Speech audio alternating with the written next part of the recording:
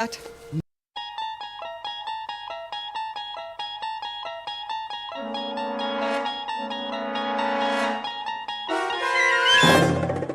unlock this door with the key of imagination. Beyond it is another dimension, a dimension of sound, a dimension of sight, a dimension of mind. You're moving into a land of both shadow and substance, of things and ideas. You've just crossed over into the Twilight Zone.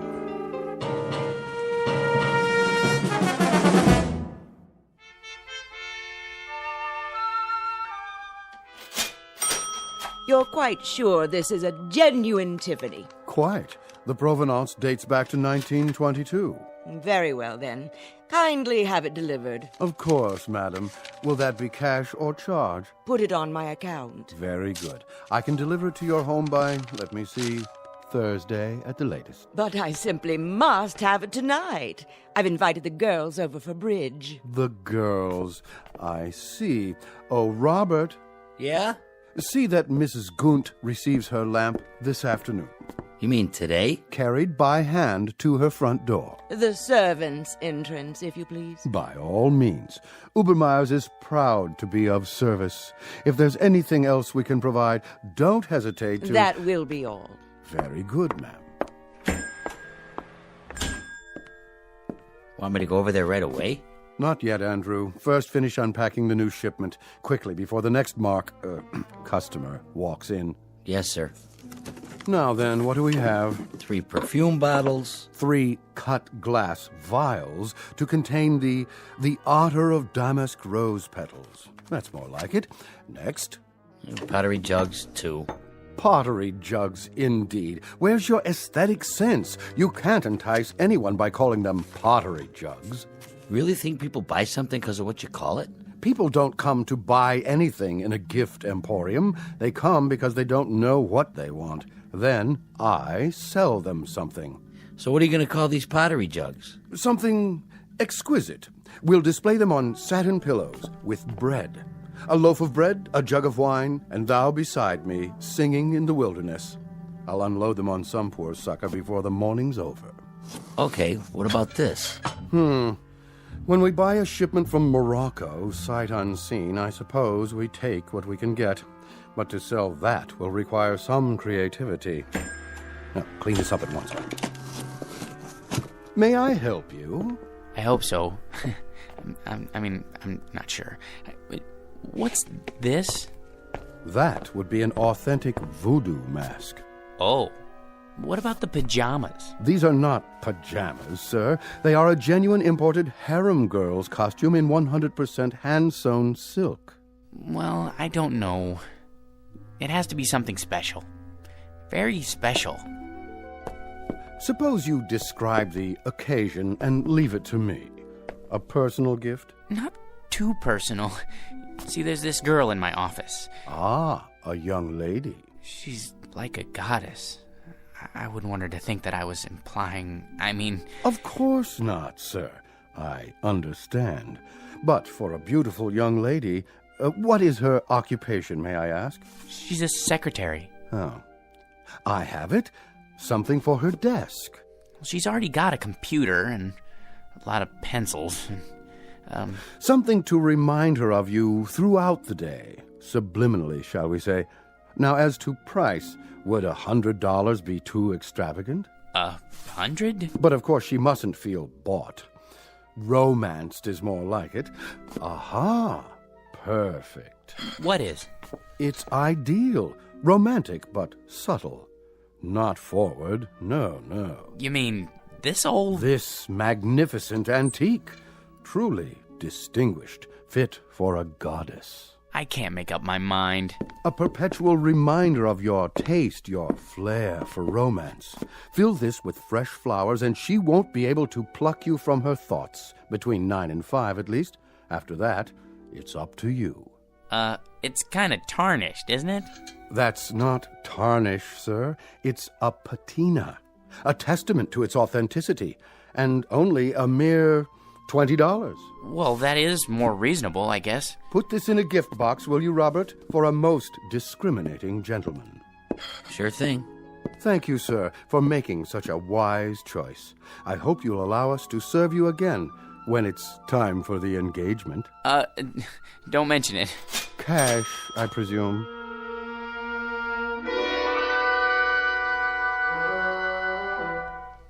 Meet Mr. George P. Hanley, a man life is always treated without deference, honor, or success.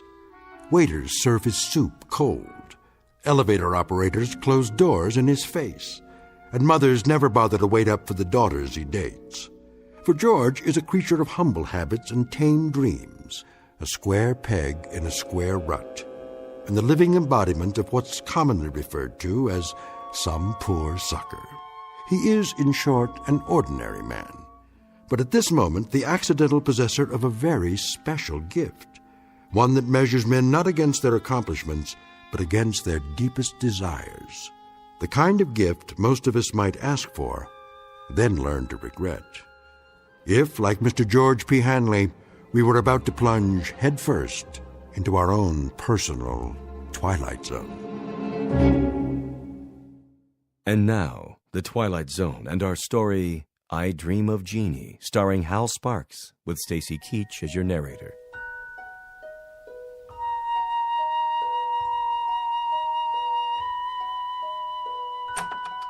Good. Everybody's still at lunch. I'll just leave this on Anne's desk. No card. She'll just figure out who it's from, right by her keyboard. No, a little to the side. Oh, maybe on her chair. No. Oops. Better put this away for now. Where? In my drawer. Hey, Georgie Porgy, what happened to you? I had some errands. Well, you missed the worst chili con carne ever offered for human consumption. It set a new low, even for the greasy spoon Nick calls a diner. Fill my stomach, like a bag of rocks. I don't care much for chili. Georgie, witness a solemn vow for me, will you? I have to enter these municipal bonds. I, Roger Hackett, do solemnly swear never again to commit gastronomic harry-carry at Nick's, starting on the day I get my promotion at this office. Your promotion? Yep. I thought everyone with equal seniority had the same chance. Mr. Watson said That's correct, Georgie old Porgy. We're all equal, but some of us are a little bit more equal than others. Especially me.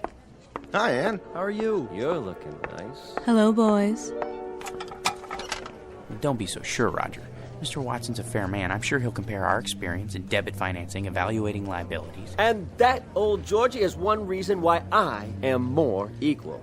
All you think of is debits and liabilities, with assets like hers around. Now, where'd I put my little surprise? Here, Anne, for you. What's this? Oh, just a little something to say happy birthday to the prettiest girl in the entire office. I'm the only girl. And you'd still be the prettiest, even if this whole place was staffed with Miss Americas. Are you gonna open it? Roger, what? Go ahead. Oh, Roger, it's beautiful. Like it? Why, this is the most gorgeous peignoir I've ever seen. Huh, is that what they call it? But it is awfully revealing. Then you'll just have to be careful who you wear it for. Hey, Ann, put it on. Can you feature old man Watson's puss when he calls you in for dictation? Mr. Watson is interested in a different kind of figure, Sam. Is that what you think? You really like it? I love it, but you shouldn't have. You only have a birthday once a year, at least until you're 30. Then you have it once every 2 years. Oh, you bad boy, come here. What? That's to show my appreciation, and to prove I haven't even learned to count to 30 yet.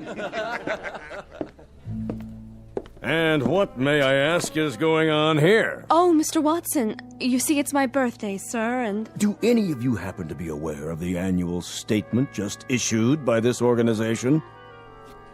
No one? Well, then it may come as a surprise for you to learn that we have just completed the best year in our history, and I believe this department had no small part in that success. So, as a token of my appreciation, I think this is an appropriate time to invite all of you to be my guests at a private party, beginning just as fast as you can get yourselves over to the Tiki Club. No kidding. And as for you, young lady, I just want to say, they aren't the only ones who appreciate you. Would you mind looking in my office? There should be a rather large crystal vase on my desk, full of long-stemmed red roses. They're for you. Oh, they're lovely. Mr. Watson, you're a doll. See you all at the Tiki Club. Let's go, kid. Before he realizes he's off his nut and has himself committed. He's a sweet, dear old man. Anne, I just wanted to, Yes, George? Come on, Ann. I just wanted to say happy birthday. Why, thank you, George. Aren't you going with us? I'll be along. See you there. Come on, Roger. I guess some people are more equal. Might as well throw this in the wastebasket. Can't give it to her now. Maybe I should hold on to it until I can play with it at home.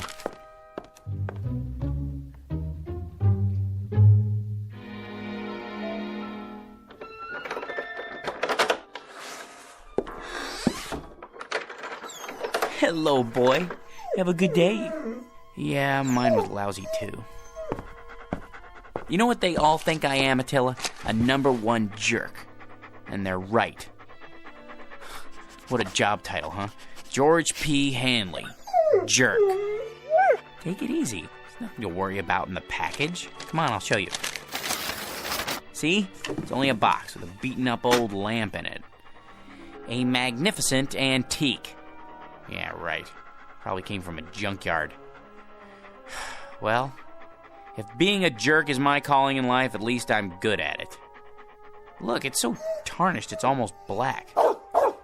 That's telling him. Well, let's clean it up and see what it looks like. I just used my necktie. It needs to be dry cleaned anyway. What in the... Easy, Attila.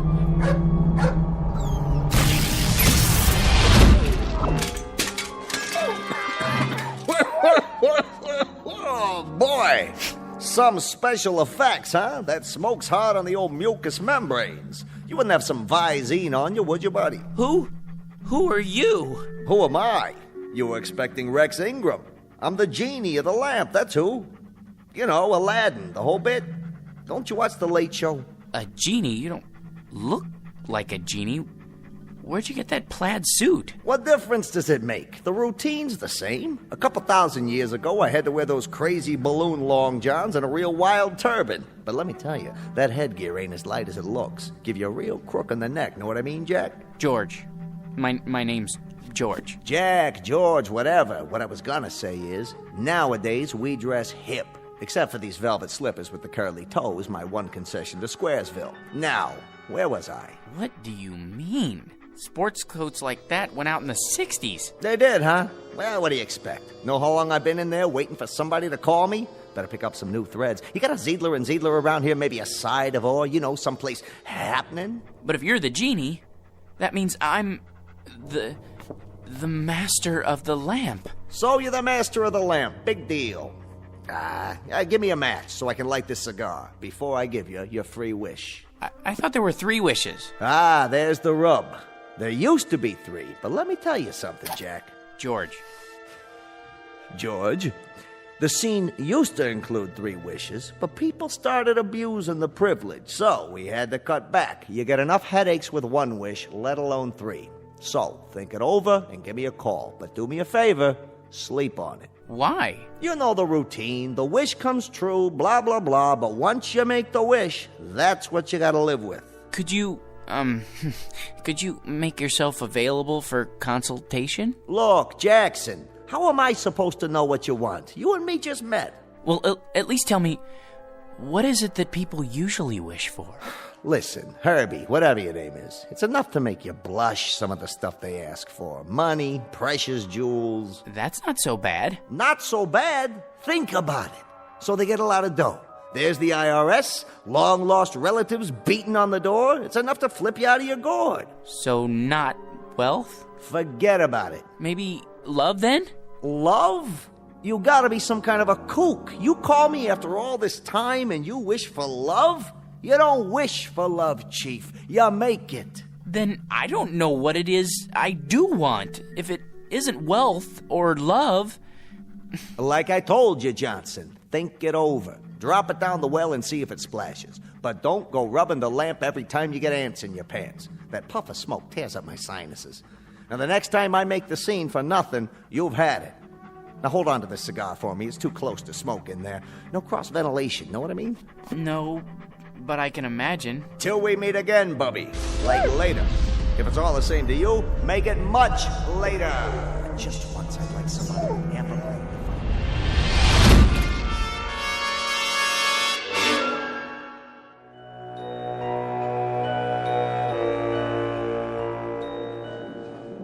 All right, everybody. Places, everybody. This is a run-through. Stand-ins, please. Positions. Lighting. Lights on. Camera. Ready with a camera. Excuse me. Hey, buddy. Don't you know this is a closed set? It is? Who let you in here? They said it would be all right. I'm George Hanley. Who? Her husband. Miss Alexander's, I mean. Oh, yeah. Haven't seen you around here in a while. It's been months, actually. Well, this is the big one, huh? I beg your pardon? The last shot of the picture. Once we get this one in the can, it's a wrap. It is? Say, can I ask you a question? What's that? What's it like being married to her? Well, I don't really know. That is, Man, I sure wish I was you. You do? I mean, lucky stiff. Yeah, I mean, yes. I guess I am. Where is she, by the way? Anne? In makeup, where else?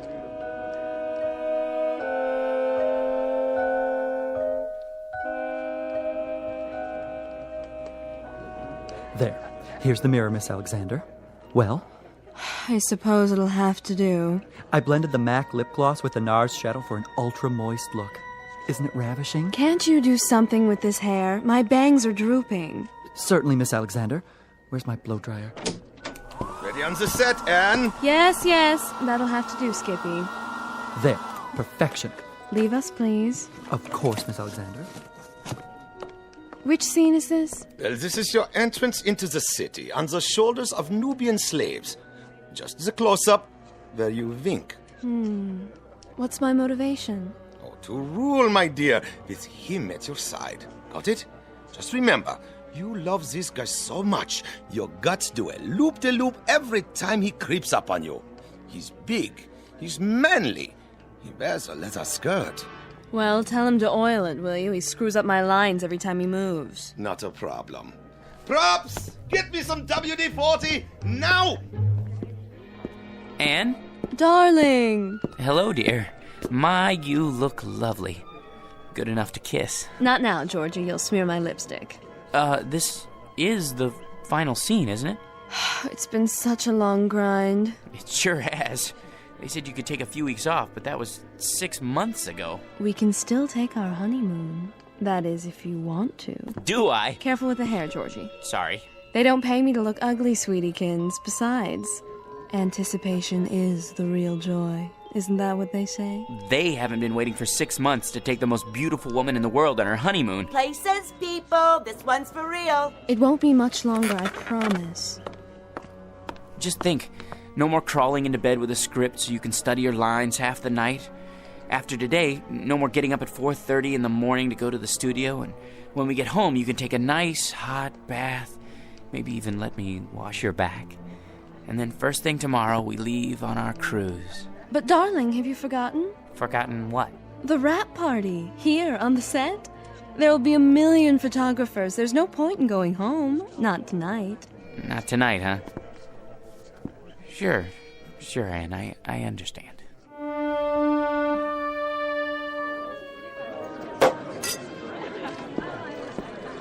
Hi, hello there.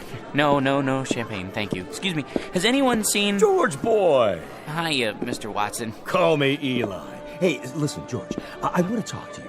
Anne said something about your needing a vacation. Not me, her, both of us together. I'm not going to mince words. I want Anne to star in my next picture right away. It's a guaranteed smash. Not a chance. What's the matter? Money? Okay. I'll double her salary. It's not the money, Mr. Watson. Eli. You see, It's our honeymoon. Great! I'm shooting on location. Make a great honeymoon trip. First class hotel, all the trimmings. Some honeymoon. Out of bed before the sun comes up, work all day, study her lines all night. In the last 6 months, the only times I've seen her when she wasn't asleep, she was either covered with makeup or she had so much cold cream on she would have squeezed right out of my hands and stuck to the ceiling. Listen, boy, she's a star. How would you like to see her with bags under her eyes? I'll take her any way I can get her. My boy, you want the world's most beautiful woman. You've got to share her with the world. I've been doing that. Now I want the world to share her with me. Son, it's not for myself, but no Anne, no movie.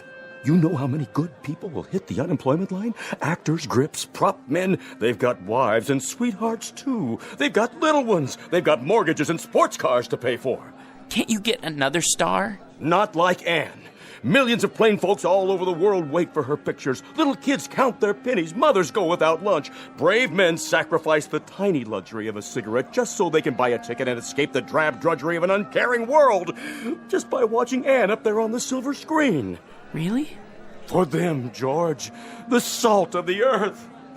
Can't you find it in your heart to make this one little sacrifice? Oh, Mr. Watson, if you put it that way, I'll tell her she can do the picture. It'll be tough, but we'll get through it together. Good. You tell her. She's right over there. Roger, good news.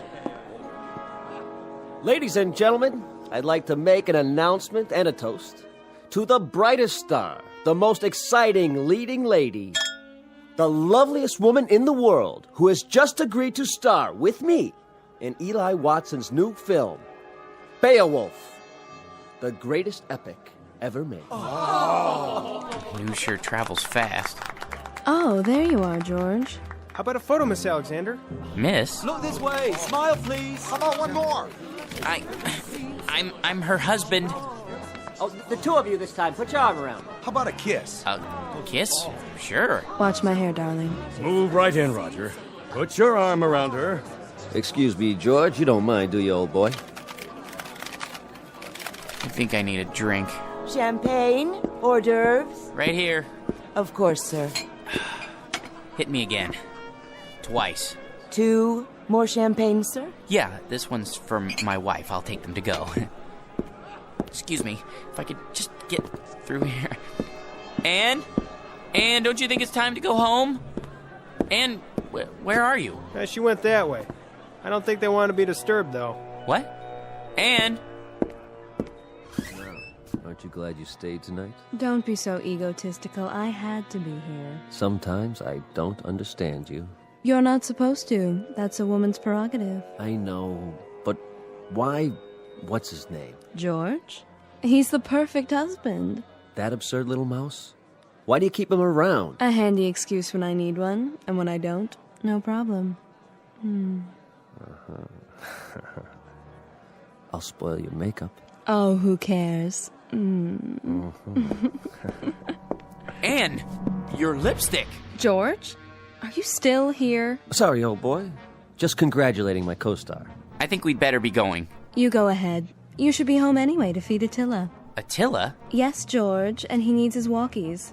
Do be a dear. You want me to go home because of Attila? Be a good boy and run along. Roger will drive me home later. Won't you, Roger? With pleasure. But Attila's a dog. Aren't I more important to you than Attila? I mean, Attila? What? Attila, is that you? Oh, phew. What a dream. Oh, boy. Yeah. You know something, Attila? That's the trouble with a guy like me. Having something I want that much only means that it hurt that much more when I lose it. If I had a wife like that, well, I would lose her. Might as well face it. You still love me, don't you? Thanks, boy. Well, at least this makes the choice a little easier. Now I've only got to choose between the two other things I've always wanted. Money and power.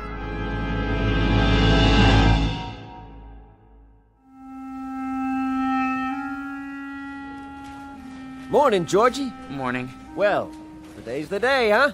For what, Raj? For what? Will you listen to this guy? Watson. Has he said anything about the promotion yet? Oh, the promotion. Forgot. He forgot. Roger, Mr. Watson would like to see you in his office. Well, George, this could be it. You wanted to see me, sir. He'd never pick him. Never. Hey, George, the old boy wants you to double-check these entries. I did that already. It's a waste of time. Look, how much do we make a week? Well, look at this account. Guy makes so much dough, he sweats more than that every time he ties his shoelaces. So waste a little time, all right? My gosh, net worth $260,832,461. What would it be like to have all that money?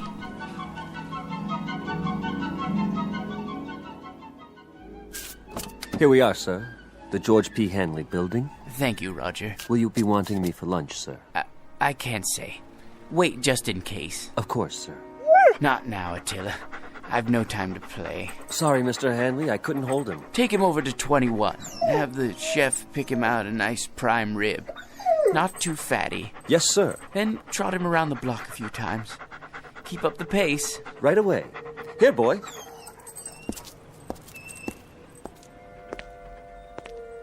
Paper! Get your morning paper! How old are you, son? 9, sir. 9? I see you every morning. Aren't you missing school? Oh, no, sir. I wouldn't miss school. I get up at 5 for my papers, and then I go over to PS 31 for the afternoon session. Incredible. What about your parents? My mom is dead. My old man had a store, but it went broke. Sorry to hear that. I'll have a paper. Golly, I can't change a $100 bill. I didn't expect you to, son. Gee, thanks.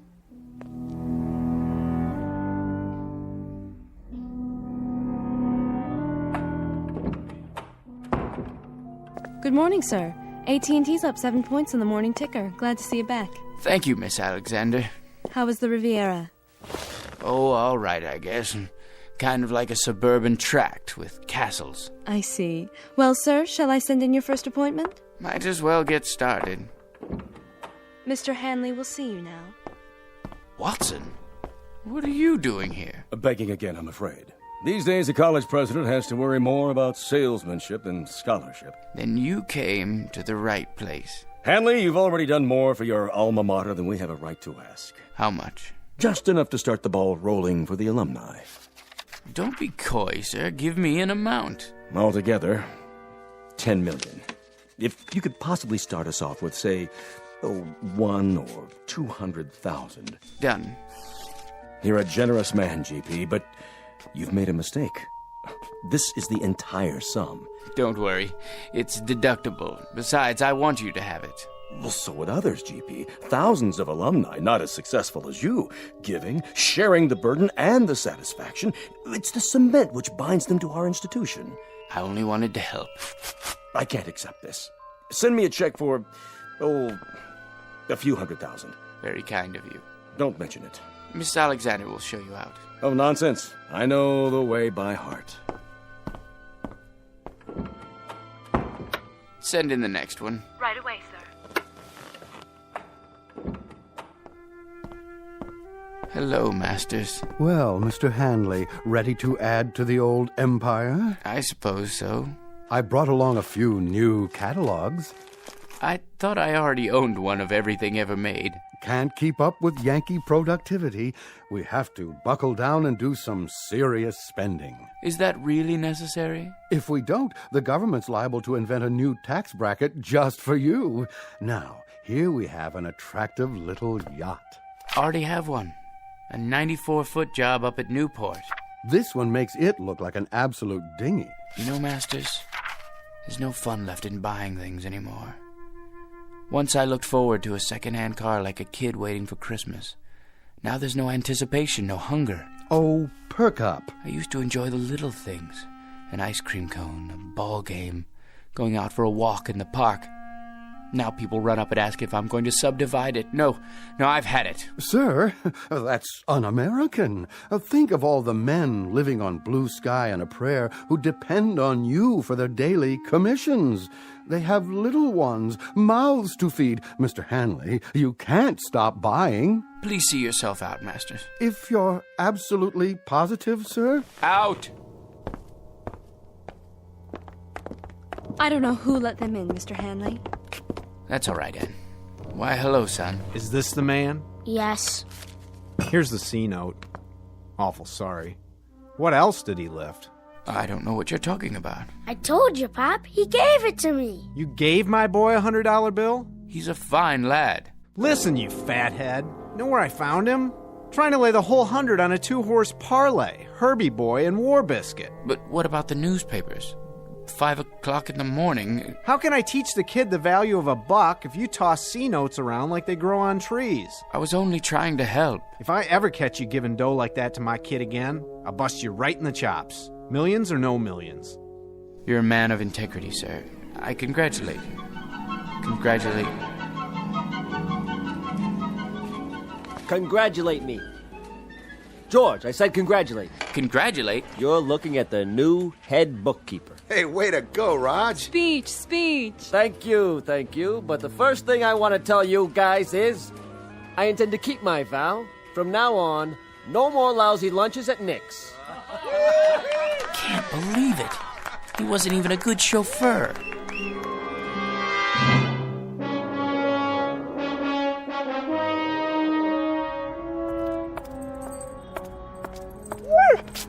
Easy, Attila. You're wearing me out. Sit here for a minute. Well, boy, we're down to the last choice. I could never hold on to a beautiful wife. And money's no fun. Maybe power. That's what makes the world go round. Look at the way Mr. Watson gave that promotion to Roger. Believe me, if I had power, I'd be fair.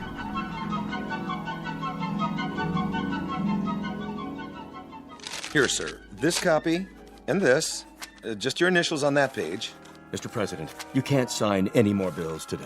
You're exhausted. Watson, the people elected me. They placed their individual destinies in my humble hands. I can't betray them. In that case, they're getting the best in leadership. The very best. Sir, the congressman is waiting. Send him in. Mr. President, this pension legislation will tear the party in two. If you let it come to the floor, I, for one, won't get a single vote in November from anyone over the age of 10. Check with the majority leader. See if he can kill it in committee. Yes, sir. Right away. Yes? The situation in Asia is fraught with tension, Mr. President. We're not getting enough intelligence down there. Have the CIA prepare a full study. Your appointment schedule, Mr. President. Thank you, Sam. Move the press conference to after lunch. I need a haircut. For the UN speech, have someone whip up a draft. Tell him I need jokes. Yes, sir. Who are Sonny and Mickey? Those scrub scouts who wrote the letter about citizenship. You asked to be reminded when they arrived in the capital. I know there's no time. Make time. The boys and I can get haircuts together. Pass this on to the Secretary of Defense and mark it expedite. Save this for the Economics Advisory Council. Top priority. On the double, sir. Decisions, eh, Attila? Mr. President, I had to see you. Who let you in here, woman? I hid in the building all night. Don't send me away. I'm down on my knees. Kindly get up. How can I help you? It's my grandson. He's just a boy of 18. He fell asleep on guard duty, and they said it was treason. They're going to hang him. Easy, ma'am. He's in the service? Special duty at a missile base. Serious offense. Only a presidential pardon can save him. Please, sir, he's a good boy. Just a little tired. It could happen to anyone. Indeed, it could. Then you'll do it? You'll pardon him? Ma'am, the world will little note nor long remember what I say here. But this nation, this government, and its president are no more and no less than people. Of, by, and for them. Freedom is our battle cry. Justice and mercy our glory. Tell your son when you see him tomorrow that I'll have the Attorney General prepare an order for executive clemency. Bless you, Mr. President. You're a great man. Here, Attila. Up on my lap. You know, I think we found our niche. Who said power was hard to handle? All you have to know is how to use it, right, boy? It couldn't wait, Mr. President. What couldn't wait, General Hackett? It's the hotline. Red alert. Red? You mean the missiles? Yes, sir. They're on their way. What do we do? The decision is up to you, sir. The world's about to go up in one big poof. What do you say? Counterattack? How about a staff study? It's too late. Call in the Secretary of Defense. No time. You have 10 seconds, sir. It's up to you. I can't. Let someone else decide. I don't want to decide. Not me. Not me. Not me. Not me. No, not me. Not. Yeah, you, Mac. You and your mutt, get off my stoop. Oh. I must have dozed off. Come on, dog. Let's go home. Well, Attila, we've got a magic lamp waiting for us back at the apartment. Anything I want, just for the asking, and I can't even figure out what to wish for. I never even thought it through until now. You know something? No matter what I wish for, it won't change a thing. I'll still be me, George P. Hanley. Vocation, jerk. What's that quote? The fault, dear Attila, is not in our stars, but in ourselves. Ourselves, huh? That's it. Come on, Attila. We're gonna show that bored old genie a thing or two. We're gonna wish for something original.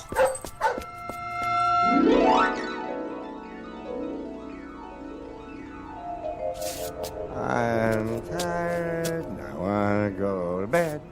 I had a little drink about an hour ago. Hold on, let's see. What's in the dumpster? Let's see. Nothing sexy with this. It's a kind of round metal thing. It looks like a spittoon. Gold? Ah, brass probably. Let me shine it up. Hey, it's glowing. What the?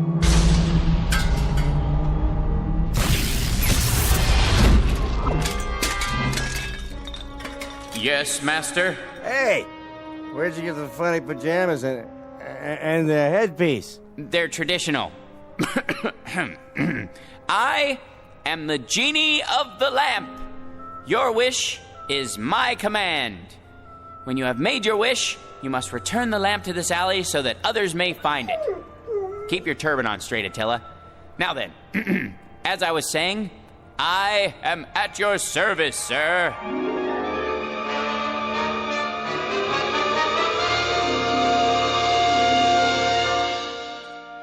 Mr. George P. Hanley. Former vocation, jerk. Present vocation, genie. Once a most ordinary man, treated without deference, honor, or respect. But a man finally wise enough to decide on a most extraordinary wish that makes him the contented, permanent master of his very own Twilight Zone.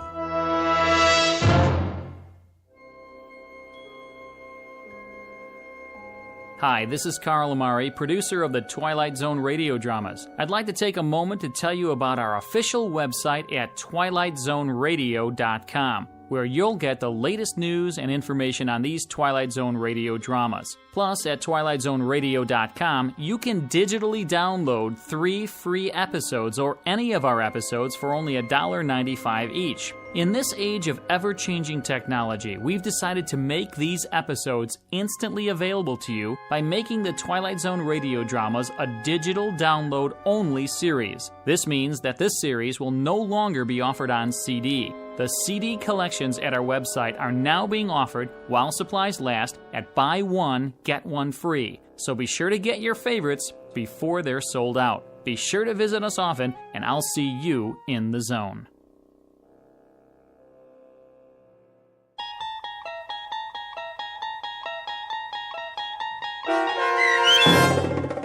I Dream of Genie, starring Hal Sparks with Stacy Keach as your narrator, was adapted for radio by Dennis Etchison and written for The Twilight Zone by John Furia Jr.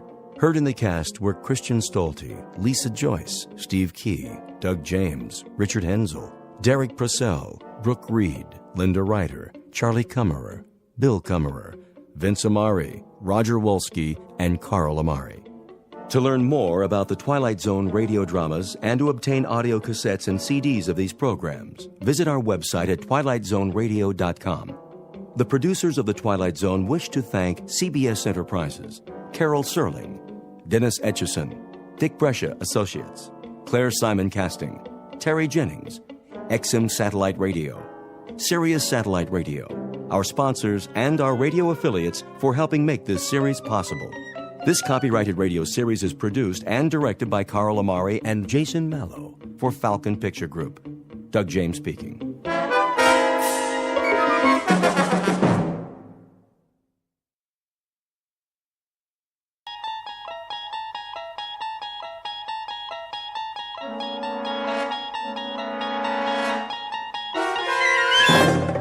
There is a fifth dimension beyond that which is known to man.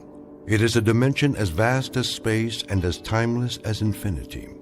It is the middle ground between light and shadow, and it lies between the pit of man's fears and the summit of his knowledge.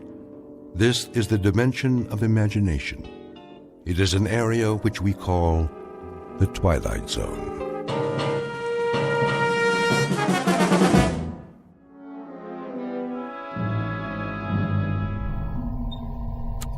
T-minus 1 minute. Count off. Pearson? Here, sir. Corey? Corey here, sir. Hudak? All strapped in, ready to go. Foster? Ready as I'll ever be, Captain. Nolan? Let's light the fuse and go. I second that motion, Captain. Take it easy, Pearson. This isn't a bottle rocket. We're gonna fly higher than anybody's ever flown before. Everyone clear on that? Clear, Captain. Loud and clear. Fire it up. Come on, I got a hot date. Let's get this show on the road. Something tells me we're gonna go on a long, long trip. Just do it. The suspense is killing me. Arrow 1. Come in, Arrow 1. This is Arrow 1. That you, Brandt? Affirmative, Captain Donlin. We read you loud and clear. Well, do we have a go? Weather's holding. Time for a system check. We already did that. Give it to us one more time. On your mark. Fuel supply. Fuel check. Computer presets. Computer check. Air supply and life support. Life support check. Flight plan trajectory. Flight plan check. Autopilot. Autopilot check. System coordinates. All systems check. Looking good, Captain. You've got to go. Crew, stand by.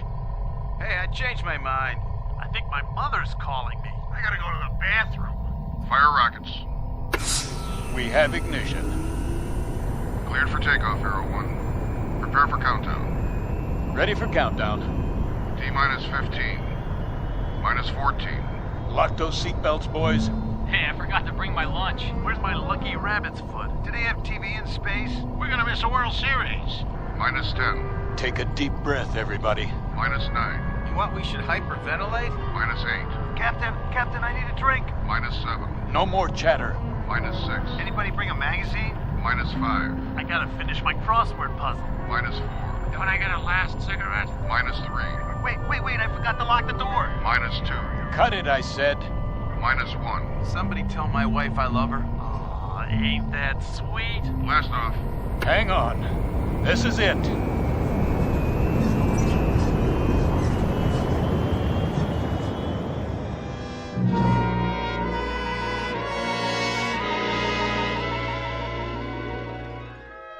Her name is the Arrow 1.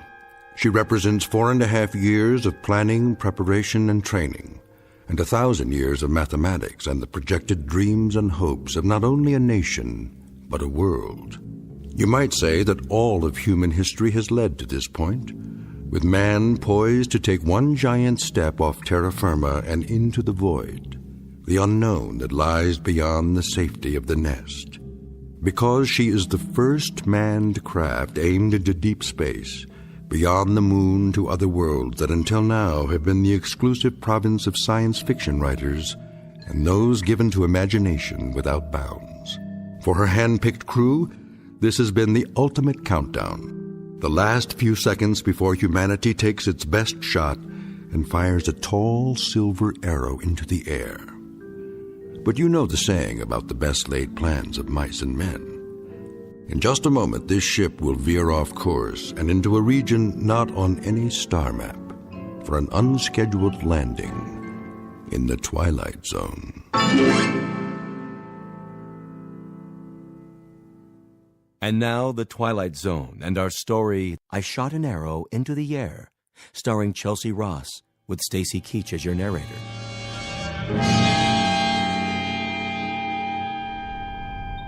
All right, roll call. Sound off. Nolan here. Pearson, anybody got an Alka-Seltzer? Foster, make it a promo. Corey here. Hudak, look at me, I'm flying. How you doing, Colonel? I am A-OK. We all are, and so's the ship. Are we there yet? We're leaving the Earth's gravitational field. Instruments all in the safety zone. Pearson, give me a visual scan. Yes, sir. Everything's on the money, Captain, as far as I can see. Cabin pressure? 1.19, sir. Disengage restraints. You can remove your helmets now. We're free to move around.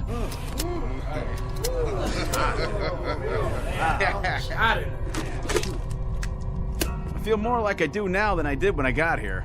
Nolan, switch on the view screen. There she is, Captain. Wow. Will you look at that? Is that talcum powder or stars? Never saw so many in my life. Quite a sight, huh? We're almost clear of the Earth's atmosphere. Where is the Earth, anyway? It's down there. Hey, question. Which way is up and which way is down? Watch the lower edge of the screen. It should come up any time now as our trajectory shifts. It'll be the blue one with clouds, about the size of a quarter from this far out, but we'll be able to see it. What are those blips?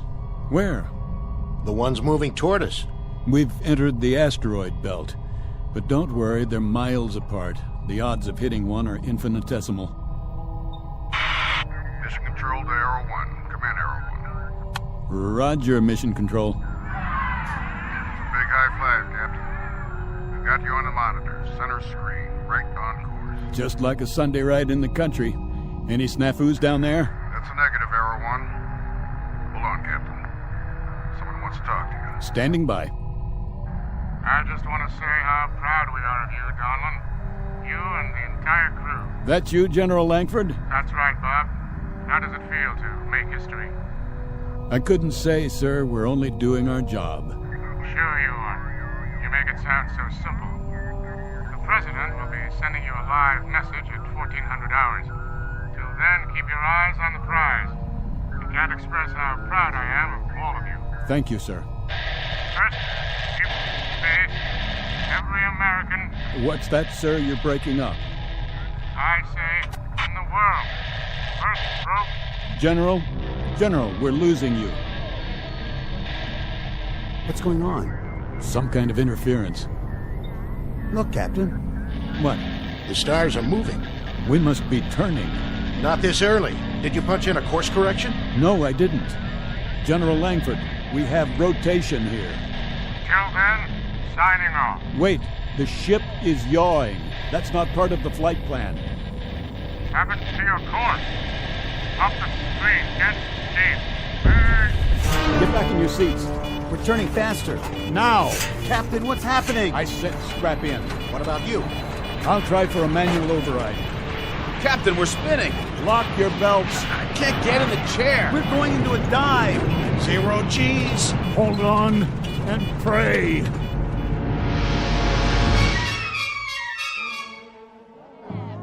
Vector 19. Triangulate with Sydney, Australia, and South Africa. We have no signal. We've lost it. Well, what do you mean we've lost it? See for yourself, General. Good Lord, with 15 monitors going... We could have 15,000 monitors, but the situation would be the same. We've lost contact. Visual and radio? How is that possible? Don't ask me. She's off her vector path, clean off the radar screen. Just gone. Completely gone. When did you first lose contact? A few minutes ago. There was a short period of heavy interference. What kind of interference? Probably solar. Some kind of sunspot activity. We haven't been able to identify it yet. In any case, when it was over, the contact was broken. Couldn't a change in their course account for that? The course was preset. The captain wouldn't change it without notifying us. Bob Donlin's a solid officer. And even if he did change course, the automatic tracking system would have been activated. It would show up here on the board. So a ship with an 8-man crew just disappears like a puff of smoke. 1 minute she's there, the next minute she's gone. That's not the worst part. What do you mean? Until we regain contact, if we do, there's not a thing anybody can do for them. I shot an arrow into the air. It landed I know not where. What say, General? A nursery rhyme for the age of space. Gentlemen, wherever you are, may God help you. Contact the observatory. There's no readings. It's flat. She's gone.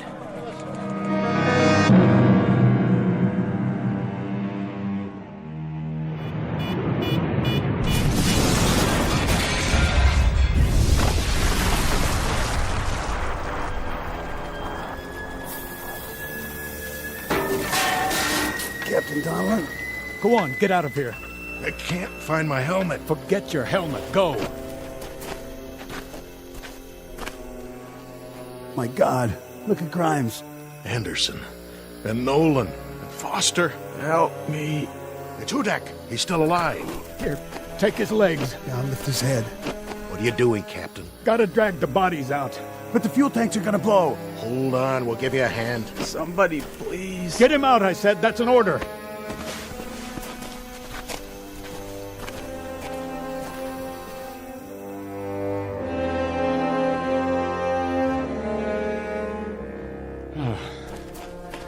I think that's all of them. That's all of them, Captain. All right. Now, check the forward hold. The fire's spreading. We have to try and get the supplies out. Yes, sir.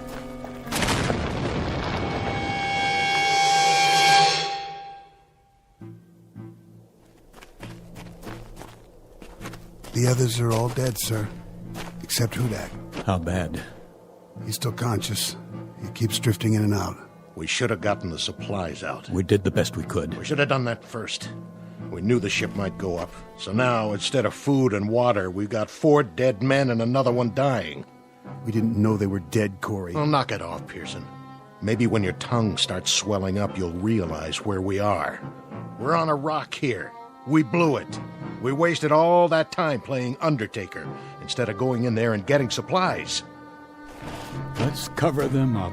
Pull something over their faces. Why bother? What's the point? You heard me. We'll take 15 or 20 minutes, and then we'll bury them. Yes, sir. First entry, log, Arrow 1, Captain R.G. Donlan commanding. The first leg of the flight went off without incident. Now we have crash-landed on what appears to be an uncharted asteroid. Cause of malfunction and ultimate crash, unknown. We lost our course, the electrical system went out, and there was an explosion. That's all any of us can remember. Any of us, being Flight Officers Corey and Pearson, and Navigator Hudak, who has been seriously hurt, and myself. The rest of the crew are dead. There's very little left of the ship. The radio is gone, the bulk of the supplies were destroyed in the crash, and as of this moment, there is little certainty that we have been tracked and our whereabouts known. Begging the captain's pardon. What do you think you're doing? This is no time to write your memoirs. Stand down. Listen to me, Corey. We're in bad shape, but we're still a crew. As long as we're a crew, there'll be discipline and there'll be protocol. And until I'm lying in a hole like the rest of those poor devils, we'll operate from the book. Got it? I got it. Now give me the recorder. Go over there by the rock and sit down. Continuing this log entry. Commander Donlan, it's hot, see? It's very hot. Thank you for the information, Corey. And that makes it hard to think. So if you're going to expend all that energy, use it to figure a way out of here. A way to get back home. A way to let them know where we are. Corey, you stay out of this. You heard him. Go over there and sit down. You've got a bad cut on your forehead. Make a bandage and tie something around it. Okay. Something's wrong with Corey, sir. The bump on his head or whatever it was, he's not acting right. He's not the one I'm worried about just now. Hudak? Hudak, can you hear me? Sir? How about some water? Water. Please, sir. Thank you. How much is there? 5-gallon can and whatever we've got on us. Then why waste it? He won't last through the day. You the consulting surgeon, Corey? I'm one man out of 3 who's gonna need that water. And 5 gallons isn't gonna last very long. If the situation were reversed, Corey, if that were you lying there, I'll give you good odds you wouldn't want to get written off, 5 gallons of water or no. He's going to die, Colonel. If he dies, Corey, but nobody gets behind to push. If he's thirsty, he gets water. If he's hot, we move him in the shade. And then if he goes, we'll give him a prayer or two. Right? If you say so. Pearson? Sir. There's a broken shovel near the packs. Let's dig the graves. I'll relieve you in 5 minutes, then Corey here will relieve me. Right away, sir.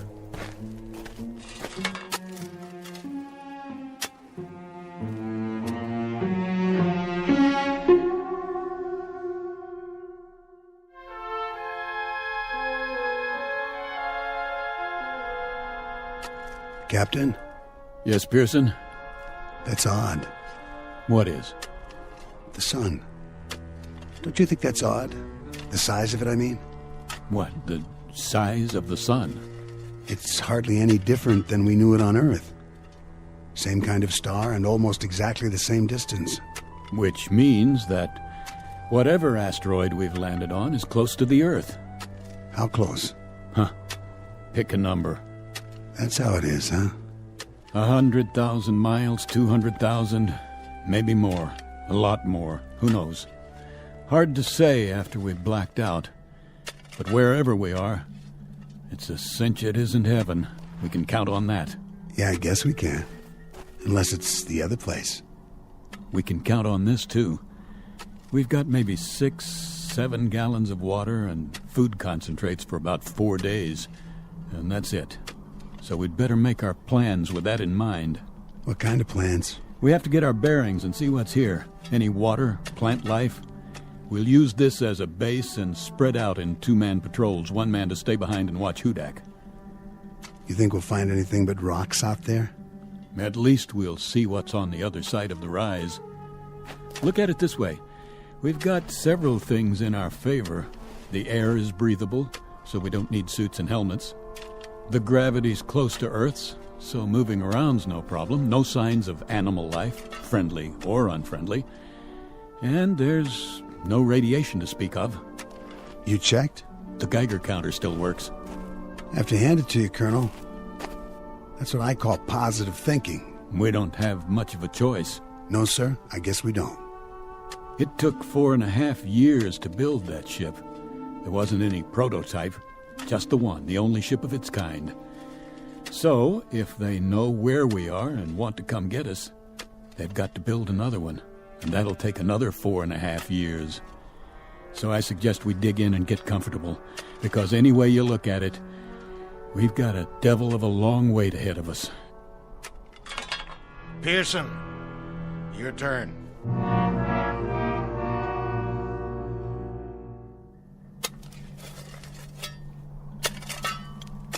How's it going, Pearson? That's the last grave, sir. 4 of them. Good job. How is he? The same as when you left. Breathing pretty shallow, though. Maybe the air here, well maybe it doesn't have as much oxygen in it. It has enough. We're doing all right. You two see anything out there? Nothing we can't see from here. Yeah, we saw something. Sand and more sand. Rocks. And those scrubby hills over there. But not a single drop of water. This isn't an asteroid, it's an 8-ball. And hot, Pearson. Hot like nothing you've ever felt before. It'll be cooler at night, sir.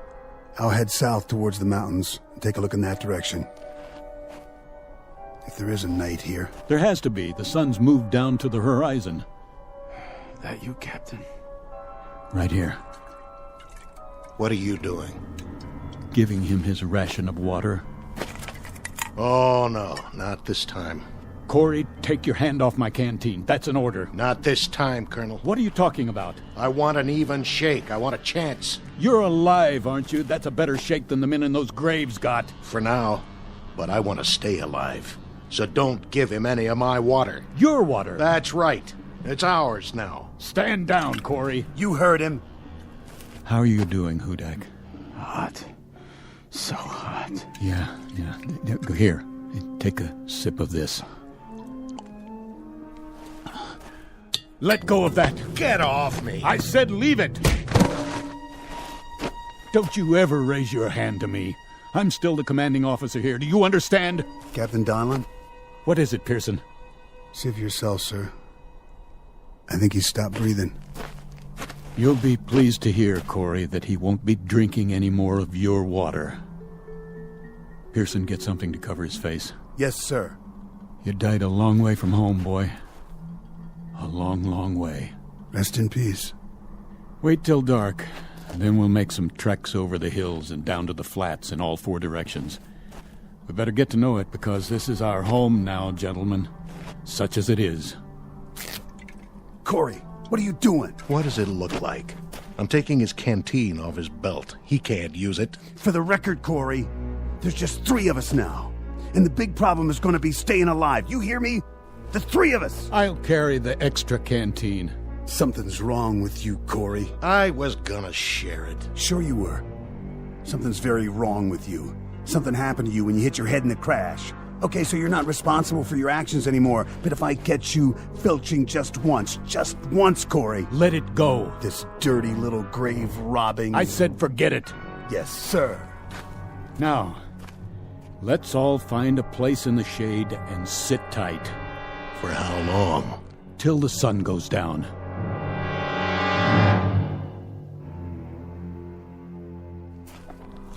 Watch your step. What's the difference? Can't see anything anyway. Use your flashlight. The batteries are going out. Turn it on and off in bursts. That way they'll last longer. No, this is nuts. We're killing ourselves. For what? You got a better idea? Sure. Pack it in right now and head back to camp. We're on recon, Corey. Captain's orders. Well, I gotta stop for a minute. Hey. Take it easy with that canteen. I'm thirsty. Well, so am I. Now listen to me. We'll need every drop of that water come morning. Right now we've got 2 choices. Either curl up and die out here, or keep moving. What's the point? We can't see where we're going. The mountains are getting closer. They don't even look real. There should be stars, lots of them, and a moon. Doesn't this place have a moon? It's the atmosphere. Some sort of cloud cover after the sun goes down. Where are you going? I'll peel off and head for the mountains. We'll rendezvous at base camp in 2 hours. Yeah, what am I supposed to do? Check out the flatlands straight ahead. Think you can do that? Yeah, but if we split up... What? Well, we might not find our way back. Are you telling me you can't walk a straight line, Corey? There's the rise directly behind us. If you get turned around, look for a light, okay? The captain will keep the fire going. Yeah, right. Listen, soldier. For all I care, you can lie down and fry like a piece of bacon when the sun comes up. As far as I'm concerned, you're on your own. All right. If that's the way it is... Keep your sidearm loaded. What for? In case we're not alone on this rock, after all.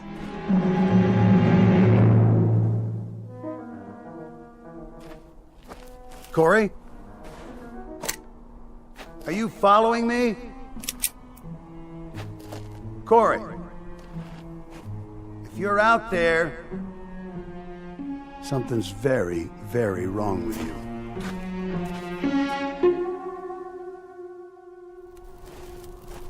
Pearson! Corey? Who's there? Identify yourself. What the...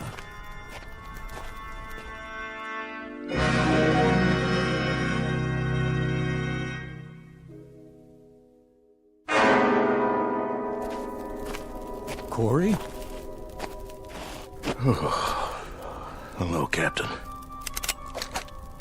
Well? I must have walked 12, 15 miles. Yes, and? Nothing. Not a thing. Sand flats. That's all there was. Just sand. One stretch after another. I thought I could get some kind of a fix from the stars, but it's overcast. I know. What about Pearson? What about him?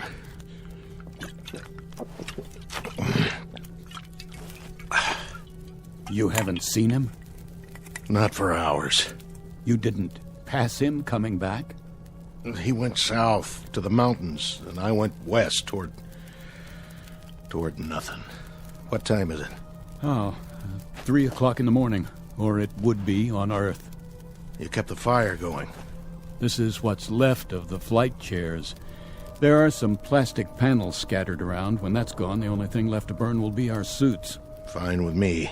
Not like we're going anywhere. He's been gone 6 hours. He should have been back by now.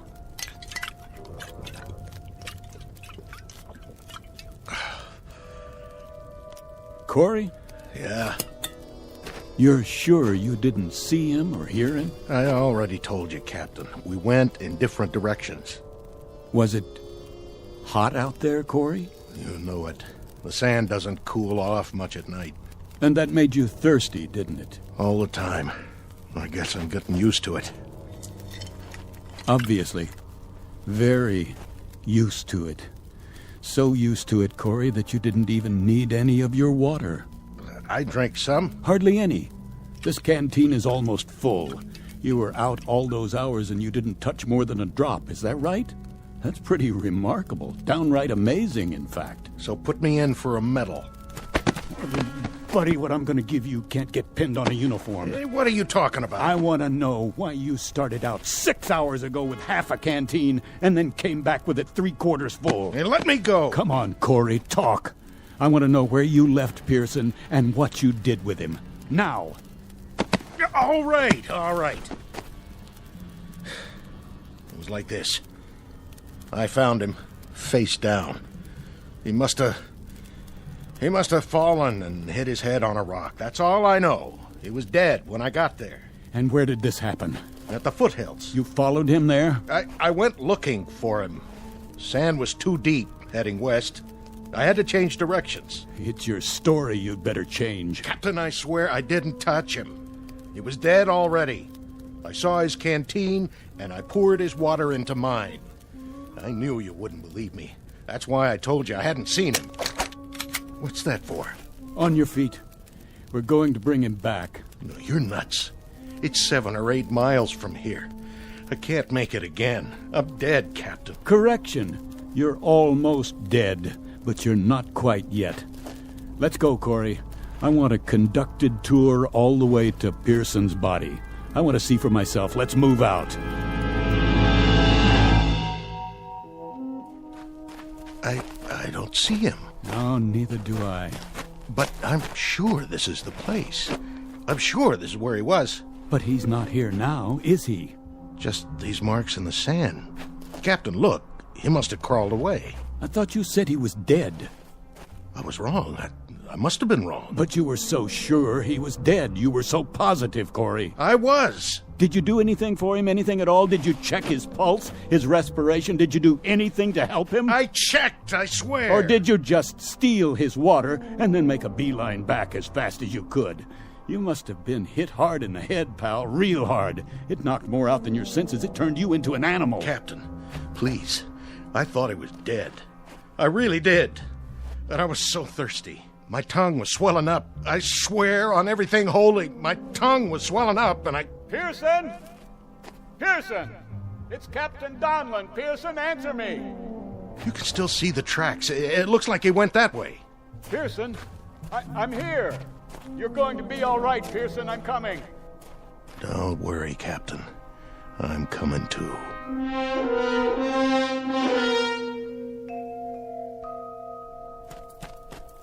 Pearson. Captain? Pearson, thank God you're alive. Water. I lost my canteen. Yeah, here. Take some of mine. Can't sit up. I'll lift you. Thanks, Captain. And not too fast. You're all right, boy. We'll take you back now. I don't know if I can walk. I'll carry you myself if I have to, but you're going to be all right. Captain. What, Pearson? What are you trying to say? I saw. What? What did you see? Where? Up there. Over the hill.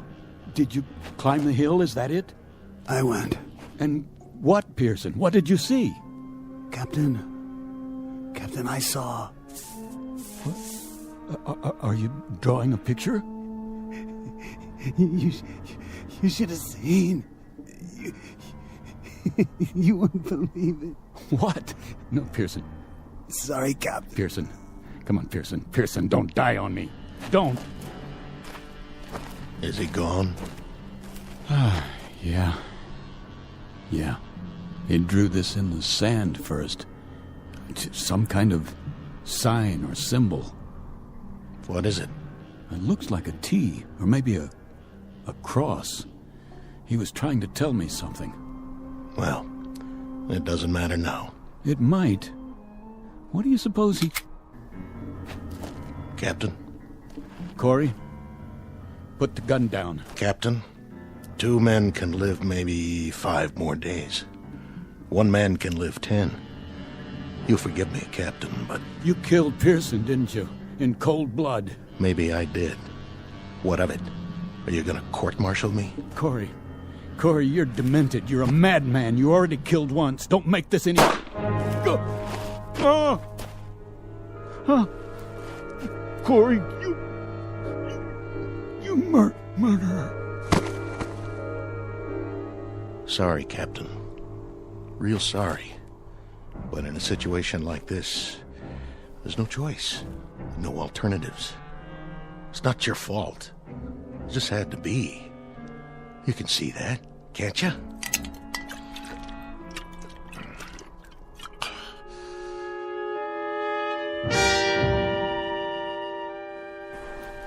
What? Morning. That blasted sun already. Gotta get a move on. Goodbye, Captain Donlin. Pearson. Now, what were you trying to say, Pearson? Lines in the sand. Something over the hill. Is that it?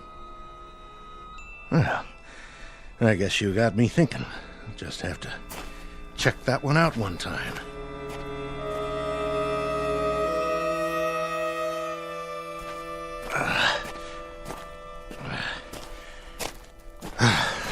There. Now we'll see what you... What? What in the... Oh, my dear God. It's a highway. Pearson. Now I know what you drew in the sand. It was a telephone pole. You were trying to draw telephone poles. And there's a sign. Reno, 97 miles. Captain Donlin, Pearson, all of them dead. Now I know what happened. I understand. We never left. That's why we went off the radar, why nobody tracked us. We never left the Earth at all. We just crashed back into it. Donlin, Pearson, I'm sorry. Oh, please forgive me. I'm sorry.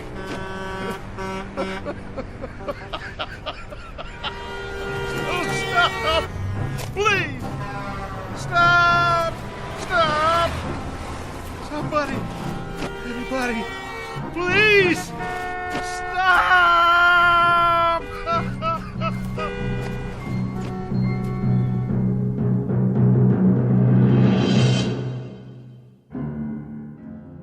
Practical joke perpetrated by Mother Nature and a combination of improbable events.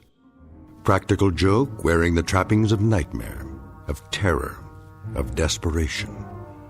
Small human drama played out in a desert less than 100 miles from Reno, Nevada, USA. Continent of North America, the Earth, the solar system, the galaxy, and of course, the Twilight Zone. We'll be back to the Twilight Zone in a moment. Hi, this is Carl Amari, producer of the Twilight Zone radio dramas. I'd like to take a moment to tell you about our official website at twilightzoneradio.com, where you'll get the latest news and information on these Twilight Zone radio dramas. Plus, at twilightzoneradio.com, you can digitally download 3 free episodes or any of our episodes for only $1.95 each. In this age of ever-changing technology, we've decided to make these episodes instantly available to you by making the Twilight Zone radio dramas a digital download-only series. This means that this series will no longer be offered on CD. The CD collections at our website are now being offered, while supplies last, at buy one, get one free. So be sure to get your favorites before they're sold out. Be sure to visit us often, and I'll see you in the zone.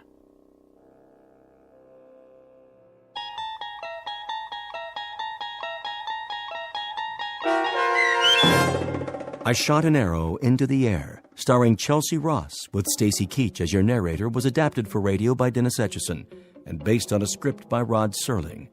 Heard in the cast were Norm Woodell, Roderick Peoples, Jeff Lupetin, David Darlow, Rich Komanek, Turk Muller, Lawrence Nepodal, Carl Amari, Roger Wolski, and Vince Amari. To learn more about the Twilight Zone radio dramas and to obtain audio cassettes and CDs of these programs, visit our website at twilightzoneradio.com. The producers of The Twilight Zone wish to thank CBS Enterprises, Carol Serling, Dennis Etchison, Dick Brescia Associates, Claire Simon Casting, Terry Jennings, XM Satellite Radio, Sirius Satellite Radio, our sponsors, and our radio affiliates for helping make this series possible.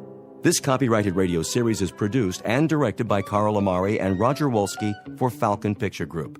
Doug James speaking.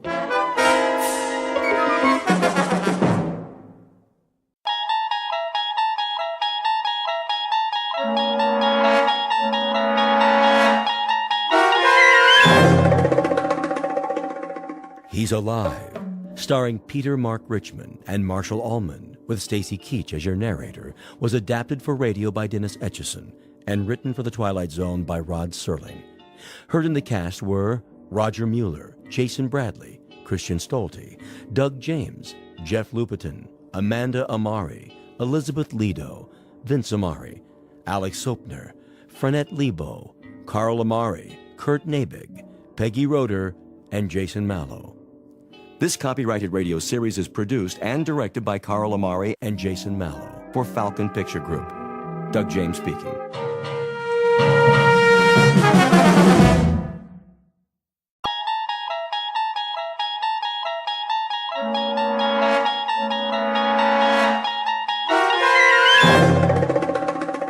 You unlock this door with the key of imagination.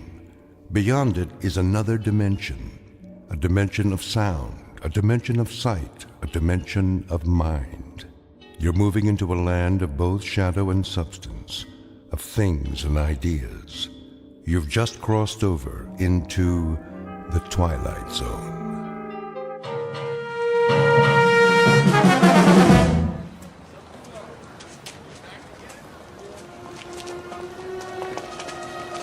That looks like a good spot. Where? Up ahead on the corner. Yeah, we'll set up some boxes. I don't know.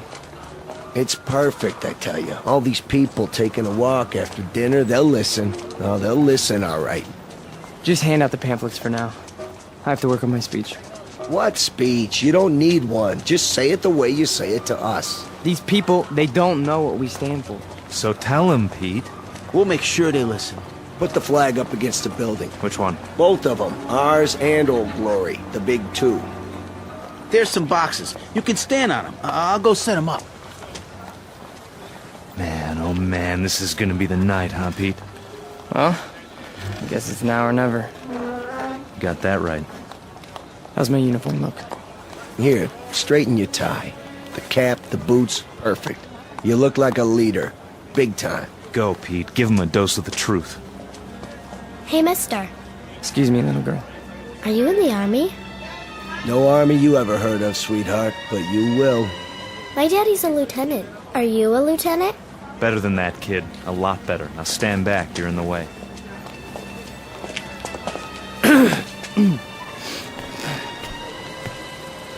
Good evening. Good evening, neighbors. I have something of great importance to tell you. If you'll all gather round. Neighbors? Who's neighbors? Yeah, we're not your neighbors. I never saw him around here. Yeah, me neither. Look at those crazy outfits they're wearing. Yeah, they look like real idiots. I bring you a message that you'll all want to hear. What are you selling? Vegetable choppers? Because I already bought one. It's... Well, hear me out, folks. Hey, what's with the goopy flag? Yeah, it's got lightning bolts on it. Well, maybe they're looking for a few good men. For Halloween. I want to talk to you about international communism and the secret masters of the World Bank. I'm not joking, neighbors. Do you know who's really behind it? Look at our economy. It's falling apart. It's because of the bankers. That's right. The economics of the world, now, then, and forever, have always been the breeding ground for a certain type. An insidious type. The worshippers of the golden calf, whose religion is gold, whose loyalty, first and foremost, is to money, and only money. And we know who loves money more than anyone else, don't we? We know what tribe. He's just getting warmed up. Yep, in a minute he'll have him in the palm of his hand. The tribe of traitors. And they're here, in our homeland. They're in Washington. Those swine have captured the reins of government. Yeah, they're rotten apples, and I got an apple for you. Hey, knock it off, people. Yeah, show some respect. I'm talking about traitors. Listen. Boring. Ice cream. Get your ice cream. I want one. Come on, Angie. We'll both get one. Then we'll go home. Yeah, there's nothing happening here. No. Listen to this. What about foreigners? Huh? Foreigners. Take a look at the way that they're controlling us. The lines lead directly to Palestine and to the Vatican. Yeah, I've had about enough of this. Let's go. It's a conspiracy, I tell you. A conspiracy of men who aren't like us. Yellow men, brown men, black men. They come here and they infiltrate our economy. They're right here on our doorstep. If there's anybody sitting on your doorstep, buddy, it's the man in the white coat. Here, take a tomato with you. You think that's pretty funny, don't you? You think it's funny that your country can be sold out? That they can sell out your flag and your birthright? You think that's funny, huh? Well, the day will come. Oh, shut up. Let him talk. What's the matter? No more big talk? He's just a scrawny kid with a big mouth. Real big. As long as you got a couple of punks to protect you. We gotta do something. Where's Nick? Go on, get out of here. Back off. This here's a real American. Yeah, a real jerk. Why, you? Get out! Cut it off! Right now! Portrait of a Bush League Führer named Peter Vollmer, a young man who feeds off his self-delusions and is left perpetually hungry. Like his goose-stepping predecessors, he searches for something to explain this hunger, to rationalize why the world passes him by without saluting. In his own twisted and distorted lexicon, he calls it faith, strength, truth. But the particular brand of truth he seeks can be found in any sewer. Peter Vollmer doesn't know it yet, but he is about to ply his trade on another corner, an intersection in a strange shadowland called the Twilight Zone. And now, The Twilight Zone and our story, He's Alive, starring Marshall Allman and Peter Mark Richmond, with Stacy Keach as your narrator.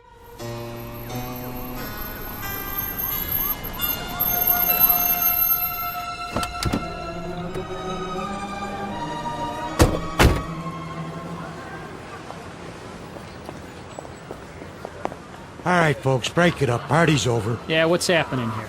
Looks like the boys in the brown shirts took a licking. No, we got him. We got him good. Said, what are you lying on the ground for? Problem, fellas? It was the communists. The communists did this. What? Which ones are those, Jack? All of them. They ran away like cowards.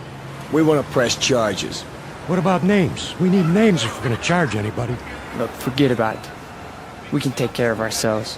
Sure you can. Need some medical attention? No, we don't need your help. Come on, Peter, I'll help you out.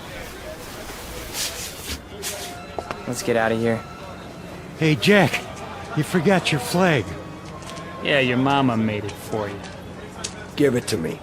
Sure. There'll come a day when guys like you will crawl on your belly to salute this. There'll come a day. Yeah, well, let me know the date, Jack, so I can stay home sick.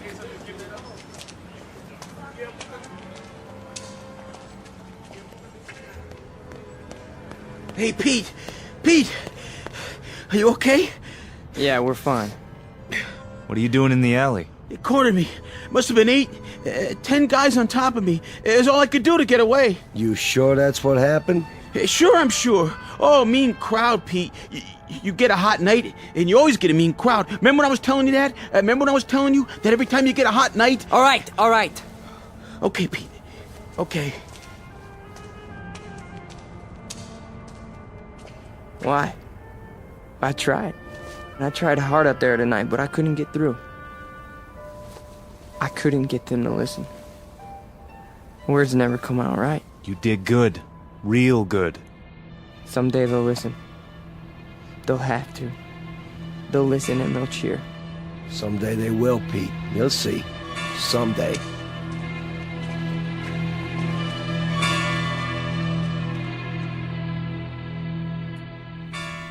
Now, hold still. It's only a cut, not a mortal wound. Wash your face when you get home and put some iodine on it. I think you will survive. Now, do you want a cup of coffee? I'd rather have a drink. A drink, is it? May I have a drink, Ernst? I have some wine. Will that do? Yes, please. Very well. You are a man now.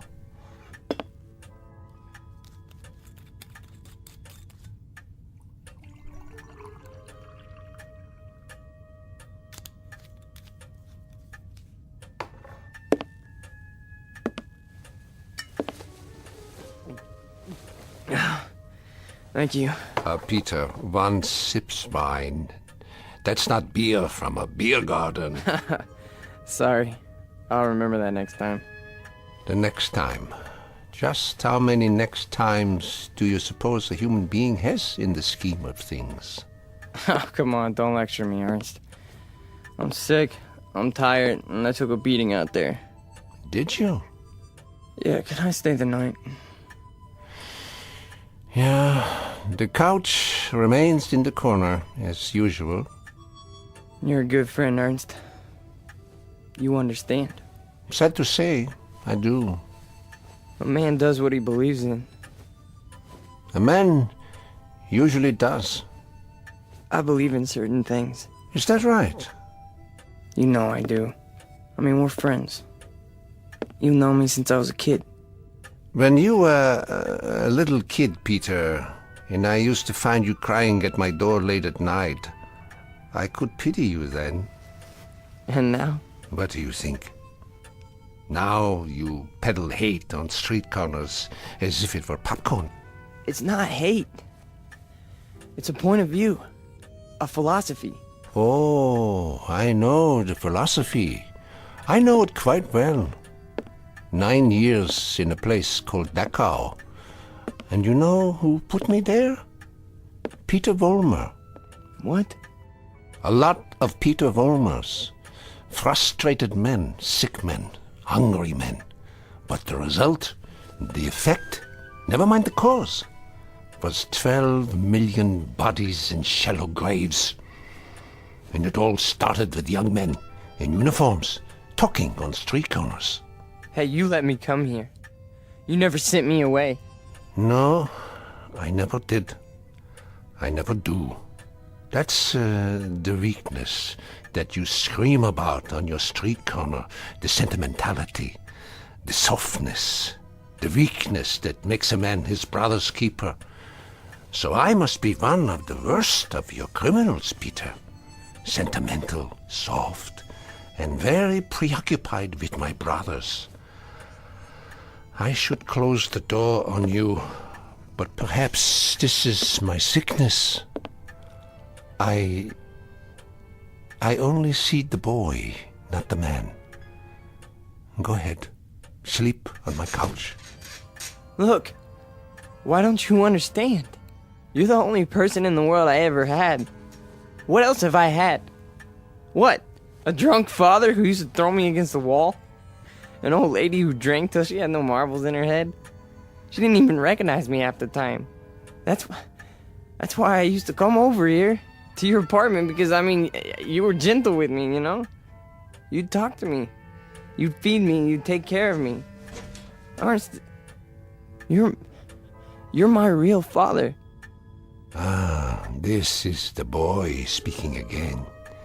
The little boy with so much fear in him. Yeah, you rest now, Peter. You rest well.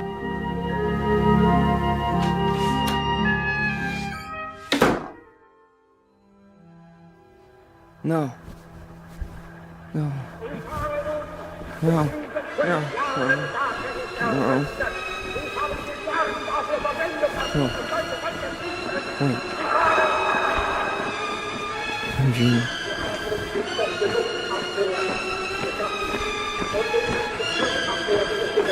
What? What? Peter! Who's that? Peter? Who's out there?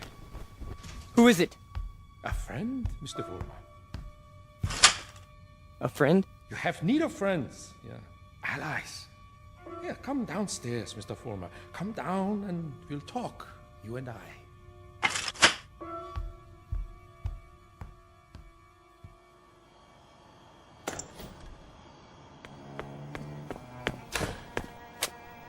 Hello, Mr. Vollmer. I heard people out here. Oh, did you? And your voice. Well, a dream, perhaps, of better days to come. Who are you? Take a good look.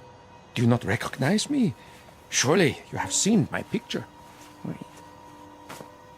That hair. With the mustache. No. It can't be. You died a long time ago. Did I? Or perhaps I only wanted people to think so. But you're a great man. I am aware of your opinion. How did you know where to find me? I simply followed your tears, Mr. Vollmer. You said you have something to talk about? I do. I do indeed. I have you to talk about, and the things you believe in, which are the things I believe in as well. See, your success, Mr. Vollmer, will be my success. Are you interested? I am. I am. Please go on. Good. Then let us start by discussing a most important point. What are the dynamics of a crowd? How do you move them, Mr. Vollmer? How do you excite them? How do you make them feel as one with you? I don't know. I don't know, sir. How? Join them first, Mr. Vollmer. Yeah? When you address them, speak as if you were a part of the mob. Speak to them in their language, on their level. Make them hate the things you hate. How do I do that? If they are poor, talk to them about poverty.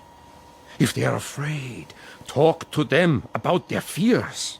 And if they're angry, Mr. Vollmer, if they're angry, give them objects for their anger.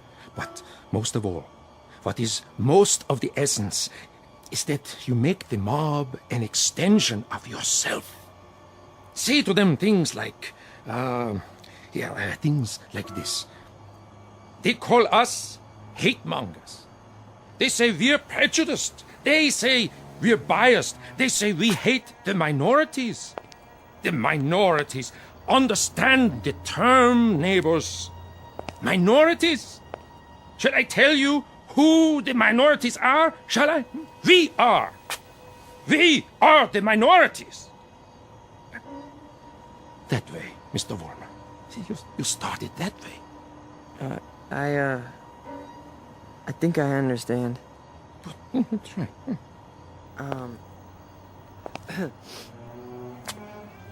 Neighbors. Neighbors. They call us hate mongers. That's it. More. They say we're prejudiced.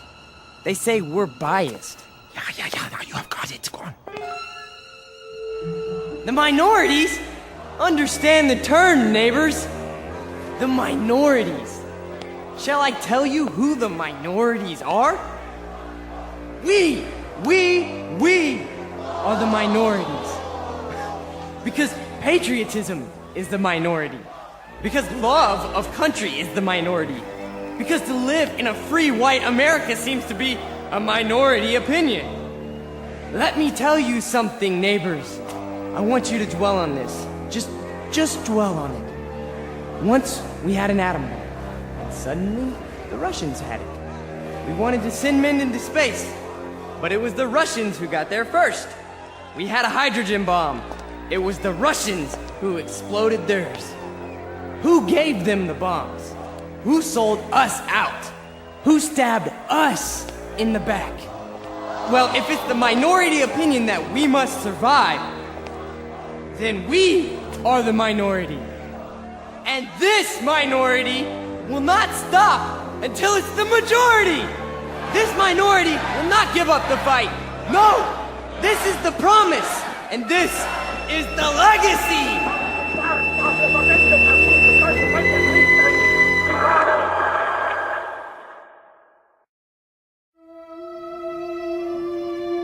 Look, I'm not gonna wait much longer, you understand? Gibbons, cool it. Pretty good crowd tonight, huh? Great crowd, and you were great, Pete. I mean it. Thanks, Stanley. They're finally responding.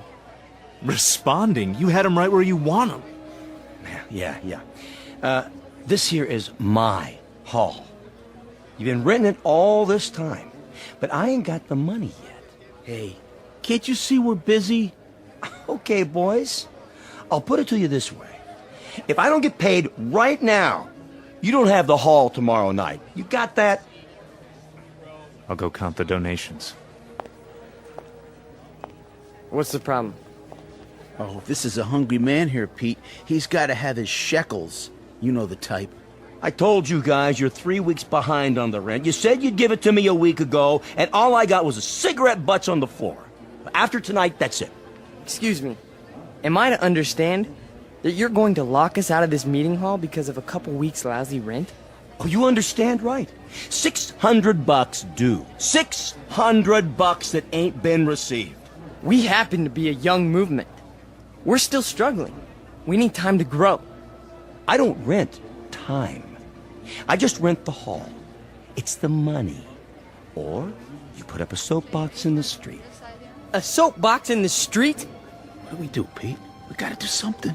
I don't see why we have to tiptoe around this guy. Why don't I just educate him? Look, Frank, I don't know. Why don't you just hold on a second? I can do it, guaranteed. Well, I know you can, Frank. Somebody left this for you, Pete. Who? Nobody saw him. Just left this envelope at the back door. Your name's on it.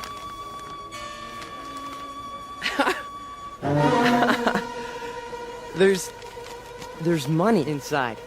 6 C-notes. Hey, how about that? We need $600, and here it is. Oh, man, how about that? Hey, Gibbons, come and get it. Yeah, it's about time. You satisfied? Then don't bother us. All right. You're paid up through this week. Where'd the dough come from, Pete? You have any idea? We must have a secret supporter. I can see why. You were really something tonight. I can't even tell you how it sounded. You had him. You really had him.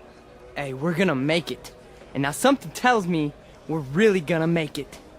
You bet your life. You guys go on. I'll see you outside. Sure, Pete. Anything you say.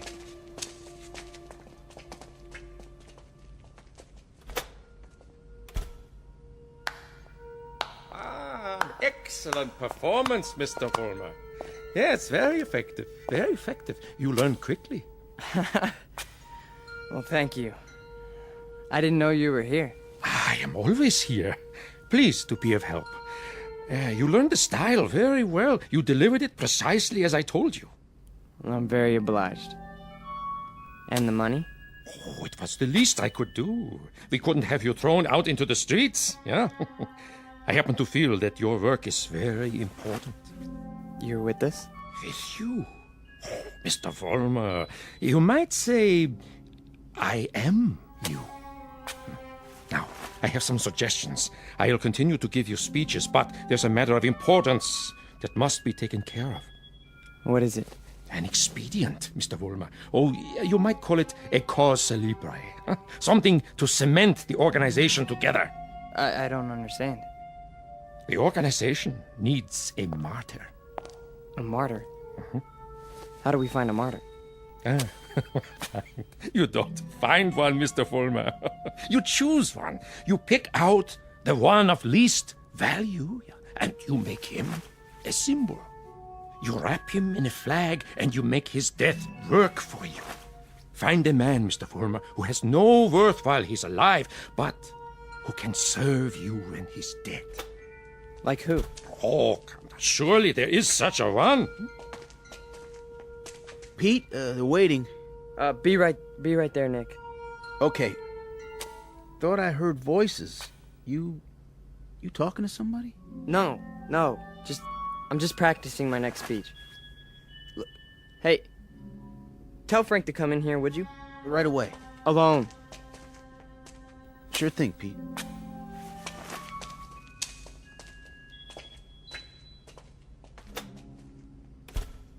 An excellent choice, Mr. Vollmer. The little fat one. Yeah. Now, all you have to do is arrange it. The only thing is, I've known Nick for a long time. Isn't there some other way? Other way? There is no other way, Mr. Vollmer. And if you weaken now, there's no point in going on. When Frank comes back, tell him you've discovered an informer. Tell him the informer has done you irreparable damage. The informer must be put out of the way, but cleverly, subtly, so that there is some question as to who is responsible. But Nick's been with us from the beginning. The beginning?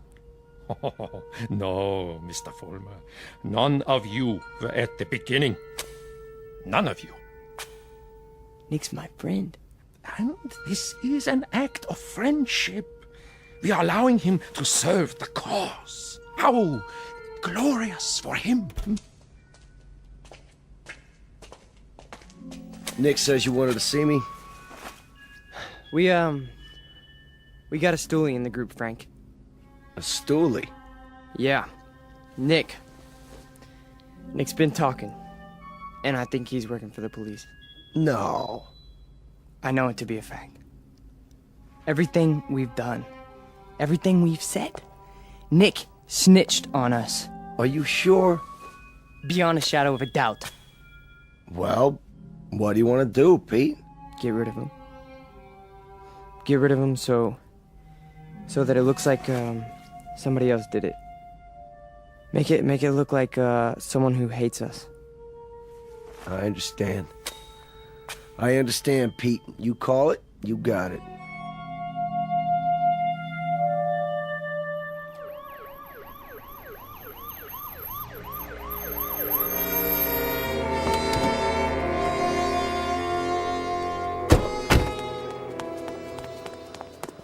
There you are, officers. Thank God. Stay calm, ma'am. Now just tell us, where's this body? Over here, in the alley. Shine your flashlight on it. Look at all that blood. Somebody did quite a number on him, huh? I've seen him before. It's one of those young hooligans. You can tell by the uniform.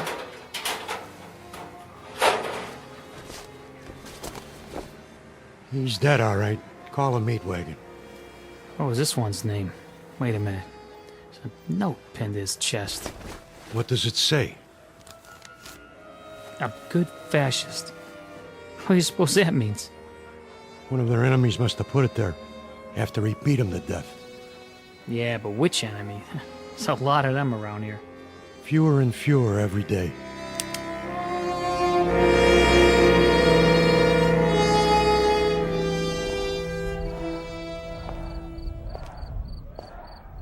Hurry up, Frank. We've been waiting for you. Is it done? Cross off the little creep. Anything else? Then, we finally have our martyr. Pete, you better go on. They're going nuts in there. It's a good crowd tonight? Right to the ceiling. What's the matter, Stanley? Oh, nothing. Then why the look? It's just that... Nick was a nice guy, Pete. I miss him. Stanley, you listen to me. You forget about Nick right now. He was a fat pig with no guts. He was a greasy big mouth who copped out every time he took a breath. A nickel and dime Judas who got exactly what he deserved. So don't mourn for Nick. He doesn't rate mourning. Not that pig. You got that, Stanley? Look at me, Stanley. You got that? Yeah. You have his poster ready? Blown up bigger than life. Just like you said. Good. When I give the signal, unveil it behind the podium.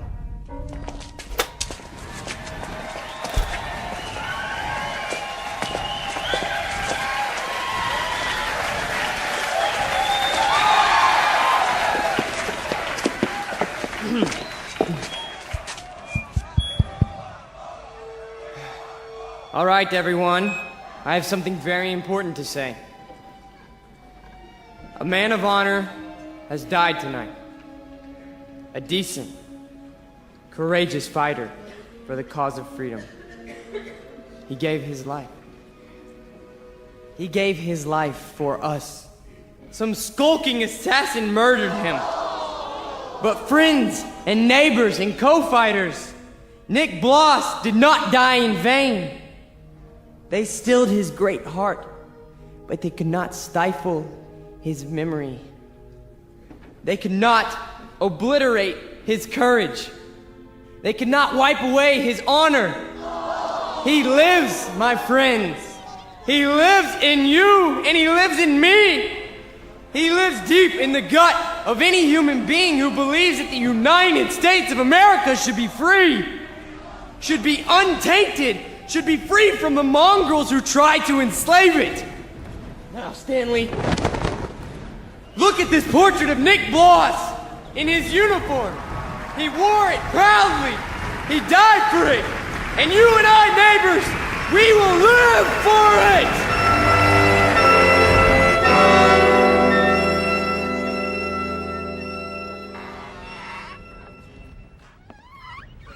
Oh, hiya, Mr. Gans. How do you do? How are you tonight? I'm very sober, unfortunately. Beer? Yeah, if you please. Boy, listen to him across the street. Guy's got a voice on him. And I knew it when it was only a whimper. That's a wild kid, that one. Used to be people would laugh at him, but lately he gets the crowd. Not many people laugh now. Say, you know him, don't you? Yeah, since he was a child. A silent little boy with very little to say. But now, I've been here before. Oh yes, I've seen and heard it all before. That was another time, Mr. Gans. Another place. Another kind of people. That stuff doesn't go here. That's what we said, too. They were brown shirt scum. Temporary insanity. Part of the passing scene. Too monstrous to be real. So we ignored them. Or laughed at them. Because we couldn't believe that there were enough insane people to march for their cause. And then, one morning, the country woke up from an uneasy sleep, and there was no more laughter. The Peter Volmers had taken over. The wild animals had changed places with the zookeepers. Another one, Mr. Gans? No, thank you. I have had my fill. You take it easy now. You're not going to do anything foolish, are you? Me? Not this time. It mustn't happen again. We can't let it. We simply can't let it happen again. All the anguish, all the horror, all the nightmare. No. Not this time. Mr. Gans? Mr. Gans!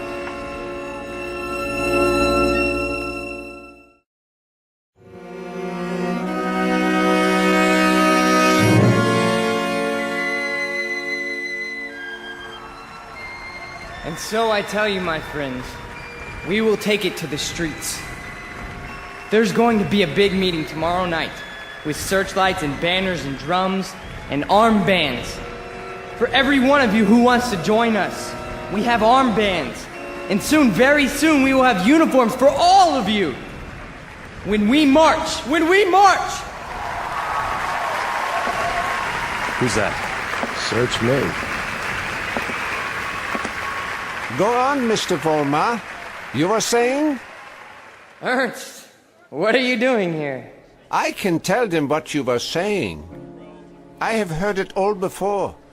I have heard it 1,000 times before. In Munich, in Berlin, on 100 different street corners. It was drivel then, and it is drivel now. Ernst, you've got to stop. And what is this one here? The latest model? A new Führer right off the assembly line? Well, this one isn't so new. He is just a cheap copy. Oh, let me tell you about this one. About the breed, the species. They are all alike. Problem children with illusions. Sick, sad neurotics who need applause like a needle. That's enough, Ernst. Please. Please. Listen to me, Peter, and let them listen, or I will tell them about a quaking, whimpering boy who cried on my couch, who still cries on my couch. Ernst, don't! They need parades and torchlights and slogans like therapy. They need uniforms and armbands, because without them they are naked and pitiful. This one grew too old to bite his nails, so he made believe he could lead others. Pete, don't let him have the mic. Put him down, or I'll put him down. Yeah, put me down, Peter. Shut me up. Stifle me, huh? Why don't you? Why can't you? Because this is your courage right here. The symbol on your sleeve. A torch and a lightning bolt. A crude drawing for children. I'm warning you, Ernst. This patch is your strength. This and the crowds and the sick aisles. And if I tell you to your face, Peter, that your courage is made out of cloth, that your ideas are filthy garbage, and that you are something less than a man, what do you say to that? How do you answer me? Like this! Oh, the rebuttal. The only answer your kind knows how to give. Is that the best you can do? A bloody nose? This is your Führer? He is yours. I give him to you. A gift from the sewers. You see, folks, the way it is. Hey, Pete, don't worry about it. He's just an old man. One crummy old man. The way it is, I knew him. I knew the old man once. Is that a fact, Mr. Vollmer? Yes, that is a fact. I used to know him. And... Who's he talking to? Mr. Vollmer, I have no interest in who he is. My concern is in what he is. He cheapened you in front of these people. You barely had the strength to strike him a slap, like a woman. Your voice is like a lion, but But your instincts are rabbits. And you? Instincts like a rabbit. Slap like a woman. You stand in the darkness and plan the battles. But you're never there when they're fought. No. Why don't you come up here alongside me, huh? Why don't you let them see who you really are? Why don't you make a speech? Mr. Fulmer, I was making speeches before you knew how to read them. I was fighting battles when you were struggling to get out of a womb. I was taking over the world when your universe was a crib. And as for my standing in the darkness, Mr. Fulmer, I invented darkness. Then you take the stage. Go on. It's all yours.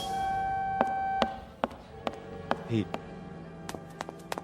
who were you talking to? Where are you going? You can't run out.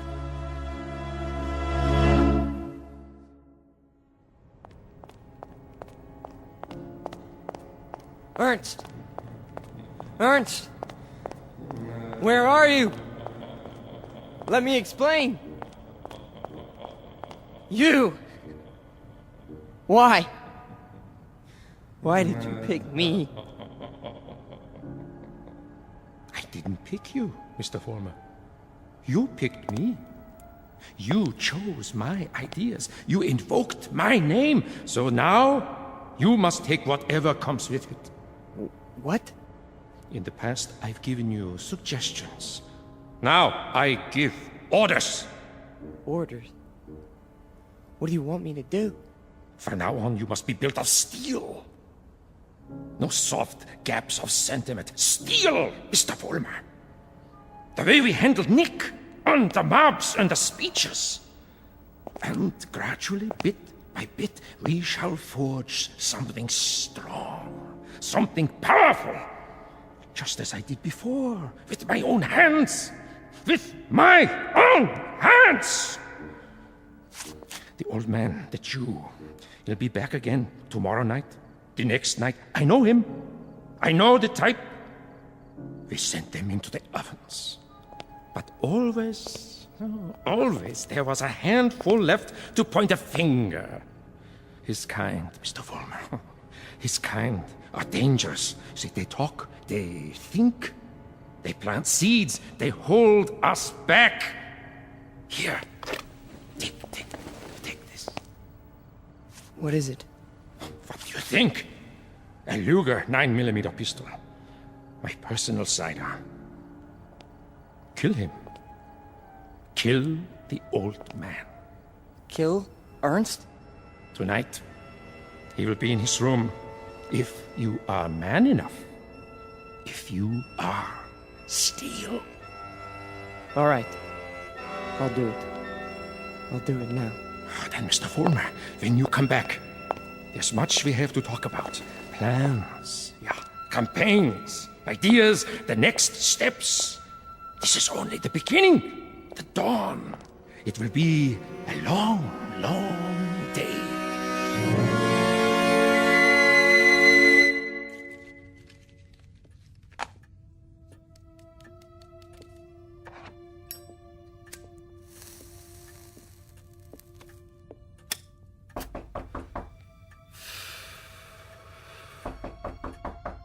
Yeah? Come in. Ah, I thought it was you. You wouldn't listen to me, Ernst. On the contrary, I listened to all that I was able to stand. You should pay attention now. I can't even begin to tell you what's happened. It's too incredible. It's too unbelievable. I can tell you this much. We're on the march. From now on, we only go forward. There's no stopping us. No stopping you, Peter? An old man stopped you tonight with a few words. He stopped you with the truth. You're wrong, Ernst. It's not just me anymore. There's someone else. Someone behind us. Someone even you tremble at. He'd have to be a very imposing figure, Peter. Much more imposing than you. Oh, he is. He gave me this. See? More imposing even than a gun. That's only because you don't think I'll use it. Which only goes to show that you don't know me. I know you, Peter, I know you.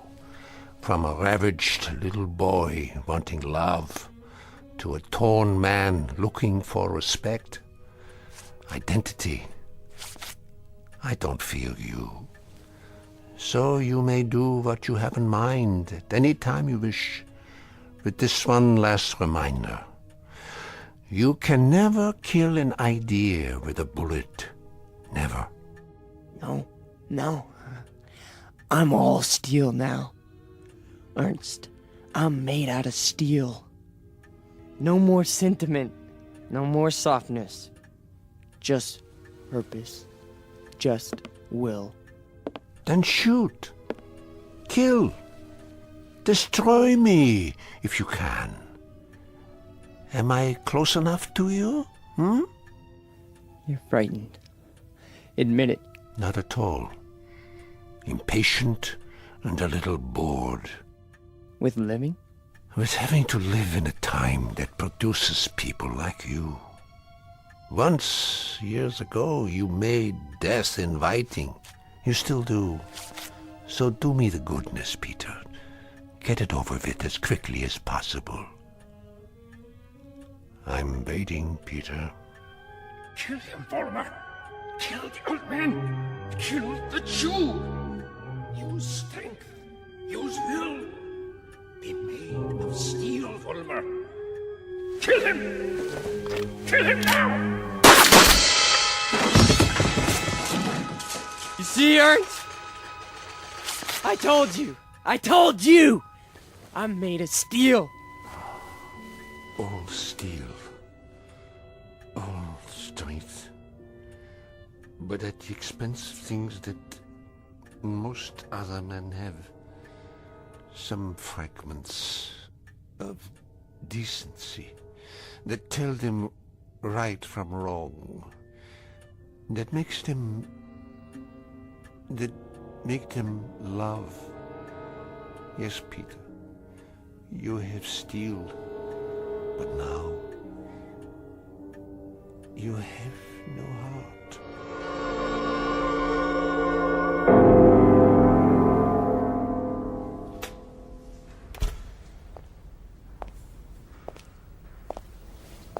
Where is everybody?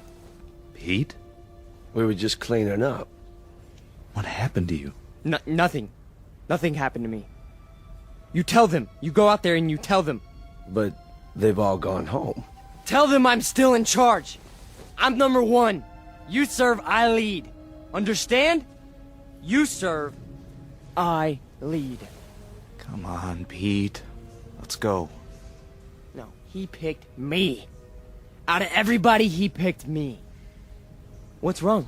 Don't you believe me? He did. He picked me. So long, Pete. See ya.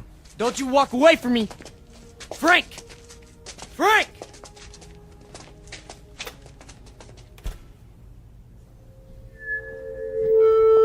Who's there? Who is that? Vollmer? You.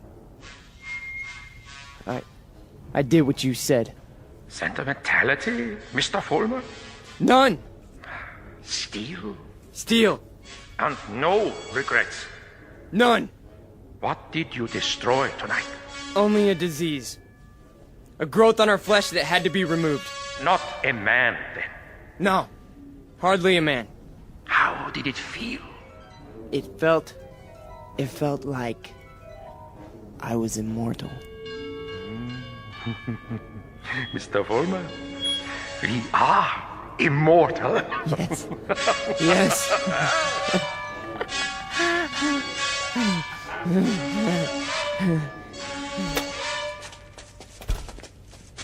There he is. Don't move. What do you want?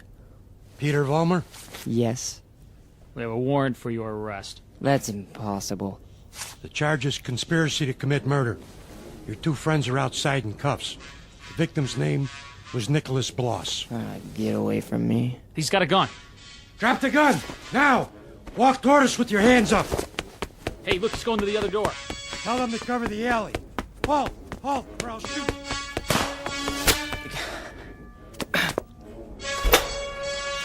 Hold it right there.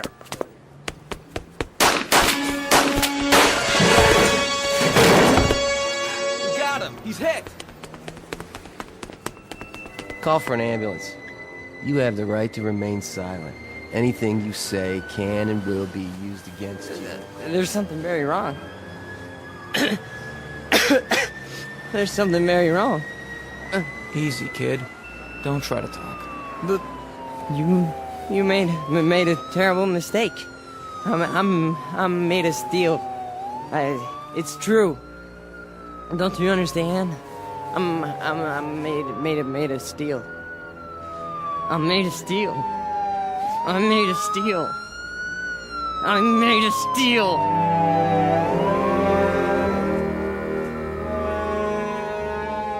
Where will he appear next? This phantom from another time, this resurrected ghost of an old nightmare. Chicago? Los Angeles? Miami, Florida, perhaps. Vincennes, Indiana. Syracuse, New York. Any place, every place where there's hate, where there's prejudice, where there's bigotry. Because he's alive. He's alive so long as these evils exist. Remember that when he comes to your town. Remember it when you hear his voice speaking through the mouths of others, no matter who they may be. Remember it when you hear a name called a minority slandered. Any blind, unreasoning attack on a people or any human being. He's alive. Because through these things, we keep him alive.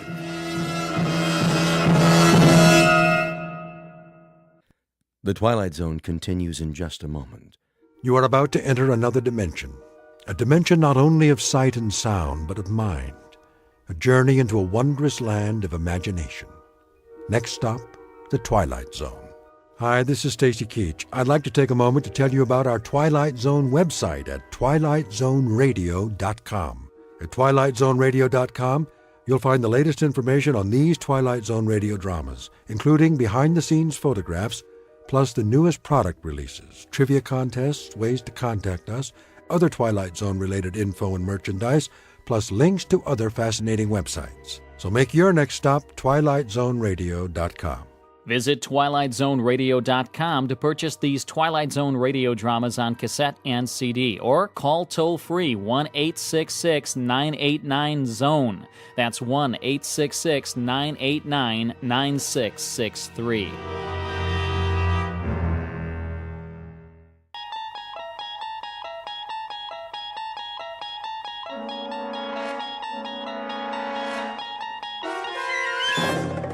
You unlock this door with the key of imagination.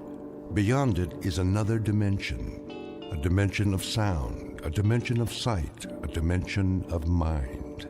You're moving into a land of both shadow and substance, of things and ideas. You've just crossed over into the Twilight Zone.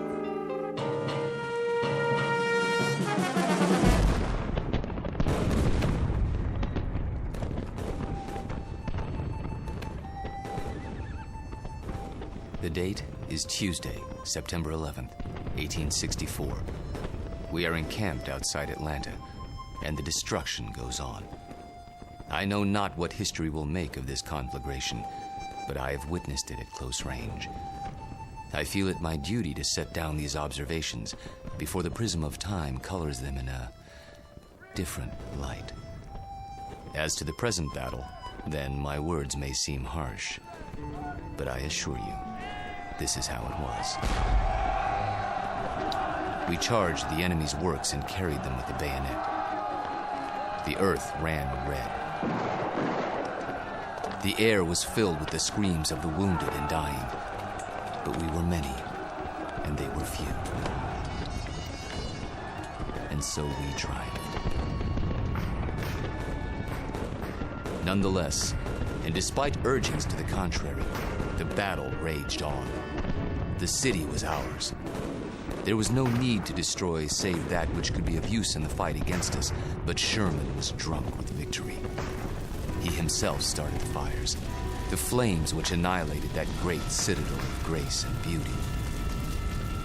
One of us should have sent a ball into Sherman's brain. It would have been so easy. But somehow we couldn't, and that devil knew it. He knew it, and he mocked us for our cowardice. The good die young, I've heard him remark. If you're evil enough, you'll live forever. And with that, the entry from Major Skelton's diary ends. So it was that the Union soldiers burned Atlanta. Questions? Professor Jameson? Yes. The books I've read don't describe the Battle of Atlanta that way. Oh, I know. Confusing, isn't it?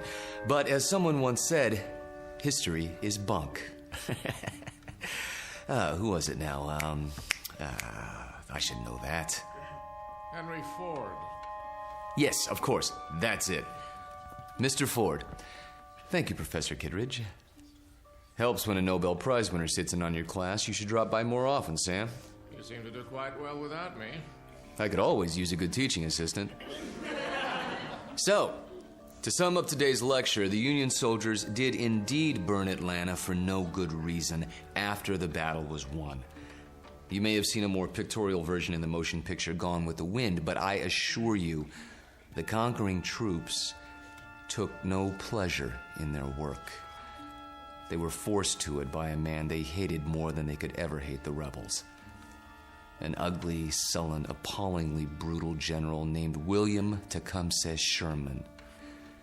The history books have glorified this monster, attributing to him qualities of courage and integrity. Trust me, he had no such qualities.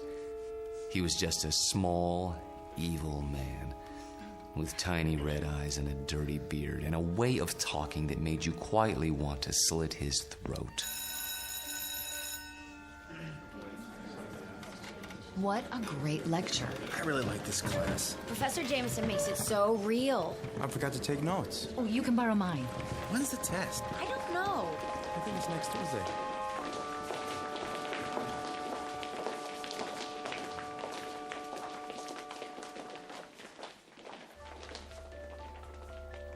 It has been said that universities are worlds unto themselves, inhabited by the young.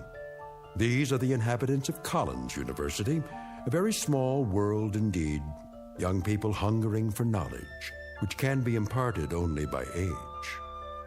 You have just met Walter Jameson, for 12 years the college's most popular and respected history professor. Students crowd his lecture hall and listen in fascination as he brings the dead past to life for them. It doesn't seem to matter what period of history he's discussing. He makes that period as real as this morning's headlines. Some explain this ability simply as the mark of a consummate actor. However, there are those who don't agree, like Professor Samuel Kittredge, Nobel Prize winner in chemistry, who has another, more disturbing theory about Walter Jameson, and that theory is about to be put to the test.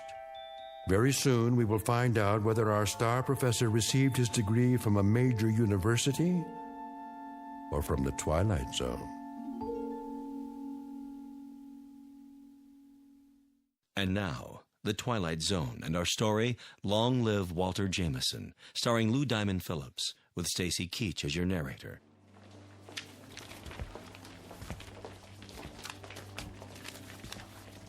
Very vivid, Walter. You had me on the edge of my chair. Thank you, Sam. Coming from you, that means a great deal. Now I see why these lectures of yours are so popular. Is that why you sat in today? Partially. Tell me something, if you have a moment. Certainly. Who was this Major Skelton? Oh, no one important. Just a lawyer who happened to enlist. And you acquired his diary? Yeah, lucky break. As I recall, an auction of Civil War memorabilia a few years back. What regiment? 123rd Illinois Infantry. Remarkable. American history is a hobby of mine, but I must say I've never heard of him. His diary's never been published. A fascinating document. May I see it? Surely.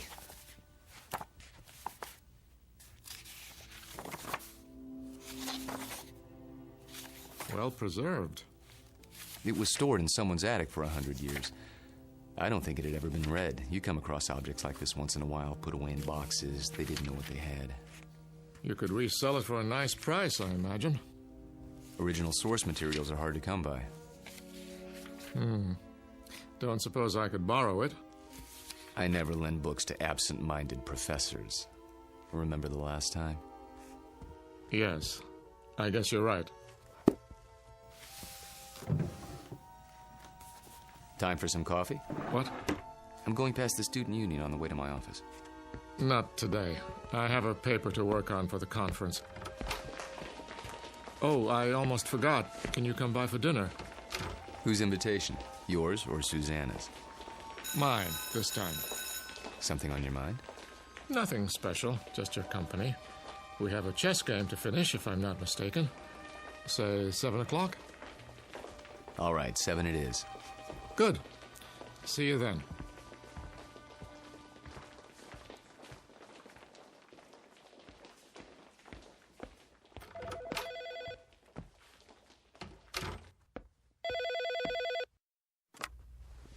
Hello?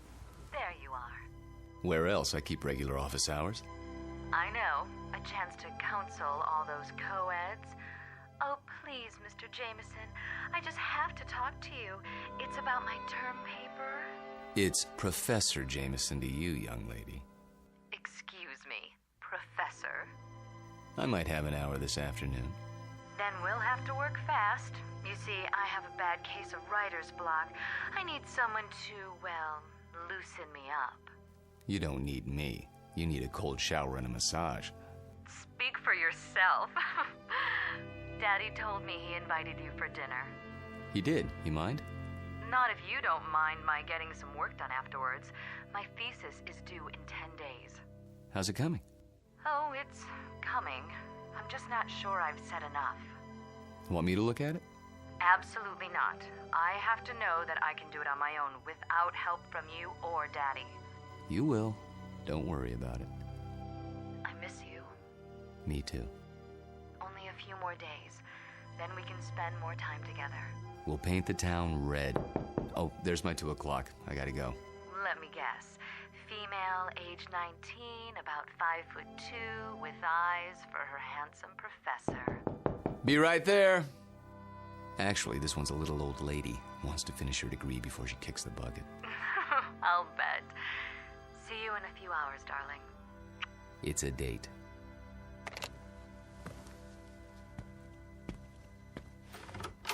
Oh, there you are. Come in, Janice. I was afraid I was late. Someone else is waiting for you. You're my only appointment this afternoon.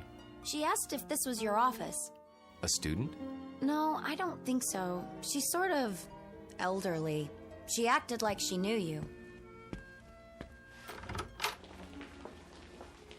Hello?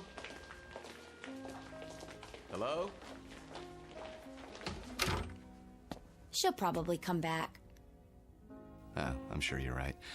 Now then, Janice, how can I help you? I'm sorry to bother you, Professor, but I'm having trouble with the assignment. Can't find all the books? The research library isn't supposed to check out certain materials, but sometimes... It's not that. I've got everything I need, but the authors on the list, they don't agree with your version. So my question is, which version should I use, yours or theirs? Remember what Ford said. What? Never mind. Start with the basic events. Everyone's in agreement there. As to interpretation, that's up to you. Just tell me what you think happened and why, based on all the accounts. Original thought is what counts. But how can I be sure if I wasn't there? That's always the problem, isn't it? There's an old adage. Those who were there know more than those who weren't. The problem is getting people to believe you. Nonetheless, you know what you know, so you learn to keep some things to yourself. But that doesn't affect you, Janice. We deal with truth in my class. Nothing but the truth, for better or worse. They say it can set you free.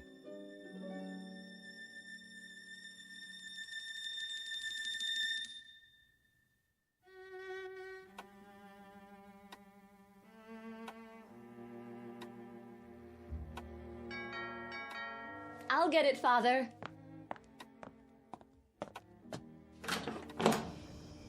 Hello there, miss. I've got a great deal on a set of encyclopedias. Sorry, we don't want any. Just let me get my foot in the door. Oh, really? You know what's wrong with you, Professor? What? You're always on time. Sort of takes the mystery out of things. Oh, so I'm not mysterious enough for you. That's just it. You're too mysterious. Except when it comes to keeping dates. Get in here. Mwah. What's that for? Because, like my new dress? Awful. Get rid of it right away. You mean here and now? Watch it. You're a PhD, not some sorority girl. And not yet, I'm not. There's a little matter of a thesis, remember? A mere technicality. Anyway, it doesn't matter. You're about to give it all up and become a housewife. The devil she is. Hello, Sam. I didn't see you there. I'm giving you my daughter's hand, not her brain. Which I inherited from you. She'll get that PhD if I have to... Spank her. I know. Well, I like that. Spare the rod and spoil the child. Pour yourself a drink, Walter. Dinner's almost ready. Don't tell me you're the cook again tonight. Indeed. And why not? Don't you think it's about time Susanna learned for herself? He won't let me. Force of habit, after her mother died. Let's go into the dining room, shall we? I'll serve. You sure there's not something on your mind, Sam? Nothing that a good meal won't cure.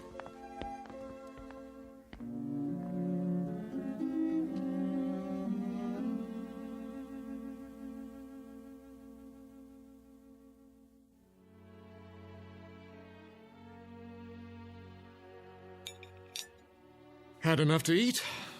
I take it all back, Sam. She'll never be the cook you are. I wouldn't even try. Oh, you could try. Who knows? Maybe you've inherited your father's talents. What do you think you're doing in here? I'll do the dishes later, unless this is the men's hour. Cigars and brandy and all that. Not a cigar, a pipe. It's not the dishes I'm worried about. It's a little matter of a doctoral thesis. Upstairs with you. Walter and I have some talking to do. I don't believe this. It is the gentleman's club, right here in my own house. Just for a while, Susie. Then you can have Walter to yourself. You're not going to treat me this way, are you? Worse, you might have to support me. Then the wedding's off. Good night, Daddy. See you before you go? It's a requirement.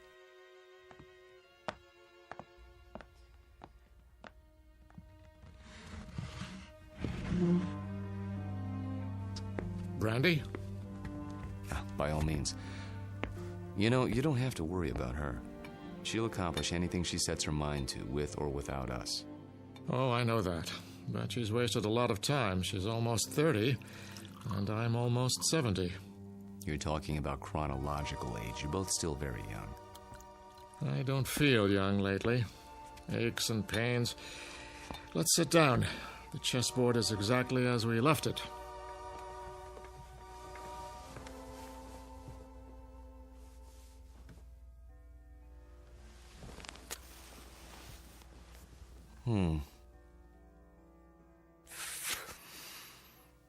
My move, isn't it?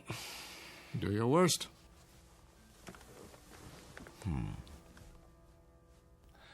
How about pawn to king's bishop 4?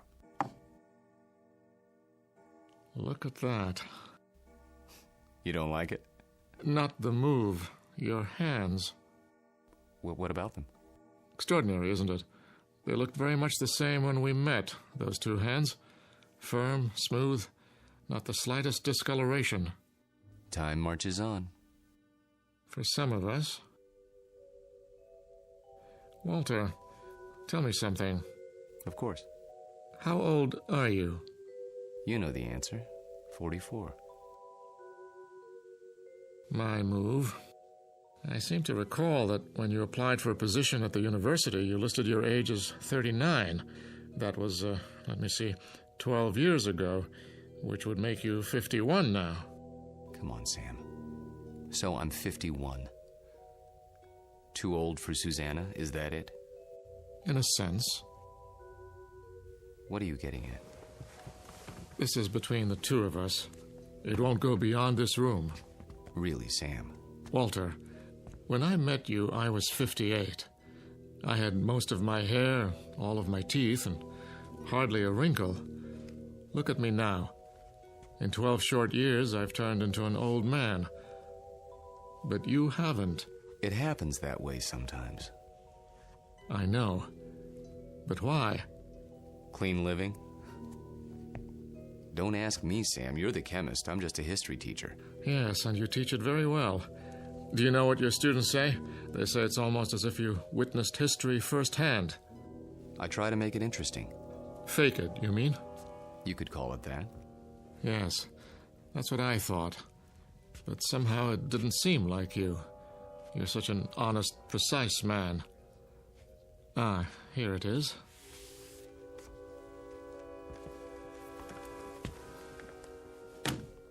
What have you got there? A book, a first edition. Photographs, mostly. Taken by a fellow named Matthew Brady during the time of the Civil War. Well, what is it? You look as if you'd seen a ghost. Perhaps I have. Hand me that magnifying glass, will you? I don't see... Was your grandfather in the war by any chance? No. In that case, I'd say we have something of a mystery on our hands. How so? You got me interested in your Major Skelton today. Oh, that. I was curious to see what he looked like. So I went through the Brady pictures, not really expecting to find anything. Here, this is a shot of Sherman and 3 staff officers. Yes, typical of Brady's work. Moody, grim, not a smile between them. Look closely. The one with the pistol in his belt is identified as Major Hugh Skelton. This photograph was taken in the 19th century, and yet it looks exactly like you. I'd know those eyes anywhere. In fact, Walter, I'd have to say, it is you.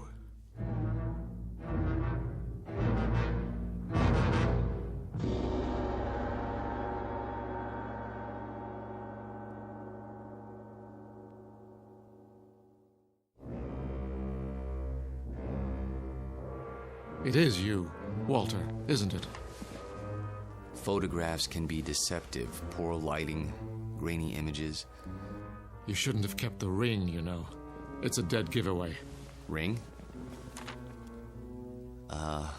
It is a bit like mine. Not like it. The same. Sam, really, you can't be saying what I think you're saying. That wouldn't make sense. It wouldn't be rational. It wouldn't... Come now, Walter. We're not children. You know exactly what I'm saying. I've been accused of many things in my time, but never of being inarticulate. Oh, you're joking. Just because a man in a picture happens to look like me... And happens to wear the same ring, and happens to have the same small mole on the left side of his face. Did you keep the pistol? Or is it in a Civil War museum somewhere? Oh, Sam. Tell me the truth. You know what the truth is, don't you? You are the man in the photograph, aren't you? Yes. I knew it. I've suspected for a long time. But, of course, it seemed so fantastic. It is. Yes. So, now we're on equal footing at last. The time for lies is over, Walter. Wouldn't you agree? Yes. So tell me, how old are you? You won't believe me. I can believe anything now.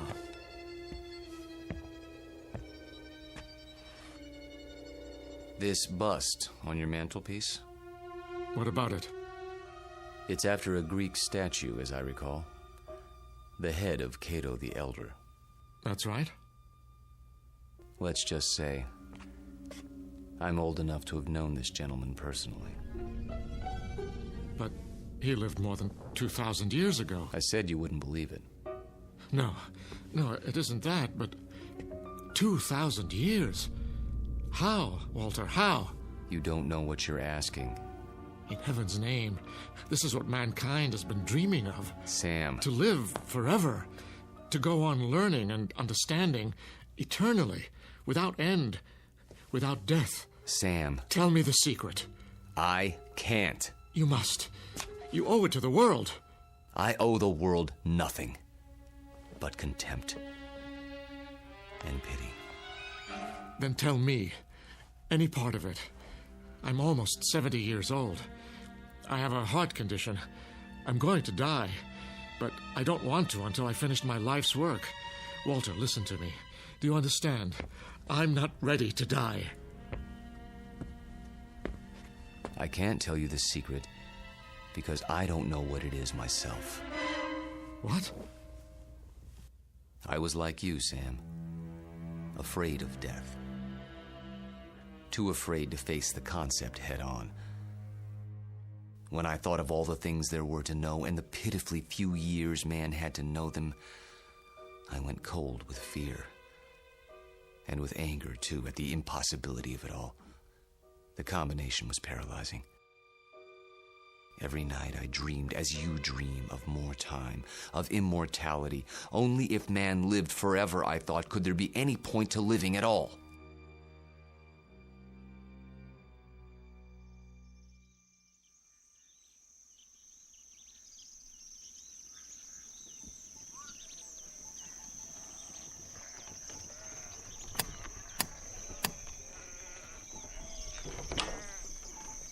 I'm thirsty. You have water?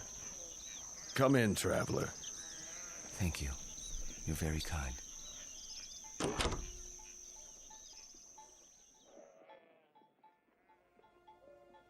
One day, on the road, I met a man. An alchemist. I told him these things and more as I rested with him. He said that he could grant my wish. Only it would cost money.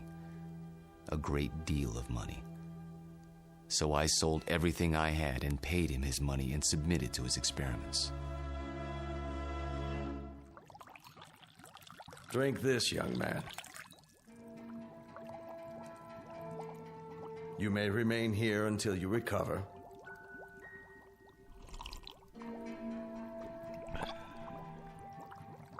I feel strange.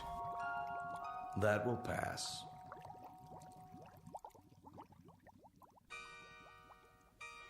I remember very little of what followed, except that I was in a coma for many weeks.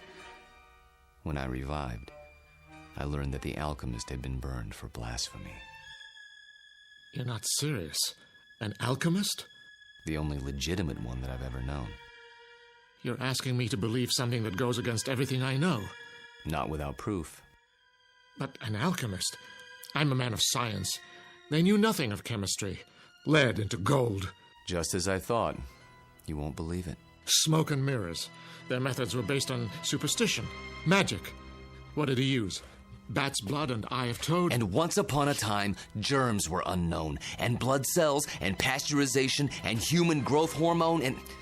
Sam, all those things and more would have been called magic once. It's a matter of knowing what to measure and how. Do you realize that most of today's medicines come from plants? Witch doctors discovered a long time ago that they worked, even if they couldn't explain the reason. Don't lecture me. All right. But you'll grant that certain phenomena exist before we know why. Science is like history in that respect. A detective story, working backwards from known facts until we understand the cause. And I'm the most undeniable of facts. Unless you can come up with another explanation. Go on. There isn't much more to tell, really. I thought the experiment had failed, of course, because I didn't feel any different. But then, when I saw my wife and my children and my friends aging and growing old, this was a problem I hadn't considered, you see. But surely there's a way to get around that paradox. Such as? There must be. Is there? Think about it. If I tell you that somehow I can stop you from aging, where do you want to be stopped? At 30? Then you watch everyone around you turning old. At 70? Would you want to live forever the way you are now? Sick and weak? It's better than dying. No, Sam. You're wrong. I was wrong. It's death that gives this world its point. We love a rose because we know it will soon be gone. Who ever loved a stone? I'm not a rose, and I'm not a stone. I'm a man. Very old, very frightened. Of what? Death? Yes, of death. You're a fool. I want to die. Then why don't you? Because I'm a coward. Like all men. Because I'm tired of living and scared of dying. That's why. There's a revolver in my desk at home, Sam. The same one you saw in the Civil War photograph. Every night, I hold it in my hand and pray for the courage to pull the trigger. But I can't. You mean to say you've survived all these years without an accident, without being injured or wounded? Some people are lucky that way. They go through life without ever breaking a bone or seeing the inside of a hospital. Oh, I've come close to death plenty of times. But never close enough. Thank you. For what? For reassuring me. I thought that if a man lived forever, he would grow wiser. But that isn't true, is it? You grow tired. That's all. It must be lonely. That's a word that comes to mind.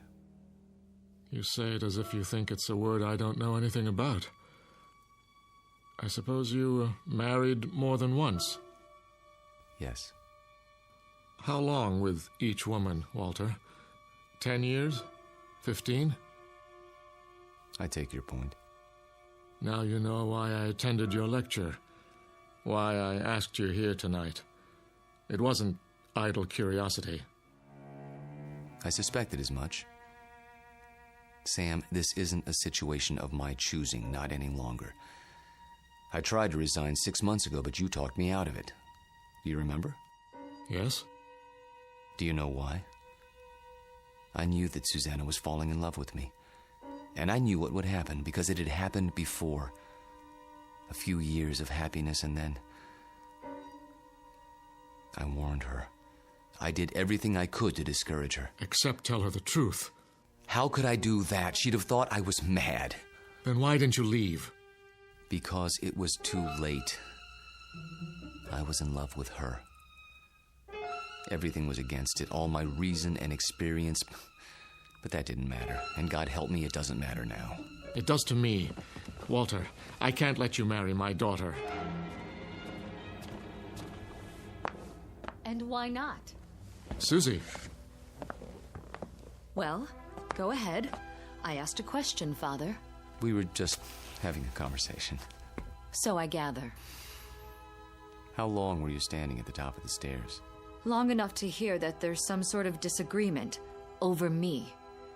Don't you think it would have been considerate to include me in the negotiation? It's not a negotiation. Please, don't misunderstand. Your father seems to think I'm too old for you, darling. Susanna, let me explain. That's the silliest thing I've ever heard. Good.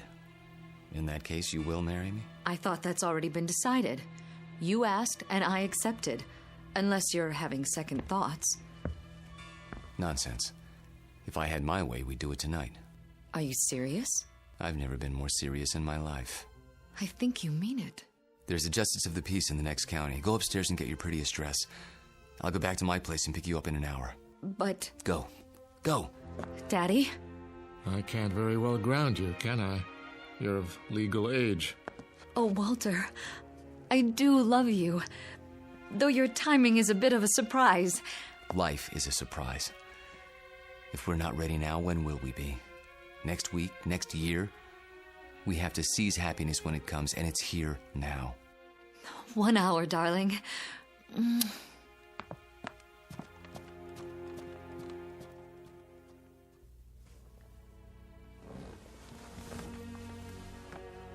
I'll tell her. She won't believe you, Sam. No one would. In fact, by tomorrow, you won't believe it yourself. We'll see. Yes, we will.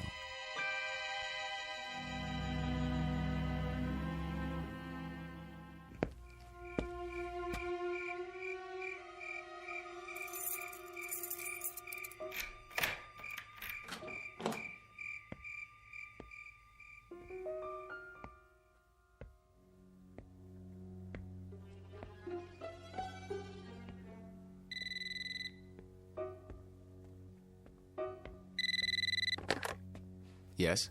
I'll give you one last chance, Walter, if that's your name. Sam, please. The irony is, I truly like you. We've been fine friends. But when it comes to my daughter... You deny her happiness? Is that what you call it? People who love each other don't have secrets. They share their lives. They grow old together. Susanna's entitled to the same thing. Not a mockery of it. You don't think this is easy for me. There's nothing ahead for her but a broken heart, as she sees herself age while you don't. How long do you think you can keep it from her? And if I go away, will that make her happy? She'll suffer, but she'll get over it. You don't belong here, any more than that antique pistol in the photograph. It's still here, in my desk drawer. And so am I. That's reality, Sam, for better or worse. She's upstairs now, packing. If you come back, I'll expose you. Not just to her, but to the university and the world, starting tonight. You mean it, don't you? You don't leave me much choice. Give me a few minutes. I need to think it through. Good. If you love her, you know what to do. Yes, I know what to do. Only, I don't know if I have the courage.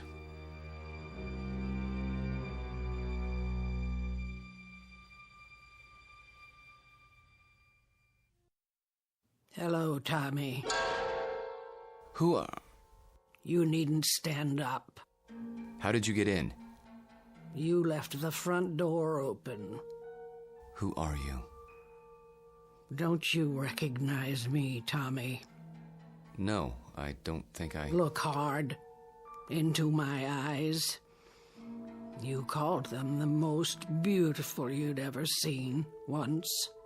A long time ago. I think you've made a mistake. No. It's you, Tommy. My name is Jameson. Professor Jameson. And if you don't leave my house at once, I'll be forced to call campus security. Don't pretend with me. I know who you are. And who is that? Tom Bowen. Tom? My husband. That's impossible. I've never been married. You mean you don't remember? How convenient for you. We married right after the Great Depression. We lost our farm to the drought. Crops died and blew away like dust. And you, still a strong, vital man. So we packed up the car and moved west. The living would be better now, you said. And it was. For a while. We had a little girl. Did you know she passed away last year, Tommy? A grown woman herself, getting on in years. It's not right to outlive your children. But me, I had to keep going. It was like I'd been waiting all these years, waiting to know where you went when you ran off. And now, I found you. My dear lady, perhaps if you told me who you're looking for, I could... Oh, stop. Please, stop. I saw your picture in the paper. I knew it was you by those eyes. And the ring. You always wore it. So I had to see if it was true. It is. No, Lord, look at that. I can't explain it. I only know what I see. I've grown old, and you haven't. Don't. Please. And now you're going to marry someone else and leave her. The way you left me. Lorette, for God's sake. I can't let you marry her, Tommy. You're mine. Don't touch me. What's this? Put the pistol down. Oh, I remember that gun. You used to keep it locked away. Said it belonged to your great-grandfather. Take it out and oil it like you knew you were going to use it someday. Is it still loaded? I said put it down. Tommy, what you're doing, it's wrong. You can't go on hurting people the way you hurt me. I won't let you. Lorette, for the love of...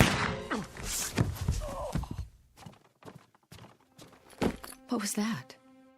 I didn't hear anything. Are you sure? I thought... Thought what? I don't know. Susanna, dear, please wait. Don't try to stop me. I've made up my mind. I know. It's not like I'm going away. Walter and I will be married, and then we'll come back and I'll move my things into his house. It's only down the block. I'll still see you every day and... Shh. I did have some things to say to you. Very important things. But now, I don't know where to start. Please don't. I'm nervous enough as it is. Can't you be happy for me? I know it's a change, a big change, but surely you're not surprised. You must have seen it coming. I know we haven't talked much about it, but... Do one thing for me, sweetheart. What? Bring me my reading glasses. I shan't be able to sleep while you're off eloping. At least I can get some reading done. Oh, Daddy, thank you. Where did you leave them? Upstairs in my bedroom, as I recall. Would you mind getting them for me? Of course I will. If Walter comes to the door, tell him... I know what to tell him. Don't expect him just yet. There's still time. Wait right here. I'll find them.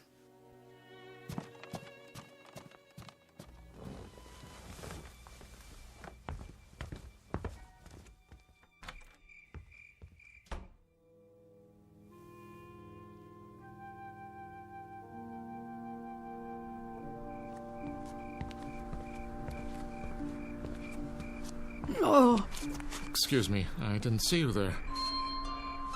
I saw my Tommy. He's resting now. Good evening to you, madam.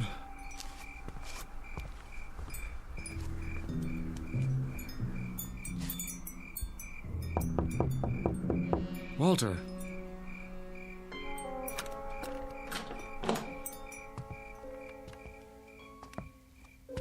Walter, where the devil are you? Hello, Sam. Why are all the lights off? I was just, thinking. The window's open. I know. I'll close it. No. What's the matter? It's a strange feeling after all this time. What do you mean? I mean, I've come to my senses. Tell Susanna. Tell her if you would. You're hurt. Turn on the light. Stay away. I'll call a doctor. No. But your hand, there's blood on it.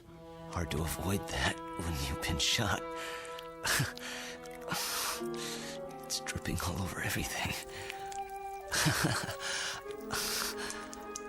I'm leaking, Sam. Everything has been held inside for so long. It's running out. I feel light as a feather.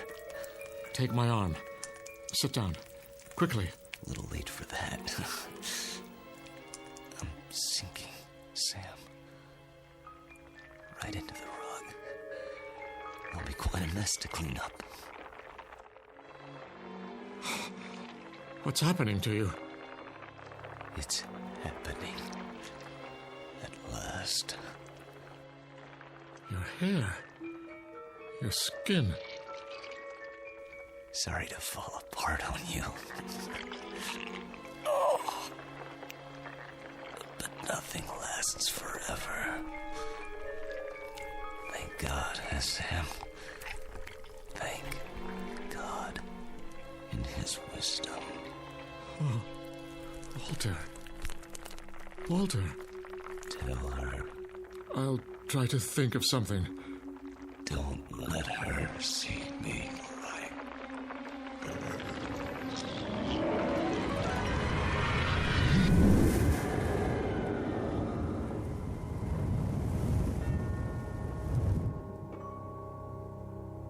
Dad? Walter? No, Susanna, stay back. Daddy! Go home. Where's Walter? Susanna, please, go home, now. Walter? He's gone. Gone where? I wish I could tell you. But there are his clothes, his shoes. Daddy! Daddy, what else is on the floor? Dust, my dear. Only dust.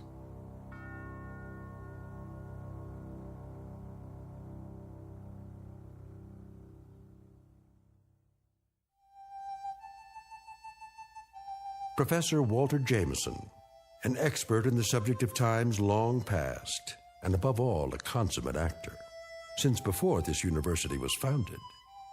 He's finally completed his life's work, a history of the world that begins in the cradle of civilization and ends in our time, because the future was not his specialty. In fact, the simple truth is he had no future left. The past has a way of catching up with us, sometimes when we least expect it. They say that time heals all wounds, but it also wounds all heals. Rest in peace, Professor. You've just passed the ultimate final examination in the Twilight Zone.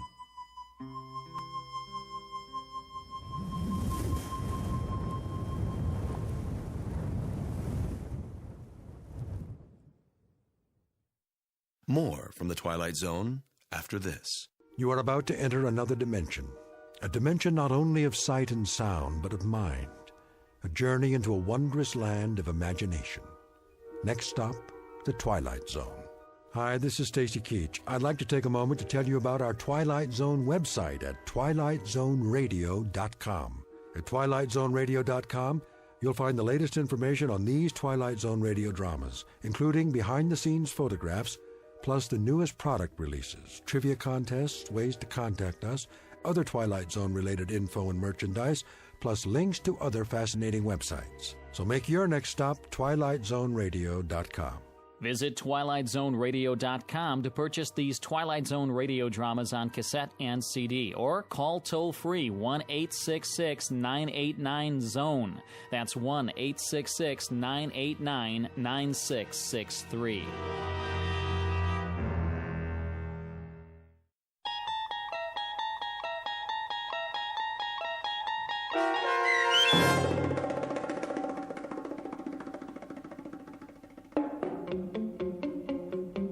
Long Live Walter Jameson, starring Lou Diamond Phillips with Stacy Keach as your narrator, was adapted for radio by Dennis Etchison and written for The Twilight Zone by Charles Beaumont. Heard in the cast were David Darlow, Alyssa Fraden, Elizabeth Lido, Ann Whitney, Jeff Lupetin, and Christian Stolte. To learn more about the Twilight Zone radio dramas and to obtain audio cassettes and CDs of these programs, visit our website at twilightzoneradio.com. The producers of The Twilight Zone wish to thank CBS Enterprises, Carol Serling, Dennis Etchison, Dick Brescia Associates, Claire Simon Casting, Terry Jennings, XM Satellite Radio, Sirius Satellite Radio, our sponsors and our radio affiliates for helping make this series possible. This copyrighted radio series is produced and directed by Carl Amari for Falcon Picture Group. Audio editing, sound design, Foley effects, and mix for the Twilight Zone radio dramas are by Cerny American creatives Craig Lee, Michael Slaybach, Bob Benson, and Jason Rizzo. To learn more about the Twilight Zone radio dramas and to contact us, visit our official website at twilightzoneradio.com. Doug James speaking.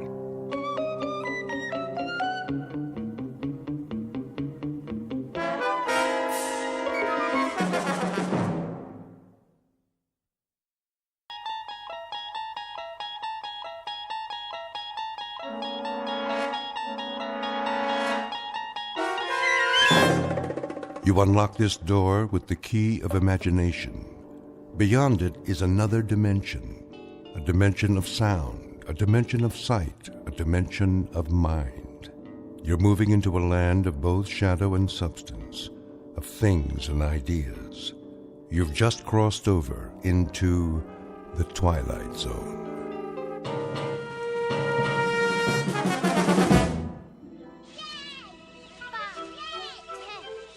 Come on, let's hide. Hurry. 25, 30. O-U-T spells out. Here I come, ready or not.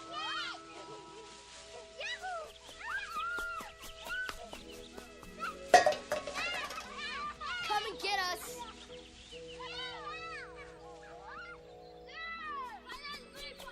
Over here. Look out, look out.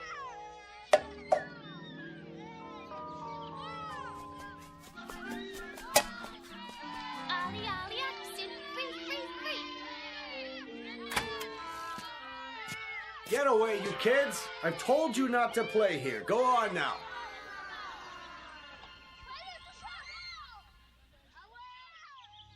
It's so noisy. They're gone now. Come along, Mrs. Knaus. This way, everyone. Oh, but Doctor, I have my knitting to do. Another time. Out onto the porch. I didn't finish my crossword puzzle. It will wait, Mr. A.G.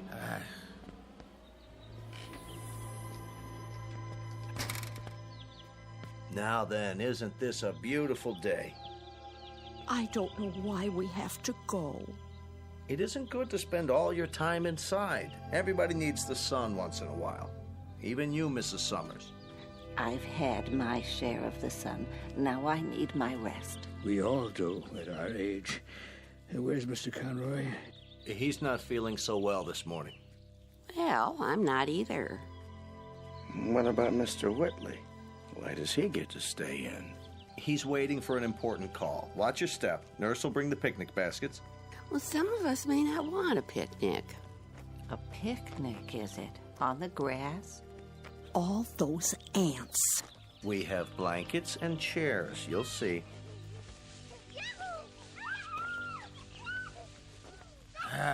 Darn those kids anyway. Hey, quit running! Stop it! Like wild Indians. They won't bother us. This way, there's a nice place under the trees.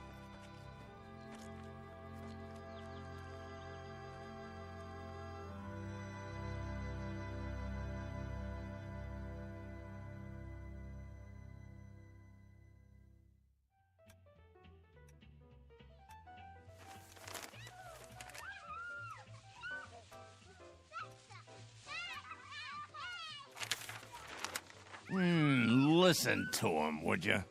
Ah, they're only children. They know they aren't supposed to play on the grounds. How can a body think? Now, Ben, just read your paper. They're not hurting anyone. Well, let them play someplace else. They've got homes, don't they? It's the grass. The what? We have such a big lawn at Sunnyvale. Kids can't resist it. Oh, what are you doing downstairs, Charlie? I thought you had to get ready. Not today. You haven't heard from your son? I thought it was all set. Maybe you didn't get my letter. Oh, he got it all right. They just don't care. Nobody cares anymore. The boy has enough problems. It's a small house and the second baby's on the way. It was a foolish idea moving in with them. They don't need an old duffer like me around.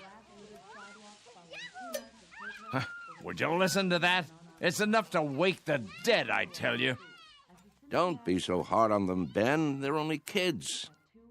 A fine state of affairs when your own son turns against you. Stay out of the over-the-Rhine neighborhood. Technology stocks extended Mr. their Whitley? gains Wednesday. Mid positive views on the sector from Wall There you are. Yes, nurse? You have a phone call. I do? I believe it's your son. Well, what do you know? Be right there. I'll tell him. Isn't that something? Guess he got my letter after all. Huh, I never get any letters. Or phone calls. Nope. You will, Ben, you will. Excuse me, I'd better get it before he hangs up.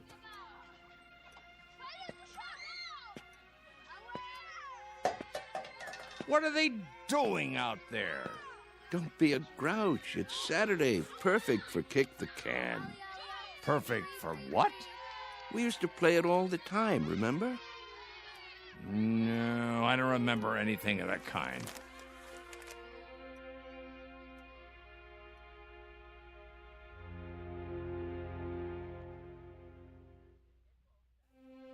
Sunnyvale Rest Home, a place for the aged. The address is 1275 Tranquility Lane on the outskirts of town. It offers room and board, nursing care, and a kind of refuge from the world. Outside, a common game called Kick the Can. Very shortly, a man will have a choice to make. He can either die in this world or escape to another kind of refuge in the Twilight Zone. And now, The Twilight Zone, and our story, Kick the Can, starring Shelley Berman and Stan Freeberg, with Stacy Keach as your narrator. Some picnic. Plastic spoons and forks. Well, the potato salad was good. What do you mean? It was spoiled. No, it wasn't, Emma. They made it in the kitchen just for us. You must admit, it's better when it's fresh. I think I hurt my back sitting down. Oh. The ground was damp. It was. Bad for my arthritis. Will you people please hold it down? I'm trying to read. Oh, you shush, Ben Conroy. No one's bothering you. Easy for you to say. Where is Mr. Whitley? Still in his room, probably, taking a nap. Oh, that's what I'd like to do. And why, may I ask, on such a lovely day? There he is. Going somewhere, Charles? Yes. Why are you all dressed up? It's my son. He's coming to get me. You don't say. He called a little while ago. He did. He's on his way. At least someone gets calls. What's he carrying? Is that your suitcase, Mr. Whitley? Indeed it is. You're going to stay overnight, then? A bit longer than that, I should say. That is, if they have the room fixed up. Room? At my son's house. You mean you're moving in with them? That's the plan. If they'll have me. Well, what about the rest of your things, Charlie? You can't just leave your things behind. No hurry. It all can be packed up and sent over later. Well, we'll certainly miss you. Will you come back to visit us?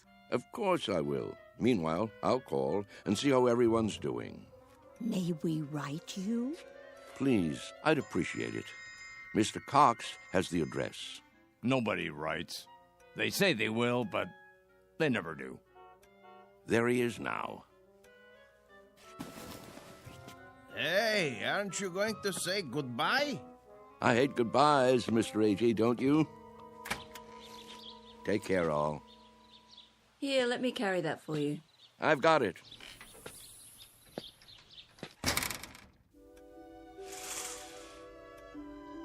Who's that behind the wheel? His son, David, don't you remember? Such a nice young man. Let me see. Some car, huh? Betty costs pretty penny. Everything does nowadays. Don't crowd now. You wouldn't want him to think you're watching.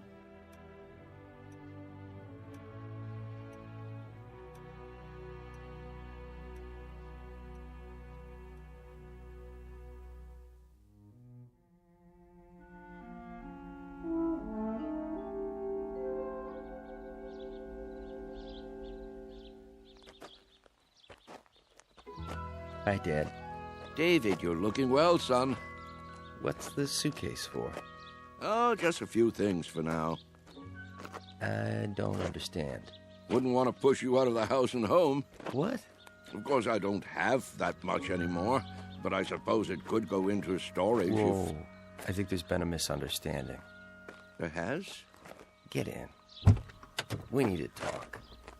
If it isn't convenient today, we can make it another time.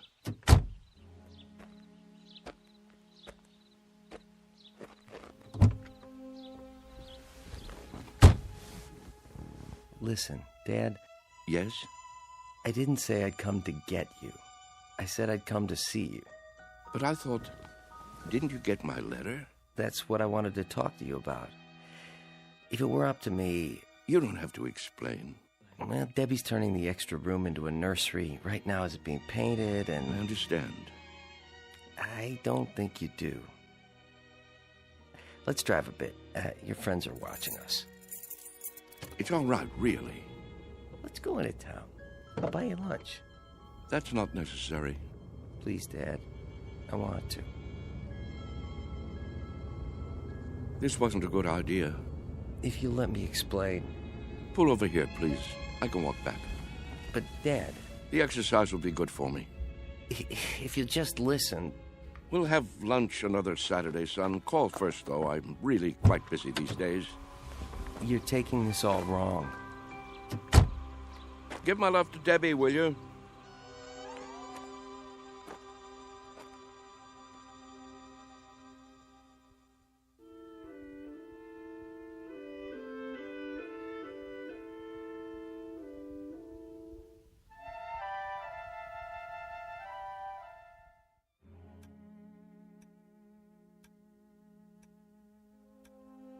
What's he doing? What does it look like? He's coming back. I thought he said... Don't stare. It's not polite. Yeah, you're it. Gotcha. Hey, where'd our can go? That old man's got it. Hey, mister. What's this? Our can. Your can? Can we have it back? Could you have... Yeah, we need it. Oh, you do, huh? Yeah, we're playing a game. Yes. Yes, I remember. This is a good can. Nice and sturdy. It will take a lot of kicks. It will? You'll have to play by the rules, though. What rules? You know the rules, don't you? Hey, give it back. Please, mister? I'd say this can is just about the perfect size. Is he gonna keep it? Hey, mister, can we have our can back? You can get another. Any one will do. Tomatoes, beans, doesn't matter. You'll see.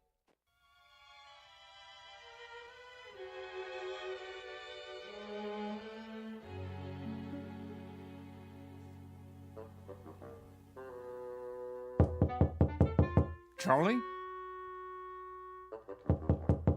You in there? Going to be a beautiful sunny day today. And Yes? expect much more of the same over the next couple of Just wondered might what wanna do happened some to of you. those outdoor activities. Not a thing, Ben, not a thing. Las Vegas, 68. Los Angeles. Thought I'd lie down for a minute. Come on in if you'd like. Sorry about that son of yours. Are you? I'm not. This is a good enough place for me. I don't know what I was thinking. Here, I'll close the window for you. Why? It's a beautiful day, don't you think? Oh, so much noise. Yes, what a great running and shouting. That's what you call it? Such a grouch. You can't stop kids from playing kick the can. It's in their blood, like statues or hide and seek, a ritual this time of year. You surprise me sometimes, Charles. And why do you say that? You actually brought that tin can up to your room? Must be filthy. No, it's not. It's been emptied out and washed clean and baked by the sun till it's shiny as the day it was made, tempered by the wind and the grass and the warm summer air. Sure you're feeling all right? Admit it, Ben. Admit what? Don't you ever think about it? You must. I don't know what you're talking about. All kids play those games the same as we did, and the moment they stop, they begin to grow old. Oh, come on. It's almost as though playing kick the can keeps them young. Huh. So that's what this is for. Magic. I'm not sure. Charlie, I'm worried about you. You're not yourself. Aren't I? You don't believe in magic anymore, do you, Ben? Huh, what are you talking about? But there was a time when you did believe in it. Never. We've known each other since I can't remember. Since we were tow-headed kids. You believed in magic then. Huh, not me. Yes, you did. When we walked on different sides of the street lamp, you'd say bread and butter. When your baby teeth came out, you put them under your pillow for the tooth fairy. And when you went down the sidewalk, you were careful because you knew that if you stepped on a crack, you'd break your mother's back. Oh, you believed in magic all right. What is wrong with you, Charles? Would you like me to get the nurse? What happened, Ben? Where did the robbery take place? Robbery? A thief stole everything away when we weren't looking. Who was it, Ben? Was it time or something else? We grew up, that's all. Everybody gets older. Do they? Think, Ben. How can we be sure? Maybe there are people who stay young, only we don't know it. Maybe they have a secret that they keep from the rest of us. Now, Charles. Is there something kids know that they forget? That they want to forget? They say, when I get big, I'll be a fireman, or a detective, or an explorer. They wish so hard to get older that it finally happens. They get taller and stiffer and forget the magic that made it all possible. There is something wrong with you. I've never heard you talk this way before. Maybe the fountain of youth isn't a fountain at all. Maybe it's a way of looking at things, a way of thinking. Charles? Yes? Stop it. Stop what? You're an old man, don't you understand? Your youth has been gone for 60 years. Well, what I mean is, you lived a full life, Charles. Don't go sloppy now. Don't spoil it by acting like a nut. But it's all so clear. It makes sense. It isn't too late to play kick the can. That's the secret. Can't you see, Ben? Can't you? I see a plain old tin can with dents in it. That's all. Then look again. This can is special. I'm absolutely sure of it.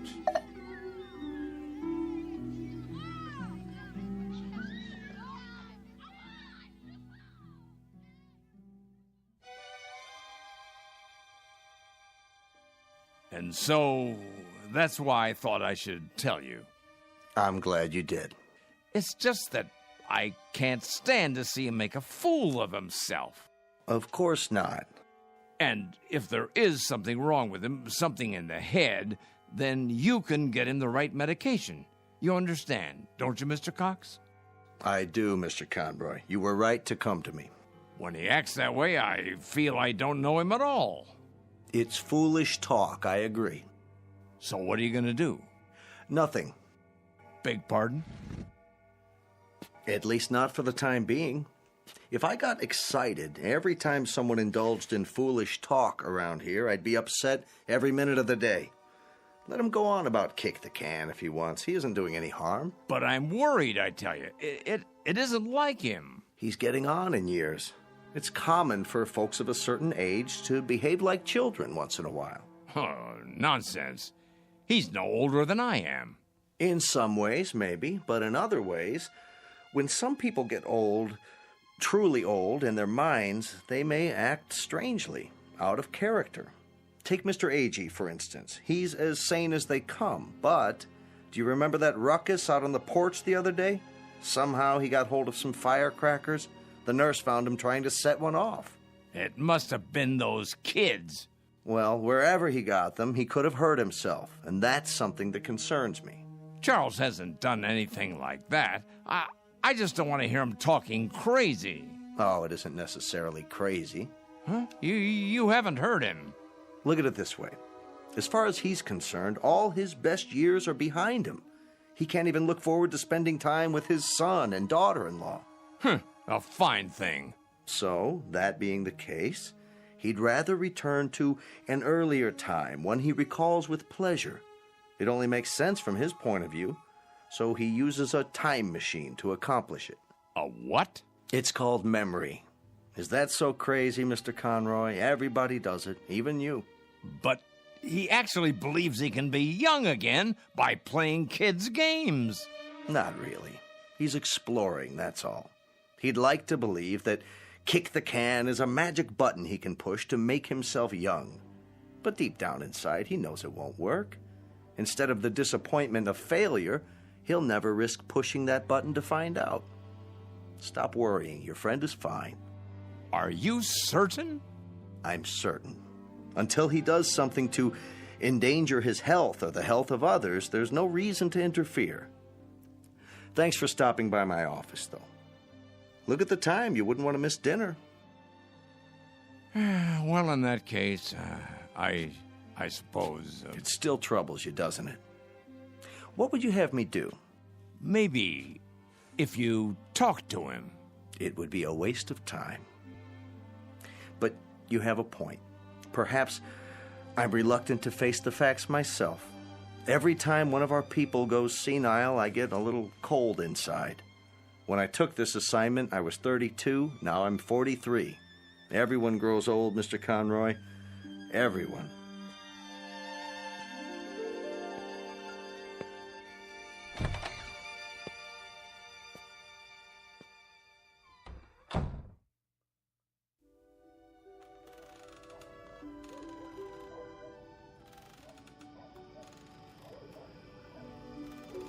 I think we should go in now.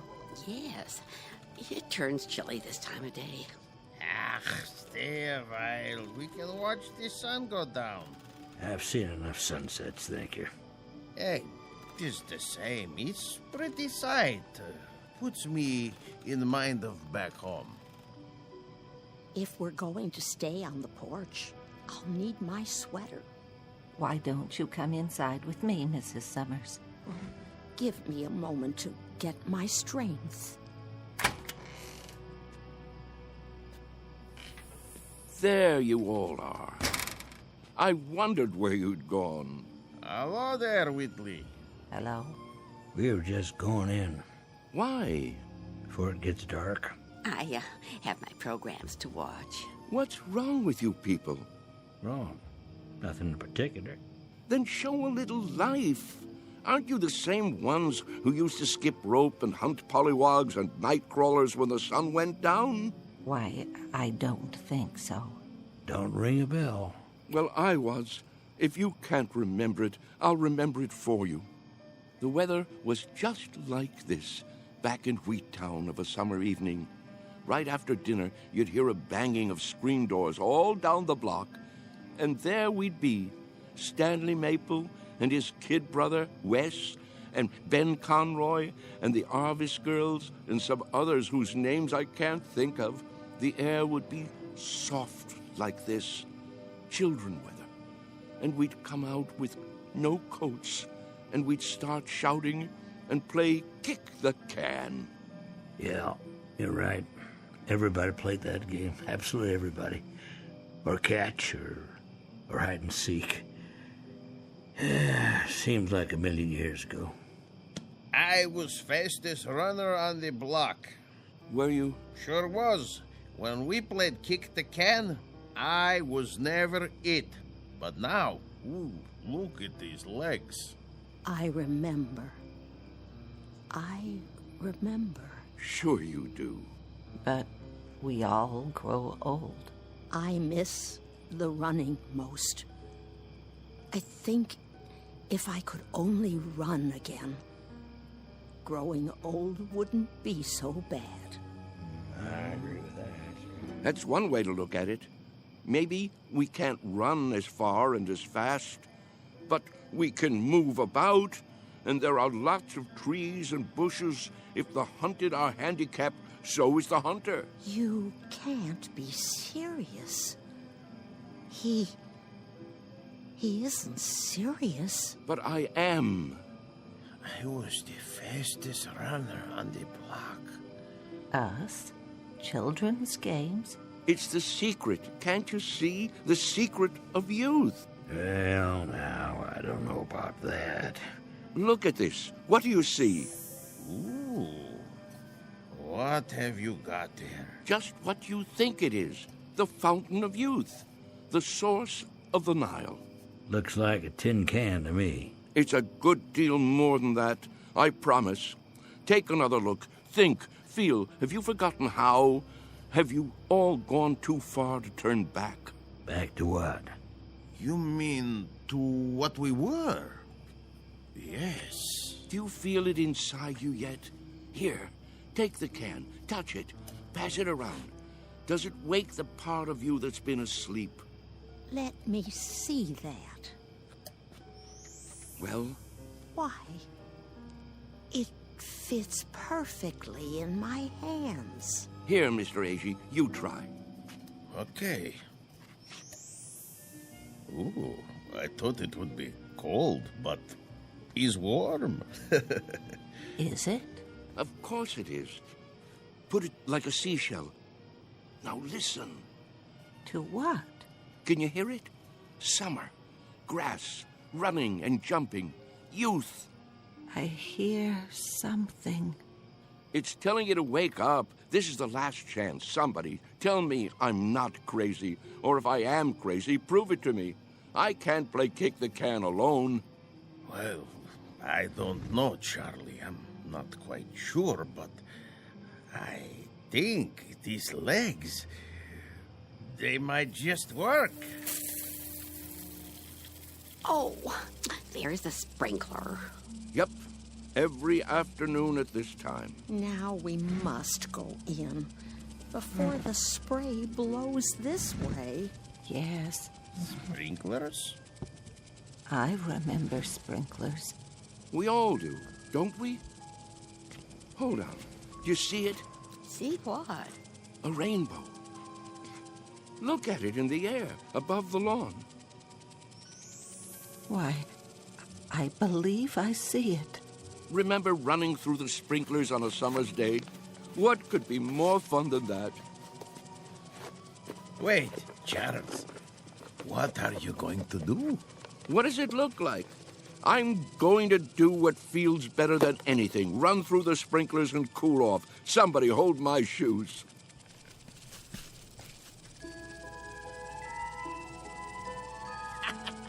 Well, look at him, will you? This way, everybody. It feels great. Mr. Whitley. Charlie, what are you doing? Come on in. The weather's fine. Nurse! Nurse! Yes? Help me get him inside. Yes, Doctor. Don't worry about me. I'm having a great time. That's enough. He's soaked. Get him some dry clothing and put him to bed before he comes down with pneumonia. Right away. Ah, you're spoiled sports. That's what you are. I don't need any help. Don't be difficult, Mr. Whitley. Just come along. I'll get you a towel. What are you doing, Ben? Did you call them? It's for your own good, Charlie. You'll only hurt yourself. I thought we were friends. We are. That's why. This way. I'll bring your shoes later. All right, everybody. The party's over. But he wasn't hurting anyone, was he? You see, he's been talking to them. Pretty soon he'll have them believing it. I was afraid of something like this. Yeah, it's like he's gone crazy after all. I'll have him moved to the observation room in the morning. But, Doctor, to be all alone, that'll kill him. If I don't, he'll end up killing himself.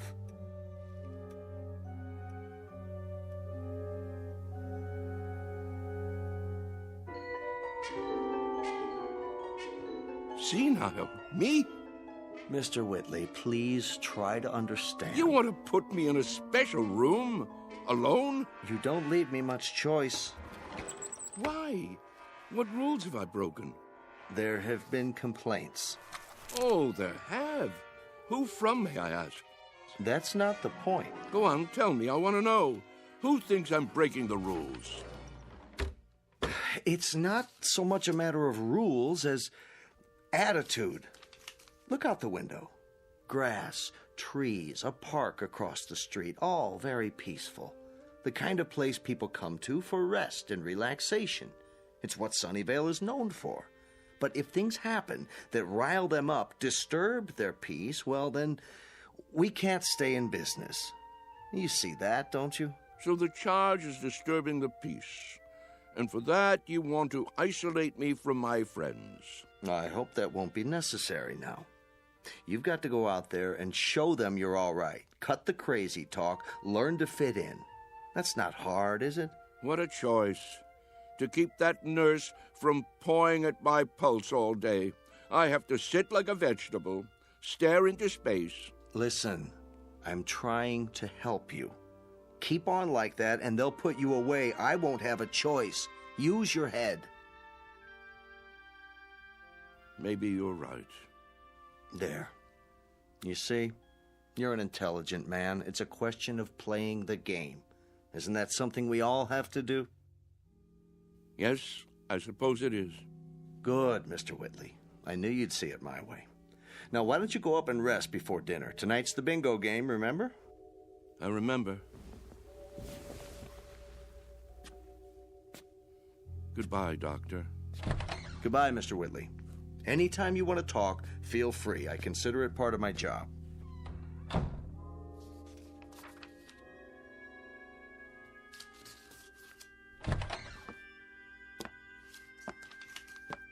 I made him change into fresh clothes. So I see. Thank you.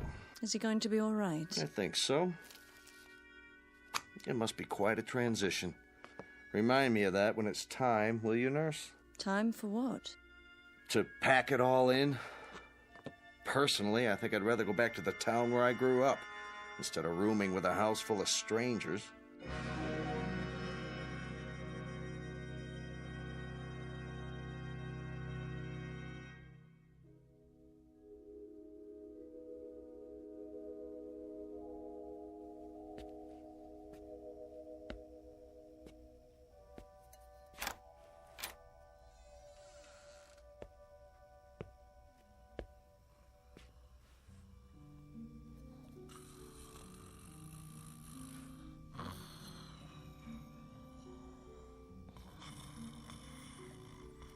Wake up. Oh. Who? What? Come. Charles, what is it? Shh. Quietly. Come where? We're going to play a game. What do you have there? What does it look like? An empty tin can. We're going to play kick the can now? It's dark outside. It usually is in the middle of the night. Now get your robe and come with me.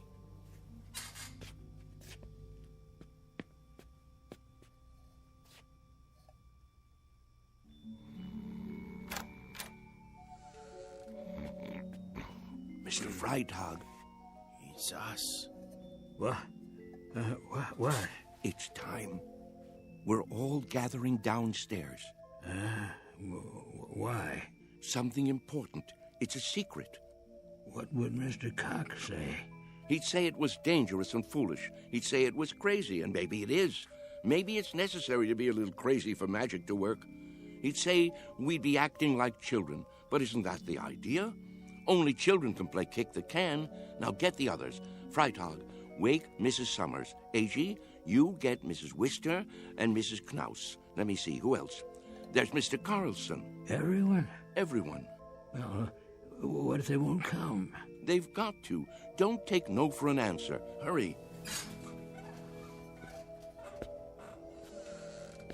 I heard people walking around. Whoa, what's going on here? Mr. Whitley has an idea. Would you like to come too? Hello, Ben. Charles? What are you doing? Go on. Do as I said. Yeah. Right away. I'll see you downstairs.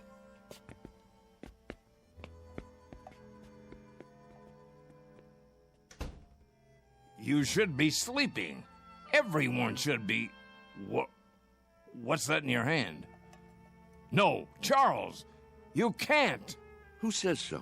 It's against the rules. The devil with the rules. It's our last chance, don't you see? Ben, come with us out to the lawn. Me? Yes, you. Ben, we always did everything together. Let's not stop now. Even if you think it's crazy, come out and play. Come to your senses, Charles. You think I'm obsessed? You think I've got hold of one crazy idea and won't let it go? Well, haven't you? Maybe so, but where I have one idea that's strangling me, you have dozens. You're the one obsessed. Oh, nonsense. Is it? You're afraid of death, but you're also afraid of life. You think age gives you the right to stop growing. You've sealed yourself inside your shell, and you're afraid to poke your head out and look around. That's enough. You're afraid of a new idea. You're afraid to look silly, afraid to make mistakes. You've decided you're an old man, and that's what's made you old. I am old, Charles, and so are you. It's a fact. Facts be damned. Your bones are old. They'll break if you try to run with them. Your heart is old. Your lungs are old. Don't you get it? You're used up, worn out by a lifetime. Sit down, Charles, before you fall down. Go back to your bed. I can't do that, Ben. Charles? I've got to find out. Won't you help me, Ben? There is magic in the world. I know there is. When I fell in love with Mary and kissed her for the first time, that was magic. When my boy was born, that was magic. The moon is magic, and the stars. Friendship is a magic thing, too. Life is magic. Maybe I'm right, Ben. Can't you consider that? Maybe kick the can is the greatest magic of all. Well, what do you say? There's nothing to say. I just don't know how to get through to you anymore. Then I'll do it alone.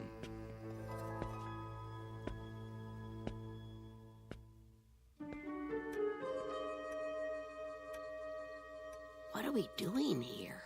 I'll catch my death. Now, you just wait. Mr. Whitley has something in mind. Yeah, something important. But what could it be? Don't you know? Don't you remember? Remember what? How it used to be. How we used to sneak out of the house after dark when the grown-ups weren't looking and the weather was like this. Don't you remember how we used to play kick the can? Everybody played in my neighborhood. A long time ago. A long time. Funny. It doesn't seem that long ago to me. I remember. Yes, I think I do too. But we've all grown so old. Are you sure? If these legs would carry me. How do you know they won't until you try? You can't be serious. He isn't serious. But I am.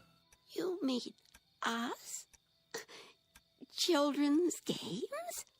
What about the nurse? She's asleep.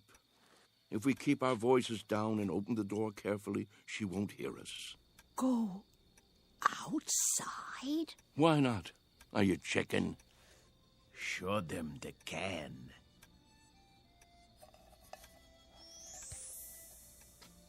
Where did you get that? From some kids. They've already broken it in. Well, are you with me? Or do I have to play kick the can all by myself? Who remembers the rules?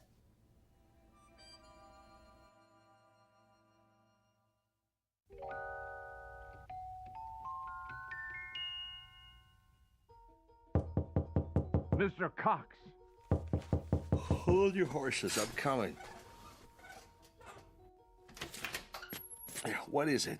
Mr. Cox, come quick. Keep your voice down. You'll wake everybody. They're already awake. Hurry, hurry. You've got to stop them. Calm down, will you? What are you talking about? You'll see. Come to the front room.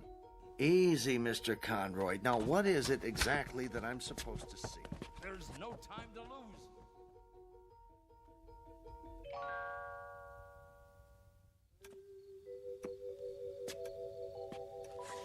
But there's no one here. Why is the door open? Because they've gone outside. Why would they do that? It's like I said, to play kick the can. That was just a crazy idea. Mr. Whitley's forgotten all about it. No, you're wrong. They really mean to play. Calmly, please. You mean now, at this hour? That's right, and it's all because of Charlie. Now I'm really worried about him. What'll happen when it doesn't work? He really believed it, see? That it would make him young. That's not the problem. What worries me is what will happen if he tries to run. He can't take the exertion. None of them can. 5, 10. Where? 15. Look, 20. the front lawn. 25. 30, 35, 40, 45, 50. Come on, I know. Ready or not, here I come. Come on, everybody, let's hide. This is gonna be good. Over here, hurry up. 85, 90, 95, 100. Ready or not. Where are they? Here I come. And what are these kids doing here? I told them to stay away. Look out! Brother Man's arrived. Maybe they're around the other side. I'll go check. Hey, kick the can over to me. Hey, Ben, look at me. I told you it would work. Charles? Come on, you want to play? No, it can't be. Ben, you better hurry up, or it'll be too late for you. Charles! Yeah, hurry up, or it'll be too late. What is it? Do you see them yet? Is that... Here, you kids, how many times do I have to tell you, go home? No, wait. What are you doing here this time of night? 1, 2, Charles? 3, you're out. Charlie? Sorry, Ben. I wish you could have believed. I gotta go.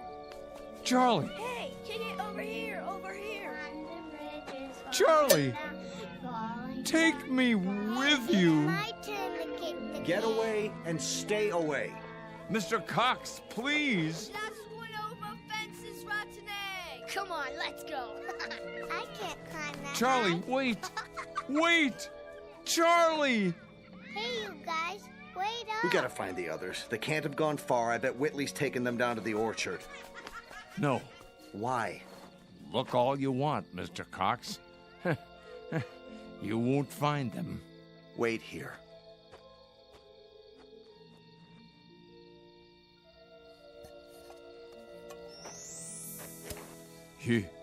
You forgot your can, Charlie. But don't you worry none. I'll keep it for you. Inside. In case you ever come back for it.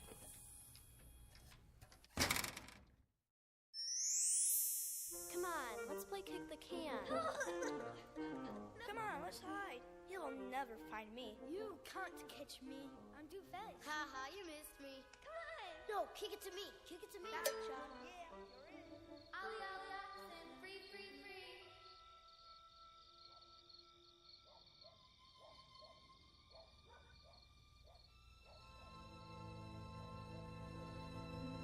Sunnyvale Rest Home, a place for people too ancient to remember the fragile magic of youth. A place for those who have forgotten that childhood, maturity, and old age are magically intertwined. A dying place for those who have grown too stiff in their thinking to revisit the Twilight Zone.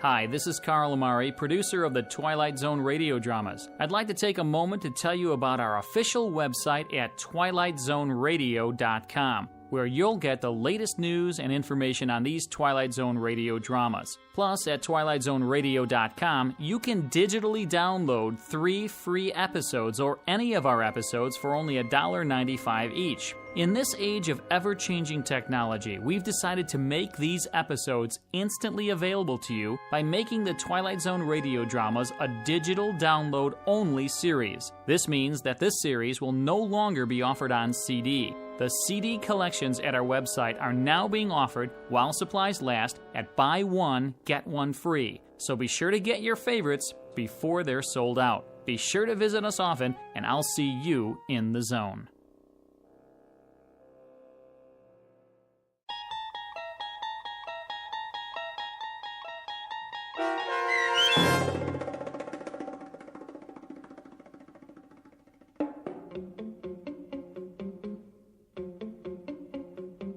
Kick the Can, starring Stan Freberg and Shelley Berman with Stacy Keach as your narrator, was adapted for radio by Dennis Etchison and written for The Twilight Zone by George Clayton Johnson.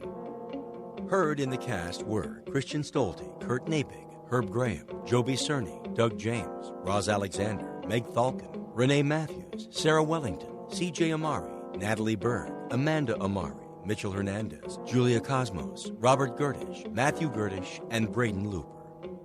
The producers of The Twilight Zone wish to thank CBS Enterprises and the Rod Serling Estate for making this series possible. This copyrighted radio series is produced and directed by Carl Amari for Falcon Picture Group and Westwood One.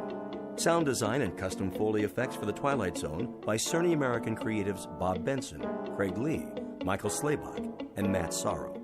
To learn more about the Twilight Zone radio dramas and to contact us, visit our official website at twilightzoneradio.com. Doug James speaking.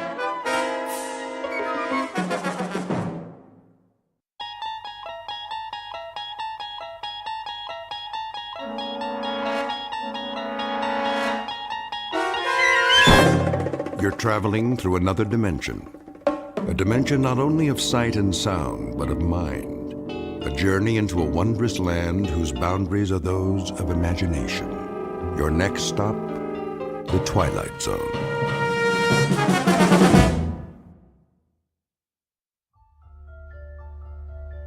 It was the day no one would ever forget.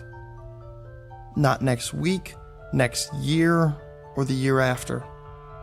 Not for the rest of their lives, no matter how hard they tried. All in? Yes. Yes. Anne? Yes, Daddy. Good. That's good then. Seatbelts, everybody. Where are we going now? Home. Oh. Unless anyone wants to stop for ice cream. Can we? If you like. I think your mother would approve. Don't you? Well, I guess so. What about you, Anne? I want to go home. I'm kind of tired. Me too. Very well then. Some other time. Dad? Yes? I was wondering. What, Tom? Well, when they closed the casket? Are you sure they closed it real tight? So she would never be wet or cold or anything? You don't have to worry, son. She's resting now. In a much better place. I promise.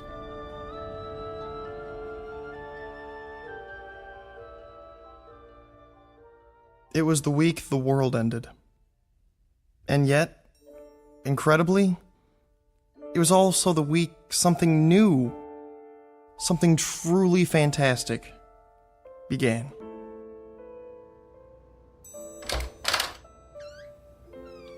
Anne, are you in here? You're supposed to knock. This is my room, too. I'm going to bed. In the middle of the day? It's cold. Tell Daddy to turn on the heater. It is on. It's warmer downstairs. Who's that? Thank you for stopping by. The children need me. Come in. Nice of you to take the time. It's Aunt Clara. We know. Is she here to take us away? Let's go listen. I'll see about a sitter first thing tomorrow. They need more than that. A maid as well. And when you work late? They'll be in school most of the day. And what about after school? And who will see that they're dressed and fed every morning? A live-in maid, then. Ugh, maids and sitters never work out. Beyond intolerable, everyone. I'll do everything I can for them, Clara. It's not enough. They need a woman's touch. George, I'm going to tell you this once. Babysitters and nursemaids are not the same as parental care. It's been a week since their mother died, and little Anne is more withdrawn every day. Can't you see she's miserably unhappy? And it's only going to get worse. You're right about Anne. But Tom and Karen seem to be adjusting. Oh, nonsense. They're only covering up. They're sad, lost children. They have no anchor now. It's going to take time, Clara. Well, that's all well and good. But how much time? This is ridiculous. I know my own children. Do you? Clara, please. Daddy. Now you've upset the children. There they are. How long have you been listening? We were on our way out to play a game. Weren't we, Tom? Yeah. We were just... Oh, come to me, my dears. No. Anne, please don't run away. I should explain. Your father and I were having a talk. A very important one. And I told him I'm not pleased with the way things have been in this house since your mother died. But I have some good news. How would you like to come and live with me for a while? Well, how does that sound? We're okay here. School starts next week and everything. Let us talk it over among ourselves. In private. Is that your final word? I'm afraid it has to be. In that case, you'll hear from me, George. You can rely on that, and the next time it may be in the form of legal papers. No doubt.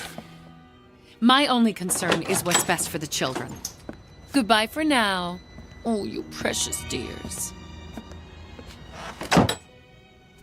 She wants to take us away.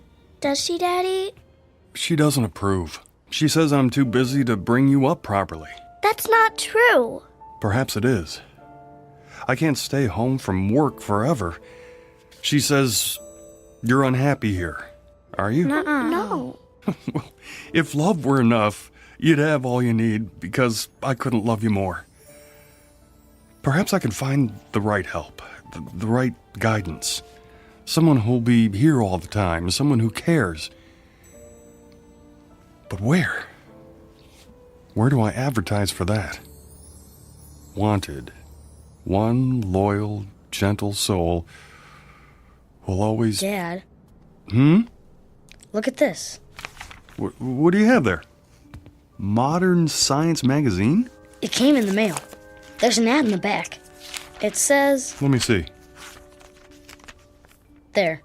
I sing the body electric.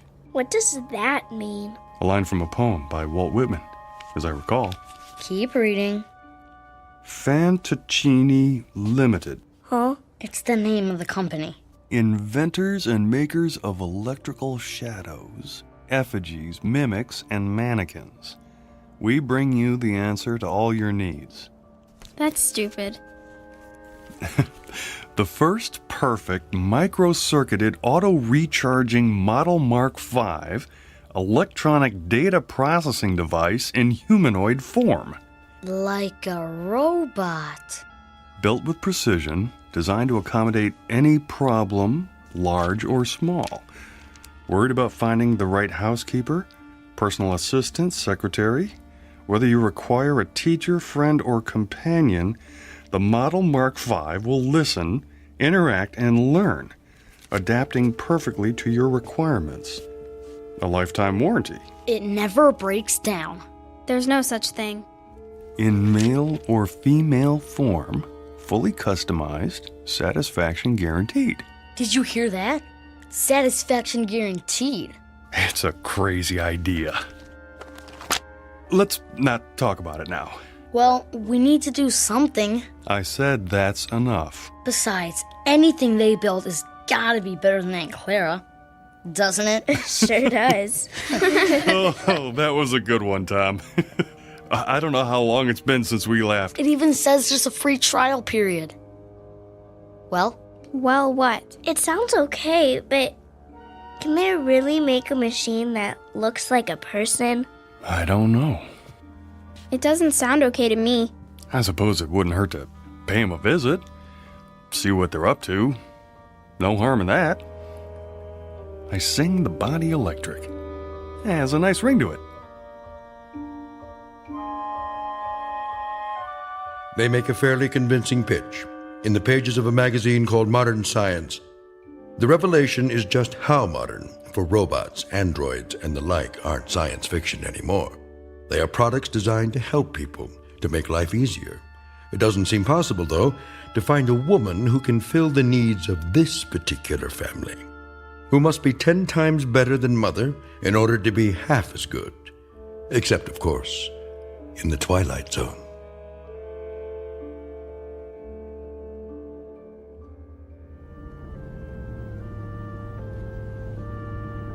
there's the sign. Fantocini. Why do they call it that? Who cares? We'll have to ask. As soon as I find a parking space.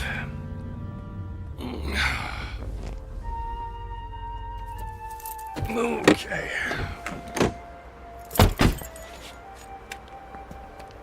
Can I ring the doorbell? You always get to do everything. Now, your brother found the ad. Wow, some bell, huh? Won't you come in, Mr. Simmons? We've been expecting you. You have? I called ahead for an appointment. Feel free to browse the showroom. I'll be right with you. Wow, this is incredible. Look. What's that supposed to be? A whole table full of marbles? I don't think so, son. More like glass eyes. Wow. Blue and brown and hazel and green. I want her to have eyes like this. Well, careful, don't touch them. Oh, please do. Guido Fantocini at your service. An unusual name. It's Italian. It means, roughly, dream people. Or, as I prefer, shadow puppets. This is my daughter, Karen. Hello. And, Don't tell me. Tom. And you must be Miss Anne Simmons. Age 11? Or is it 12? She's only... I'm going to be 11 next month. In that case, allow me to present you with this golden key. It's awful big. What's it for? To wind her up, of course. To wind what up? Why, your new, let me guess, nanny? Tutor? Oh, that and more, I'm afraid. The children lost their mother recently, and without anyone else at home... Nobody can take her place. Nobody. In that case, might I suggest our grandmother model? It's very popular. Do we have to wind her up every day? The key is symbolic, a way of introducing our product line. What sort of product are we talking about? If you can be more specific. As specific as you like. The end result is entirely your choice. First, you'll select the eyes, any color at all. This color's perfect. Then you'll move on to the hair salon. Our wigs are of the finest quality. Blonde, brunette, brown, red, white, and every shade in between. I want her to have long hair, like this one. Ears, with or without earrings. Arms, slender or sturdy, graceful or strong. Hands, fingers, lips, full or thin. As for body type, the choice is again yours. Tall, short, the height you prefer to the millimeter. Very impressive. But they're just pieces. Until we put them all together at the factory. Then they'll become something else, something new. They'll move and walk and talk. Machines don't talk. Grandmothers do. Listen. I sing the body electric. I celebrate myself and sing myself. Who's that?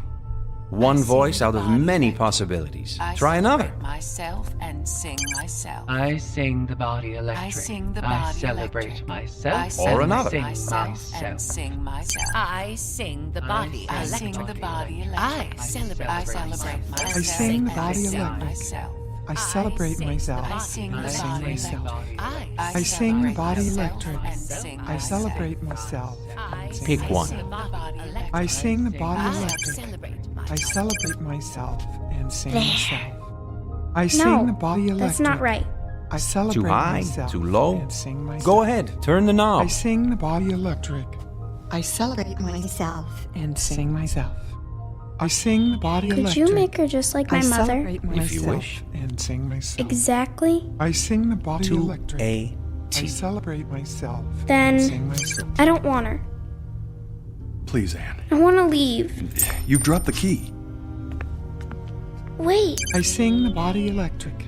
I celebrate myself and sing myself. I've almost got it right. Electric. I celebrate myself and sing myself. I sing the body electric.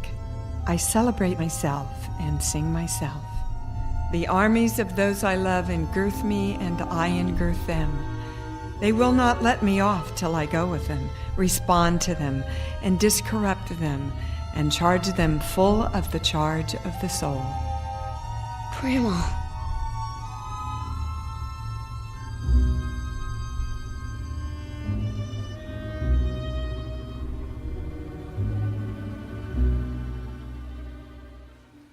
Hey, Ann, you want to help me fly my kite? I'm reading. Where'd you get that? Dad bought it for me. Here, hold the string.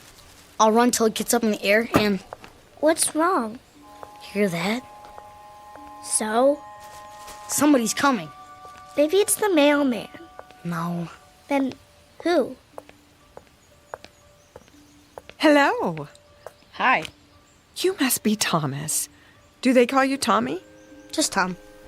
Well, Tom, then. Is that your sister, Karen? Yes, that's Anne over there. Of course. Who are you? Well, give me any name you like. Melissa, Lavinia, Malvina. Do I know you? Well, don't you? I think I saw those eyes before. So did I. You must be... Yes? Grandma? Say it a few times. You'll get used to it. But I thought you were gonna come in a big box, all wrapped up, like a... Mummy. Yeah. Well, then I'd need an Egyptian name, wouldn't I? Like Nefertiti? Oh, Nefertiti's a fine name. Do you know what it means? I believe I do.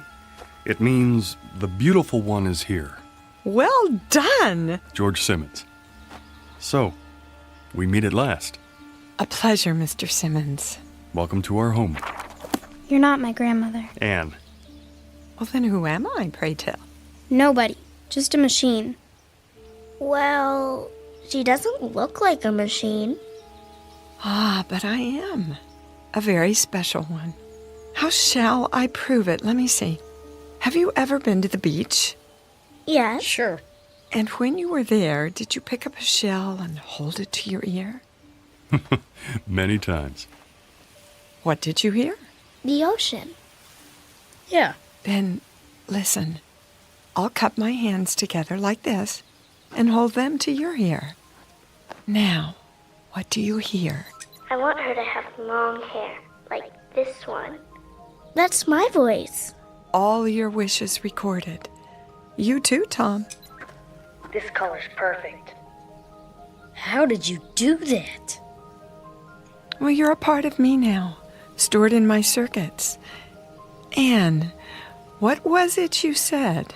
I don't care. Well, it may take a while for that one. I'm not worried. Tom, what is that you're playing with? A kite. Oh, will it fly high? I think so. If I don't run out of string first. Well, what do you know? I happen to have some with me. Where? Touch the end of my finger. You have string in your finger? If that's what you need. Now tie the end to your kite. Why don't you run with it, Anne? Go on. It won't fly. Oh, are you sure? Hold it over your head. Please, Anne. Give it a try. Well, if you want me to, Daddy.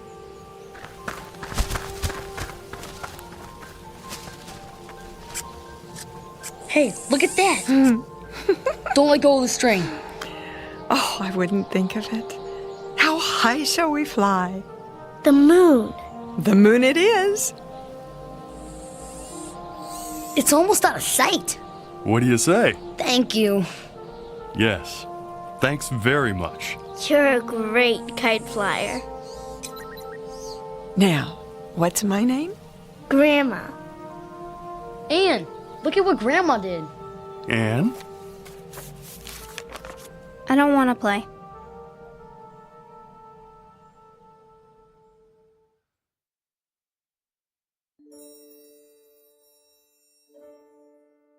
There was a second day, of course, and a third, and a fourth, with Grandma busy every minute, cleaning and cooking, opening the drapes wide, filling the vases with fresh cut flowers, baking cookies and pies, and leading long walks into town. But the most beautiful and special thing was the way she paid attention to everyone. She took time to listen, really listen, and remember every word, every thought, every wish, as if that were her only purpose. She seemed clever beyond clever, human beyond human. Anne finally began to join in, but slowly. To walk if not to run, to listen if not to hear, to watch if not to see. And as the days turned into weeks, Grandma waited. She never tried to urge or force. Sometimes, when Anne didn't come to the table, Grandma left dinner on a tray by her door. Big spoons first, then the little spoons. Is that right, Grandma? Perfect, Karen, dear. Is that your father home already? Yeah. You heard him before he got here. Daddy! Hello, sweetie. How was your day? Grandma taught me how to sew. Did she now? Good evening, Mr. Simmons. Dinner is almost ready. Well, looks like you have a helper. I made the mashed potatoes. Indeed, she did. I'm proud of you, Karen. Where's Anne? She's upstairs doing her lessons. Anne! Come down and help your grandmother! Oh, it's all right. I can handle the rest. That's not the point. Dad, whose car is that out front? Which one? The new one. Oh, well, let me see. Oh, yes. It's ours. It is? I came home early to surprise you. Can we go for a ride? All of us? I don't see why not. We'll take a run to the ice cream parlor after dinner. How's that? Now, go and wash your hands and tell your sister dinner's ready. Okay. Yeah. Thank you for being so good to us. Good for us. And that includes me. I'm sorry about Anne. I'll have a talk with her. Now, don't you worry about Anne. She'll accept me eventually. You seem very sure. Mr. Simmons, children are the most complicated creatures in the world. I could be the greatest cook, the finest, most exciting playmate, the most interesting companion, but those are very small accomplishments. It's the heart I have to enter. A child's heart. It's a deep place, difficult to reach. But that, too, will come. Anne, darling. Are you hungry, dear? Not very. We're, going for a ride after dinner. In our new car. It's beautiful. Wait till you see it. I'd like you to go with us. Is she going? Oh, please, Grandma. I want to ride in the back seat with you. Me too. Then I'll stay home. But why, Anne? I don't like her. You mustn't say that. I don't want her here. Dear child. I never wanted you here. It was them, Father and Tom and Karen. They wanted you. They needed you. But I didn't. Anne, stop it. It's true. You sit and you talk to her and you eat the food she makes and you make believe, Father. That's what you do. You make believe, as if she's real, but she's not. She's a machine. Nothing but an old machine. Anne, listen to me. Machines are neither bad nor good. Some kill, and some make war, and some guide people through the darkness like a lamp. Believe me when I tell you, I cannot lie, or sin, or be greedy or jealous. I don't seek power or riches. I've been programmed for other things. You'd be surprised at how much a machine can do. This one, for example. This machine can love. Love who? Oh, you, Anne. I can love you. And I do. I love you more than tongue can tell. You don't love me. You can't. She said she loved me. She? My mother. She said I love you, but she lied. She lied. You're just like her. I hate you.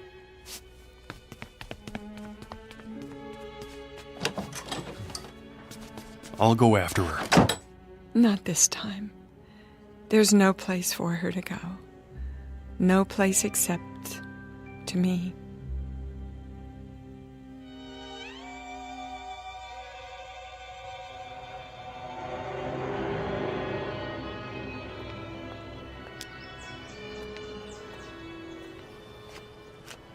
Anne, come home with me now. No, you're just old junk. Well, is that what you think?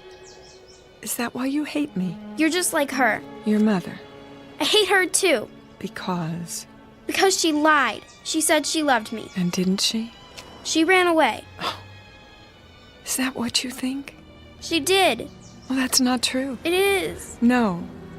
Death left her no choice. But she let herself die. She shouldn't have done that to me. She shouldn't. She left me. And do you think I'm like her? You are. You're only trying to trick me. Oh, it's not a trick. It is. I don't give you permission to love me. There she is! Anne, come back! No, I won't. I won't. Anne, stop! The light's red! Anne! No, child! You mustn't! There's a truck! Leave me alone. Then stay where you are. I'm coming. Anne, no!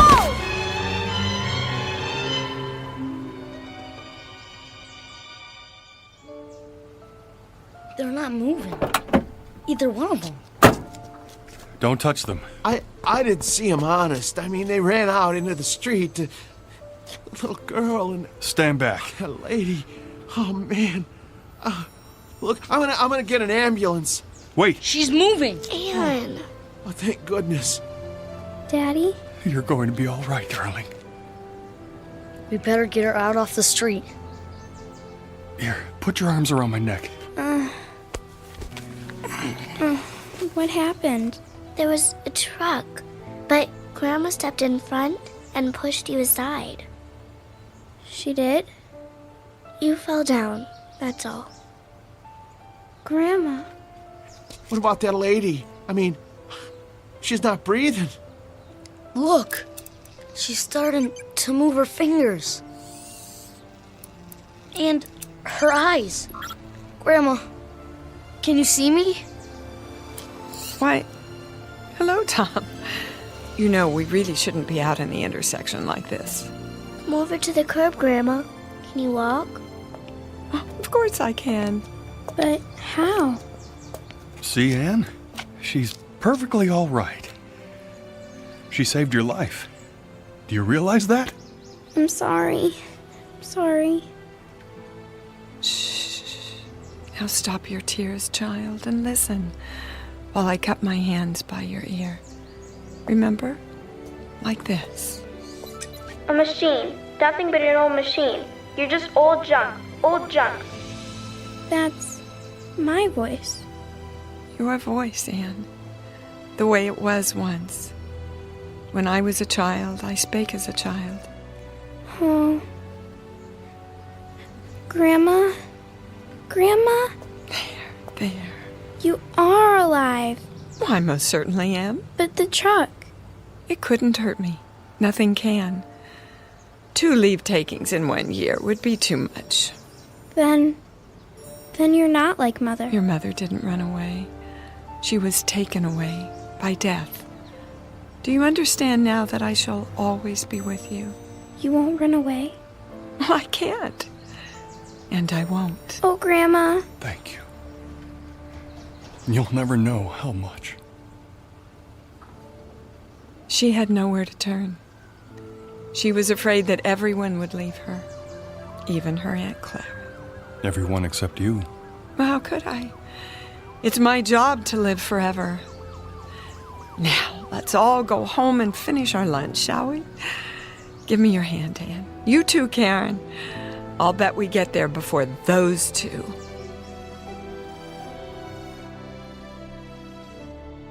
As of that moment, Grandmother became an irreplaceable member of the family, an integral part of their lives. She was more than important. She was vital, the very essence, the most crucial part of being alive. And she shared it all with them, without effort, as if it were what she was born to do.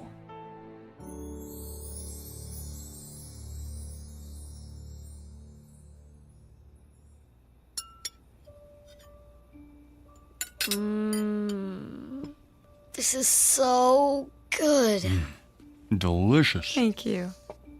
May I have some more, please? Well, if there's any left, I may have had more than my share. I take it you approve, Mr. Simmons. Oh, please. I'd prefer it if you call me George. Clean your plates, all of you, or there'll be no dessert.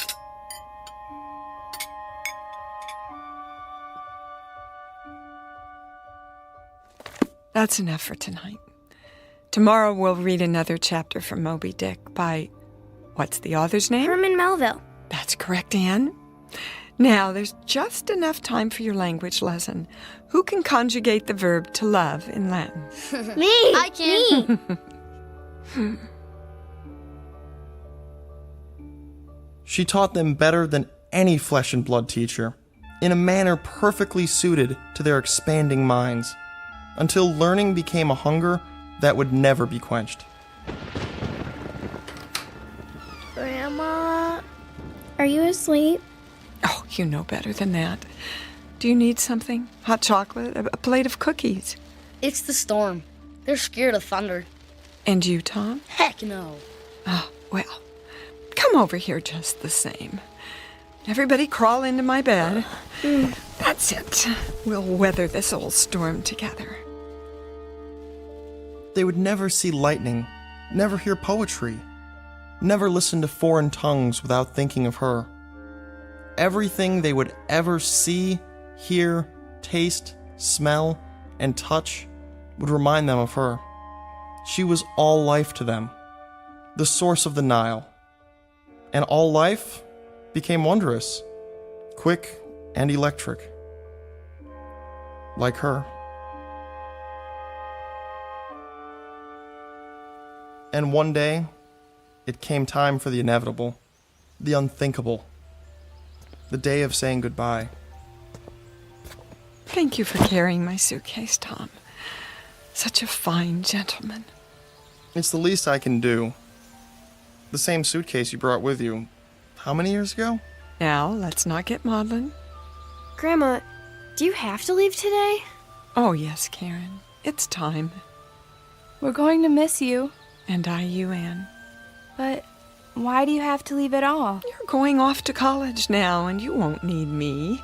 That's the way it should be. But you've been our world. I'm not the world. The world's out there, and it needs you. What happens to you now, Grandma? Oh, back to Mr. Fantaccini and the rest of the Pinocchios. He should have called himself Geppetto. Don't joke about it. Oh, but it's true. You've been my family here, and now I must go back to my first family. My brothers, sisters, aunts, cousins, all the other robots. And do what? Some stay at the factory. They're taken apart and recycled. Not you. Or perhaps I'll be returned and sent out to help another family like yours. They can't destroy you. I won't let them. Nor will I. Destroyed? Oh, what a silly expression. I'll go for a while to the Room of Voices. The Room of what? Oh, a great dim room. A kind of parlor where all the other mechanical grandmothers are brought and stored for, a month or a year. And in that room we'll sit and rock and murmur and whisper to each other. And we'll listen and tell what we learned from the world and from the families we lived with.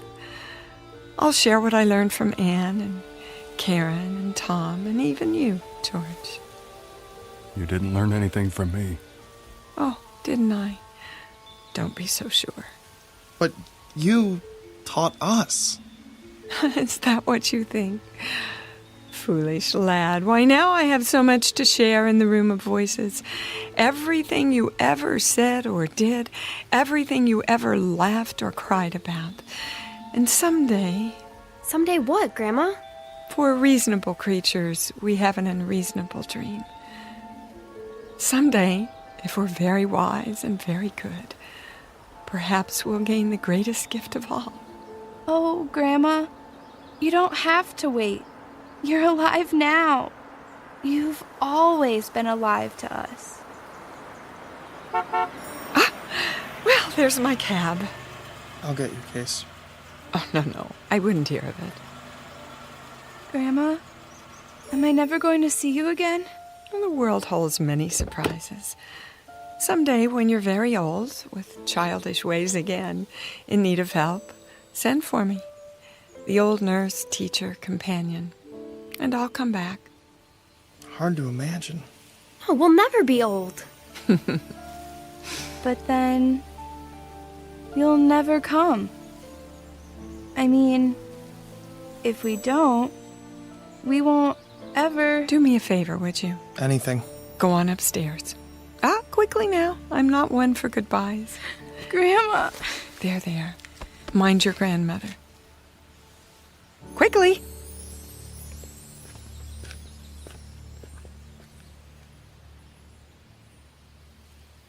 She kept her word, as promised. She has remained with us always, to this day. I've saved the key, the golden key, in a special place. Sometimes when lightning rends the sky, I see her face flash before me in the dark.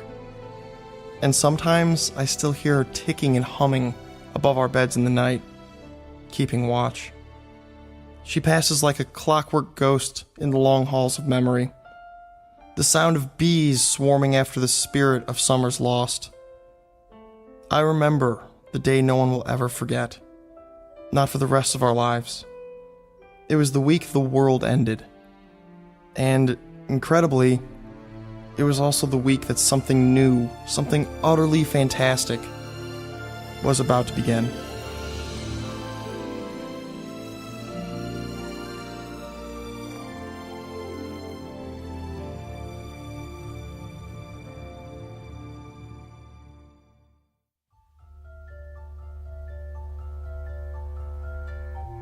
As of this moment, the wonderful electric grandmother moved into the lives of children and father.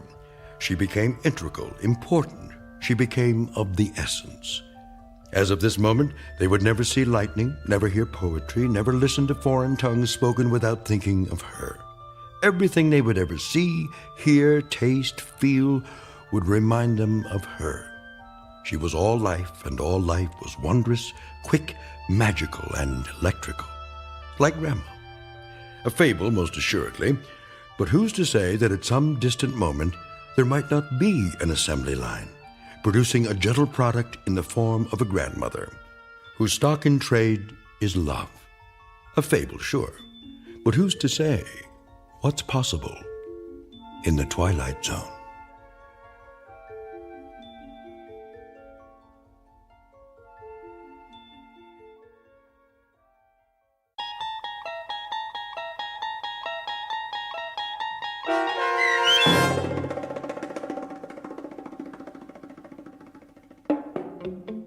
I Sing the Body Electric, starring Dee Wallace with Stacy Keach as your narrator, was written for The Twilight Zone by Ray Bradbury and adapted for radio by Dennis Etchison. Heard in the cast were David Pasquesi, Tony Marcus Jr., Donna J. Folks, Joe B. Cerny, Patrick Cerny, Haley Nabig, C.J. Amari, Elena T. Wilson, Natalie Pear, and Zoe R. Rand.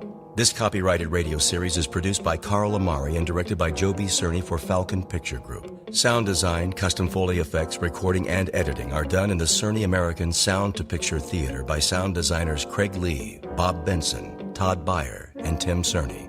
Music for The Twilight Zone is provided by CBS and American Music Incorporated, New York.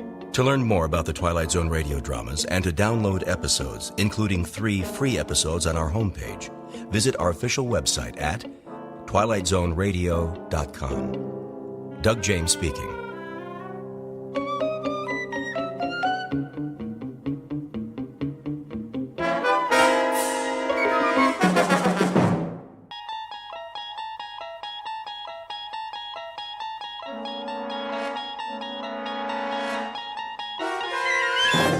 You're traveling through another dimension. A dimension not only of sight and sound, but of mind. A journey into a wondrous land whose boundaries are those of imagination. Your next stop, the Twilight Zone.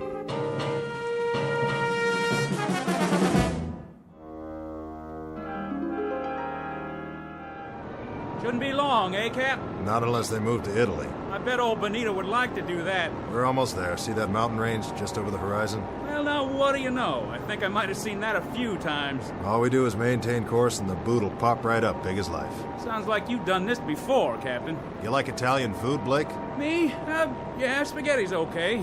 No meatballs, though. They give me heartburn. Okay, no meatballs. Beautiful day like this, I thought we'd just bomb the supply dump and sit down and have us some lunch before we head back.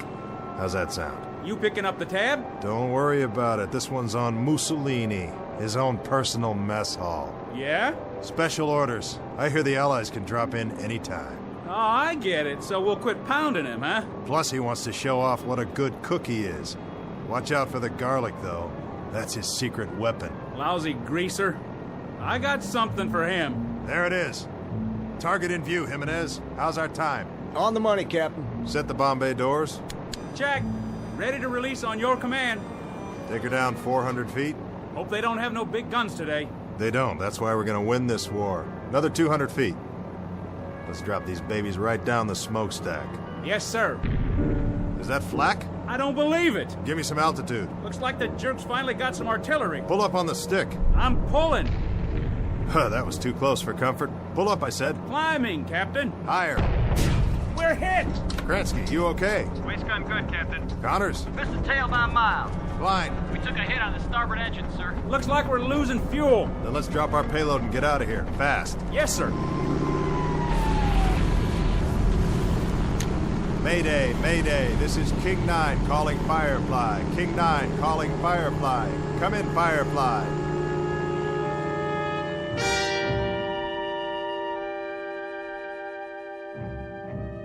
This is the war in Europe, 1943. The air spits out violence and destruction, and the sandy graveyard of North Africa swallows it up. Her name is King 9, a B-25 medium-range bomber, 12th Air Force, USAAF. On this hot, still morning, she took off to bomb the southern tip of Italy, manned by a crew who knew the risks when they signed on.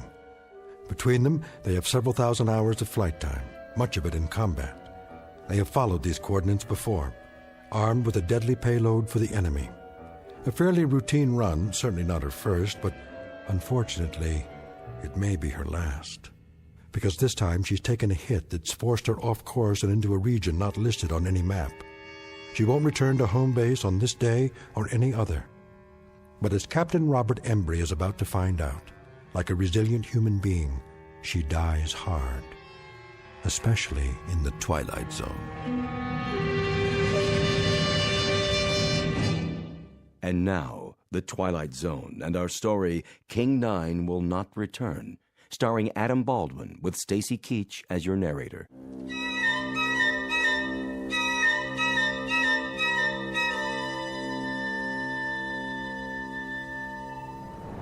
What's the damage, Blake? We took a hit on the wing tank, Captain. How bad? Needle's dropping fast. We're leaking fuel. How much? A lot. Jimenez, what's our position? 10 degrees off course, Captain. Airspeed's dropping. Losing altitude. How far from base? Too far. We'll never make it. We may have to ditch. Down there, oh, mamma mia. Take a look around. See anything? Nothing but sand, sand, and more sand. Looks like one great big beach and no ocean. Then get ready for some belly surfing. Landing gear? Leave it up. Won't do any good. The sand's too soft. Connors, Klein, all crew, strap it in. We're gonna attempt an emergency landing. Flaps down. Level her out! She won't hold! Pull up! Get over that dune! There goes the other engine. Hang on! She's holding. We're gonna belly in like a glider, nice and easy. Piece of cake, Captain, piece of cake! Watch it! Watch it! We're coming in too fast! I can do this, I promise you. Captain! Look out!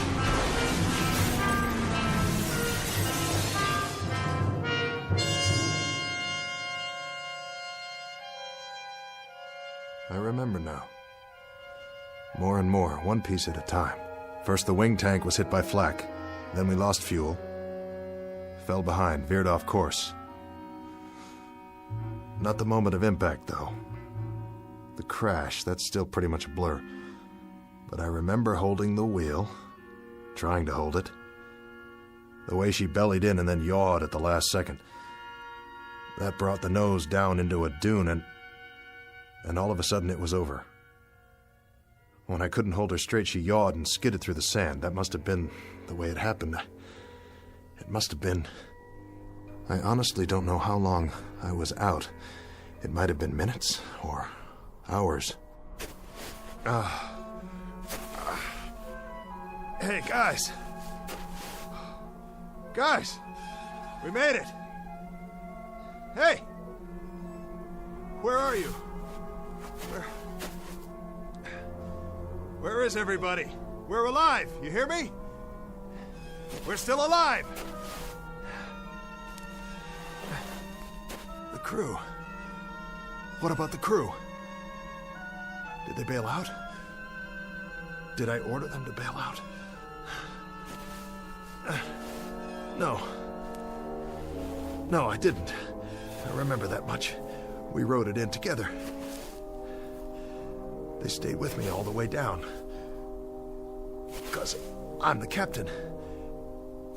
Yeah, that's right. Captain Robert Embry. That's who I am. Blake's my co-pilot. Jimenez the navigator. Kransky, radio op and waist gun. Connors, he was tail gunner. And Klein. Sure. Klein, he was the upper turret gun. Let's see. Who else? Think. Gotta think. It was coming back to me, but I wasn't 100%, not by a long shot.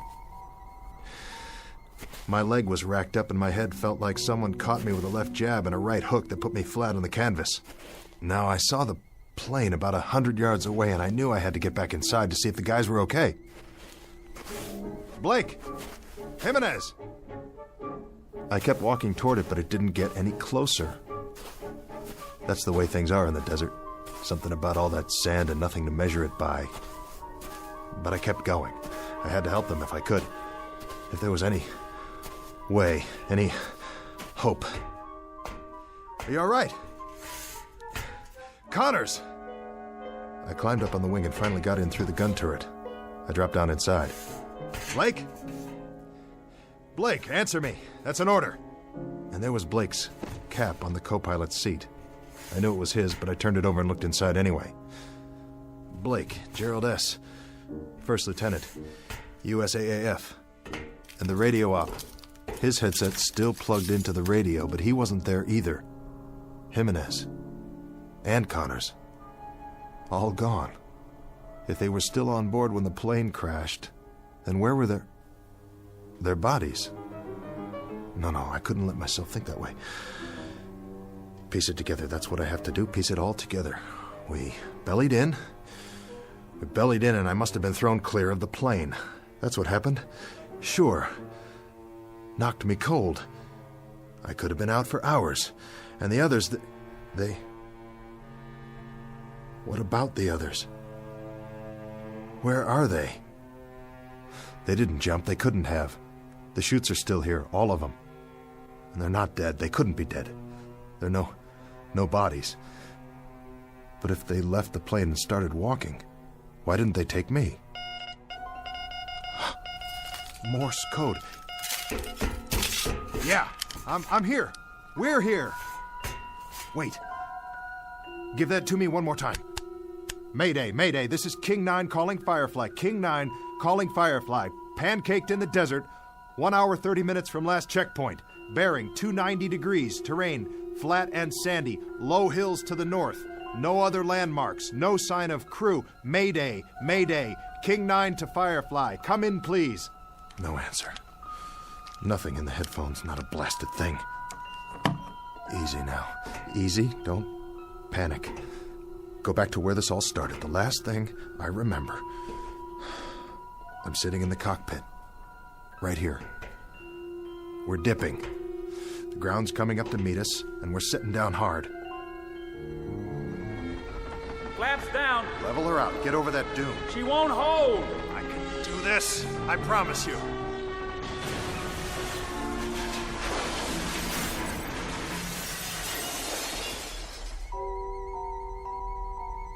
The crew. The whole crew was in the plane, and now they're gone, all of them. And I'm here with a king-size headache. So what? I got off easy. Nothing to worry about. But the main thing is not to forget. I'm responsible for this crew. I'm in charge. As far as it's within my power, I've got to keep them alive. I've got to keep them out of this. Every last man. I command this aircraft, and I'm responsible. I'm in charge. Nobody else. I'm responsible for all of them. Klein, Jimenez, Connors, Blake, Kransky, every last man. Who's out there? Blake? Is that you? Blake? Blake!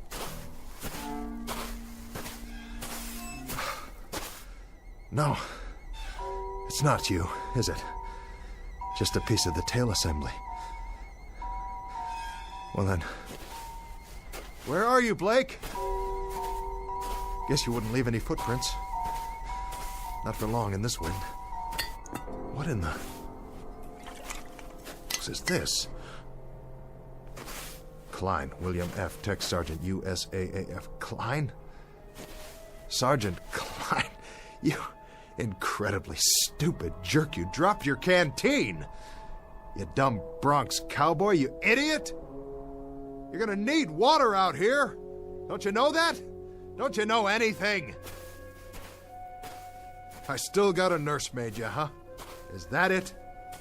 This is some crew I got here. Some crew, all right. Run around dropping canteens full of water. You couldn't find your way off a golf course without a map. And I gotta stick around and wipe your noses and comb your hair and see that you wash behind your ears because you're the worst bunch of survivors I ever... Wait. That's the plane. Somebody's trying to start her up. But... who? Hey! Hold up! That's my plane! But... who's in the cockpit?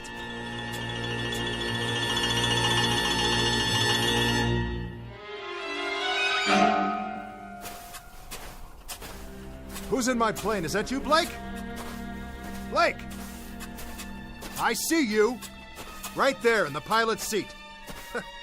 Don't tell me that's not you. Look at me, over here. I'm over here. Blake! Blake! Blake! Blake, it's Embry. It's me. It's the captain. I'm here. I'm here, Blake. Blake, what's the matter with you? Can't you hear me? Blake! Where are you? Where'd you go? What's the gag, Blake? Hey, come on, fellas. If this is a gag, knock it off. It's not funny anymore. Strictly not funny at all. Why are you guys hiding from me? Don't you get it? I'm only trying to do my job! That was when I knew, really knew, something was very wrong. It was more than the flak and veering off course and the crash and not knowing where I was. Oh, I was in the desert, all right. But where exactly, and where was my crew? Huh? If someone was playing mind games with me, the question is, who? And for what reason? Because wherever I was now, I wasn't just in the middle of a desert in North Africa. If I was the only one there after all, then the mind games had to be going on in my own head, and not anybody else's. The big question was, why? The first thing I had to do was pull myself together and find out if I really was alone. And if I was, what the devil had happened to the others. I had to find out, don't you see? Whether I survived or not, I had to know.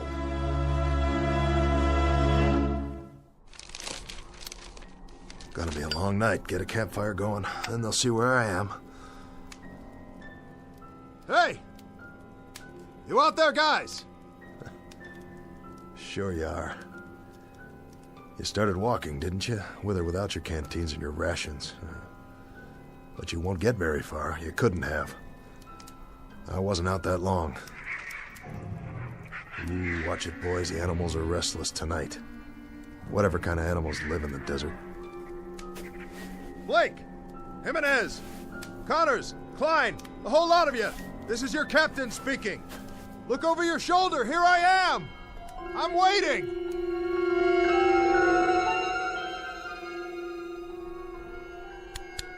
This is King 9. King 9 calling Firefly. Come in, Firefly.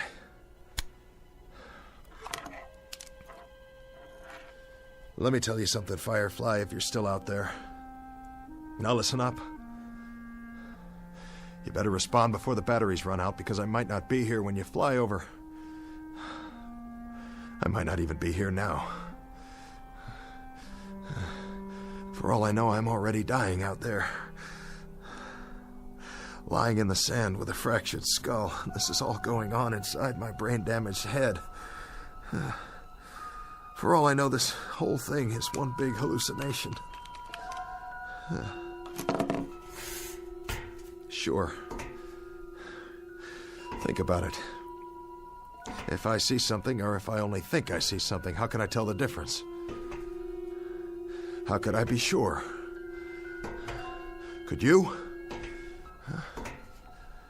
You ever have a nightmare, Firefly? Huh? Really bad nightmare? Well, you were scared, weren't you? Just the same as if it really happened. Sure you were. Yeah. Your eyes moved around and you were breathing fast and your heart was beating a mile a minute. So what's the difference? I mean, really, what's the answer? The only way you ever found out was when you woke up. This whole time, I could be sleeping, having a dream. Maybe I'll wake up and I'll be back at the base, or I tied one on and I'm in a booth right now with a girl I met in a bar someplace. Oh, wouldn't that tear it? Wouldn't that really, truly tear it? When the medics get a hold of me, they'll never let loose. They'll put me in a straitjacket and send me on tour like a freak. If they ever let me out of the loony bin, that is. But for now, I think I'll just take that chair Jimenez was sitting in and carry it outside and keep the fire burning. Because that's the only thing I can do till wake up.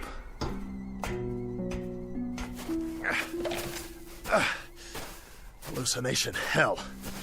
I saw Blake. I saw my co-pilot sitting in that cockpit.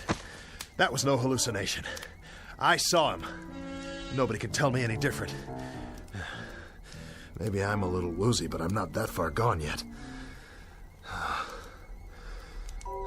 Concentrate. Gotta keep my head clear. Piece it together. I'm Robert Embry, captain. I fly a B-25 bomber. It's called King 9. It crash-landed in the desert. This desert right here. Because I ran out of fuel. Yes, I did. I did that.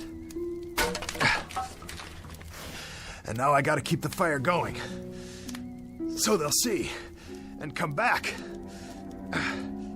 You're responsible for the ship and the men.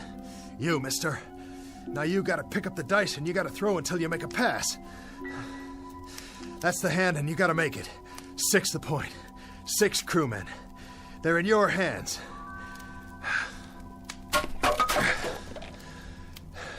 So what do you do first?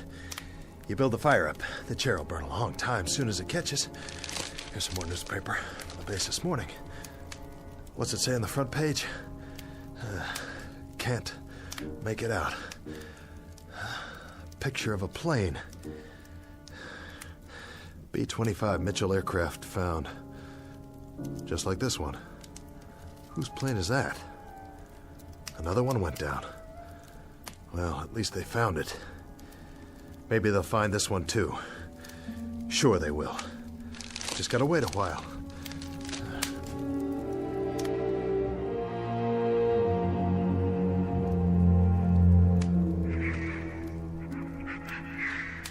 Embry, Robert, 24 years old. I took pre-flight training at Amarillo, and then I took multiple engine at Randolph, and I went to England. And then to Africa. And now we're based in Tunisia. And we were on a routine mission to southern Italy, and we caught some stray flak where there wasn't supposed to be any. And then we ran out of fuel. And I got the poor devils off. Of course. I did that too. It was my fault. I got that much down, no question about it. It was my fault. But where are they? Where'd they all go? Hey! Hey, fellas! No more hide and seek, okay? Time to come home now. Dinner's ready. Come to Papa. Fellas! Fellas! What's this? A cross? Made out of metal? From the plane. And a flak helmet hanging down. But who? Who put it here? Somebody wrote something.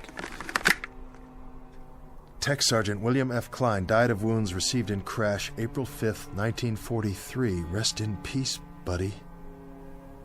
The crew. Oh, Klein, I didn't know. I didn't know. I'm sorry. I had no idea. Rest in peace, kid. Rest in peace. Captain! Huh. Who goes there? Blake! Is that you, Blake? Captain M. Connors? Hello, Captain. Kransky! It's you, and who's that? Here, sir. Jimenez! And the man next to you, what's the matter with his face? Is that blood? All present and accounted for, sir. Klein, I don't believe it. You're not dead. Well, neither am I. Neither am I. I'm here, fellas. We're all here. We can do it. Whatever it takes. Come on. Plane's over here. I'll show you. See, it's kind of banged up and the aft fuel tank's definitely shot, but the other engine looks okay. And some of the instrumentation's haywire. Of course, we'll have to get our wheels down. We'll have to raise the ship and get under there. So we're not going to walk out of here, that's for sure. That's a definite. Can't walk out, so we're going to have to fly. But I'll get her up, boys. You can trust me. I'll get her back up. How does that... Hey! Hey, where'd you go? You hiding behind that sand dune again? What do you want to do that for, huh? Hey, guys. Where are you? Listen to me. We can do it. I can do it. You'll see. All we have to do is get this propeller out of the sand and free it up.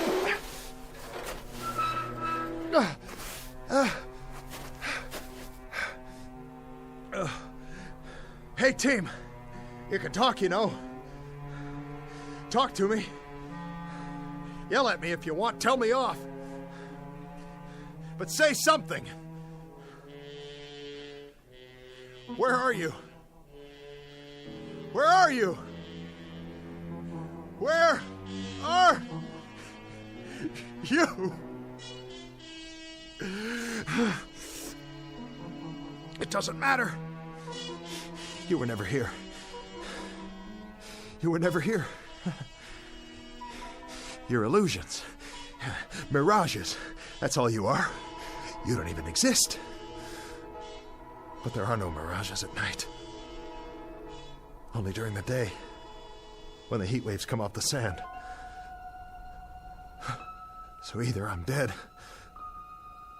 or out of my mind, or I'm off in limbo someplace. I'm unconscious, I'm sick, that's it. I'm cracked up in an army ward, or I'm down in the drink somewhere, drowning. Or I don't even exist any more than you do. There isn't a thing here, not a single thing that's real. Oh, God. Oh, God, you gotta tell me what's happening here. You gotta tell me. Please. You gotta give me a sign. What? What is that? Aircraft. I can see their lights. Yes! But they're moving too fast. I've never seen planes like that before. I've never even seen jets. I couldn't have, not yet. Jets. Jet aircraft. What do I know about jet aircraft? It's 1943. There's no such thing as jets yet, but I know about them. F-106s, F-105s, B-47s, B-52s, B-58s. I know all about them. I am Captain Robert Embry, United States Army Air Force. I'm the pilot of this bomber right here. We went to Italy this morning because it's World War II, and it's not over yet, and I'm right in the middle of it. Hey, crew! We've got to get out of here! We gotta get out of here! We gotta get out of here! Because if we stay here, I'll have to dig more graves and bury you all with my bare hands. Don't you worry, I'll take care of it because it's my responsibility. Yes. Yes. And I'll dig one more while I'm at it. One for your captain. One for me, too.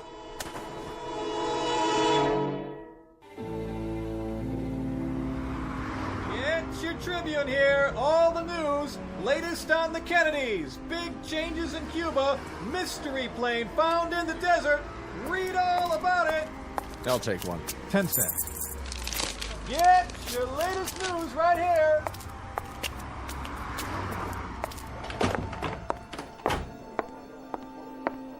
Paging Dr. Benway. Dr. Benway, please go to ICU. VA Hospital, please hold. Where's Dr. Martin's office? 3rd floor to your right. Thank you. Veterans Administration, how may I direct your call?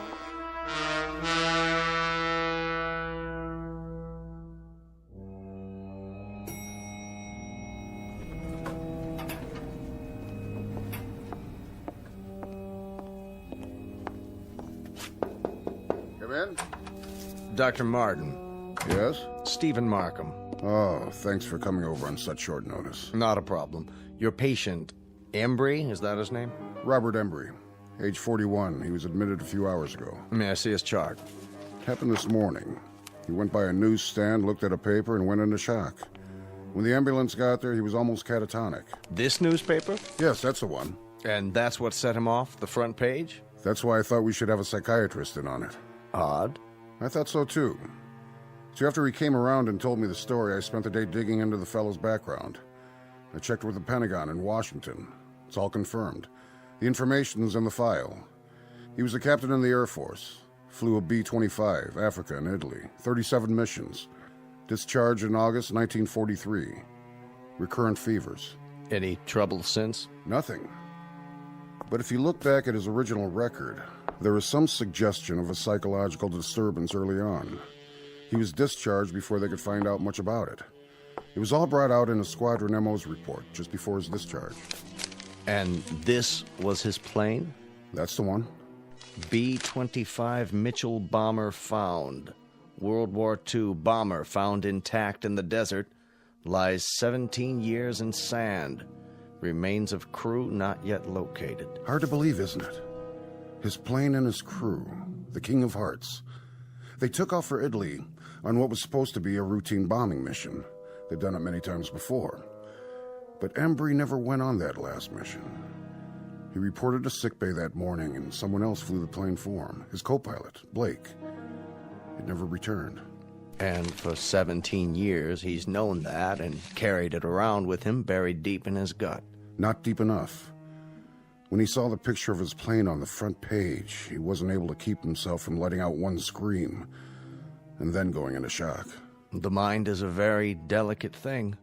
Sometimes there's an infinitely fragile balance. We never know how fragile until something sets it off and tips the balance one way or the other. Something like this, completely out of left field. How's he doing? I was just going to check on him again.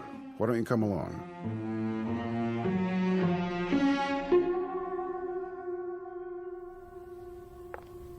Oh, Doctor, I'm glad you're here. Did he get any rest? For an hour or so. He still seems agitated and disoriented. Thank you, nurse. Dr. Markham here would like a word with him. Of course. How are you feeling, Mr. Embry? Sorry, I don't know what's wrong with me. That's what we're here for. To get you back on your feet. That's our job. Crazy dream. Crazy. Was it?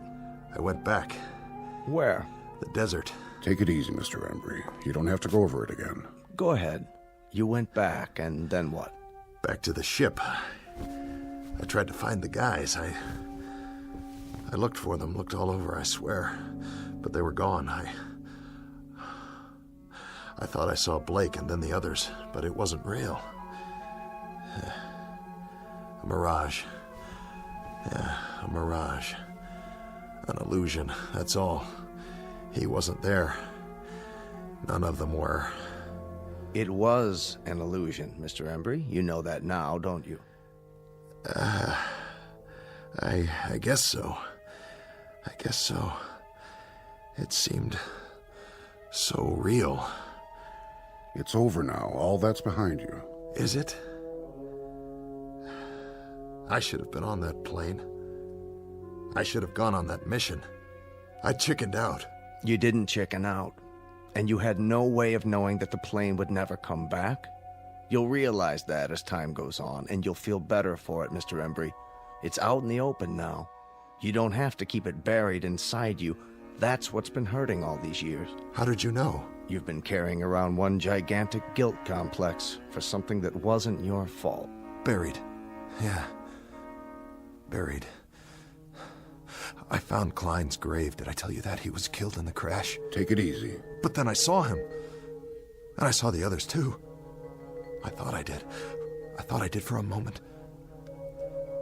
The whole crew. I would have buried them, you know. The last thing I dreamed, I was digging graves for them in the sand so they could be buried just like he was. You need to get some sleep now. I'll ask the nurse to give you a sedative. As soon as you're ready, you can get back to your life, but there's no hurry about that. What you need right now is rest. Another crazy thing. Another part of the dream, whatever it was.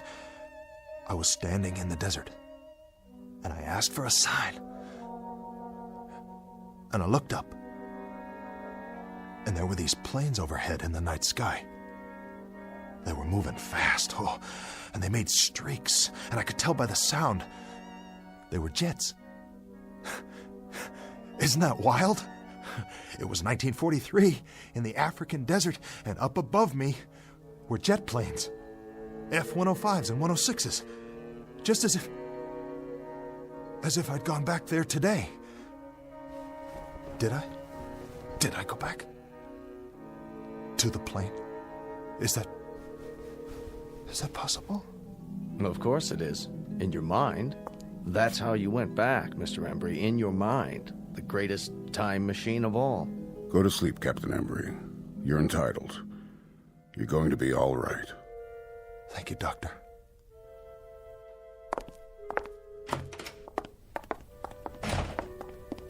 So, what do you think?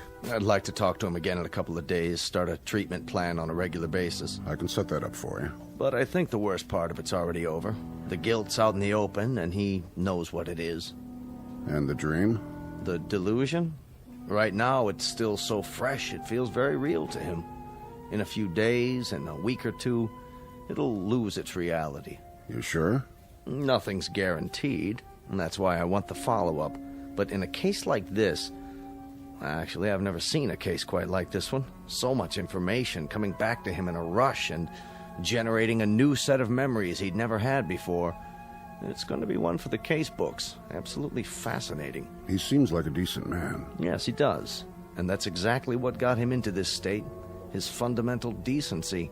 He has a conscience. If he weren't a good man, he wouldn't be vulnerable. And would have one less patient. I'd have a whole lot fewer. Is that Mr. Embry's room, Doctor?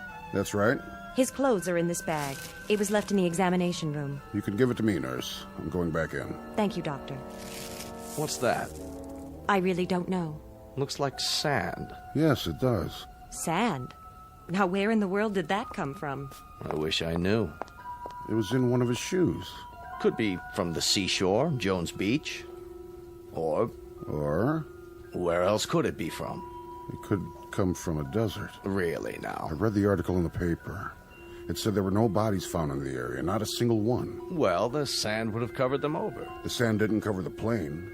It was sitting there, perfectly preserved. There would have been something left of the crew, too, their bones at least. Unless... Unless what? Unless someone dug graves and buried them.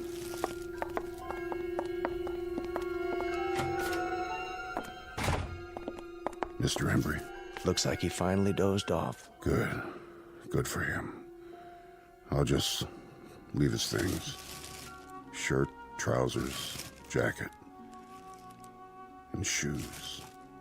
Complete with several ounces of white sand. Where do you suppose it's from? Maybe a fishing trip he took recently? Very recently. Or from a plane. From a B-25 called the King of Hearts. Wherever it's from. Rest easy, Mr. Embry. You've had a long journey back. Very long. Now you can rest. Meanwhile, I'll leave your shoes by the bed. You'll need them when you're back on your feet, which will be soon. Very soon indeed. Captain Embry. Godspeed.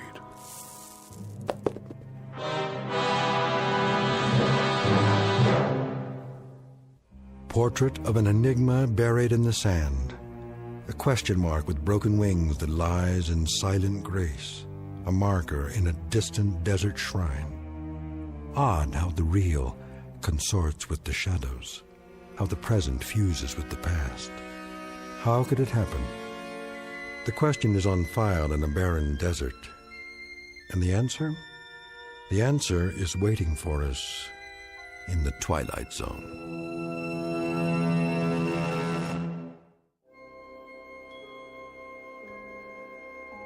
Hi, this is Carl Amari, producer of the Twilight Zone radio dramas. I'd like to take a moment to tell you about our official website at twilightzoneradio.com, where you'll get the latest news and information on these Twilight Zone radio dramas. Plus, at twilightzoneradio.com, you can digitally download 3 free episodes or any of our episodes for only $1.95 each. In this age of ever-changing technology, we've decided to make these episodes instantly available to you by making the Twilight Zone radio dramas a digital download-only series. This means that this series will no longer be offered on CD. The CD collections at our website are now being offered while supplies last at buy one, get one free. So be sure to get your favorites before they're sold out. Be sure to visit us often, and I'll see you in the zone.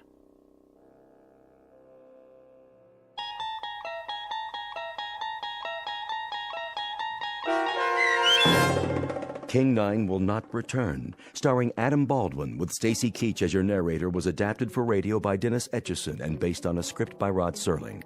Heard in the cast were Rich Kominick, Christian Stolte, Craig Wickman, Doug James, Linda Ryder, Michelle Graff, Paul Patch, Carl Amari, Roger Walski, and Vince Amari. To learn more about the Twilight Zone radio dramas and to obtain audio cassettes and CDs of these programs, visit our website at twilightzoneradio.com. This copyrighted radio series is produced and directed by Carl Amari and Roger Wolski for Falcon Picture Group. Doug James speaking.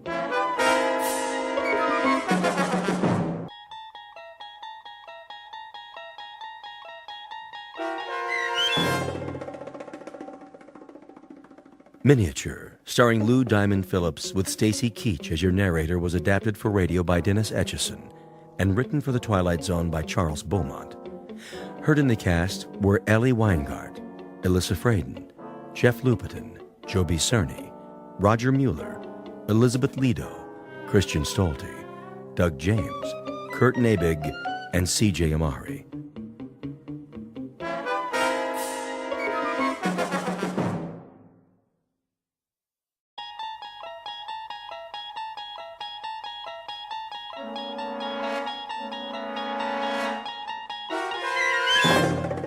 You unlock this door with the key of imagination. Beyond it is another dimension, a dimension of sound, a dimension of sight, a dimension of mind. You're moving into a land of both shadow and substance, of things and ideas. You've just crossed over into the Twilight Zone.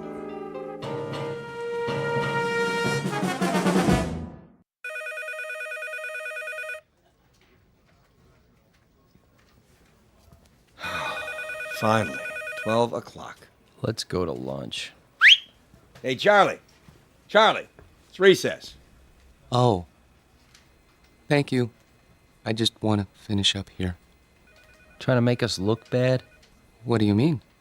Now, just what do you think I'm... Hey, just forget it. Come on, we'll be late. Look at him. Little goody two-shoes. Why don't you guys lay off him? Because we're mean, heartless brutes. Right, Fred? Right. Well, I think he's nice. Hey, Mama, don't forget to change his diaper. Charlie? Hello?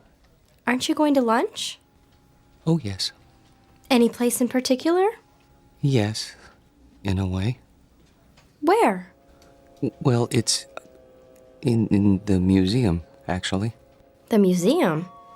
They have a very nice cafeteria. It's quiet there, and, Would you like some company? well, I mean... It's okay, Charlie. I understand. See ya.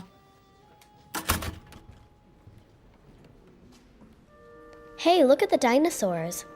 Wow, that's the biggest elephant I ever saw. It's a woolly mammoth, you dope. Come along, children. Keep up with the class and don't touch anything. Cafeteria closed. Oh, no. And here we have one of the world's greatest collections of primitive art. Excuse me. Pardon me. There are selections from every period. I direct your attention to the New Guinea exhibit. Some of the pieces, the sepik shields, for example, are hundreds of years old, but some were made as recently as 1950. This is because New Guinea is still a largely unexplored and therefore unspoiled land. Most natives of the interior will live and die without realizing that the world extends beyond the limits of their jungle. Sorry, I'm not part of the group. Let's stay together, please. Now then, the natives speak over 500 different languages. However, you'll notice that their art has a great unity.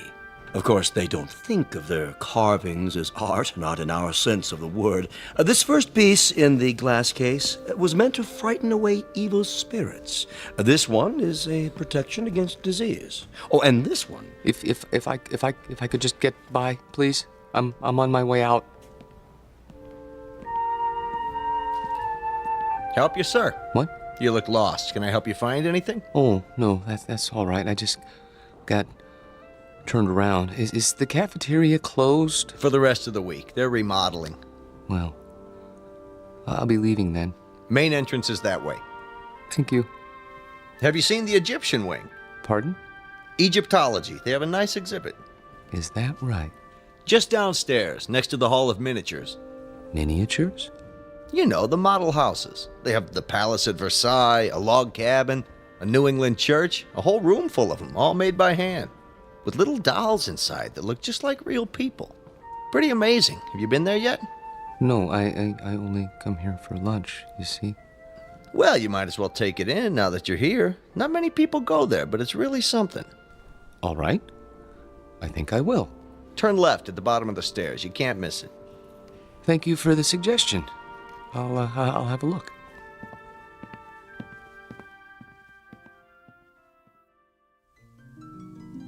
To most of us, a museum is a place of knowledge, of beauty and truth and wonder. Some people come to study, others to contemplate, others to look for the sheer joy of looking.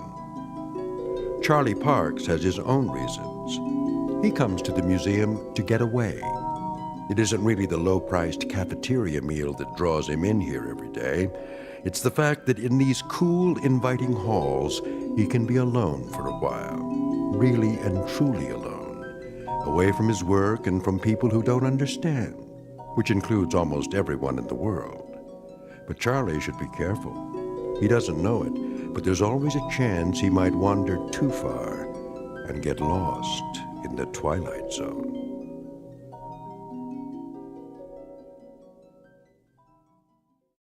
And now, The Twilight Zone and our story, Miniature, starring Lou Diamond Phillips, with Stacy Keach as your narrator.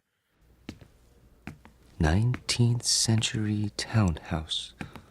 Home of Boston residents, Mr. and Mrs. Copley Summers.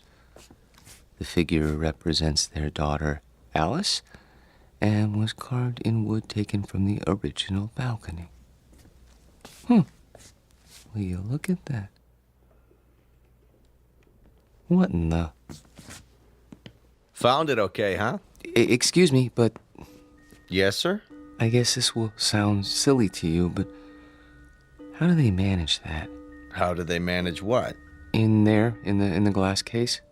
Oh, well, I couldn't say exactly. I know they use magnifying glasses, little tiny tools, single hair brushes, that kind of thing. Must go blind making them so small. But the girl... she's so realistic. Isn't she, though? Long black hair, lace dress. Look at her fingers. They didn't miss a thing. Little rug, chair's got teeny tiny doilies on it. But how do they get the girl to move? Servo motors? Microchips? How's that? The girl playing the piano, it's stopped now. I don't think I... There, see her sitting at the piano? She was playing just a few seconds ago. It was, I don't know, something like this?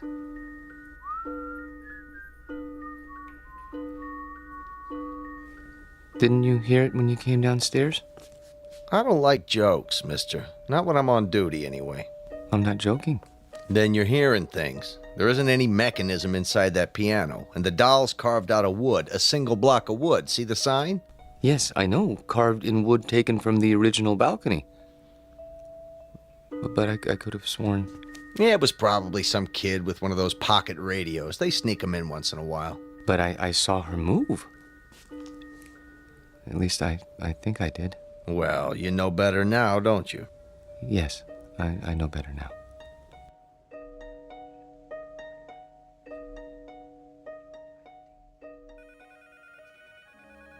Here he comes. Finally. Where do you think he's been? At the zoo. Visiting his relatives.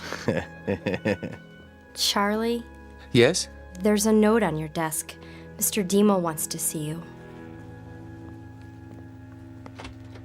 How do you do, Mr. Dimmel? Yeah, sit down, Parks. I'm sorry I'm late getting back from lunch, sir. Well, I'm sure you have a good excuse. No, sir, I don't. I just let the time slip away. I don't know how it happened. You know, Parks, that's the first sign of humanity you've shown in almost 4 years. I beg pardon? Up to now, you've come and gone like some kind of wind-up toy. Never early, never late, always keeping to yourself. What, don't you like us, Parks? I've never thought about it, sir. Well, think about it now. Do you like your co-workers? I suppose so. Oh, you suppose so? I mean, that is, I don't dislike them. I'm afraid that isn't good enough, Parks. An office is like a team or a platoon. Either it works together or it doesn't. And here, it doesn't. And the reason is you. I knew you were a square peg when I hired you, but you were bright and... well, I thought we'd wear those edges off. We haven't. No, not at all. You're still a square peg. You understand me? Yes, sir. I think I do. I'm going to use the excuse of your being late, but I can't. The fact is, I'm letting you go because you just don't fit in. I understand, sir. Parks. Yes, sir? No, this isn't any of my business, but how old are you now? 37, 38? 35. 35. Don't you think it's about time you gave up living with your mother? She needs me. Oh, why? Is she ill? Not actually ill, but my father died some time ago, and my sister is married, and, well, she needs me. I see. Look, you're welcome to stay on a few weeks if... No. That's very nice of you, sir, but I'll manage. Well, you can pick up your check tomorrow. Thank you.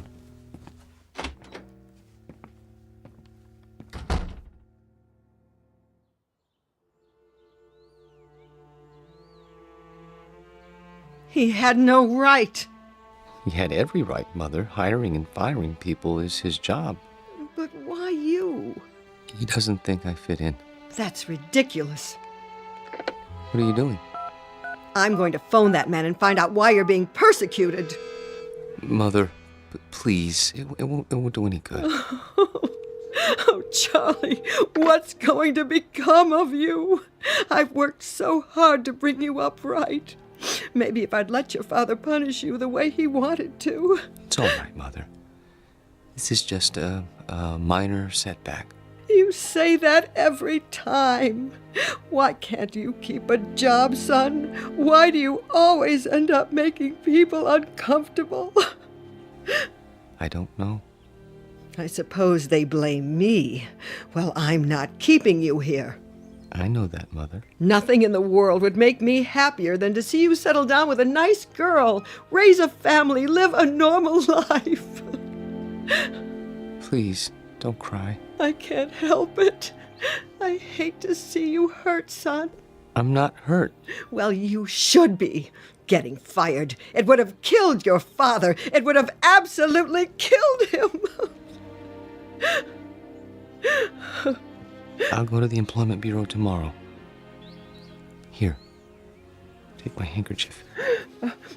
Where are you going? To my room? Get me my heart medicine before you do. Yes, Mother. Charlie? Why were you late getting back to the office? I was detained. What's that supposed to mean? Nothing. I was detained. That's all. Open your mouth. Charlie, do you feel all right? Yes, Mother. I'll go to my room now.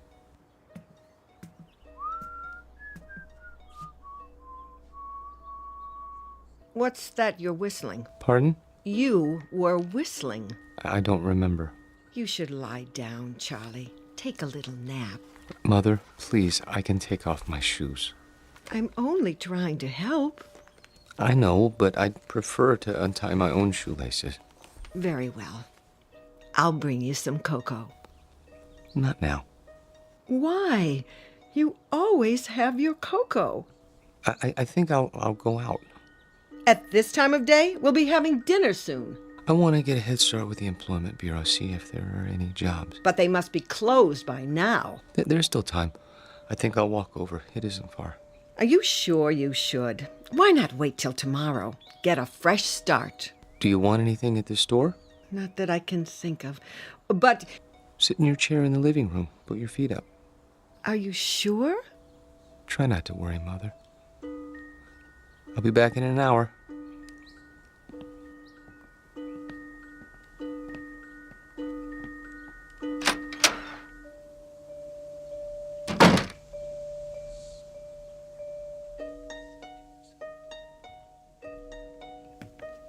Back again, huh? Yes. Anything in particular? Is it still open? What's that, sir? A miniature room? You know, downstairs next to Egyptology? Oh, sure. Thank you.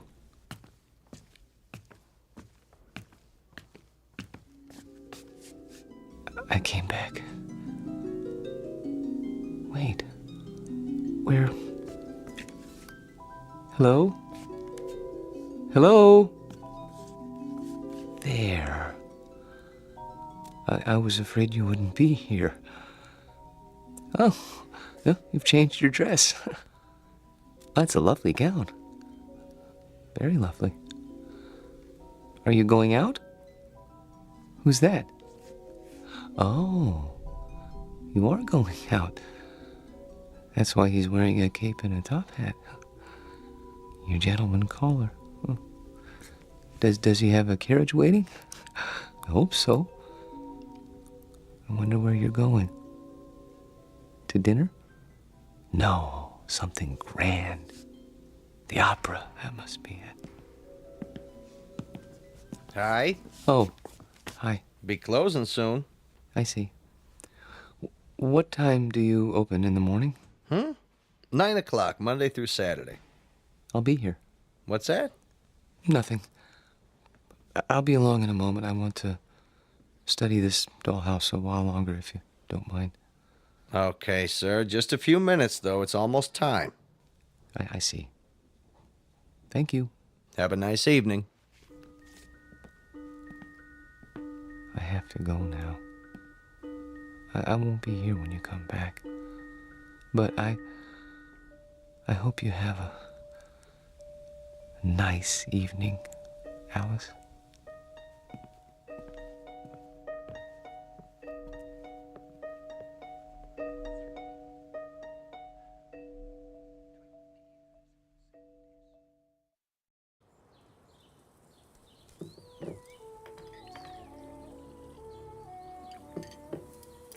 Hey, where's old Charlie this morning? Don't worry about him, buddy. My brother never misses breakfast. Charlie, your breakfast is getting cold. You see, late for his meals, awake every night, tossing and turning. I tell you, I'm half dead with worry. Mother. He's sick. I know he is. Sounds to me like he's got a girl. Don't be silly. What's silly about it? He's not a bad-looking guy. A little peculiar, maybe, but, you know, he's not... If he had a girlfriend, he'd tell me. He hasn't told me, so it isn't possible. Okay. Nothing would make me happier than to see Charlie settle down. He knows that. I'm not one of those mothers who won't let go of their children. Ask Myra. Pass the butter. Charlie! I'm here. Your breakfast is on the table. Sorry. Hey, Charlie boy. Hello, buddy. How are you? Couldn't be better, Charlie boy. Couldn't be better. Good morning, Myra. You're looking nice. I wish I could say the same for you. I haven't been sleeping very well. Because of the job? Yes, I suppose so. It's been terribly hard on him, pounding the pavement every day. Boy, that can get you down. Charlie. Yes? We've got a surprise for you. Tell him, bud. Well, it's like this. I heard they gave you the pink slip, and see, I know the dispatcher pretty well over where I work, and, I told him about you, and, he said... He said he'd give you a job. Yeah. Isn't that wonderful? Oh. Yes, I guess so. Charlie! It's very nice of you, buddy. Really. You have experience in billing, don't you? Yes. Then what? Well, you see, I don't know if I'd want to travel that far. It's out of the city, isn't it? Nobody could pick you up. Sure, till you get yourself a car. Charlie, for heaven's sake, Buddy's offering you a job. I'm sorry. I appreciate it, really. But I'm afraid. You got something better, Charlie? Excuse me, I have an appointment. Charlie! Charlie! Oh, I don't recognize him anymore. My own son. Does he have something better, Mother? No, he doesn't have anything. He isn't even looking. How do you know? The employment agency called. They sent him on 2 interviews, and he never showed up. Well, then where does he go?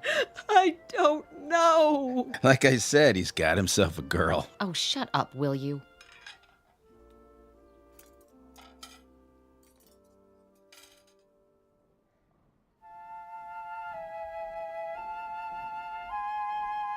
Henry, look at that. A real log cabin. Isn't it wonderful? Mm-hmm. See, there's a little spinning wheel. Your grandmother had one of those, remember? How did they make it so small? Mm-hmm. Oh, 19th century townhouse, Boston. Isn't that something? I've never seen anything so perfect, have you?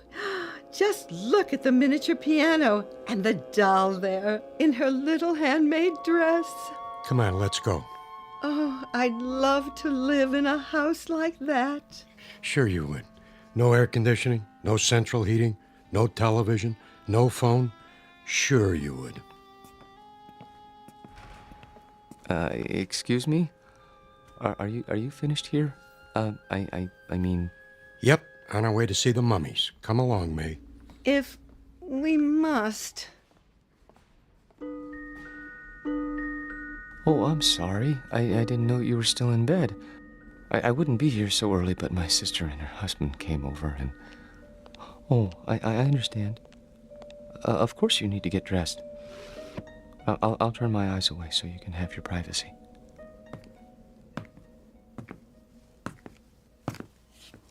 Hi. A little early today, aren't you? Am I? I guess you must get a real kick out of these displays. Yes. This one in particular. What do you see in there, mister? Nothing. Man doesn't stand for 4 and 5 hours at a stretch looking at nothing. I'm not breaking any rules, am I? No. Then leave me alone, please. Suit yourself. Forgive me, it won't happen again. Oh, I see you're having breakfast. It isn't any of my business, but I really do think you should eat more than toast. Mother says breakfast is the most important meal of the day. Have I told you about my mother? She's very nice. Of course, she still treats me like a child, but you can't blame her. I'm all she has. I suppose that isn't very much. I have a sister about your age. Her name is Myra. She's nice too, but she's not as pretty as you are. I think you're about the prettiest girl in the world. I don't mind saying that because I know you can't hear me through the glass. But I think I'd say it even if you could, because I hope it's all right, but I have to go now. Just for a while. I didn't get much to eat this morning myself. I better have something. But I'll be back soon. I promise.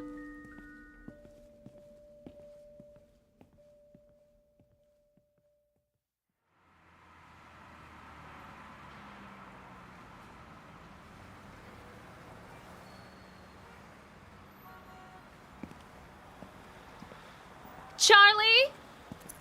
Hello, Myra. What are you doing here? Oh, I was driving by. Saw you come out of the museum. That's nice. Well... Buy me a cup of coffee? The cafeteria's closed. Then we'll go somewhere else. All right.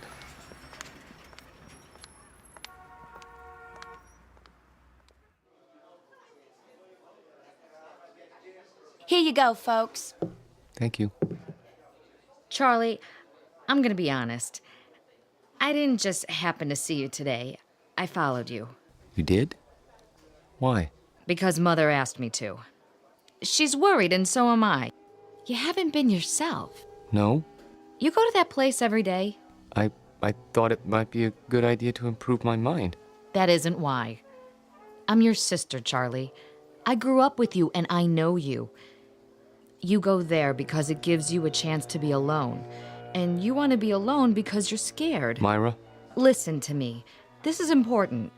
You're over 30 years old, Charlie, but you're living the same way you did when you were 14. Some of it's Mother's fault, some of it's yours. But it isn't natural. It's sick, Charlie, and you know it's sick. And that's why you're scared. You're probably right. Stop agreeing with me. I could say you were a blue monkey and you'd agree. But Look, I don't know about psychology or anything like that, but I think I know what's wrong with you. You need a girl, Charlie. You're at that time in your life. You know what I mean? Not exactly. Well, it's hard to explain, but you've never had a girl, have you? Not as such? That's what I thought. Well, we're gonna change that. How? I'll introduce you to Harriet Gunderson. She works at my office, and she's a lot of fun. You'll like her. Myra, please. Charlie, please. This one time try. For me. If you do, I promise I won't bother you anymore. All right. Here's her address. You don't even have to phone. Just stop by, say around 7. And you don't have to buy her dinner. Take her for a walk in the park. She'll like that, okay? Okay. Word of honor? Word of honor.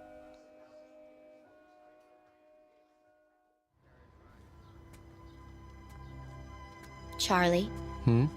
what you thinking about? Nothing in particular. You sure are quiet. That means you're the dangerous kind. You can't trust the quiet ones. You can trust me. Who said I wanted to? I only meant... Look, why don't you relax? Come on, let's sit on the bench. If you like. Lean back. Take it easy. There. That's better. You like me, Charlie? Very much. Then why don't you show it? How? Well, you could try kissing me. But we only met this evening. Oh, come here.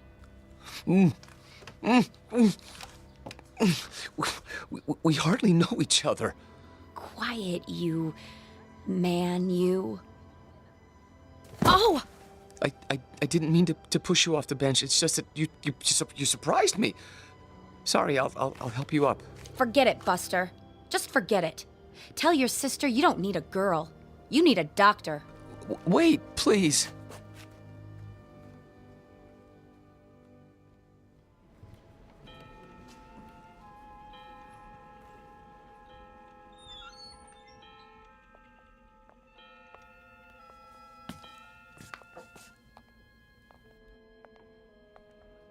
Of course, I realized she was doing it as a favor to Myra, but even so, I didn't mean to be rude to her. It must be hard for you to believe, but that's the way things are these days. Who's at the door? Oh, it must be your gentleman caller. Wait! Tell the maid not to let him in. You mustn't. Why, he's drunk! Look at him! Run! Run! Don't touch her! Don't lay a hand on her! Stop! He's got to stop! No, let go. Let go, please. I can't help you! The glass is too thick! I need something to break it! Hold on! No! There's a fire extinguisher on the wall! Stop it. Oh, please, you're hurting me. What are you doing? I had to. He was trying to harm her. Hold it right there. He tried to kiss her last night, but she wouldn't let him, so he came back. Don't move. I'm calling for backup. But I had to. He grabbed her and she got away and he went after her. She fainted and he carried her to the bedroom. I had to stop him. You can see that, can't you? Sure, buddy, sure. Put your hands where I can see them. This is museum security. I need a unit over here right away by the miniatures. Better bring a butterfly net and a straitjacket. This one's a doozy.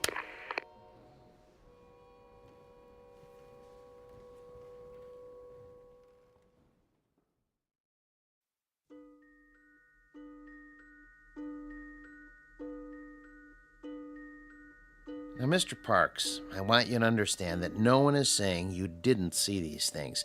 There's no doubt that you did. But you saw them in your mind. They were real, Doctor. To you, they were. That's the way it is with hallucinations. Ordinarily, the eye sees and transmits a picture to the brain, but sometimes that's reversed. In certain cases, the brain sees and transmits a message to the eye. Do you follow? They were real. Then others would have seen them too. Isn't that so? But no one else did see them. How would you explain that? I can't. Think about it. Mr. Parks? I don't know why nobody else saw them. Maybe they weren't looking. You say there were 3 figures. A young girl, her maid, and a man. He had a big black mustache. All right. Now let's reason it out. According to the museum officials, there was only one figure, the girl. Where did the others come from? Well, the maid always comes from the kitchen, and that fellow... Yes. Where did he come from? Outside. Outside the case? No, outside the house. Mr. Parks, there was nothing outside the house but glass. And beyond that, other displays. Isn't that true? Yes. But he came to the front door, and they went out together once. To the opera or something, I don't know. She didn't realize what he was like then. I could have told her. You only had to look at him to see what kind of person he was. But she's so innocent and trusting and helpless. Not like other women. No, not at all. Have you seen her? Yes, I have. Is she all right? Would you like to see her now? Yes! She's here.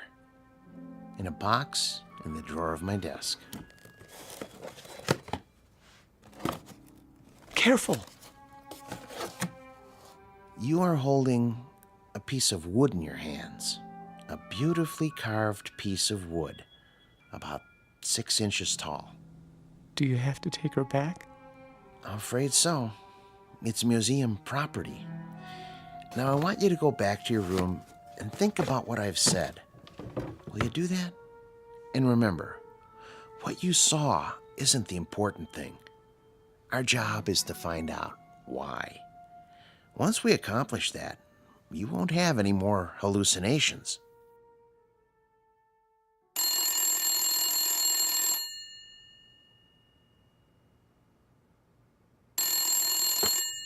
Yes? Oh, yes. Send them in. And ask Dr. Geisner to prepare the patient for checkout. Nice to see you, Mrs. Parks. You remember my daughter, Myra. Hello. Hello, Dr. Wallman. And my son-in-law, Buddy. Hi, Doc. Where's Charlie? He'll be along in a few moments. Is he really normal, Doctor? That's a word we try not to use. Why not? Because it's meaningless. It refers to the behavior patterns of the majority. If 99.9% of the people in this country went to bed with their socks on, then that would be considered normal. And if you didn't... I go to bed with my socks on all the time. Well, what I'm trying to say is don't judge Charlie's emotional health by the degree to which he conforms to other people's standards.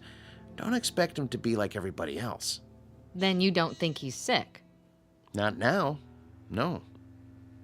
He was when he came here. The constant pressure to be something he wasn't, to act and think and feel the way you wanted him to, instead of the way he wanted to, he was unable to cope with this world. So he created another world. But he knew it was false, so he destroyed it, and with that act, he made his first step toward mental health. Of course, he insisted it was real for a long time, but that's standard with hallucinations. Charlie! Hello, Mother. Myra? Buddy? How are you feeling, Charlie? Wonderful, Doctor. Really, wonderful. No more dreams? I've been sleeping like a baby. Not worried about the girl in the glass case? There was no girl. Just a doll. I know that. And I know what made me think I saw what I saw. Thanks to you. Thanks to you, Charlie. You figured it out, remember? I didn't tell you anything after that first day a few weeks ago. Oh, Charlie, I was so worried. No, Mother. I know you were, but I'm fine now. I'll find a job and everything will be the way it was. You'll see.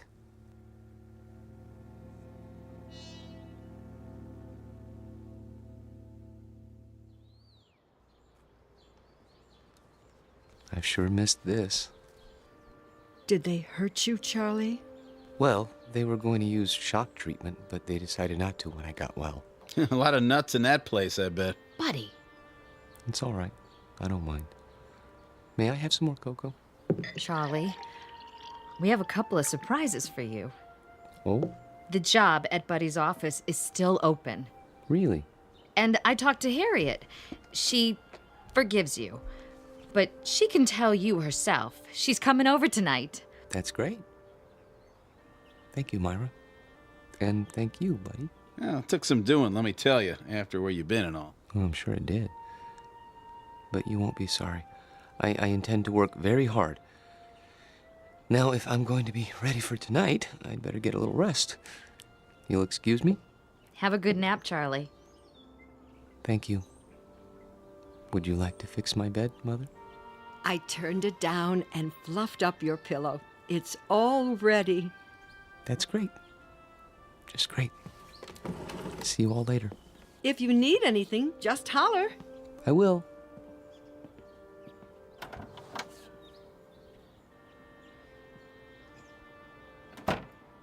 All right, I gotta go by the house. Be back in a while. Okay, honey. You want me to pick up some chow? That's not necessary. We're all going out tonight. We are. Okay, then. See ya. Take your time. Drive carefully, buddy. Sure. No problem.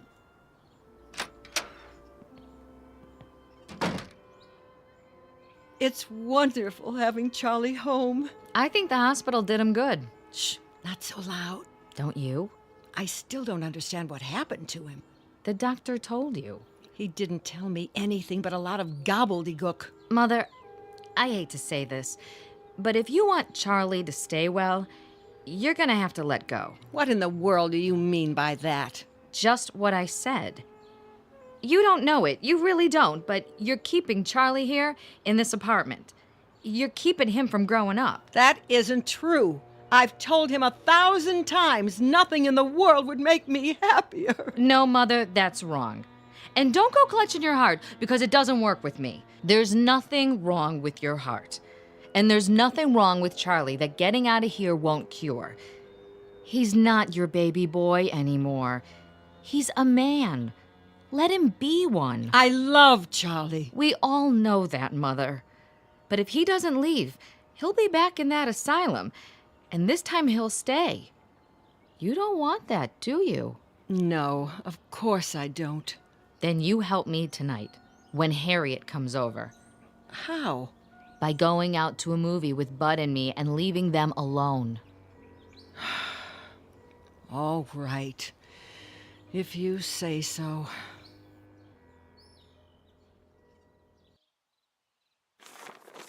Pass the sports page, would you? Here. You should check the movies. Oh, yeah, sure.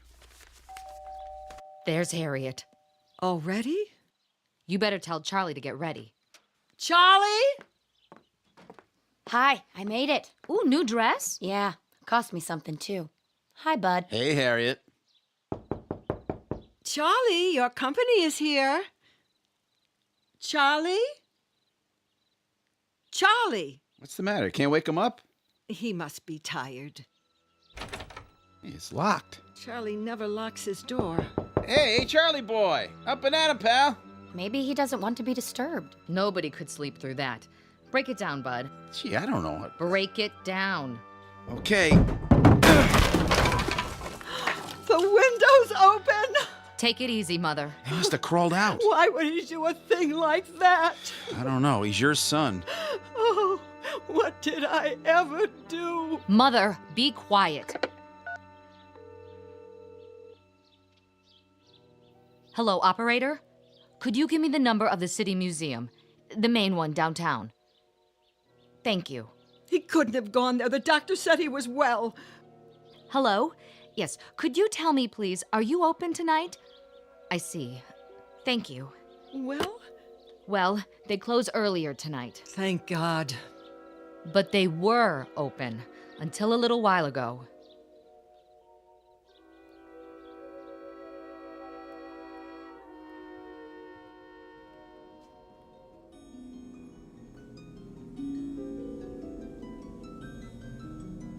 Hello. I see they got your glass case repaired. I'm so glad. They tried to tell me you weren't real. Of course I knew better.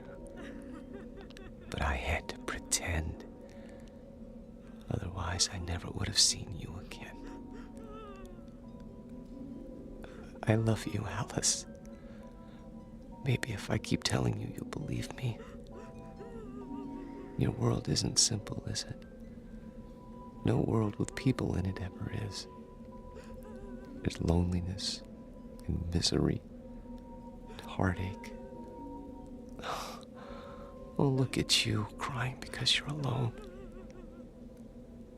I've been alone all my life.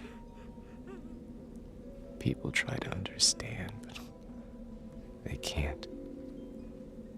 You could.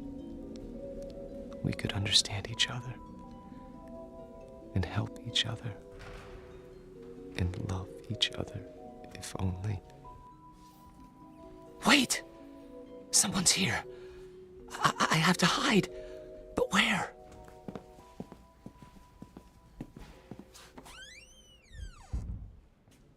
This is where he always went, every day. Are you sure he's here, Doctor? I'm almost positive. Place is empty, I checked. He could have come in earlier and hidden, couldn't he? Where? This place is deader than a doornail. Shine your flashlight over there. What about those Egyptian mummy cases? Say, that one isn't supposed to be open. Could a man hide in there? I guess.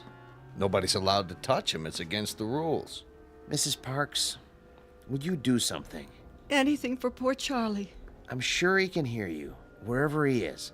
Are you going to take him back to the hospital? I think it would be wise, don't you? Before anything else happens, call him. Ask him to come out. Charlie? Louder. Command him. Charlie, this is your mother. Come here. Again. Charlie Parks, you come here this second, young man. You hear me? It's too late. He's not going to listen to you now, Mother. Hey, Charlie boy, let's go. What do you say, huh? Can you turn on the lights? Yeah, at the main switchboard. Do it. We're gonna have to search the whole place.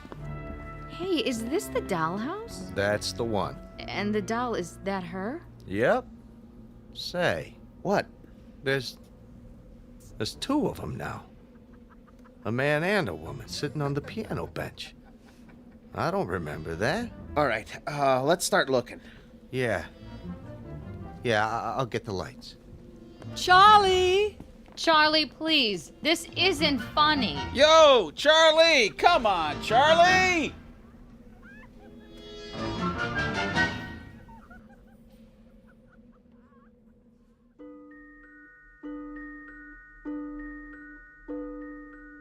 They never found Charlie Parks because they didn't look closely enough at the house in the glass case.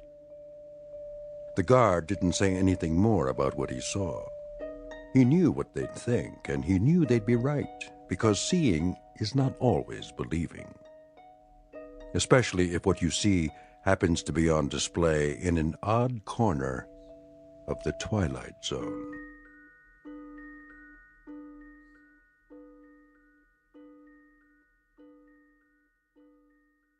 We'll return to the Twilight Zone in just a moment. You are about to enter another dimension. A dimension not only of sight and sound, but of mind. A journey into a wondrous land of imagination. Next stop, the Twilight Zone. Hi, this is Stacy Keach. I'd like to take a moment to tell you about our Twilight Zone website at twilightzoneradio.com. At twilightzoneradio.com, you'll find the latest information on these Twilight Zone radio dramas, including behind-the-scenes photographs, plus the newest product releases, trivia contests, ways to contact us, other Twilight Zone-related info and merchandise, plus links to other fascinating websites. So make your next stop twilightzoneradio.com. Visit twilightzoneradio.com to purchase these Twilight Zone radio dramas on cassette and CD, or call toll-free 1-866-989-ZONE. That's 1-866-989-9663.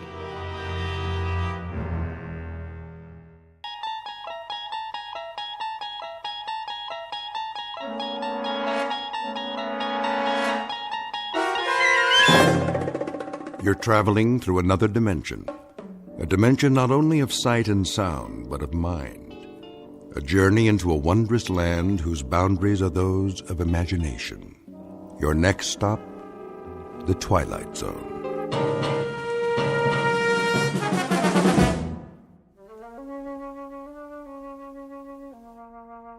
There. Nice and creamy. Anthony? Hi, Aunt Amy. I I just knew that was you. What's that in your hand? My Jack-in-the-Box. Oh, yes.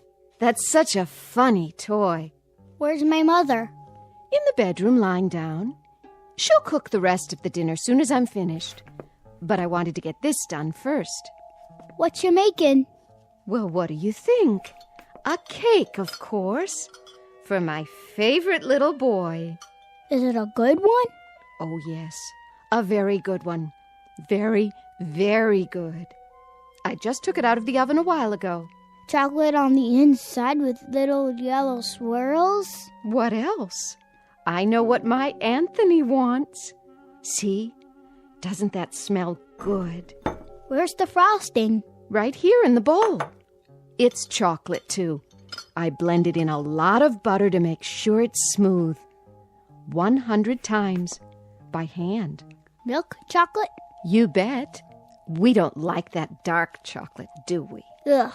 No, no. Hurry up, Aunt Amy. Don't you worry. It'll be ready in a jiffy. Put the frosting on. Plenty of time for that. Besides, we have to let the cake cool first. Put it on. Now. Oh, I know what you want. You want to lick the bowl. Well, you'll just have to wait. I don't want to wait. Be a good boy now. I am a good boy. I know you are. I know that. Of course I do. A very, very good boy. I'll just go ahead and frost it now. Why not? No problem, Anthony. None at all. I want lots on the top. Surely. Lots and lots. See how thick I'm putting it on? Swirls of chocolate butter frosting, and all of it for my favorite nephew. There. Some more around the sides. We don't want to forget the sides, do we, Anthony? The sides are good, too. So good. Anthony, stop that. Get your finger out of the bowl. Ow! There'll be plenty left for you to lick when I'm finished. I mean, when I... You hit me. Oh, I didn't hit you. I barely touched your hand. You're a big boy, aren't you? That hurt. Why, it didn't. I only meant for you to wait till I've finished frosting the cake. Then I'll give you the entire bowl. All of it. Everything's for you. It always is. You know that, don't you, Anthony? I don't think I like you anymore. Well, I like you. I love you. You're my favorite boy in the whole wide world. I mean it. I really, truly mean it. Come and give your Auntie Amy a kiss. No. Then I'll give you one. I'm going outside now. Yes. Yes, you do that. Go outside and play. Playing is good. Here, take the bowl with you. Anthony? Anthony, come back! Don't you want your frosting? You can have the whole bowl. Everything all right? Oh, Anthony. Nice day, isn't it, Amy? Very nice. Something the matter? No, nothing's the matter. Nothing at all. Did anything happen? Oh, I was just frosting the cake, and Anthony couldn't resist tasting it. Oh, well, who could? I used to love frosting when I was his age. Didn't you? It's good, isn't it? So good. Why wait? We can go ahead and have the cake now if Anthony wants. It's perfectly fine with me. Now, Amy, why don't you apologize to the boy? You can do that, can't you? Anthony, I'm sorry. Come on back, boy. Anthony, please. Anthony.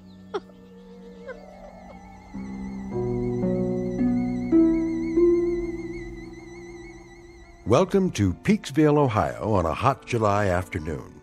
At first glance, you'd think this is a farm like any other, and the little boy, Anthony by name, is like any other little boy. But Peaksville is a place not found on any map, and those fields of wheat and barley, they're not the only crop. Something else grows in Peaksville, and for want of a better term, we'd call it horror. One day, exactly 6 years ago, a boy was born. And as far as the people are concerned, that's all that matters. There isn't anything else. Because Anthony controls it all. In just a moment, we'll take a closer look at Anthony Fremont and the people in the village and the village itself. A world in which nothing exists except Peaksville. A world Anthony manufactured and which he now rules with absolute power. A nightmare of rare design, located dead center in the Twilight Zone.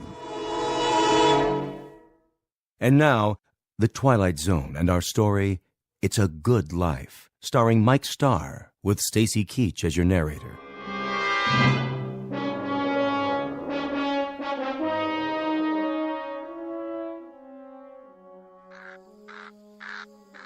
I'll see he gets it, Amy. Would you? Don't you worry none.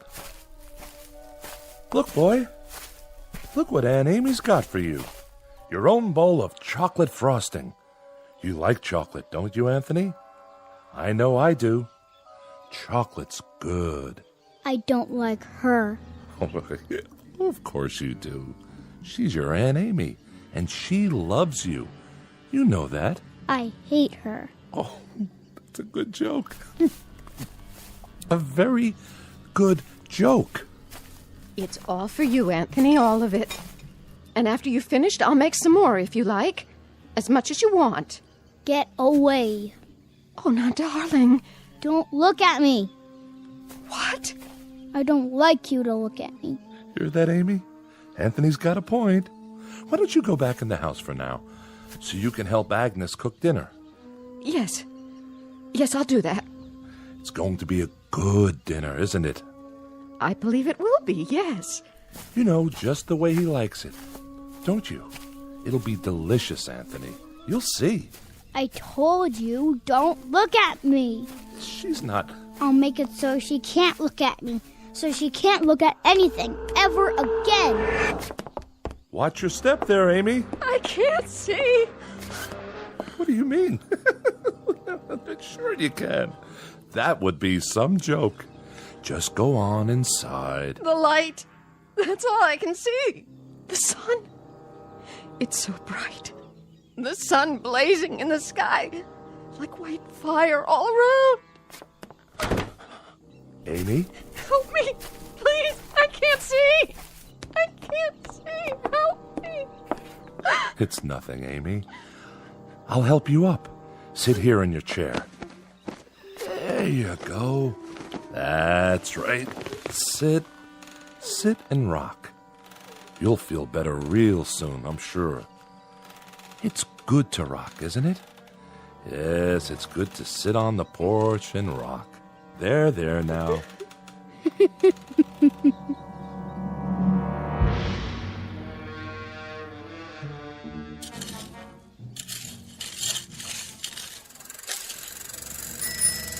Hi there, Bill. Afternoon, Mr. Fremont. I brought the groceries from town. Gee, that was fast. Thank you, Bill.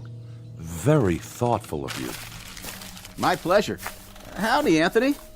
Hi, Mr. Soames. Mighty good to see you today. Mighty good. It's such a good day. A real good day, isn't it, Anthony? It's terrible hot, though. Terrible hot. Oh, I wouldn't say that. No, ma'am. I wouldn't say that at all. It's fine. Just fine. A real good day all around.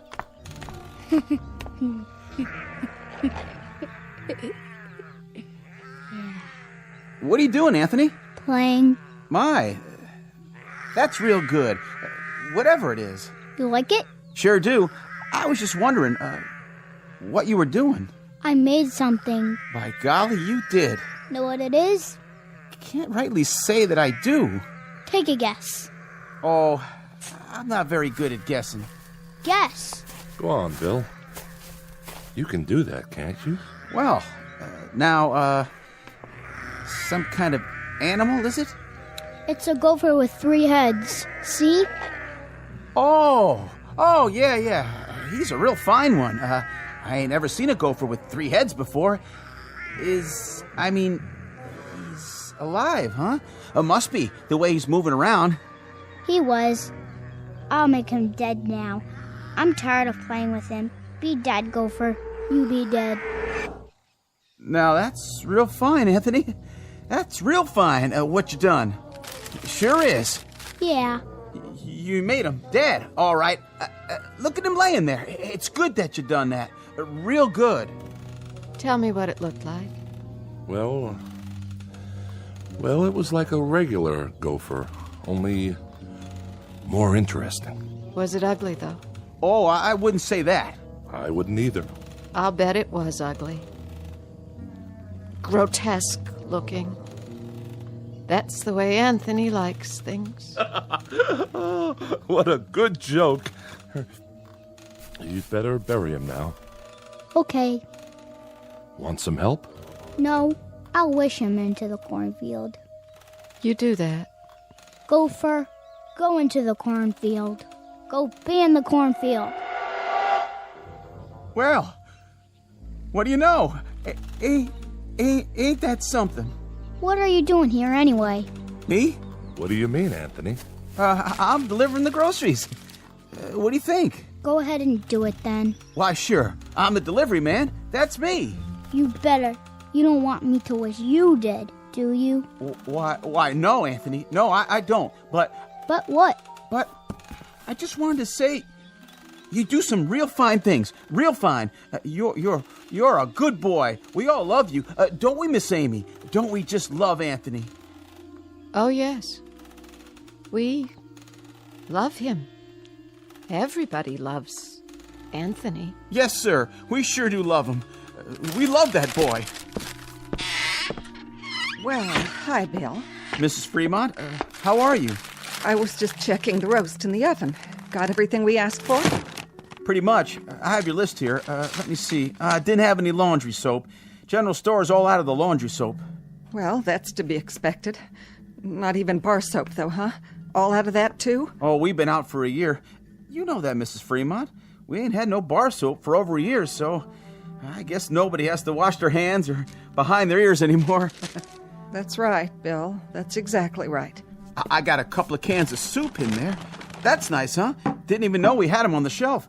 And I remembered Anthony loves tomato soup, doesn't he? So I brought that. How thoughtful. You'll tell him, won't you, Mrs. Fremont? Tell him I brought the tomato soup because I heard he liked it. Tell him I brought it, won't you? Why, of course I will, Bill. I'll tell him. Matter of fact, I'll tell him right now. Oh, no, Mrs. Fremont. You don't have to go to the trouble.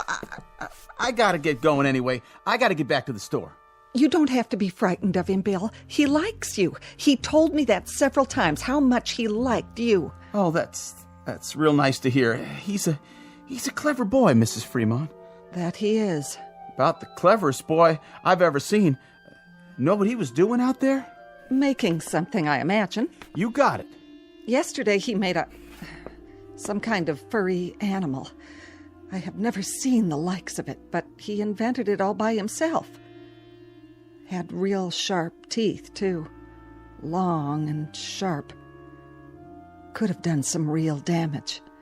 It tried to bite him. I was kind of hoping that it would. Mrs. Fremont. But Anthony wished it into the cornfield before it could do him any harm. I gotta be going, Mrs. Fremont. I'm real glad. I mean, it's real fine that Anthony keeps making these things. Real fine indeed. Yes, ma'am. It's great. See you tonight, won't we, Bill? Tonight? Why, sure. It's TV night tonight. Oh, yeah. Anthony's going to put pictures on the television, and we're going to have a surprise party for Dan Hollis. A real nice surprise party. I'll be there, Mrs. Fremont. You can count on me. Where? What? Nothing. Bye now, Miss Amy. Be sure to say goodbye to your nephew for me. I will.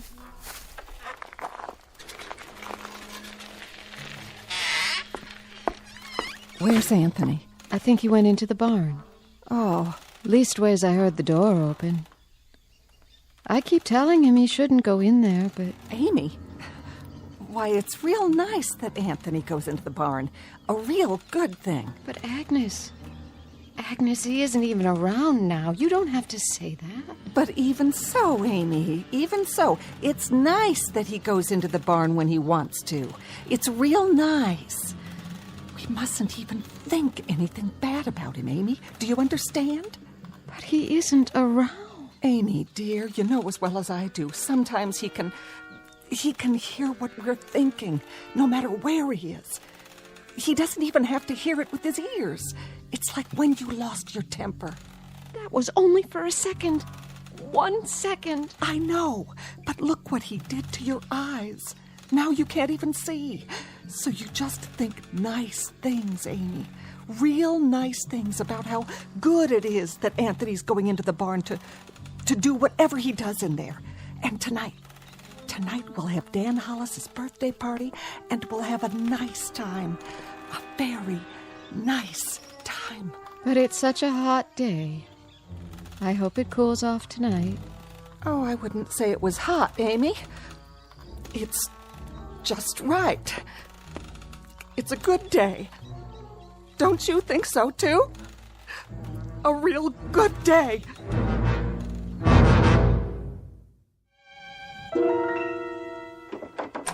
Who's... Oh. It's you, Agnes. What are you doing? Thought I'd lie down and try to rest before dinner. Oh, that's a good idea. You worked hard today. Always do. Got to get the crops in. Come in, honey, if you want. And close the door. He's still playing outside? Good. That's good. I put Amy to bed in her room. Did you? I had to lead the way. Is there a cane in the house? Do you remember? She's going to need one. I'll sure check. I told her to try and take a nap. Good. Jeff? Naps are great this time of day, don't you think? Yes, I do. I wanted to talk to you about... Sure, honey. We can talk all you want. Later. I was just going to change my clothes. Why don't you check on the roast while I wash up? How's that sound? All right. I'll do that. And you get a little rest, too, if you can. Sounds like a good idea. See you at dinner.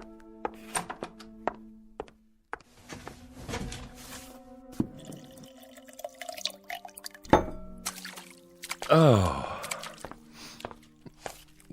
Well, howdy, son. You crept up on me. You look funny. Do I? You need a towel. Well, by gosh, I sure do. I was just about to dry my face. I was looking for you a while ago. What for? Your mama said you was out in the barn. Yep. Did you have fun? I was looking at the cow. Oh, that's good.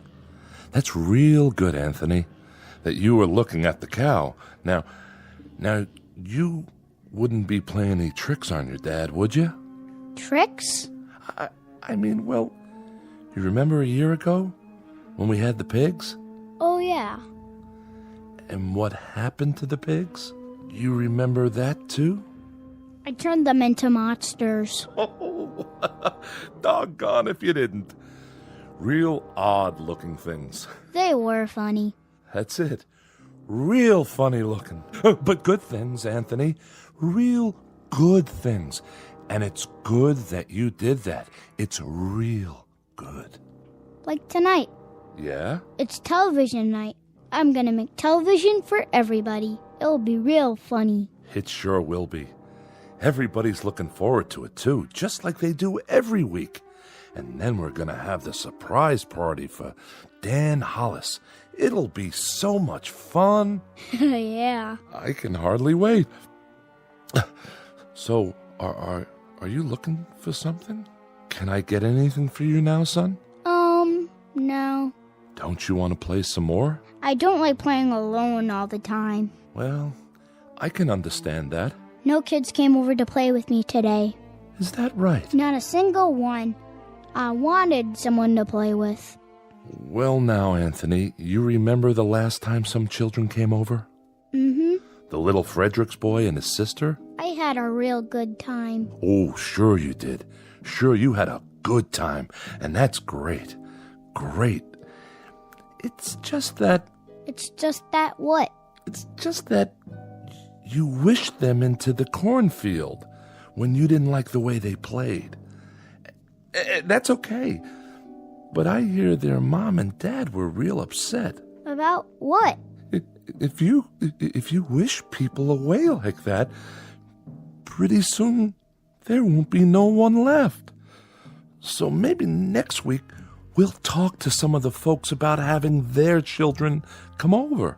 We'll do that, won't we? Talk about it first.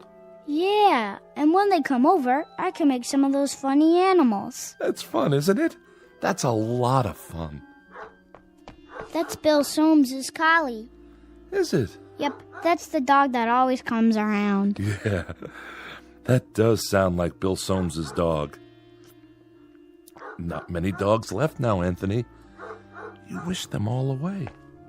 I didn't like them. They didn't like me. I hate anybody who doesn't like me. But everybody loves you. They love you, son.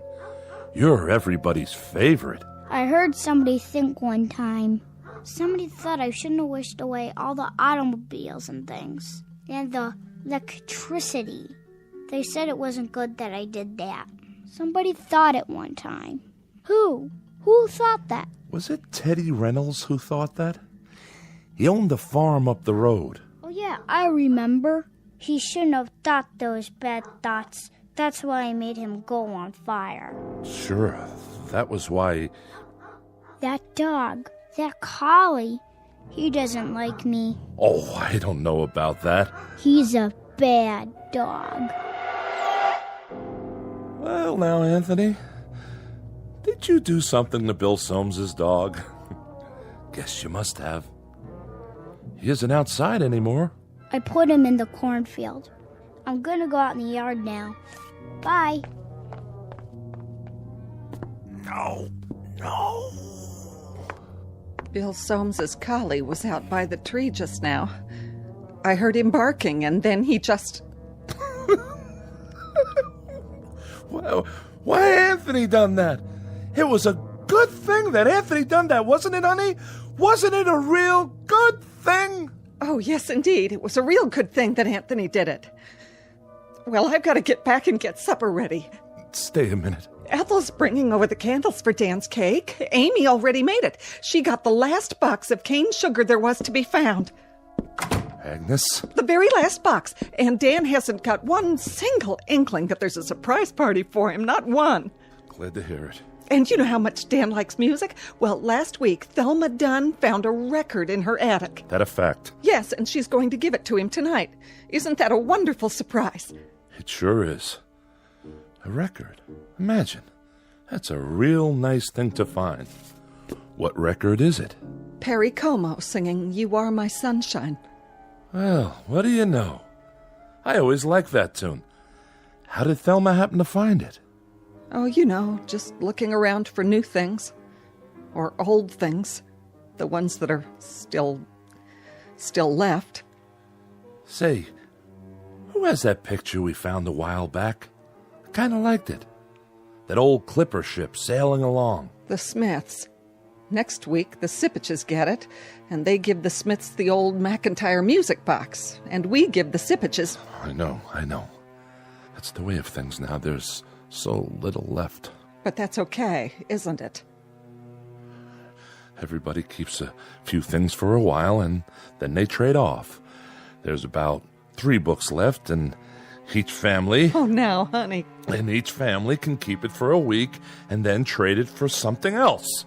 Like with the stereoscope the Van Nusens found in their cellar, or the can of beer that Bill Soames found wedged into an old icebox in the junkyard.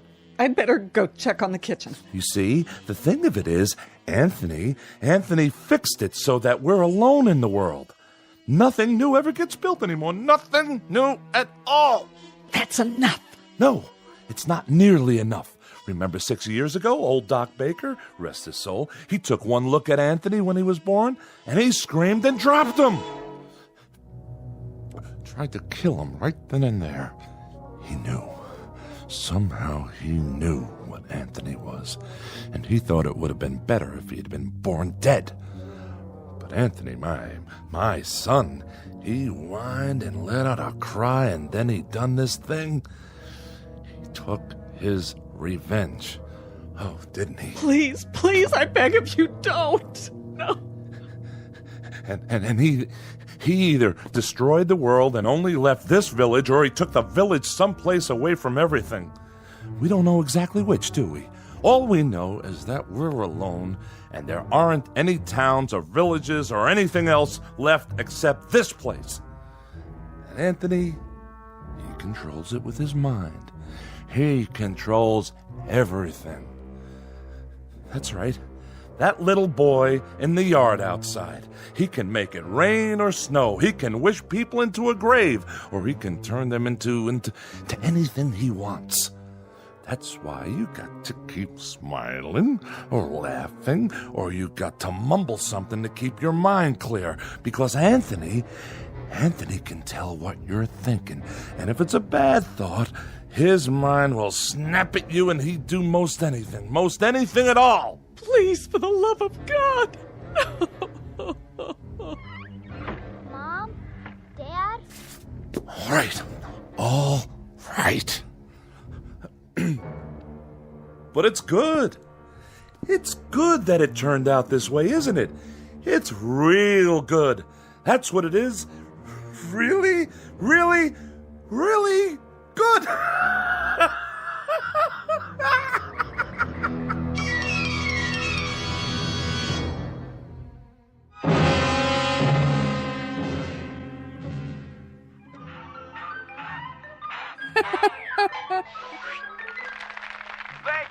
Thank you, ladies and gentlemen, and especially you kids.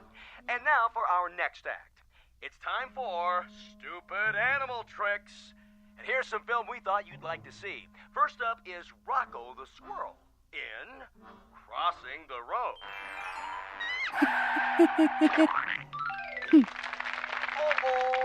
Oh, poor Rocco. And now, the bird and the BB gun. Oh, my. Will you look at that? What, Ethel? It's just like cartoons, only better.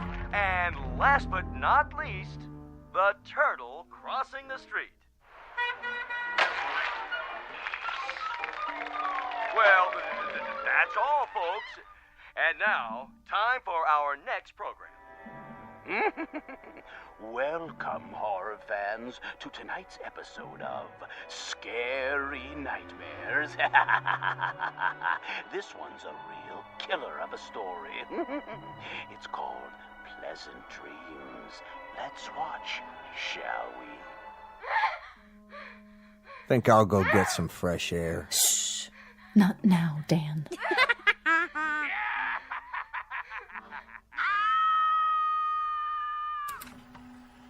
That's all the TV there is. Oh, that was wonderful, Anthony. Wasn't it, everyone? Wasn't Anthony's television wonderful? Yeah. Just wonderful. Even better than last week. Yeah, great. It was much better than the old television. Oh, the best yet. You can say that again. You'll have to come around next week. Oh, I will. I will. And now, everyone, is it time? I guess so, honey. The surprise for Dan's birthday. Oh, you shouldn't have done anything. Go ahead, Ethel. Give your hubby the big surprise. All right. Here you go, Dan. I wrapped it for you special. What's this? Open it. Yeah, go ahead. Well, if you say so. I hope you like it. What's this, a record? It's Perry Como. A real collector's item, you might say. No kidding. I haven't heard Perry Como in years and years. Such a great crooner. You know what a crooner is, don't you, son? No. It's a singer. Someone who sings the old songs. What a great voice he had. Oh, didn't he? Happy birthday, darling. Happy birthday. Hey, you better not hug me too hard. I'm holding a priceless object here. You certainly are. Wow. Do you think we could play it? You mean right now? I'd love to hear some new music. Well, what I'd like to hear is the first part, just the orchestra part, before Como sings. Would that be all right? I don't like singing. I don't think we'd better, Dan. After all, we don't know where the singing comes in. It would be taking too much of a chance. Better wait till you get home. Put it on the table for now. But we don't have a Victrola at home. That's all right. Better to keep it safe. These old records break so easily. I guess you're right. Of course I am. There. It's good that I can't play it here. And now I think it's time for Pat Riley to play some piano for us. How about it, Pat? Would you? That's a great idea. Well, then, it'd be my pleasure. Move right in, Anthony, so you can watch him. It's great what he can do with those fingers of his. I'm a little nervous. Oh, don't be. You play beautifully. Okay, then. Here goes. Guess I'm out of practice. It'd be good if you told me what to play, Anthony. It'd be real good if you tell me what music you like. Just play. Play anything. All right. I'll play Night and Day. That's a nice old tune. It sure is. That's always lovely. Yeah, go ahead.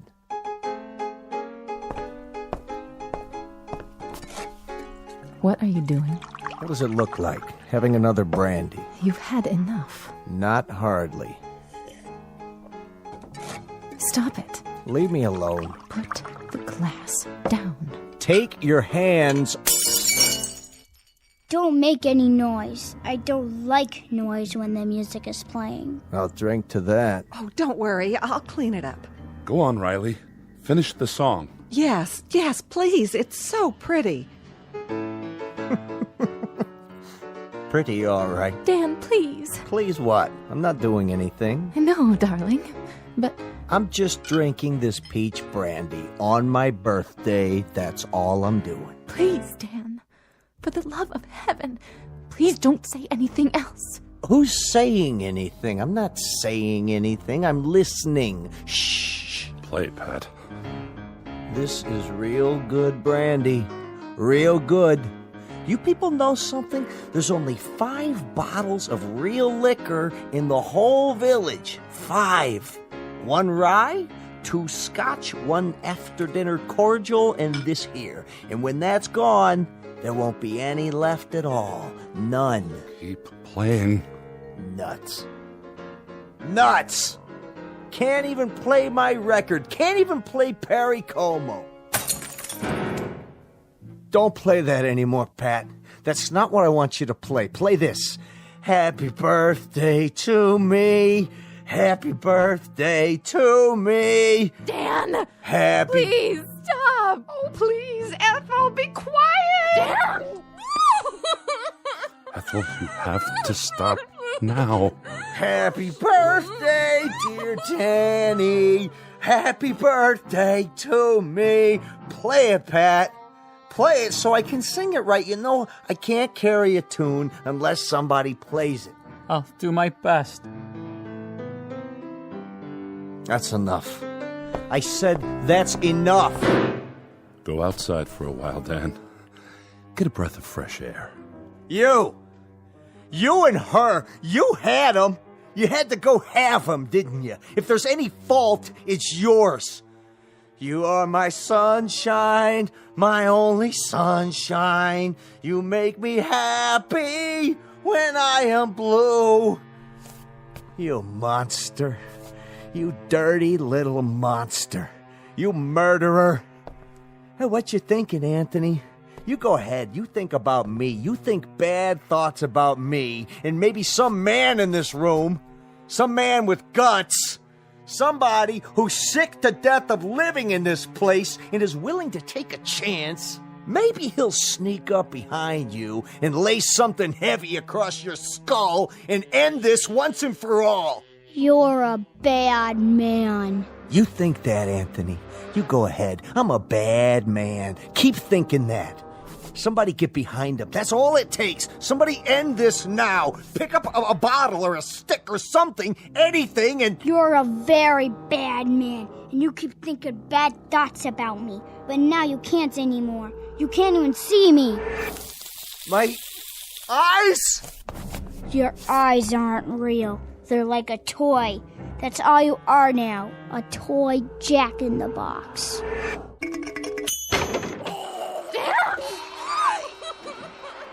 Anthony, wish it away. Wish it into the cornfield. We've all looked at it enough. Please, son. Wish it into the cornfield. All right. That's better. He was a bad man, so I turned him into a clown jack-in-the-box. A clown that still had his face. You shouldn't think bad thoughts either, lady, or I'll do the same thing to you. It's a good thing you did that to Dan. It's a very good thing. Play some more music, Mr. Riley. Oh, yeah, it was swell. Just swell. A real good thing.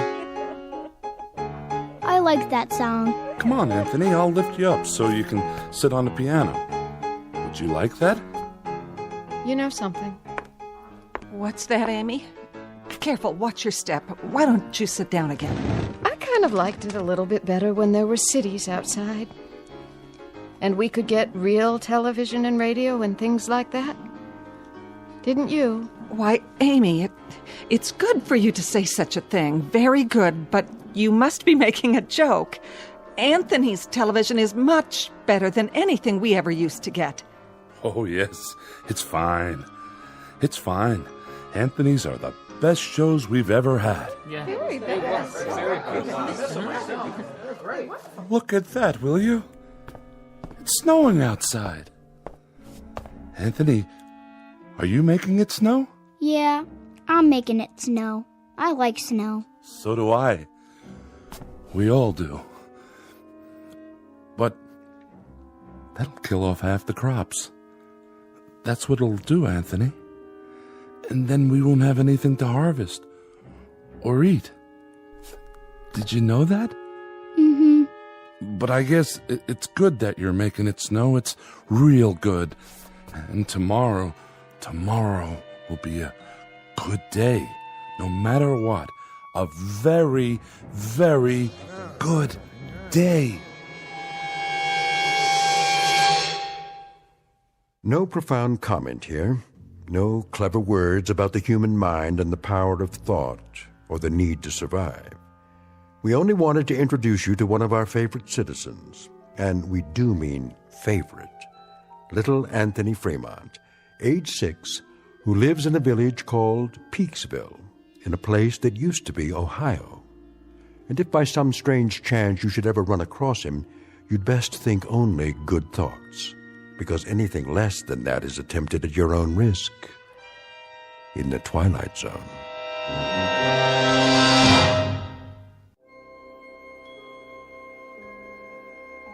Hi, this is Carl Amari, producer of the Twilight Zone radio dramas. I'd like to take a moment to tell you about our official website at twilightzoneradio.com, where you'll get the latest news and information on these Twilight Zone radio dramas. Plus, at twilightzoneradio.com, you can digitally download 3 free episodes or any of our episodes for only $1.95 each. In this age of ever-changing technology, we've decided to make these episodes instantly available to you by making the Twilight Zone radio dramas a digital download-only series. This means that this series will no longer be offered on CD. The CD collections at our website are now being offered while supplies last at buy one, get one free. So be sure to get your favorites before they're sold out. Be sure to visit us often, and I'll see you in the zone.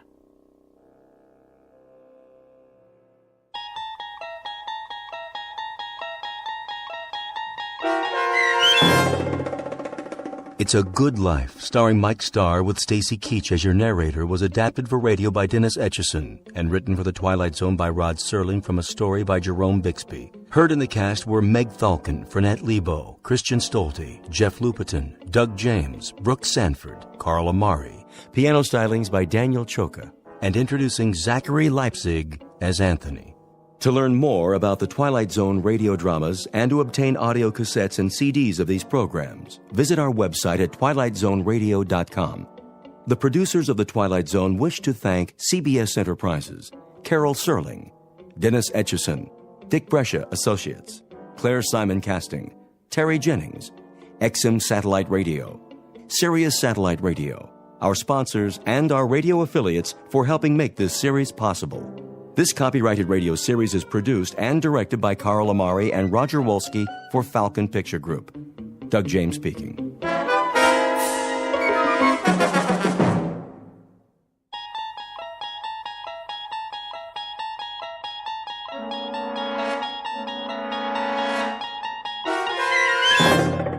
You're traveling through another dimension. A dimension not only of sight and sound, but of mind. A journey into a wondrous land whose boundaries are those of imagination. Your next stop, the Twilight Zone.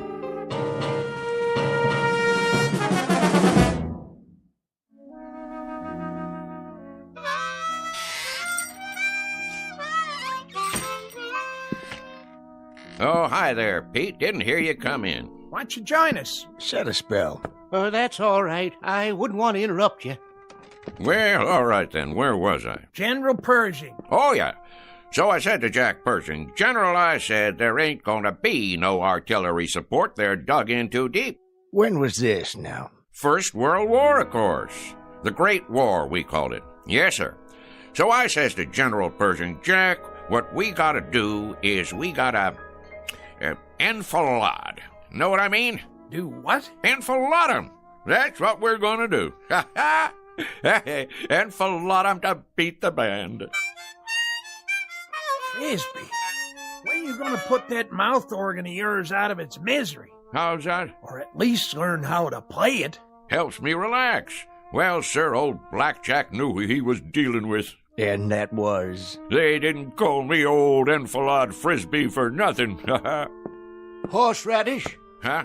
Where do you keep the horseradish, Frisbee? Right where it always was, Pete. Third shelf down. Down where? On your left there, next to the pickles. You got catsup? Underneath the cash register, behind the beans. What's your hurry? Come on over. I got another chair. No thanks. I'll put a new log in the stove. If it's all the same to you, Frisbee, I'll just collect my goods and get on home while it's still daylight. Suit yourself. Oh, well, where was I? Oh, yeah. Well, sir, the following morning, we attacked up and down the line, and the rest is history. Smashed them to bits, we did. And then we went on to Paris to celebrate. Exactly 4.5 hours it took us. We had frogs' legs and cold duck till we couldn't eat no more. An hour later, we was in Berlin. Shall I say it, or do you want to? Be my guest. Frisbee. Yeah? You not only got a potbelly big as that stove, you're the biggest liar who ever sat in that chair. You're doubting my word? You can start with that. Beyond just doubting your word, I'm calling you a liar flat out. How can you go from Paris to Berlin in 1 hour? Find the radishes, Pete? Yep. What about celery? All out. Getting some fresh ones in the morning. We're waiting, Frisbee. How do you go from Paris to Berlin in 1 hour? Oh, hold your horses now. I'm coming to that. It's what made the whole operation so fantastic. I was doing some reconnoitering, and I found me a back route. That's very interesting, Frisbee, except last week you sat right there, big as life, and told us you were in the Balloon Corps. You sure did. And that over the Battle of Marne, you shot down 3 German Fokkers with a pistol and personally directed the artillery so the Marines could win. Oh, I did that too. Only it was a year later. It was, let's see now, April of 1917. That's it. I heard enough. More than enough. I'm getting out of here. Well, now you might want to give that some thought, boys. Looks like rain to me. Rain? Sure enough, gonna be some rain. Tell by the clouds. You can always tell by the clouds, you know. Take that big job up on the hill. That there is a stratocumulus opacus. Anything you say, Frisbee. You fellas know anything about meteorology? Don't get him started.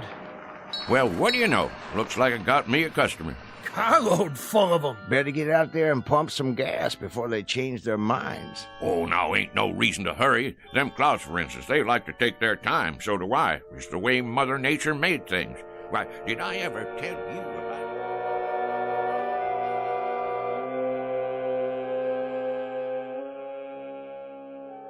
The slow-moving gentleman with the sizable mouth is Mr. Frisbee, proprietor of Frisbee's General Store. the local version of Gimbel's and Macy's. He has all of the drive of a broken camshaft and the aggressive vinegar of a corpse. As you've no doubt gathered by now, his stock in trade is the tall tale, the outrageous falsehood, the bending of truth up to and beyond the breaking point. What he doesn't know is that the visitors in the car out front are a very special breed, destined to change his life beyond anything even his fertile imagination could manufacture and embroider. The place is Pitchville Flats. The time is the present, or thereabouts.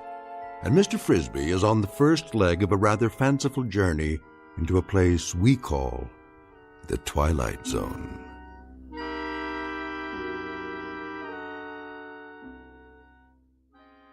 And now, The Twilight Zone and our story, Hocus Pocus and Frisbee, starring Shelley Berman, with Stacy Keach as your narrator.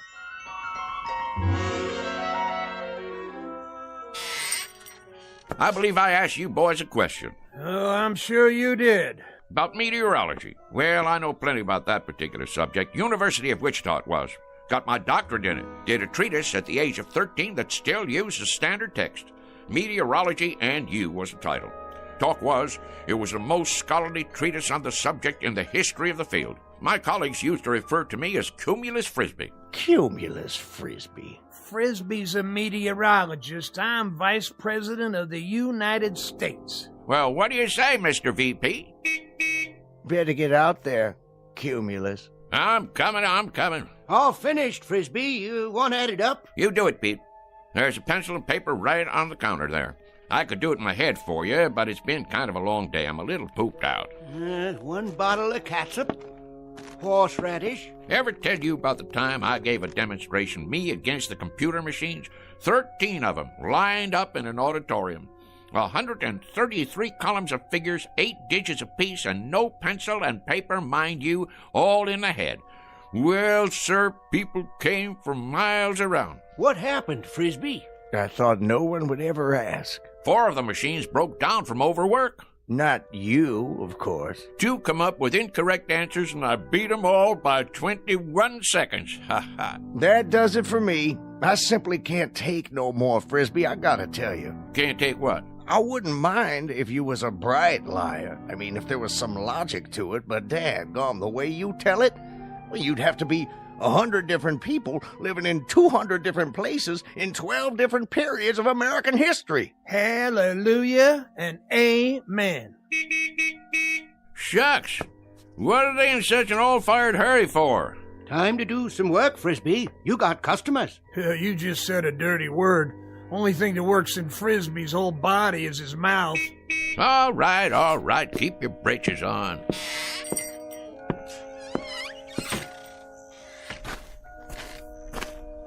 Howdy, gents. Hello. Want gas or something? Gas? Oh, yes. Sorry you had to wait. Not at all. You know, if you gotta be someplace in a hurry, you could have pumped it yourself. We could. Didn't you hear me yelling? Oh, we heard you. Definitely. We're not too familiar with this kind of car. No. Say, how many of you was in there? 4 of us. It's a bit of a tight fit, I'm afraid. Sure it is. One of them foreign jobs. Not much room inside, huh? We don't know where to put the gas. We aren't familiar at all with these foreign jobs. You ain't? Well, this is your lucky day, 'cause I am. A matter of fact, I'm the one responsible for them. For a while there was all rear engine, only in the back. You developed them, did you? Oh, indeed I did. Got a phone call from old Henry Ford one time asking me to fly out to Detroit. Henry Ford? Sure. Well, I did that little thing, and next thing you know, in 48 hours, I went and designed the first rear-engine automobile. Advantages are fantastic, Is that right? Sure. All the weight on the driving wheels gives her better traction, eliminating the drive shaft, lowering the whole car. There's a whole lot better visibility, plus the heat and gas fumes go right on out behind. You're quite familiar with the internal combustion engines, then. That sort of thing. Familiar with them? Why, mister, you're looking at the granddaddy of the modern-day automobile. Henry said to me when I finished that there designing job, rear engine, he said, that's what he called me, old rear engine Frisbee. He says, rear engine, you're an automotive genius. That's what you are.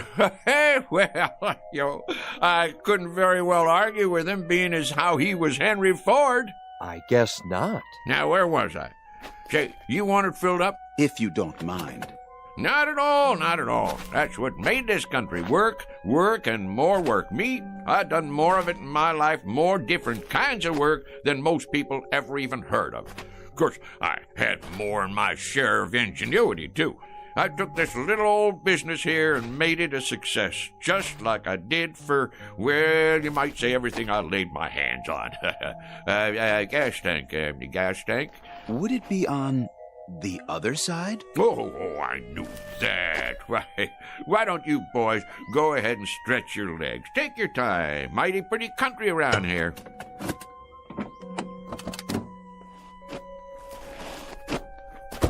Yes, pretty. Of course, it wasn't very pretty when I moved in. First thing I did was plant all these trees, hundreds of them. I had to import them from my old friend Luther Burbank.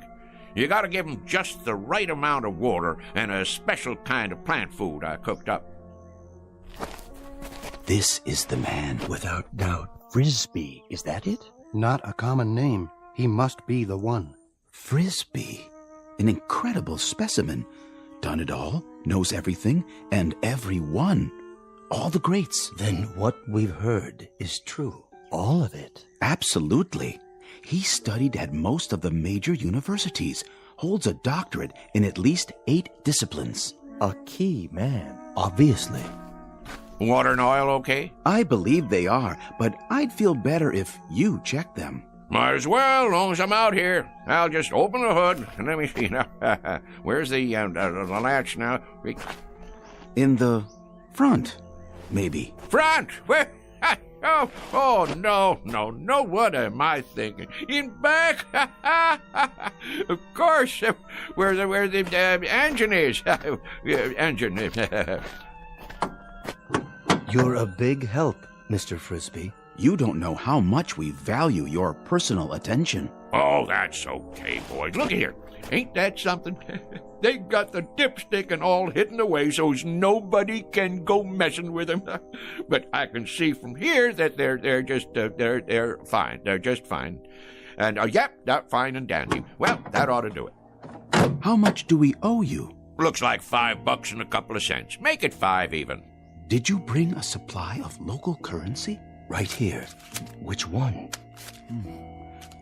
Will this do? This here's $20. That what it is? Yes, of course. 20. I think I got some change. Change? In my pocket.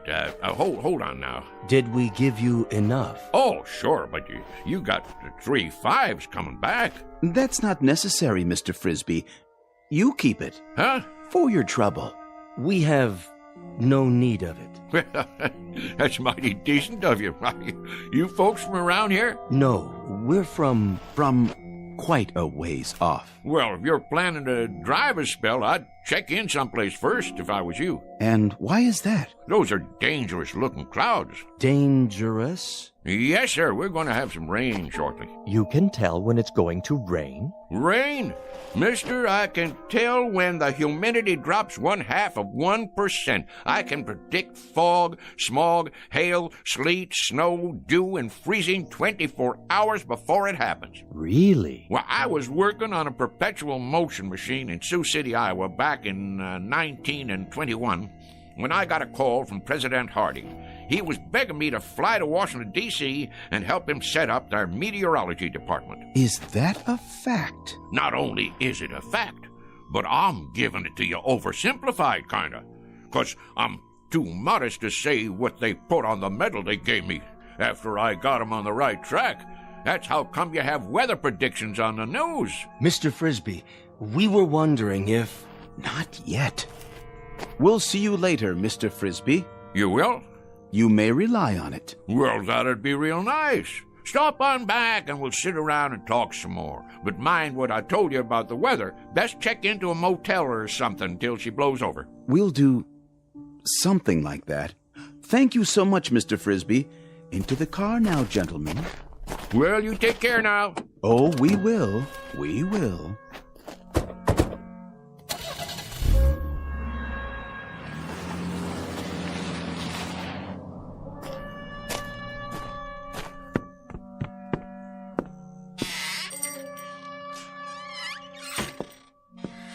Odd fellers. Why, didn't they believe what you were saying? It ain't that. They just seem kinda odd.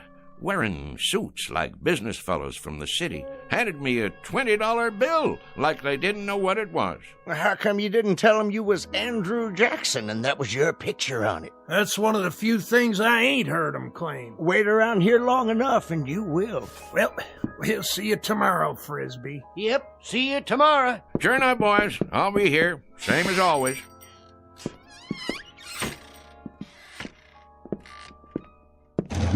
Let's see now, 5 o'clock. Sounds to me like a good time to close. Mr. Frisbee? That's my name. Don't wear it out. Huh? Mr. Frisbee. Who's there? If you walk outside and head east down the highway... Where are you? Nobody left in this store but me. If you head east for 200 yards, you'll come upon something extraordinary. Oh, yeah? Like what? An adventure, Mr. Frisbee. New worlds to conquer. How's that? Worlds even you have never dreamed of. Say, where are you hiding? In the back room? Or over by the dry goods? Don't trouble yourself. You won't see us. Well, where are you then? With you, Mr. Frisbee. We are a part of you. And soon, very soon, you will be a part of us for all eternity. You are going to the stars, sir. To the stars.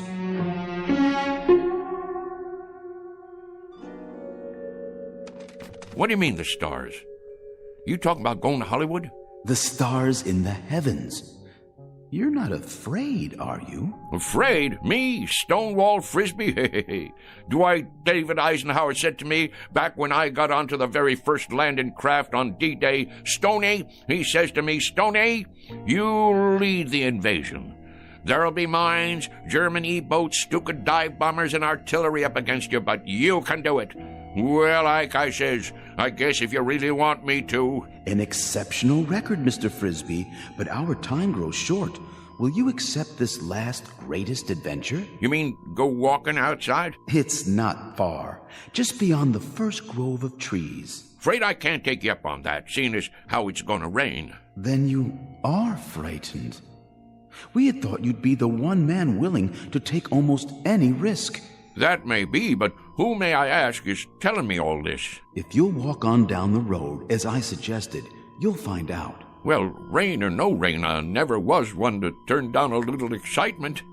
Who'd you say you was? Your questions will be answered soon enough. Well, all right then. Just let me lock up. That won't be necessary. Why not? Because, Mr. Frisbee, you won't be coming back.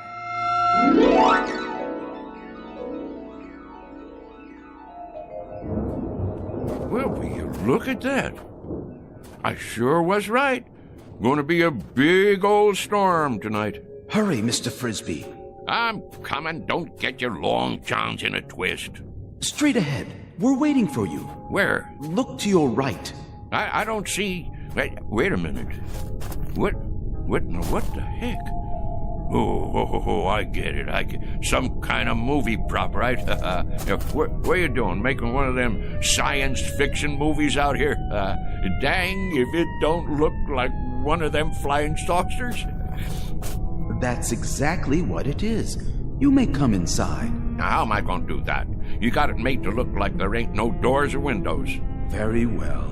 In the interests of time, I suppose we can give you a slight assist at this point. Hey! Hold on, Mr. Frisbee. Whoa, Nellie! How'd you do that? Teleportation, Mr. Frisbee, but I'm sure you know all about it. Well, what do you know? You got a nice setup in here. I'll give you that. What's underneath all that aluminum paint? Wood frame or drywall? I assure you, it's all quite authentic. Impressed? Me? Impressed with this rinky-dink set? Why, shucks, it looks like a flea on a doll compared to the one I designed for the United States Space Agency. Oh, we didn't know they had flying saucers yet. Apollo, of course, and Viking. Well, mine was called a Buzzard. Biggest span you ever saw. And that was back in 51. Old Rocket Thrust Frisbee, they called me. Please, Mr. Frisbee, be good enough to follow me. Well, don't this take all? How do you do, Mr. Frisbee? Welcome, Mr. Frisbee. How do you... So this is part of that movie prop. That's it, ain't it? Some kind of Hollywood thing. Advertising a flying saucer picture, huh? In a word, Mr. Frisbee, no. This is an actual spacecraft. Ah, go on now. And we, my colleagues and I, have come here from another planet. We have indeed. All this way, across the interstellar darkness, to meet you. Well, in that case, I'm leaving. Correction, Mr. Frisbee. You are staying. Wait, let me loose. I can't even wiggle my toes. I suggest you stop struggling against the force field and relax. After all, you're going to be here a while. A very long while in Earth terms. Why not make yourself comfortable while you prepare to meet the others? The others? That's right. The Intergalactic Council.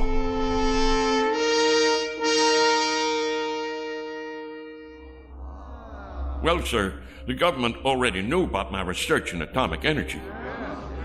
Matter of fact, I suggested it to them as far back as 1923. Spent a whole summer one time with Al Einstein, during which time I gave him the preliminary stuff about that relativity theory of his. Smart as paint, that fella. Smart as paint. He had bad hair, though. Should have put some Brill cream on it. A little dab will do you. Anyhow, when I got this here call from New Mexico, I had to hightail it over there and show them how to make the bomb. Incredible. Fantastic. What a specimen. Now, let's see. That covers atomic energy. What was the next thing you fellows asked me about? If you wouldn't mind, sir. Go on, speak your mind. You're entitled, son. Your research in liquid propellants. Oh, yes, liquid propellants. Well, now, the main thing I gotta say about that is there ain't no liquid in the world that'll propel me faster than a dry martini on the rocks. We were referring to liquid propellants as applied to space travel, Mr. Frisbee. Oh, them liquid propellants. I get your drift. Yeah, I developed the first ones used by the Air Force in that old whack Corporal rocket, remember? Used to have a model of it out in front of Disneyland. Well, that thing sure could move, thanks to me. Made up a batch of liquid stuff in my cellar. Folks around town wanted me to run for Congress after that, being as how I got the country back into the space race. But if there's one thing I ain't, it's conceited.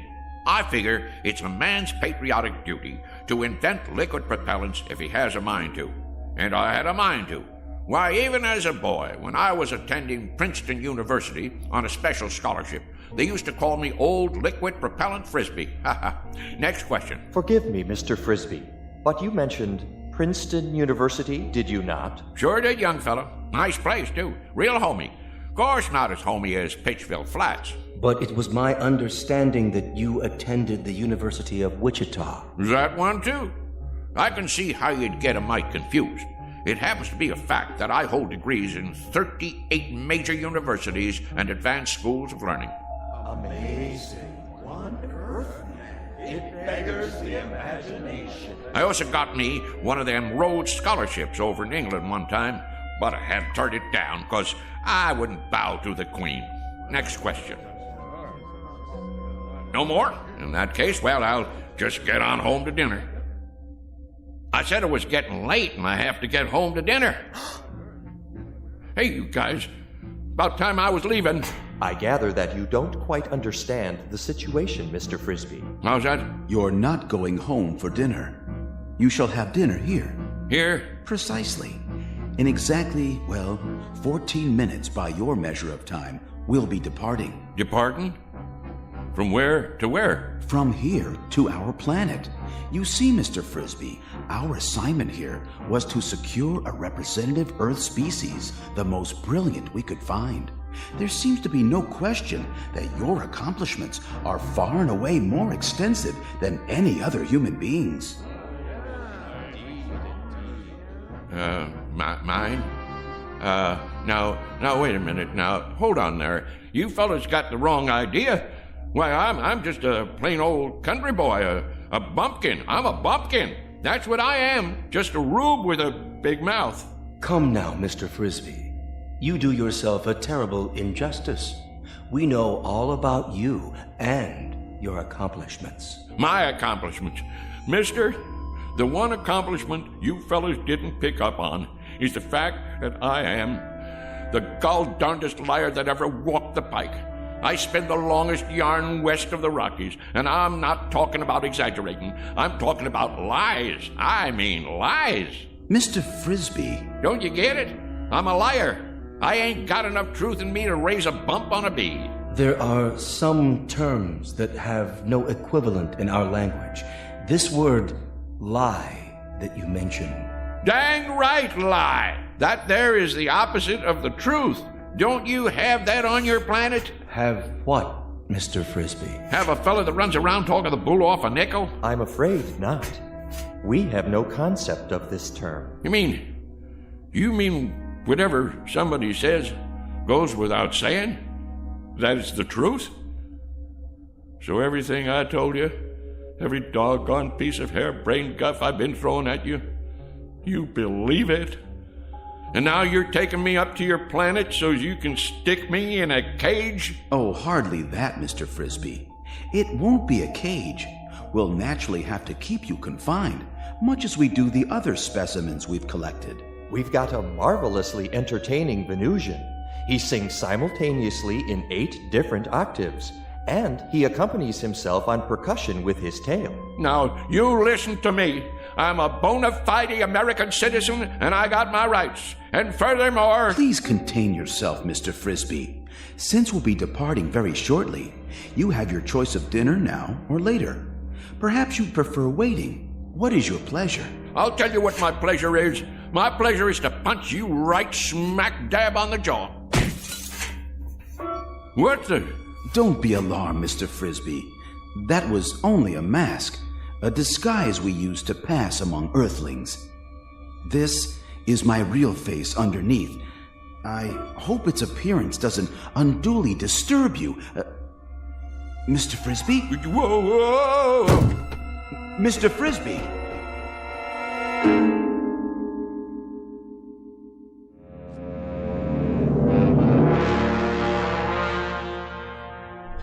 Oh my, aching back. Where am I?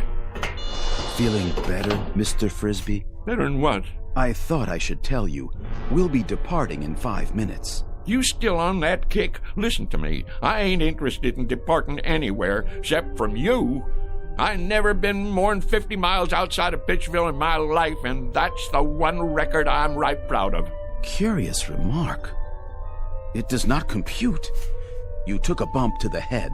Lie still. I'd better scan you. Get that thing away from me. It's only a vibrometabolic scanner to detect organic damage. Stay back, I tell you. You're in perfect shape. No spikes in your brainwaves. None whatsoever. Remarkable, I must say, for someone with such active cranial matter. Man, the last time I saw something like you, I'd been 4 days on a corn jug. And even at that, what I thought I saw was a whole lot prettier than you. I'm sorry you find my features distasteful. On our planet, my appearance is considered quite satisfactory. But if you prefer, I could wear another one of those pseudo-faces. This place where you're from, do the girls look like that too? The females? Why do you ask? Because if they do, it's a downright wonder you ain't extinct. Please try to accept my true appearance, Mr. Frisbee, much as we have become accustomed to yours. Some effort is required on both sides. Shall we, I believe the customary phrase is, shake on it? Don't point your finger at me. What you got there, a claw? A gesture of friendship, Mr. Frisbee. Hands across the galaxy and all that. Well, okay. but don't you go pinching me. You're built hard as a crawfish, I'll say that. Oh, we are indeed, by your standards, which is quite fortunate for us, considering the gravitational pressures on our home planet. You have a match on you? Pardon? For my pipe. Hold on. I gotta light my overalls. What are you doing? Helps me relax. A pinch of Prince. One time a guy come in my store and he says, "You got Prince Albert in a can?" And I says, "No, I already went and let him out." Never mind. You boys wouldn't understand. I'm afraid there's no smoking on the ship. Well, who ever heard of a rule like that? It upsets the negative ion balance. No, I really ain't going. What do you think of that? Well, I suppose if you sit over here, directly under the laminar flow. Kinda chilly. Ooh. Don't you boys have a wood-burning stove at least? Must get mighty close to freezing up there in outer space. What's that? Oh, that? Oh, that's just my old harmonica. Want I should play you a little tune? Oh, please. Please, Mr. Frisbee. I've been meaning to give a concert one of these days. Maybe Carnegie Hall or over in Branford. Oh, attention. X10 and X12. I need you here at once. Most beautiful sound there is, huh? They have harmonicas where you guys are from? Well, do they? I ask you a question. Do you have harmonicas up there where you Help! Help! You don't look so good. Kinda green. Whoa, well, let me play some more for you. Ain't nothing like a little tune before dinner. That's what I always say. What's that horrible sound? It's that object. I've got to get it away from him before it's too late. Back. It's dangerous. Stay away from it. Save yourselves.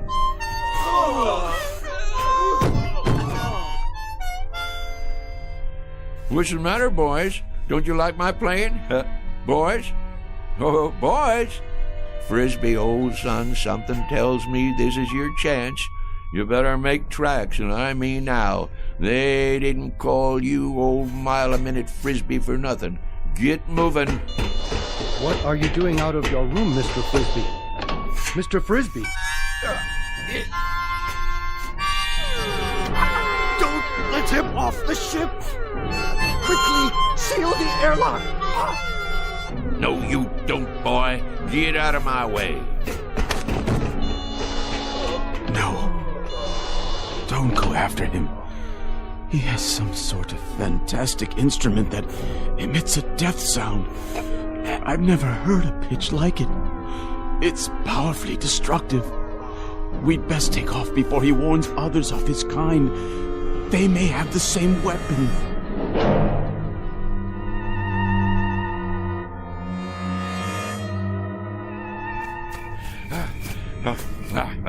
Can't catch this old boy, can you?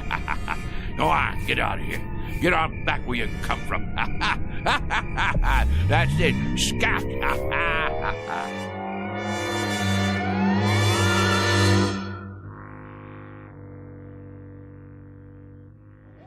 Shh, quiet. Douse the lights. Here he comes.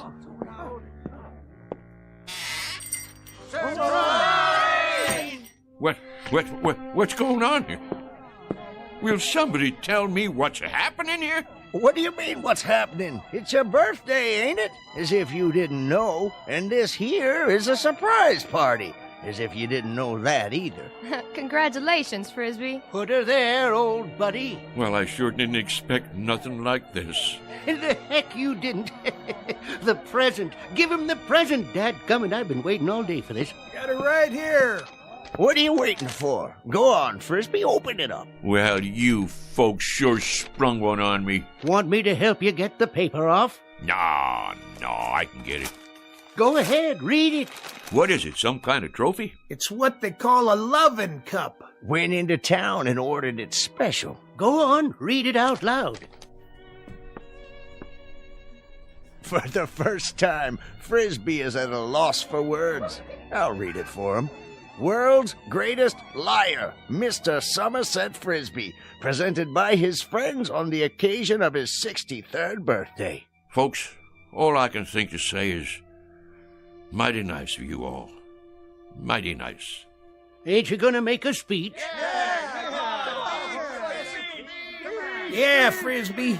Tell us one of them real whoppers. Like where you been the last couple of hours? Was you inventing something? Or maybe you just took a quick trip to the moon? Well, you ain't far wrong, and that's a fact. I knowed it. I've been waiting for this all day. First off, you know who them fellas was in that car? Which car? That little foreign job come in here for gas, remember? The President of the United States and the Secret Service. Well, I'll tell you who them fellas was. They was from outer space. Oh, isn't he the living end? And somehow or other they picked me up in the air, right down there by the hollow, and I floated over to their flying saucer, and they took me inside, and then they was gonna kidnap me and take me to their planet. And you was gonna be their leader, Frisbee? But it's true. They was just about to kidnap me.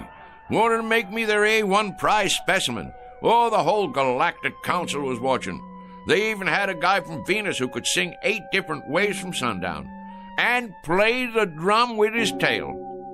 Well, sir, you know how I stopped them? You talked them to death? No, not that. It weren't nothing, really. Just took out my mouth harp and blowed a little tune, something like this. You know what happened then? I'm sure you're gonna tell us. I've been waiting all day for this. They just plumb fainted away. Now that I can believe. Play us a tune, Somerset, the way you used to. Well, I suppose I could do that, if you really want to hear it. Wait a minute. There it is. Didn't I tell you it was going to rain? Sure I did. I can feel it in these old bones of mine. Yes, sir. What did I tell you? What did I tell you? Ain't he the perfect limit? Ain't he the be-all and end-all?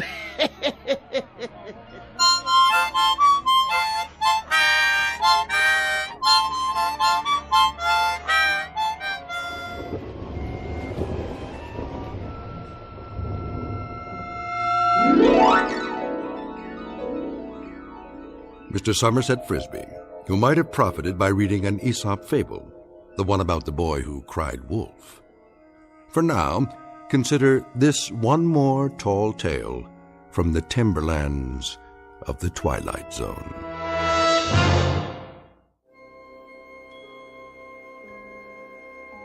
Hi, this is Carl Amari, producer of the Twilight Zone radio dramas. I'd like to take a moment to tell you about our official website at twilightzoneradio.com, where you'll get the latest news and information on these Twilight Zone radio dramas. Plus, at twilightzoneradio.com, you can digitally download 3 free episodes or any of our episodes for only $1.95 each. In this age of ever-changing technology, we've decided to make these episodes instantly available to you by making the Twilight Zone radio dramas a digital download-only series. This means that this series will no longer be offered on CD. The CD collections at our website are now being offered while supplies last at buy one, get one free. So be sure to get your favorites before they're sold out. Be sure to visit us often, and I'll see you in the zone.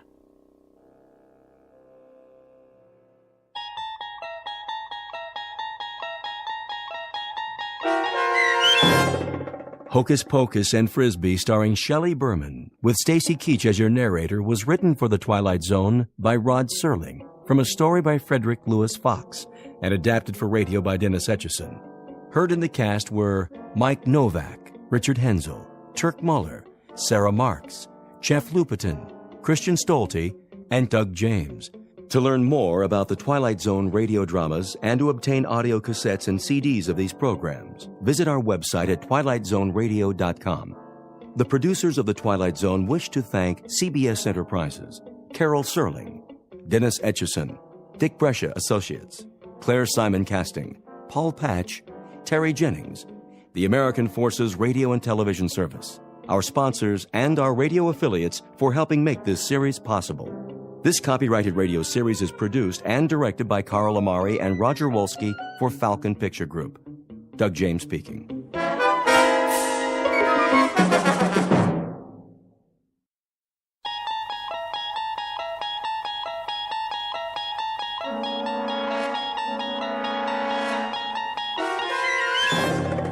You unlock this door with the key of imagination. Beyond it is another dimension, a dimension of sound, a dimension of sight, a dimension of mind.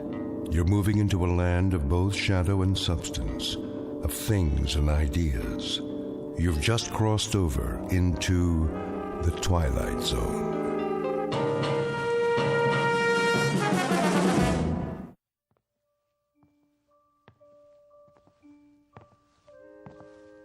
Come on, Mac. Let's go.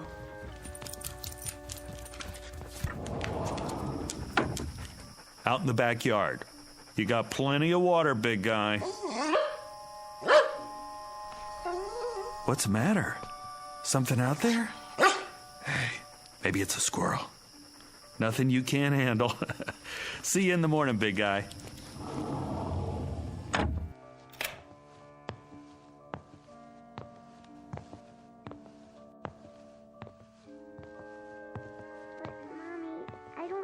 To sleep by myself. I know, honey. It'll be all right, I promise.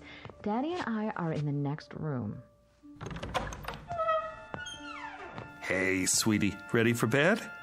Daddy, I want Mac. He's outside where he belongs. But I need him. No, you don't.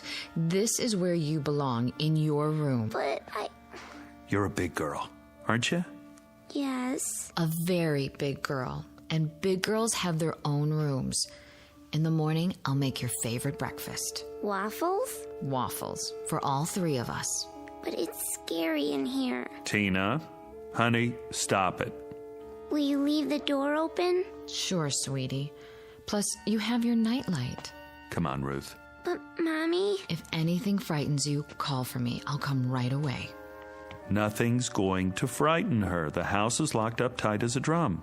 But what if the bad man comes? Oh, Tina, really? Hey, then Mac'll get him. He's a good dog, isn't he? Yes. Go to sleep now. Can I have a drink of water? Of course. Night-night, sweetheart. Night. Don't let the bed bugs bite.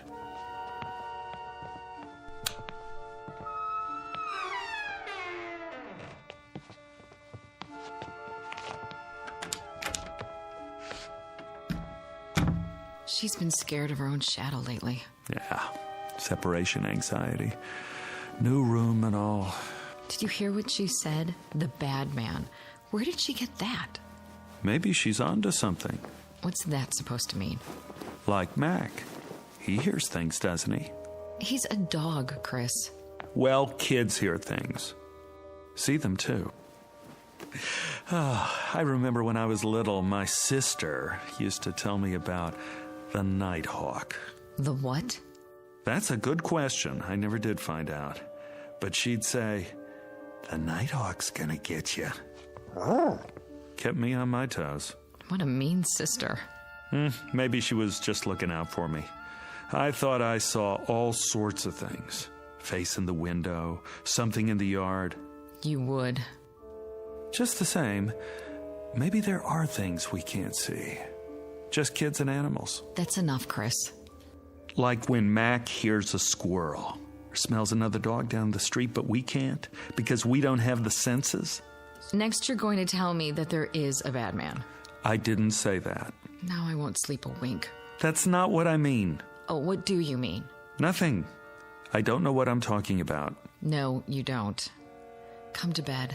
Sorry. You should have been a science fiction writer. Visible world. Nice. Makes me feel all safe and secure. I said I'm sorry. Well, this is the real world. Remember that. I'm turning out the light.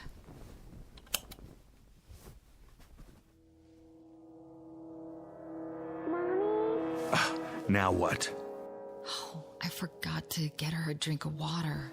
If you get up every time, she'll never go to sleep. But I promised. One time. That's it. Agreed? Agreed. Mommy? Daddy? The voice of one frightened little girl. Name, Bettina Miller. Tina for short. Description, 6 years of age, average height and build. Blonde, quite pretty. Last seen being tucked into bed by her mother only a few minutes ago. Last heard, there's the rub as Hamlet puts it, for she can still be heard quite clearly, despite the curious fact that very soon she won't be seen at all. Not by her father or mother or anybody else. Present location? In the next bedroom, or so it seems. At this moment, it might be more accurate to say that she's just become a resident of an unseen world called the Twilight Zone.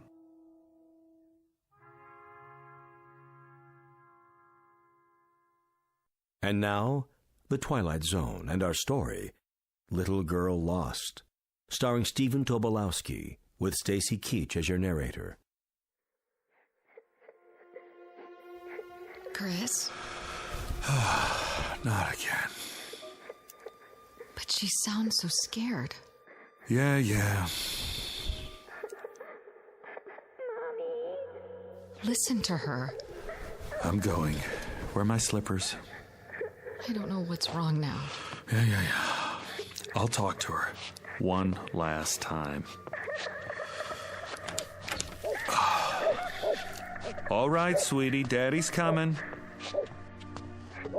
Quiet, Mac! What's the matter now, Tina? Where are you? Against the wall? Here I am. Take my hand. Tina, where'd you go? Did you fall off? I'll lean down and... Not against the wall, huh? Did you roll under the bed? Take it easy, I'm here. Tina, where are you? Over here. Come on out, baby. You must have crawled under the bed. Now reach out. Reach out for my hand. What happened to you? Where in the... Hold on. I'll get the light switch. Daddy, help me. I'm trying, baby, but I don't see... Chris, what is it? I don't know. What's the matter? She's not here. What do you mean she's not? I turned on the light. I can't... Tina? Mommy's here. See for yourself. This is ridiculous. Tina? Tina! I already looked under the bed. All the way to the wall. It's clear. There's nothing. Mommy, pick me up. I'm trying, baby. Chris? Where is she? I don't know. But I can hear her right in front of me. I can't too. It doesn't make sense. I'm looking under the bed. The floor's clear. It's absolutely empty. I don't see anything. Honey, I don't know what to tell you. What are we gonna do? Quiet, Mac! Listen, what's happening to her? Where is she? I'm tired, Mommy. Going to sleep now.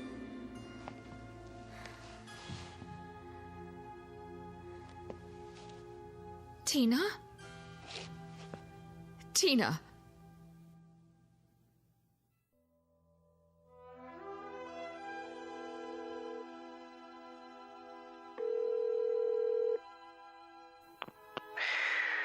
Hello? Bill. Yeah. Bill, it's Chris. Oh, hi. What time is it? Can you come over? When? Now? I'm sorry, but it's an emergency. What's the matter? It's Tina. What happened? That's just it. I don't know. You don't... She's disappeared. From the house? You mean she wandered off? No. Somebody took her? She hasn't been kidnapped. Well, then what? I can't explain. She's here. Is she injured? I don't think so, but... So she's okay? I don't know. Let me get this straight. She's there, and she's not hurt, and she's... She's here, but she's not here. I don't follow. Bill, for God's sake, get over here. I don't know who else to call. And hurry.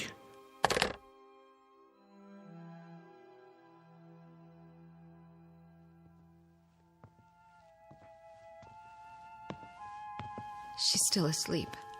That's what it sounds like. Ruth, stand up. Shouldn't we wake her? I called Bill. Bill? He's coming over.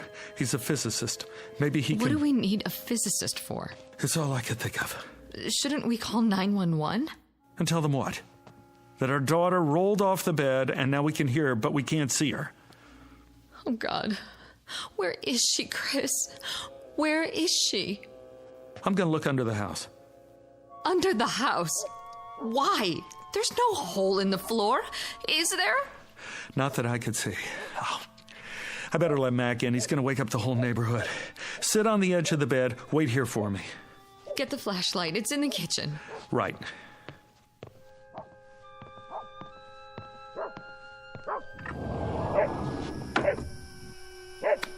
Come here, boy.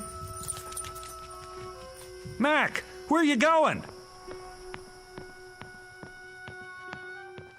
Mac! What's wrong with him? He's after something. Like he's got a scent. He's trying to get under the bed. Grab him! I can't! Where did he go? I don't know. Step back. He's got to be under there. Mac! Come on out, boy. Here, Mac! He's not, is he? Now, don't jump to conclusions. He's with Tina.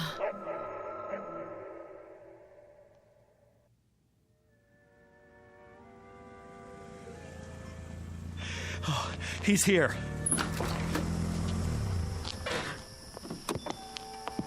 Bill. I got here as fast as I could. Thanks. What's up? I'd tell you if I could, but you wouldn't believe it. Try me. I wouldn't know where to start. You better see for yourself. See what? They're in the bedroom. You remember Bill, honey? From work? Ruth? She's still asleep. Listen. Where's your daughter? Under there? Take a look. I don't see anything. Neither do we. Do you have a flashlight? Here. You were right. About what? Don't believe it. Let's move the bed. Bill, where is she? I'm about to lose my mind.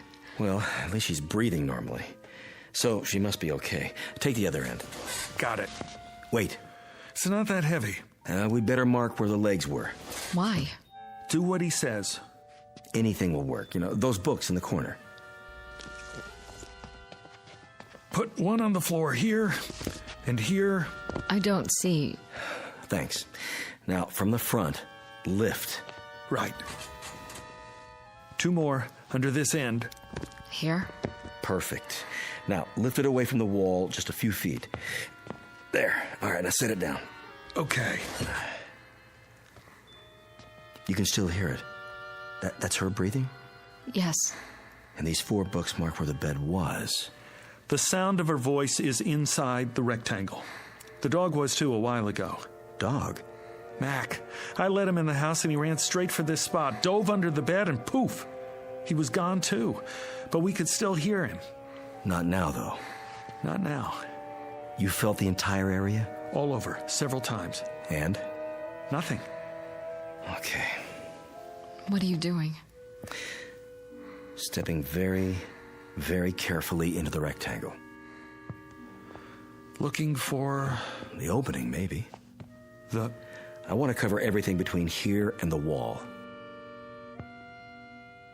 The opening to what? I don't know yet, Ruth. Quiet. There. Do you hear? I hear. You're moving as if you're afraid you're going to step on her. But there's no hole in the floor. You can see that. Yes. Why are you moving your hands? To cover the air above the floor as well. I did that. We both did. Well, maybe not every inch, but... All right, take it easy. I'm almost at the wall. I don't get it. Get what? It's not in front of the wall. So that means it must be... Bill! Look out! Your hand's going into the wall. Pull out! Pull out! I guess I found it. Found what? Bill, what was that? Your whole hand disappeared into the wall. It did. I saw it. So did I. This must be it. What is? The opening. To where? I'm not sure. But off the top of my head, I'd say... to another dimension.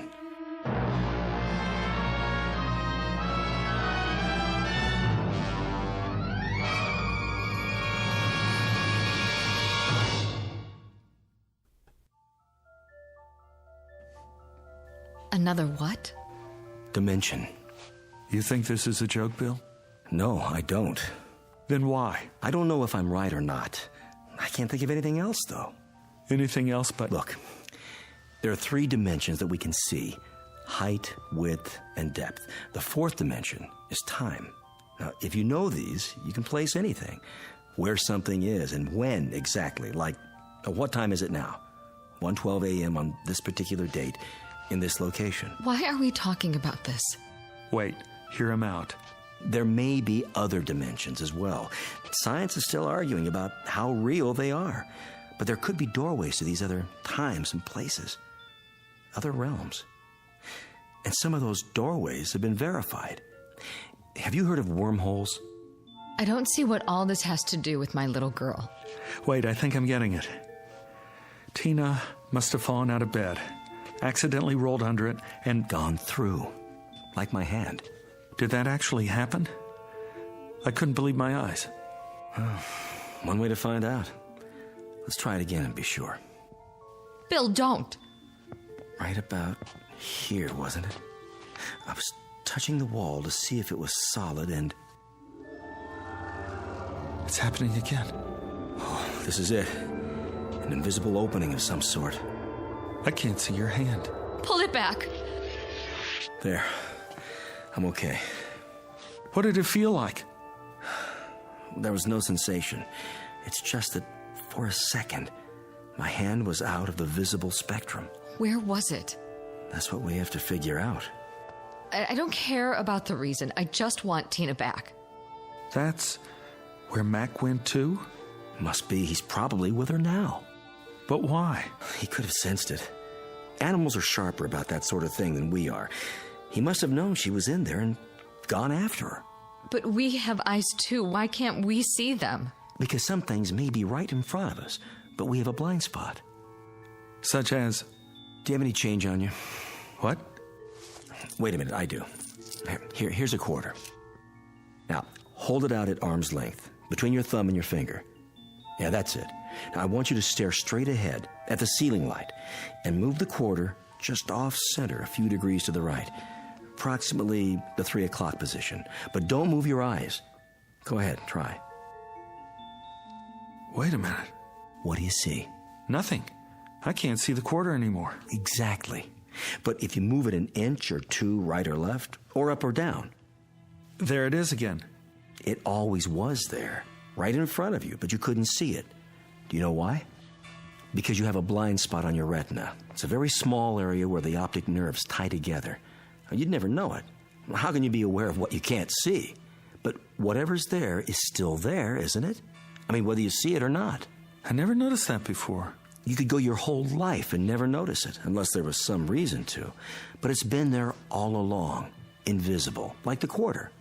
Well, now that I know where she is, I'm going after her. No. Don't try to stop me. She's my little girl. We don't know what else is in there, or how far it leads. My daughter is in there. I know that, Ruth, but we can't just... Why not? You put your hand in and you pulled it out twice. We don't have enough information yet. Tina is right in front of us, on the other side of this dimensional opening, or whatever it is. All we have to do is reach in and... If it's that simple, why hasn't Mac found her yet? If I'm right, and this is a kind of gap or blind spot, an opening to another dimension, it wouldn't be laid out the same as our world, would it, Chris? There must be something we can do. Listen to the man, honey. You got a pencil? Anything to write with? Check Tina's drawer. Only crayons. That'll do. A black one. Here. Now, let's see just how big this thing is. I'll have to mark up your wall. Go ahead. This is solid. And this. And this. Ooh, but not here. The same spot I touched before. All right, I'll mark it with a dot. Take your hand out first. Right. And all around the edges where it's still solid.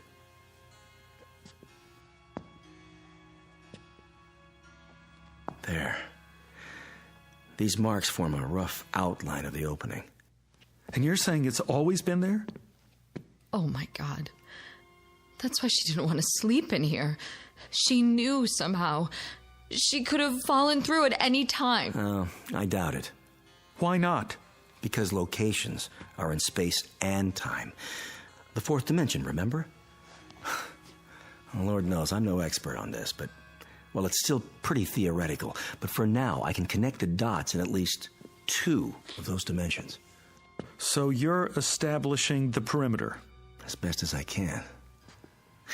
I suspect that junctures like this are anomalies, freaks of nature, or of the space-time continuum, if you prefer.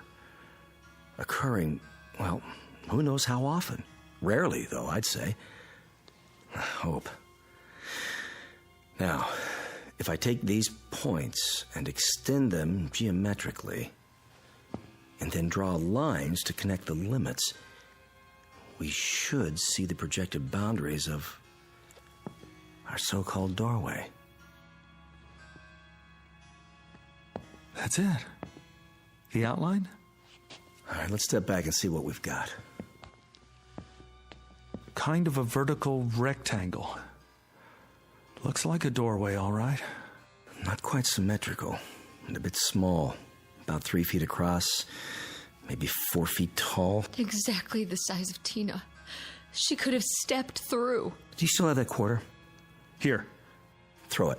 What? At the wall. What for? It's a test. Toss it between the lines, and we'll see what happens. Okay, here goes.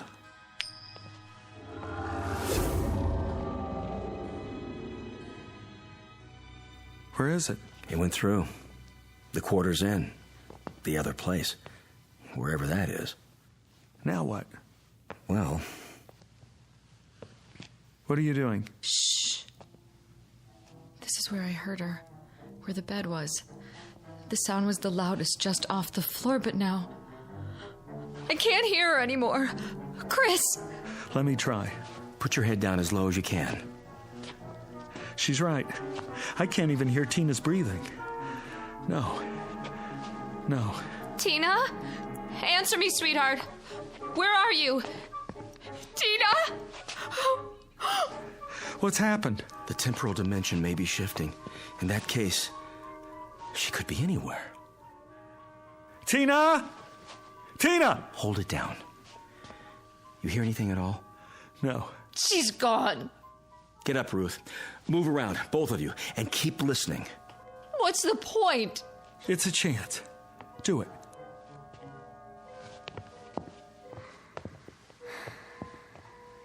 Psst. Over here. That's her. In the corner. What in the name of... Quiet. It's getting weaker. Where's she going now? Tina, come back! Keep looking for her. But how? Come on. Where? Anywhere. Try the whole house. I'll take the living room. Tina? Tina? What is it? She's gone. Gone and never coming back. We don't know that. We don't know anything. Come on, babe. You gotta be strong. For Tina. In here. Bill?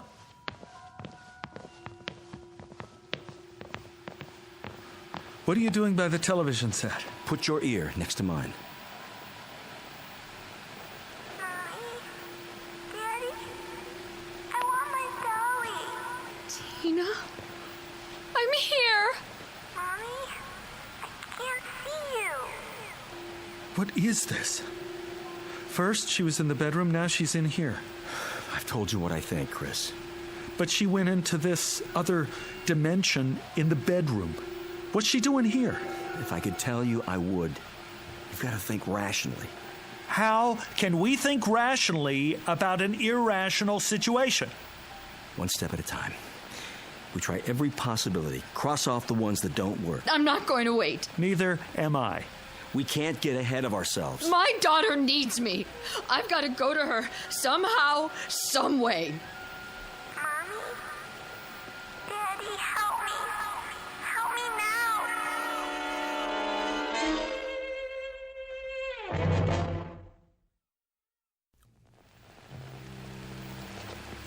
I've got to go to her.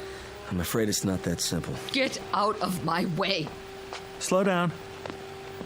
Let's think it through first. We have to do something. I know, but what? She could be somewhere else entirely now. Are you saying it's hopeless? Chris, if she's beyond our world, everything's different where she is. The normal rules don't apply. The slightest movement on her part might seem, to us, to be all over the place, but she might just be turning over in her sleep. Then what do we do? I have an idea. Call him. Who? The dog. Call him. Hurry. Mac! Here, boy! That's it. Here, that's a boy. There she is. I hear her. Where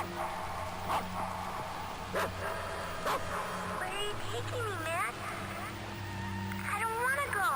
Stop it. Tell her to go with him. Tina! She hears you. She hears you. Go with Mac, baby. Please, go with him. Where are you? Here, baby. I'm here. Just tell her to go with the dog. Sweetie, go with Mac. Right now, baby. Where is he taking me? Where we are. You want to be with Mommy and Daddy, don't you? Yes.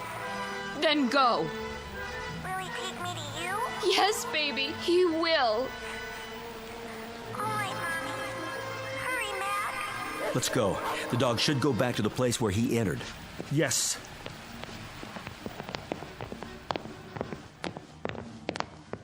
Now, get down on the floor in front of the wall. I don't hear anything. Call the dog again. Mac! Here, boy! Here! Nothing. Bill, can't we help her? It'll have to be the dog, Ruth. We can't take a chance going through ourselves. Why not? If Mac could do it. Mac has a better sense of smell and hearing. He might be able to find his way. Mac! Come here! Right here! Come on! I hear him. He's doing it! Man! What a mutt! They're not getting any closer. This way, Mac! Come! Tina? Mommy. I can hear him. But they're not coming through the wall. They can't see the opening where they are. Come to me, Mac! To me! Daddy? Bring her out, Mac! Now! Daddy, where are you? Here, baby. Right here. Just a little bit farther. Follow Mac. I can't see you. Mac, you better come. Right now. Why doesn't he do it? Maybe he can't. He's confused. If you can't see him, he can't see you. No, I won't have it. What are you doing? Reaching in. Stop! Pull your arm back. Tina, take my hand. No, Chris, it's too dangerous. Let go of me. My hand, Tina, take hold of it. I can't see it, Daddy. I'll lean a little further. See it now? No. Chris! Here! Here! Chris! Chris!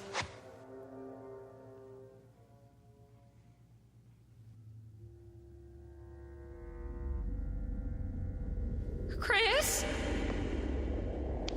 Yes! You all right? I'm okay. I got through. Can you hear me? We hear you, pal. Don't move. But I have to. Don't move an inch, or you'll never find your way out. But I'm just here, on the other side of the wall. What do you see? I'm not sure. It's dark. There are lights, millions of them, like stars. Some of them are flashing, moving past, and there's some kind of mist. I can't make out anything else yet. Don't even try. Stay where you are. I've got to find her. Let her come to you, Chris. Call her. Yes, call her. Tina! Daddy? I can hear her. She's close. Where are you? Come to the sound of my voice. I don't know which way. I gotta help her. She can't see any more than I can. Chris, I mean it. Daddy, I'm scared. Don't. Wait there for her. I don't have a choice. She needs me. Tina! Where are you, Daddy? Right here. Where? Is Mac with you? Yes. Grab his collar. Can you see his collar? I think so. Put your fingers under it. Mac, where are you going? I'm coming, honey. Chris, don't go after her. I have to. Tina? Where did you go? Tina! Tina! I'm over here, Daddy. Stand still. I don't like this place. Don't be afraid. I'll get you out. Where's Mommy? Waiting for you at home. In your room. She's waiting for us. Listen to my voice. Come to me. I don't know where you are. I can't see you, Daddy. Where's Mac now? Here. Grab onto him. Hold tight. Can you do that for me? I'm trying. Chris! Hurry! Got his collar yet? Yes. Get a good grip now. Okay, Daddy. But he wants to run away. You have to stay with him. Don't let go. Mac! Bring her here. Bring her to me, Mac.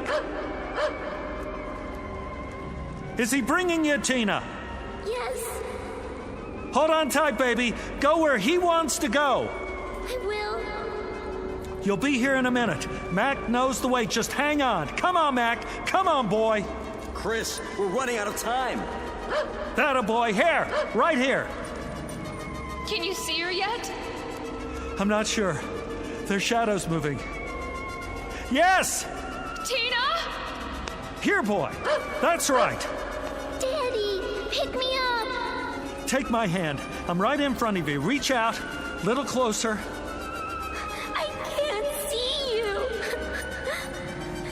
I know it's hard. Just try. That's it. Closer. There. I got her! Oh, Daddy. Oh, baby. Baby. You're okay now. Daddy, Daddy. Oh, baby. I got her. I got her. Hi, Mac. You big, beautiful animal. You did it. You found me. I want to go home. Me too. That's where we're going. Mac, let me take your collar. Now go. Go to Tina's room. Where is it, huh? Put your arms around my neck, honey. Hold tight.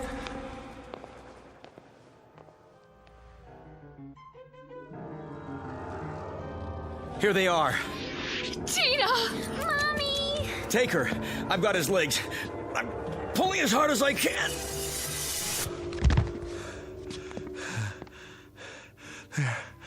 There. I told you you'd make it. Oh, Chris. How does she look? Fine. She looks beautiful. Mommy. Come on, honey. Let's get you out of this room. I better go with him. Sit down on the bed. Get your bearings first. Oh, man. What happened anyway? I pulled you out. Feet first? How did you do that? Half of you was still here. But I was walking around. You only thought you were. I was holding on to you the whole time. I didn't feel it. I know you didn't. How come you kept telling me to hurry? Because Yeah? the opening was getting smaller. What are you talking about? The time element. At least that dimension was changing, or starting to. And if it had happened, we would have lost the location on both sides. For how long? I couldn't begin to guess. The opening was shrinking? See for yourself. Solid all over, now. Including the area inside the lines. It was closing up the whole time. You mean... Another few seconds, and it would have finished closing, with half of you here and the other half there. I would have been cut in two. Yeah. Mac? You did good, Mac. Real good. How would you like to sleep in the house from now on? Keep an eye on things. Yeah, that a boy. Better put some boards on the wall for now, until we can figure out what happened and make sure it doesn't happen again. Can we do that? Well, we can try. Meanwhile, you might not want to let her sleep in here for a while. Are you kidding? No way. Tina will never have to sleep in here again. Looks like she got her wish after all. From the mouths of babes, huh, Chris? From the mouths of babes. And good old boys like Mac here.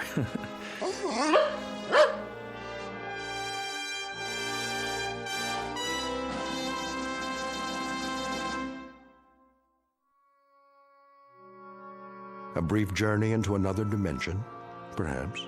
But which? The fourth? The fifth? Or one not yet charted by theoretical physics? They never came up with an answer, despite a battery of research scientists equipped with every instrument known to man. No explanation was ever found, only a little more respect and uncertainty about what can happen in the Twilight Zone.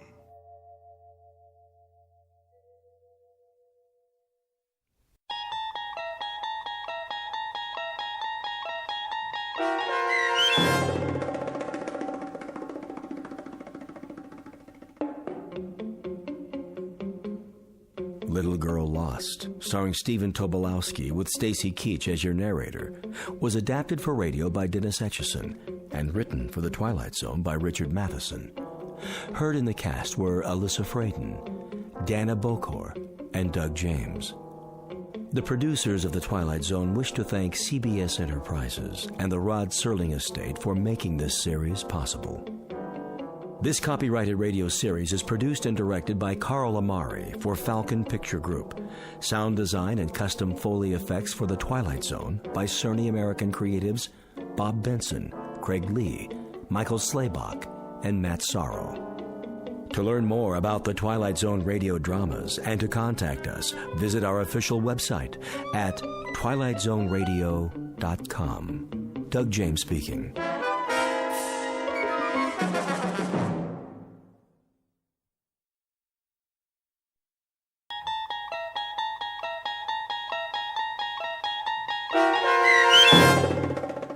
Long Distance Call, starring Hal Sparks with Stacy Keach as your narrator, was adapted for radio by Dennis Etchison and written for The Twilight Zone by Charles Beaumont and William Idelson.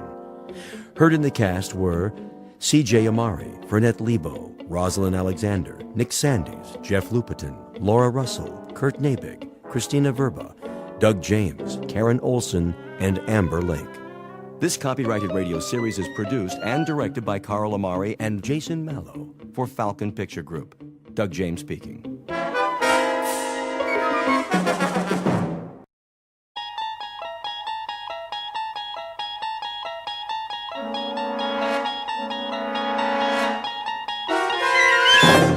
You're traveling through another dimension.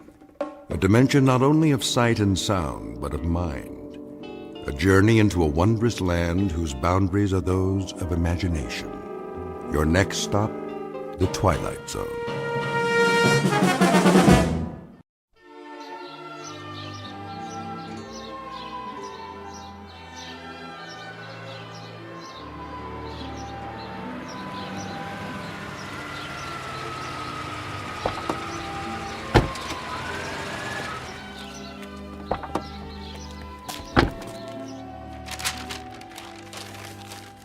There.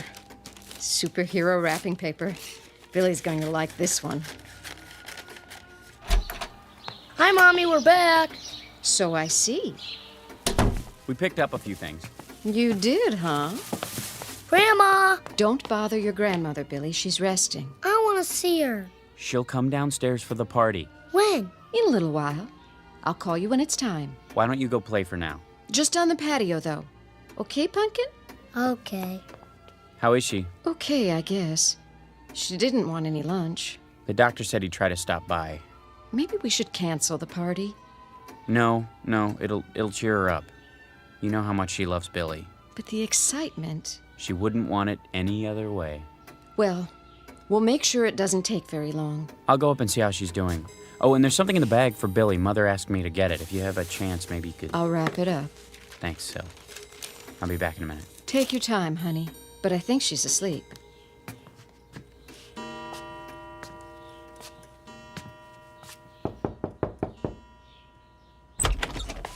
Mother? Is that you, Chris? How you doing? Oh, fine. Just resting my eyes. Well, you go right ahead. We've got everything under control. Where's Billy? In the yard, playing. Oh, such a big boy. And today, another birthday. I can hardly believe it. Neither can I. Did you get him a present for me? I sure did. The one you asked for. Sil's wrapping it up. Good. Take the money from my purse. No, don't worry about that. It's all taken care of. I insist. And I insist that you relax. Dr. Unger's coming in a little while. You want to look pretty for him, don't you? Oh, Chris, you're such a teaser. Well, who do you think I learned it from, Mama? Just like Billy. He's so much like you in so many ways. Oh, I don't know about that. He's got Sylvia's nose and mouth. And your eyes. When I look into those eyes, I see you at that age. I don't know where he gets so much energy. From his daddy, of course. Now, hold on. I was the quiet type. Oh, you were a bowl of fire. Running this way and that, full of curiosity. I find that hard to believe. But it's true. Billy's the spitting image of you. If you say so, Mother. Take your nap now. Can I get you anything? Nothing at all. Just remember to call me when it's time for Billy's party. He can come upstairs if you like. Oh, nonsense. I wouldn't miss it for the world. All right, Mother, you win. Just don't try to walk on your own. I'll let you know when it's time. You do that, dear. Tell Billy I'll be there. I will. Now get some rest.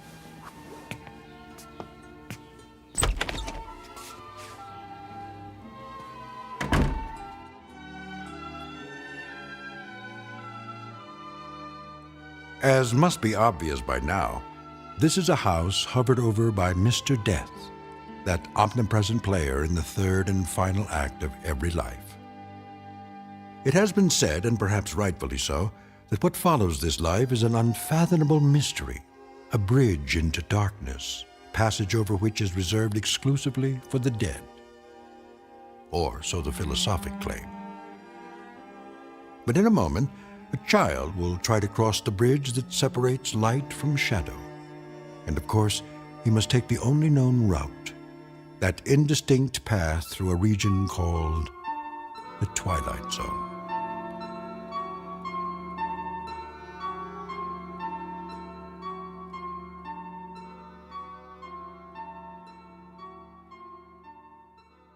And now, The Twilight Zone and our story, Long Distance Call, starring Hal Sparks, with Stacy Keach as your narrator. That's enough for now, Billy. I like the way it sounds. Can you help me set the table for dessert? Is it time yet? Almost. Where's Grandma? Well, you know, she wanted to come down, but she's awfully tired. You understand, don't you? You're a big boy now. But I want to see her. Maybe in a few minutes.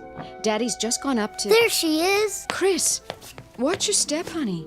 Why is Daddy carrying you, Grandma? Because she's light as a feather. I've got your chair ready. You go to so much trouble. Mother, you've got to follow the rules of the house. And today, the rule is, the moment Billy opens his presents, you're going back upstairs. That's fine, Chris. I always follow the rules, except when I don't agree with them. Hi, Grandma. There's my little angel. Mother, the doctor told you not to exert yourself. I don't exert. Billy is a feather to me. Everybody get ready. Time for the candles. I'll turn off the light. Happy birthday to you. Happy birthday to you. Happy birthday, dear Billy. Happy birthday to you. Go on, son, blow them out. Here it goes. Wait now. You've got to blow out all the candles, or it is no good. Take a big breath, Billy. All of them. Okay. You did it! Did you make a wish? Yes. What was it? I can only tell Grandma. Well, then, tell me. I wish for is... Don't you think we should all hear your wish? That's not the way it works, honey. You know that. It is a secret between the two of us. Isn't that so, Billy? Mm-hmm. And now we cut the cake. Mother, let Syl do that. What? You think I'm too old to hold the knife? He didn't mean it that way. When I am that old, you get the shovel and dig a hole. I have a shovel and a pail. Billy. Yes, my angel. I know you do. To play with. We had some good times at the beach, didn't we, Mama? All of us together? Lovely times. Like tonight. I'm so happy. My heart is so full. I would like to say something. May I? Sure. Oh, my little Billy. My wonderful little boy. He gave me life again. An old woman, good for nothing but to complain. He held out his hands to me and made me alive. Why are you crying, Grandma? I don't know, Angel.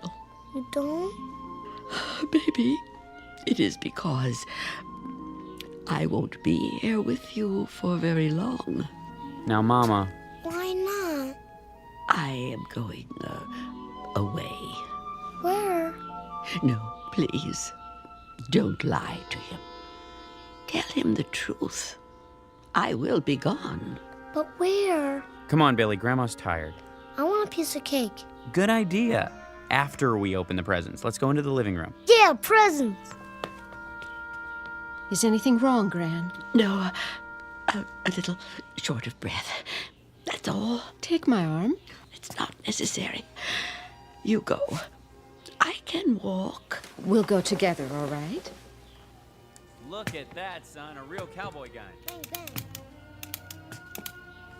Sit here, Mama. Open this one next. Okay. Wait. Billy, do you want to see what Grandma got you? Yeah. Which one is it? Right here, I think. Yes. Wow, cool. Well, you know what it is? Yeah, telephone. Why, that's a nice toy, isn't it? Grandma picked it out for you. For us, Billy. For you and me. So you can always talk to Grandma. Anytime. Even when she is not here. Can you say thank you? Thanks.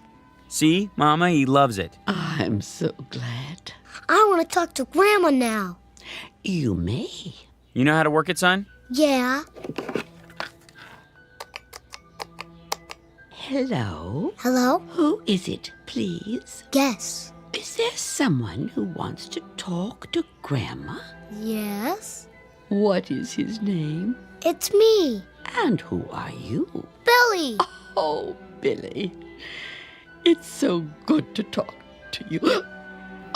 What's the matter, Mama? You'd better take me upstairs. Now, Chris? Of course. Don't you want to play? I want to, Billy. In a little while. When? Whenever you like. You talk on the phone. I will hear you. Come on, up you go. Don't hurt yourself, Chris. Not a chance. I'm not a little boy anymore. I think I could carry my mother upstairs. Can I call now? Not yet, Billy. I have a message for her.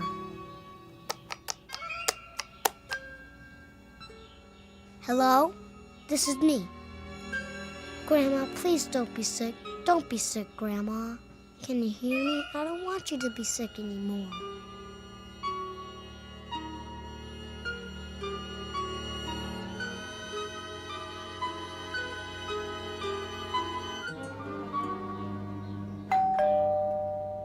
Someone's at the door. I'll get it. You stay with Mom. Come sit next to me, Billy. Dr. Unger, Chris, thanks for coming by. how is she? The same. Sylvia, Hello, Doctor. how are you holding up? Oh, don't worry about me. Grandma? Billy, stay here. Is Grandma okay? Of course she is. I'll just look in on her. Let me walk you upstairs. I know the way. Can I go too? Later, Billy. Sit here with us. But I want to tell her something. Oh, darling, we can't see her right now. Why not? She's not feeling very well. Is she gonna get better? I hope so, sweetie. I really do.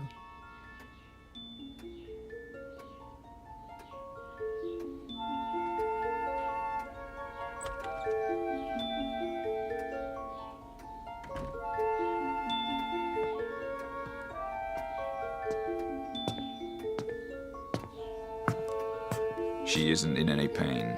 Can we see her? I wouldn't advise it. Not that it would hurt her, but, well, I doubt that she would recognize you. Oh. We'd recognize her. All right, Chris. Just don't stay long. Me too. Isn't it your bedtime? I want to say goodnight to Grandma. Billy, try to understand. Grandma's sick. Why don't you wait until she's well? I want to see her now. Billy, don't. If I may make a suggestion. Yes? If he wants to see her, this might be the time. Come with me then, but only for a couple of minutes. And Billy, listen to me. If Grandma acts a little different, that's only because of the medicine, okay? Okay. Then let's go. Sylvia? Now? Do you think...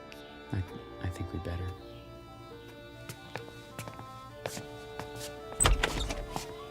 Mrs. Bales, Yes, I have some people here who would like to see you.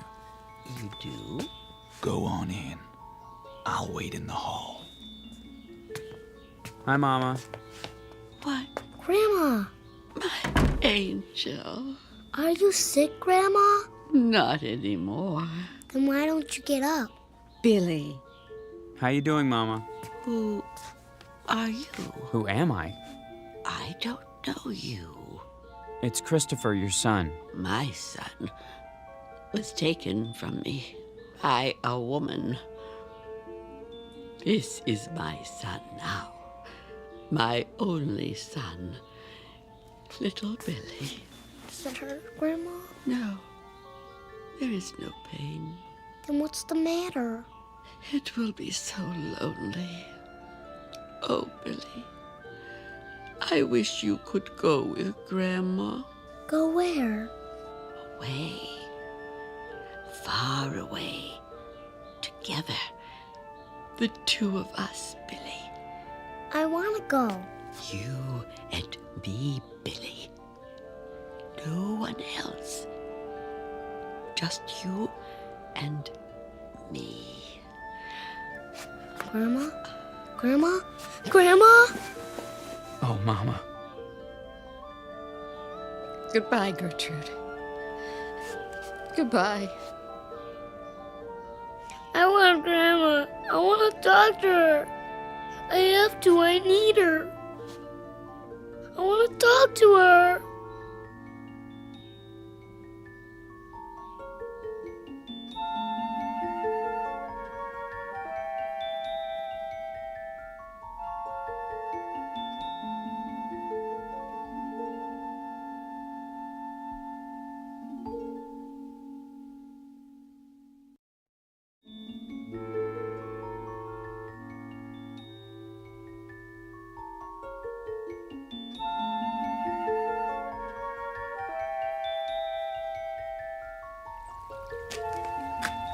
fishies. Do you want to play with me? Billy? Billy, where are you? There you are. Didn't you hear me calling you? No. You know you're not supposed to be playing out here all alone. Why not? I don't want you so close to the pond. What were you doing? Nothing. Billy? Looking at the fishies. It's getting cold. No, it's not. I think you'd better come in now. Don't you want some lunch? I'll make you a cheese sandwich and some hot soup. Come on. I want a hot dog. All right. A hot dog, then. Why don't you wait in the dining room? Can I go upstairs? Why? I want to go in my room. Okay. I'll call you when it's ready. Oh, Chris. What's the matter? Billy. I heard you calling him. Where is he? In his room. You all right? I hope so. What do you mean? He's been walking around in a trance all day. He misses her already. You know how close they were. Yes, I do. Why do you say it like that? Like what? Come on, Sil. Well, why don't you admit it? They were too close. She was his grandmother. You and I know that. But you heard what she said. What? She called him her son. Her son, Chris. She didn't mean it. Didn't she? No, of course not. For heaven's sake, Sylvia. She was full of sedatives. She was dying. I'm sorry, darling. I'm sure you're right. It's just that... I guess we're all upset. We'll get over it. I know you will. Because you're strong. I do understand how hard it must be for you. I don't have a choice. But... how strong is Billy?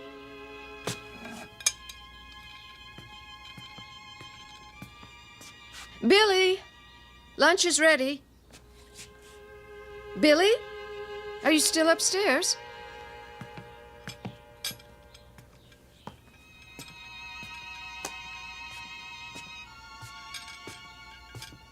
Hey, Grandma. Why don't you come and play with me? What? Cold there? I'm having a hot dog for lunch. What are you having? I couldn't do it. Mommy got me. I was gonna play. Going to what? Bye. Who were you talking to? Grandma. Billy. She says she's lonesome. She wants me to come and stay with her. Can I, Mommy? Can I?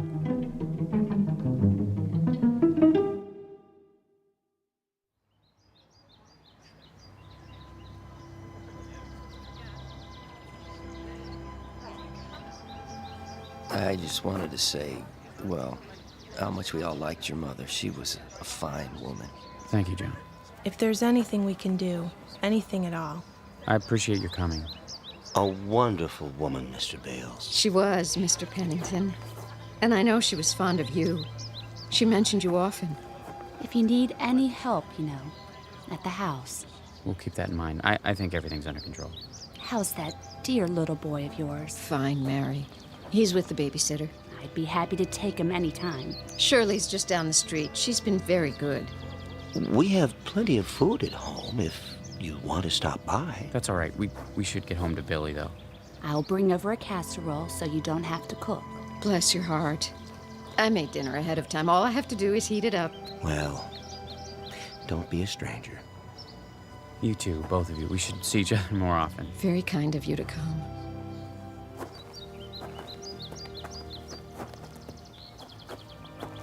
I'm glad that's over. She had so many friends. It was a lovely service, don't you think? You know what I really think? Funerals stink. I know. But it's a way of remembering her. I wanted to remember her the way she was, the way she used to be when she was healthy. Now I'll always think of her like this. How she was at the end. Come on, honey. Let's go home. Billy needs us. Yes, he does. More than ever.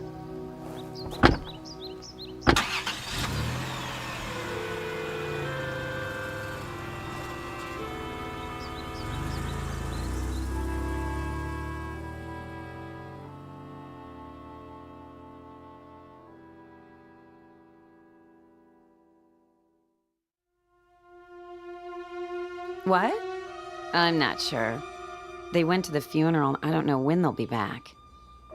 Yeah, I'll call you. No, don't come by. I told you I don't know. Oh, he's a good kid. Kind of depressed with his grandmother dying and all. Doesn't want to play or anything. And oh, wait a minute. Hey, Billy boy. Where you going? Outside. Is that okay with your mom? Yeah. You sure? What are you gonna do out there? Play. Oh, yeah? Well, that's good. That's real good. How come you decided to play? Somebody wants me to. Wants you to what? Go outside. Just don't go out of the yard, okay? Okay. Oh, nothing. He's just going out to play. It's the first time he wanted to do that today. No, I don't have to watch him. He's a good boy. He never wanders very far. He just sits and plays by himself. It's sad. I don't... Wait, what was that? Something's happened. I gotta go.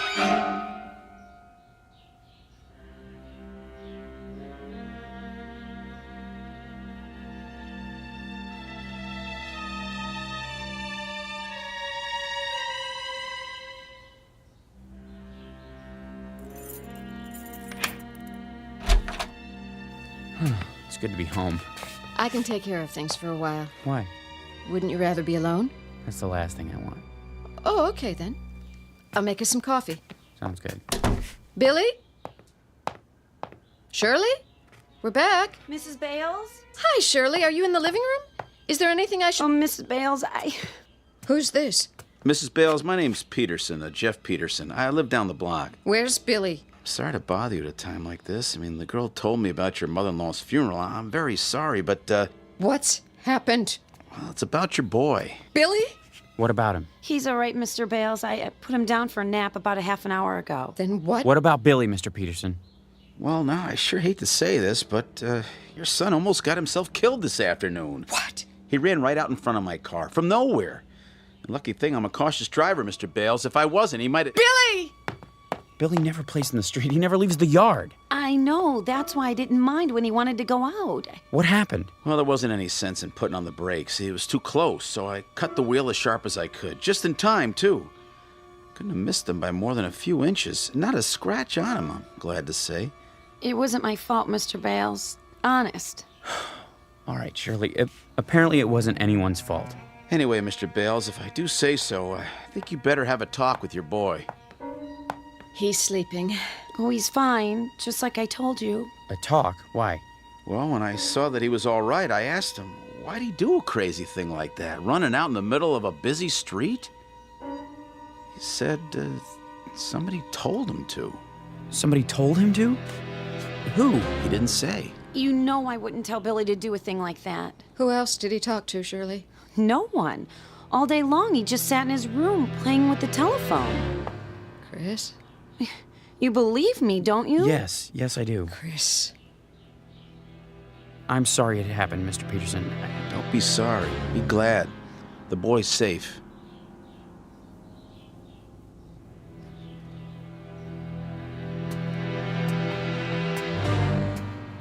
What is it? You'll see. Well, he is all right, isn't he? He's not really asleep. He was faking it. Oh, for crying out... Listen. Listen to what? He's talking to... That's enough. Hi, Daddy. Hey, Pumpkin, we're back. Would you tell me something? Sure. What's this running in the street business? Billy, you know you worried us. I'm sorry, Daddy. Well, why'd you do it? I don't know. Billy? Who were you talking to on the phone just now? Nobody. I asked you a question, young man. Don't fib to me. Who were you talking to? Nobody. You'll tell me, you hear? Oh, no. Sylvia, let go of him. All right. Let's see what you can accomplish, which so far is nothing. Mommy hurt me. She didn't mean it. She doesn't like Grandma, does she? Of course she does. She's just upset. Why? Billy, I've got to tell you something. And I want you to try to understand, okay? You're a big boy now. What? You won't be seeing Grandma anymore. She didn't go away like we said. She died, Billy. Do you know what that means? Yes. Now, I know you're only pretending to talk to her on your telephone. I know it's a game you made up, but please, will you do me a favor, Billy? Okay. Don't do it around Mommy anymore. Why? Because, well, just because. I'll explain it to you someday. Deal? Deal. Okay, I'm gonna go talk to Mommy now. See you in a little while, okay? Okay, Daddy.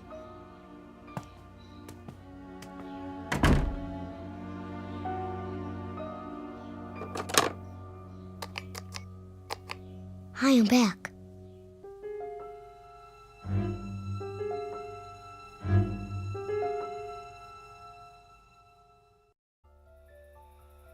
All finished in the bathroom?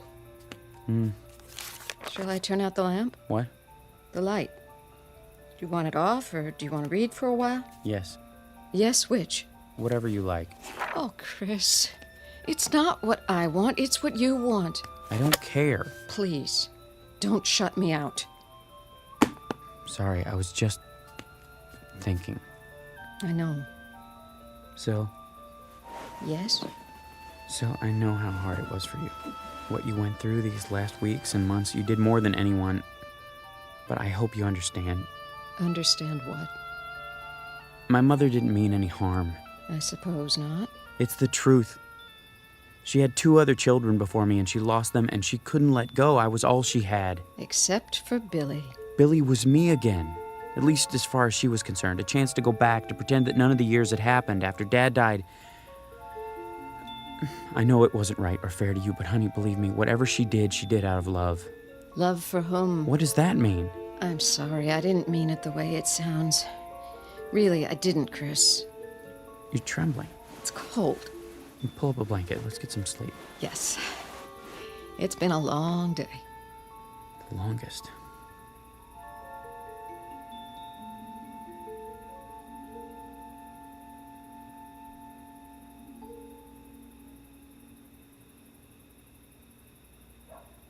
Hi.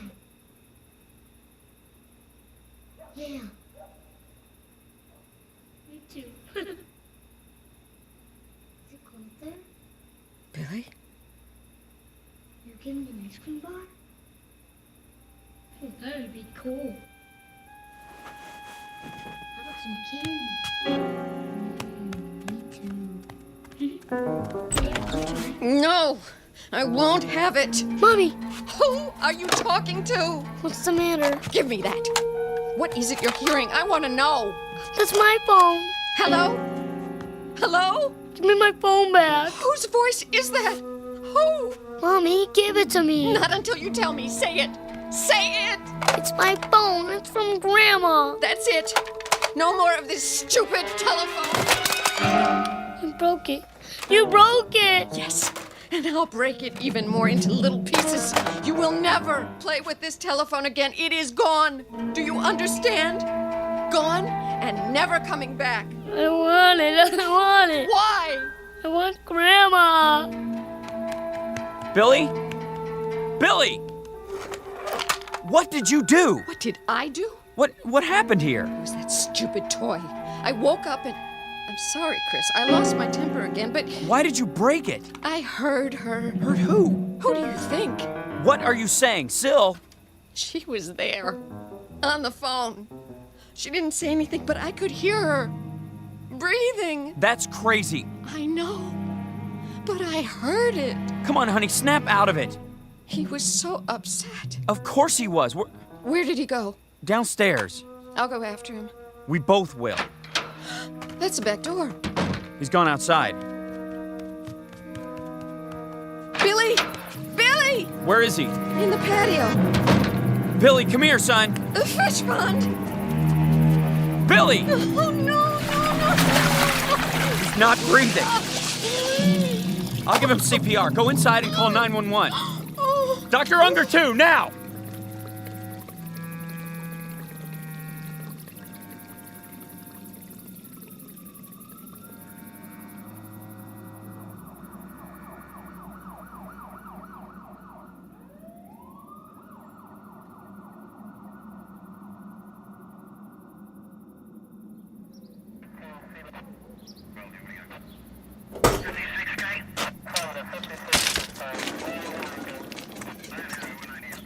Lifton.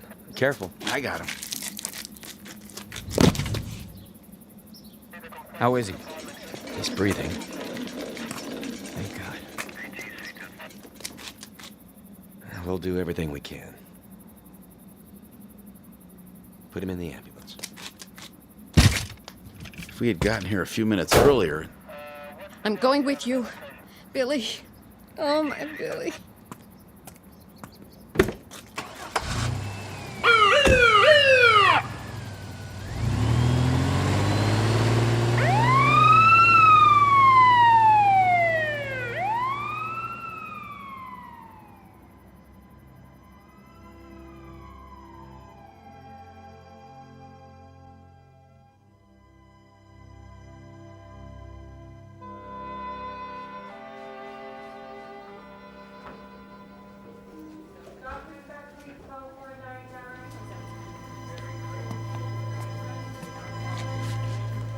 Excuse me. Yes? My son, the little boy.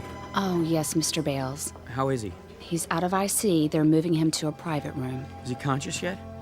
I'm afraid not. I brought some of his things. He's gonna come out of it, isn't he? We're doing everything we can. My wife's having a hard time. The doctor will be here in a minute. He'll give her something. Please tell him to hurry. Now, if you wait over there. Yes, of course.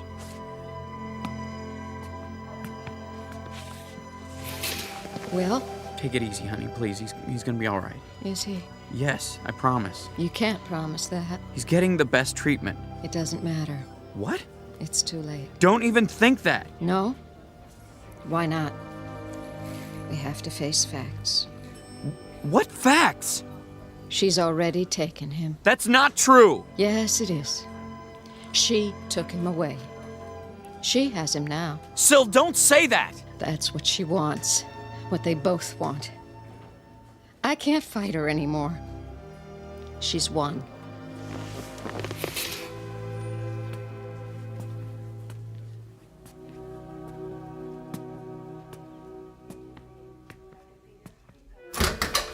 Just a minute, sir. Is this room 511? Yes, but no visitors are allowed. I'm his father. I brought some of his things. You can leave him with me. Give me a minute with him. Well, just a minute, until Dr. Unger gets here. Hi, Pumpkin. It's Daddy. Can you hear me? You're gonna be all right, you know. I swear you are.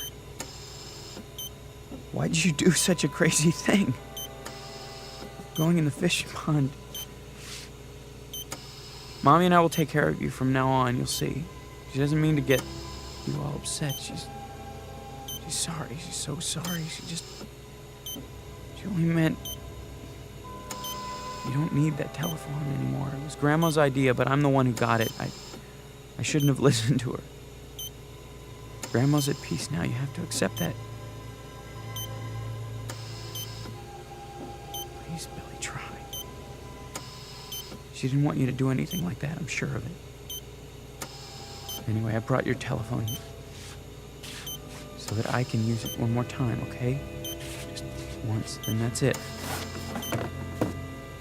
I have to try. You hear me?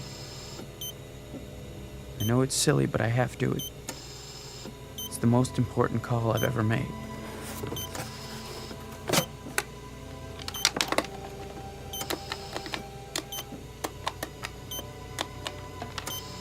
Mother, if you can hear me, by some miracle you can hear me at all, please listen to me now. You said you loved Billy, remember? On his birthday, you picked him up on your lap and hugged him and said that he gave you life again.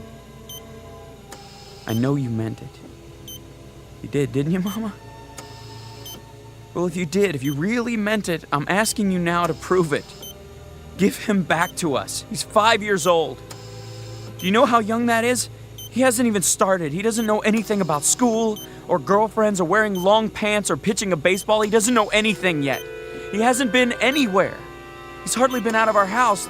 There's a whole world he hasn't seen or heard or tasted or smelled or touched. Remember what you said. You said Billy gave you life again. Well, now you can give him life. If you really love him, let him live. Give him back, Mama. Give him back!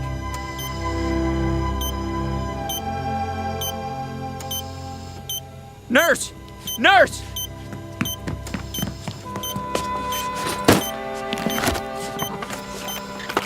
What's happened here? I don't know, Doctor. His heart! It's not stopping after all. It's stronger. And his breathing. Blood pressure's rising. Heart rate's up. Thank you. Something's happened here. What? His vital signs are stabilizing, Doctor. Take a deep breath, Mr. Bales. Then go tell your wife. He's come back to us. I don't know how or why, but we've got him. He's going to be okay.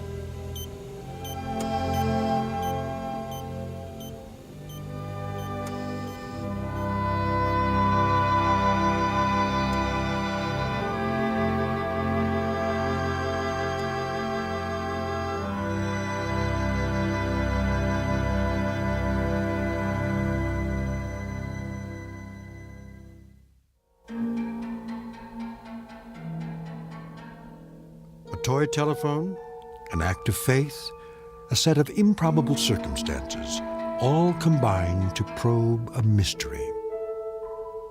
To fathom a depth, to send a facet of light into a dark after-region.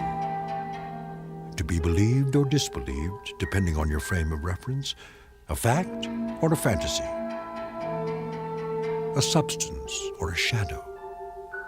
But all of it very much a part of the Twilight Zone.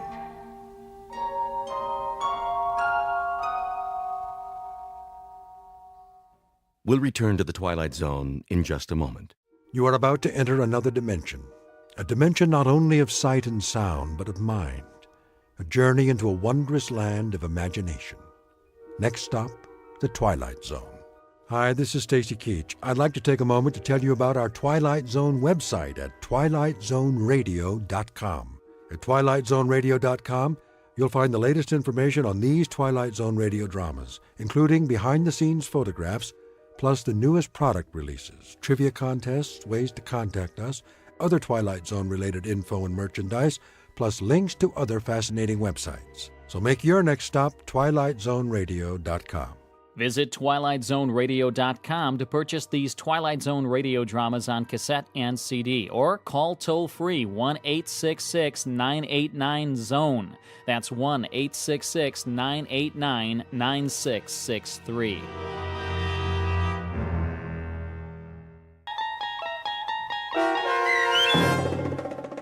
In Praise of Pip, starring Fred Willard with Stacy Keach as your narrator, was adapted for radio by Dennis Etchison and written for The Twilight Zone by Rod Serling. Heard in the cast were Mike Starr, Chad Reinhardt, Christopher Bolf, David Darlow, Linda Ryder, Jeff Lupetin, Peter DeFaria, Doug James, Joby Cerny, Kurt Nabig, Anna Savrutsa, Jason Mallow, Carl Amari, and Amanda Amari. This copyrighted radio series is produced and directed by Carl Amari and Jason Mallow for Falcon Picture Group. Doug James speaking.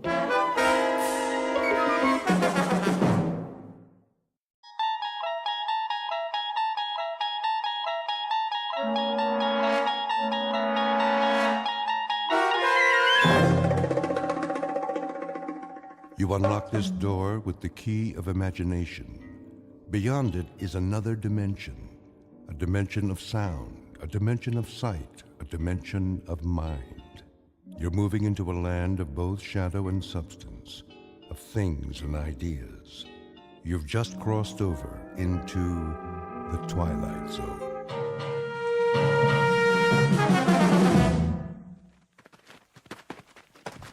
This is far enough. Hold up, men! Looks like we're in the clear, Sarge. Don't believe everything you see. Want me to call base camp? Not yet. Oh, my aching back. You can say that again. On your feet, Private. Oh, well, we got a real nice spot here. Nobody told you to fall out. Mean we ain't gonna have a picnic? Pick up your gear. Now. Yeah. Listen up, you jokers. This isn't war games. You want to get home in one piece, you follow orders, or you can lay down and die right now. You got that? Sergeant? What is it, Phillips? I can do some recon if you want. Check out the river. Not now. If it's all clear, maybe we could cross. Forget it, Pip. I need you here. But, Lieutenant, base is only a few clicks away. If Charlie's behind us... Charlie's close. I can feel him. You've been here as long as I have. You'll feel him too. Listen to the sergeant. He eats and he sleeps jungle. He lives in the trees like a monkey. He was made for this. Well, you're a bunch of city boys. You don't know jack. Now cut the chatter. I was thinking. Yeah? Maybe the kid has a point. If the river's secure, we could cross and make a circle back to camp. If it's secure. That's a big if. Only one way to be sure. He's too great. That's just it. He's fresh off the boat and he knows it. So he follows orders. Tell him to cut a path to the river and come straight back, he'll do it. He won't mess around. Just one man. If he stays low, keeps moving, it might work. Give him 10 minutes. If he's not back, we move out. Pip? Sir? I want you to go down there. I want you to turn around. I want to jump In the river? Okay. All right. Now get moving. Yes, sir. And where's he going? Yeah, he's in a mighty big hurry. That's probably the chow he ate. No, he's gonna have himself a little swim. Hope he took his suntan lotion. Cool it! Come on, Phillips. You can do it.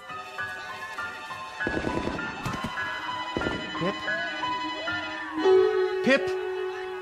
Pip!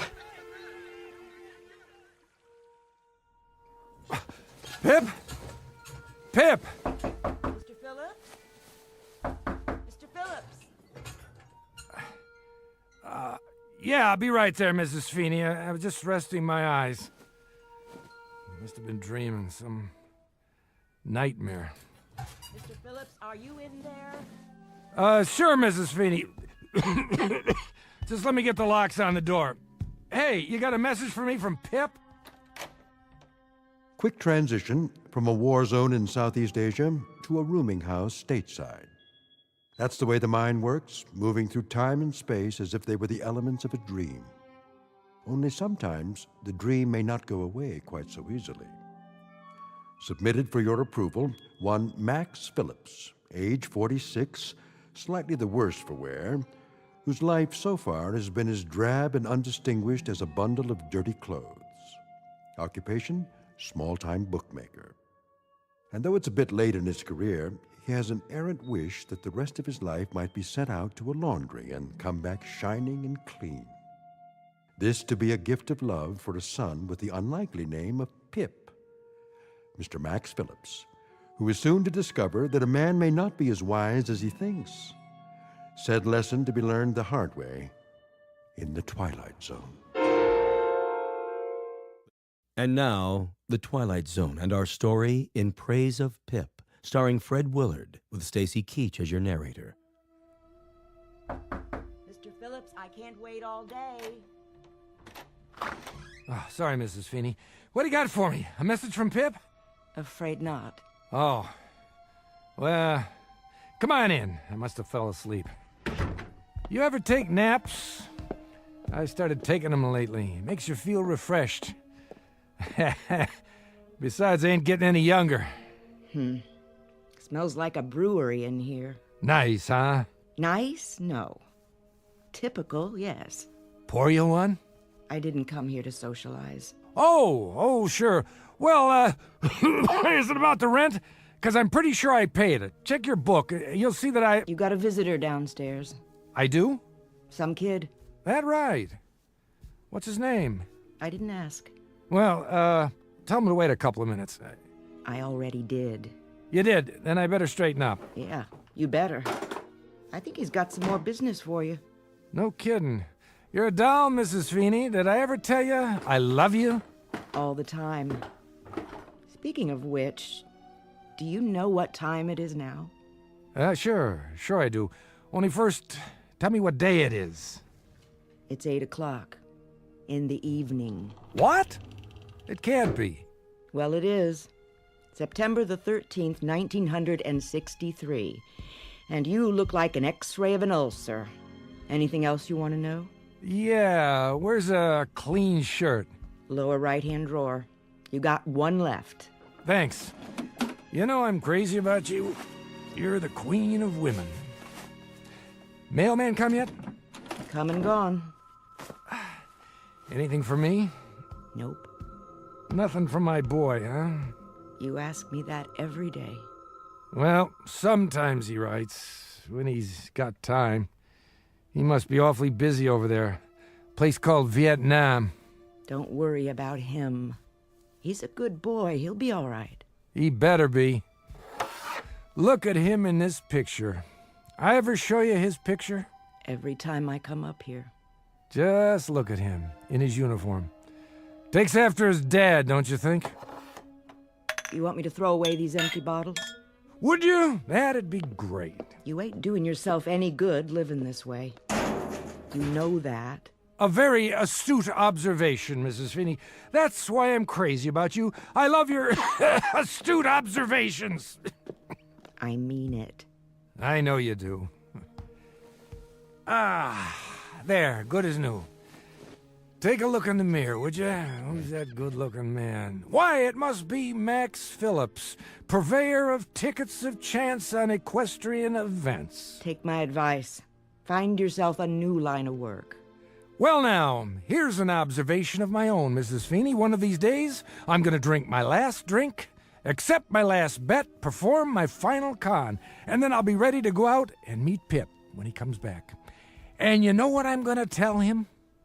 I'm going to tell him that his old man finally wised up. And when will that great day happen? Oh, one of these days. That's what they'll put on your gravestone. Mr. Max, one of these days, Phillips. It's kind of a pity, you know. You're not such a bad guy. And you are the paragon of all virtue. I'm nuts about you, Mrs. Feeney. Let's dance. Keep your hands to yourself now. And then later, you and I can toast marshmallows together and sing camp songs. How about it, Mrs. Feeney? It'll be to laugh, won't it? Won't it be to laugh? I'll send up your visitor.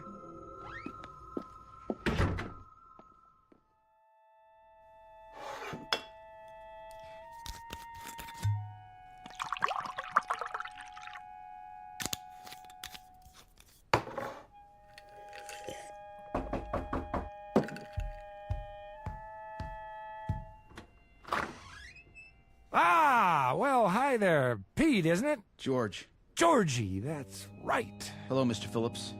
Please, step into my office. Thanks. Drink? I've got a bottle. No thanks, Mr. Phillips. How about a cigarette? I've already got one. Oh, you got two by any chance? Oh, yeah, sure. Thanks, kid. I just ran out. There, that's better. Well, Georgie, what can I do you for? Another bet? Mr. Phillips, Shady Boy lost yesterday.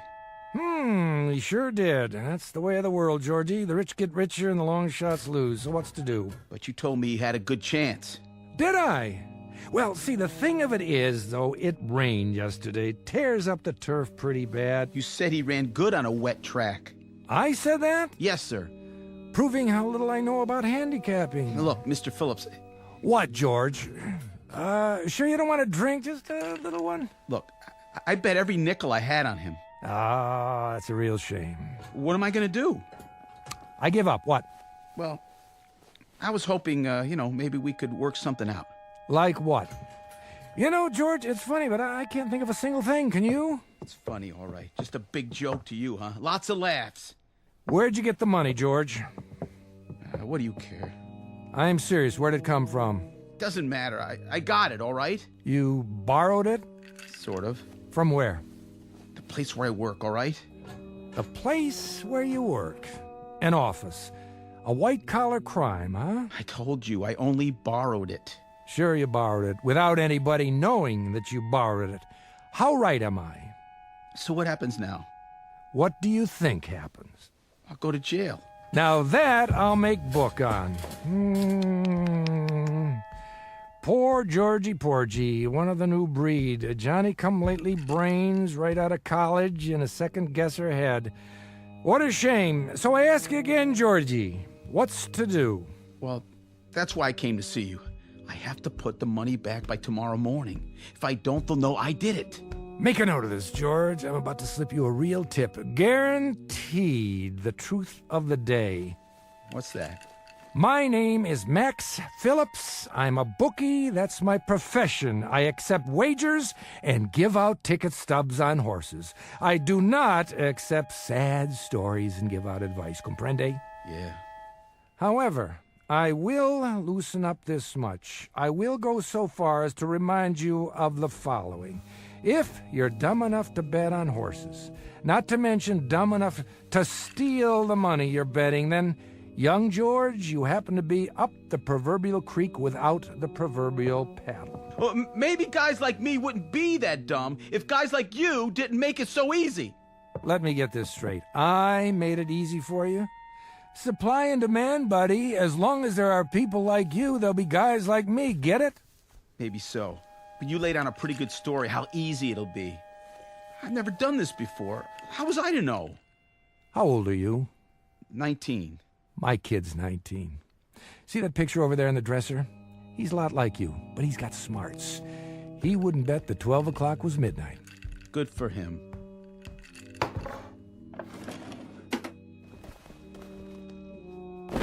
Here. What's this?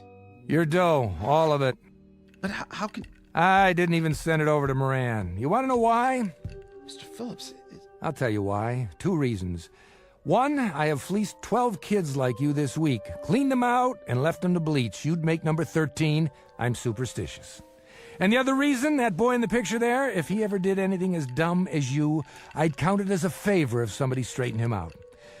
So, why don't you run along now before I change my mind? Man, Mr. Phillips, what about Moran? You're referring to the gentleman who employs me. What'll he say? I mean, I hear he's a pretty tough character. Wrong. He's an angel, a kindly, sensitive man. Salt of the earth. If he finds out that you gave me back my money, he'll say it was a Welch. Oh, no doubt. But it'll be my problem, not yours. Thanks, Mr. Phillips. Thanks a lot. Let me tell you something, George. You can welch on a bet. That's S.O.P. But don't get like me. Don't welch on your soul. Then you wind up hating what you see in the mirror, and that can make it rough when you shave. Good night, Mr. Phillips. Good night, Georgie Porgy. Sleep tight. You saved my life. God bless you.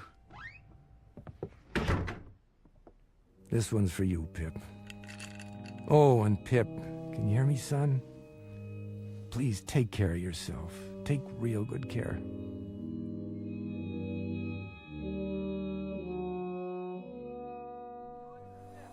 More wounded? I'm afraid so, sir. And more on the way. You know we can't handle any more, Lieutenant.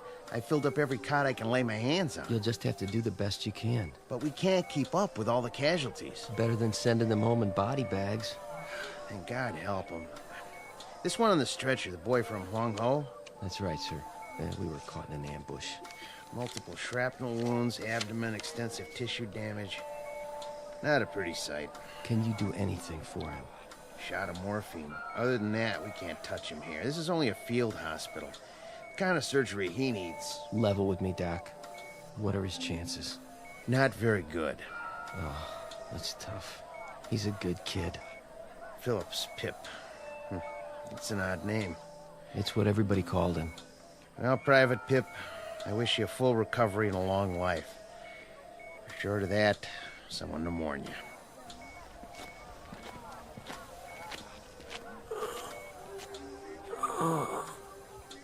Dad? Dad, I need you. Help me.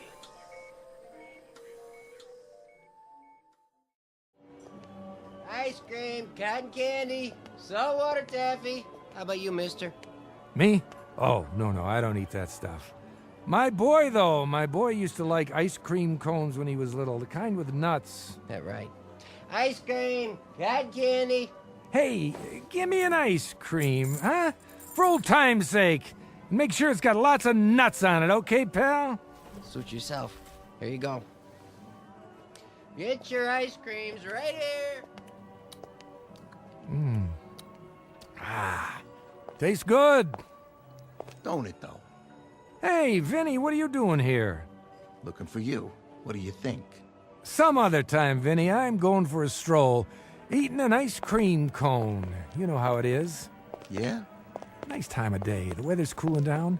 I don't need any company. Maybe you don't. But Mr. Moran, he wants to see you. Oh, does he? Well, you just tell Mr. Moran that I'll be around tomorrow with his dough. No reason to worry. He knows where I live. He wants to see you now. No kidding. Let's go. 98, 90, 2 grand, 220, 230. Yeah. Max Phillips is here, boss. Show him in. This way. I know the way. How long I been coming here, Vinny? Shut the door and wait here in case I need you. Sure, boss. In case you need him, that's a laugh. Might need protection, huh? Against me? Sit down. That's all right. I won't be staying long. I got another engagement. So, Max, haven't seen you in 5 days. I know. Seems like years. Where is everybody? Everybody was here. Now they're gone. That a fact? We settled accounts tonight. Oh, yeah. Where were you? A reasonable question. That's me. Always reasonable. I must have took the wrong bus. You don't need to take a bus. It's 2 blocks. Well, how about it was such a beautiful day, and I thought I'd take a stroll on the boardwalk. Hey, you remember those ice cream cones with chocolate and nuts on the outside? Guess what? They still make them. I must have bought my kid 1 million of those. I must have... Enough already. You give me the wrong story now, and you'll end up under a bus instead of on one. That can be messy, if you catch my drift. Oh, I catch it all right. Here you go, Moran. Catch this. $1,341. Not bad, huh? Things are looking up. That depends on who's doing the looking. From where I sit, I don't like the view. Then maybe you should clean your glasses. Max. What am I going to do with you? What am I going to do with you? Smoke? Sure, thanks. I don't understand you, Maxie. Don't worry about it. I don't understand myself sometimes. But you know, I don't worry about it anymore. I just take it the way it comes. That's my motto now. I treat you like a favorite uncle, and then what do? You double-cross me. Me? I don't see nobody else here, do you? I don't know what you're talking about. No? Kid by the name of George Reynolds placed a bet with you, $300. His horse didn't place. But somehow, the dough never got to me. Uh-oh. Busted. Why, Maxie? I'll bite. Why? Vinny. Something, boss? Bring the kid in now. Sure thing. I want you to see what happened. See what? You mean he's here? No, he's taking a vacation in Miami Beach. 'Cause he's here. Nobody gets past me. No, because you gave it back. You welched on me. I had to go out and find the kid and get my money. My money, Max. But he got stubborn, so I had to rough him up. That was a lot of trouble to go through. Sit down in the chair. All right, I'm sitting. Yeah, looks like an awful lot of trouble. For me and him both. And you did this for $300 lousy dollars? A little attitude adjustment. Please, Mr. Phillips, don't let him hit me anymore. All right, I get the point. Let him go. No can do, Maxie. You know what would happen if I give him a free pass? This would be the first of a long line. And inside of 3 months, I wouldn't have a shirt on my back. The kid must have persuaded you pretty good. He didn't do anything. Just placed a bet. Ask him. Look at his face. He's already been asked. Nice black eye, if I do say so. One I should make it a pair, boss. If I don't put the money back, I'll go to jail. Don't you understand, Mr. Moran? I'll go to jail. Well, you're tearing me to pieces, kid. It's me right here. You know what your trouble is? You listen to people like Maxie. That's mistake number 1. He never gave anything away in his life. How right am I, Maxie? Very right. Guess I'm just a heel with a Robin Hood complex. He's got a complex. But a short-lived one, Georgie Porgy. Remember that. Next time somebody hands you something for free, consider the source. Nothing from nothing equals nothing. You want I should answer it, boss? No, I want you to eat it. Get it for me. It's giving me a migraine. Talk to me. Who? Yeah. He's busy right now. All right, I'll tell him. It's your landlady. Mrs. Feeney? Says there's a telegram for you. A telegram? Probably from Georgie's horse, saying he's just coming into the stretch and he'll be home for Easter. Give me that. Yeah? Well, open it up, would you, Mrs. Feeney? From the Defense Department? Go ahead, read it to me.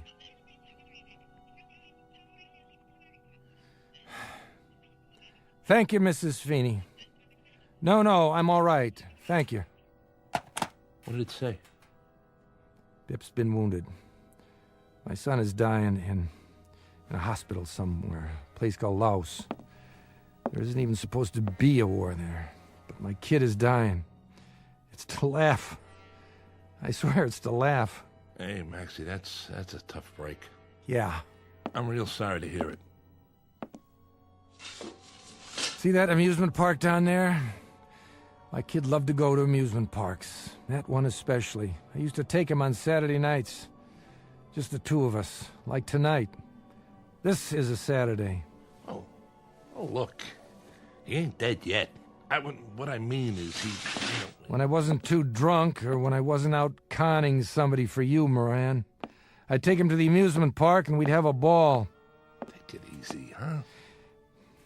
You know, Moran, I think you're wrong. I think I have given something away.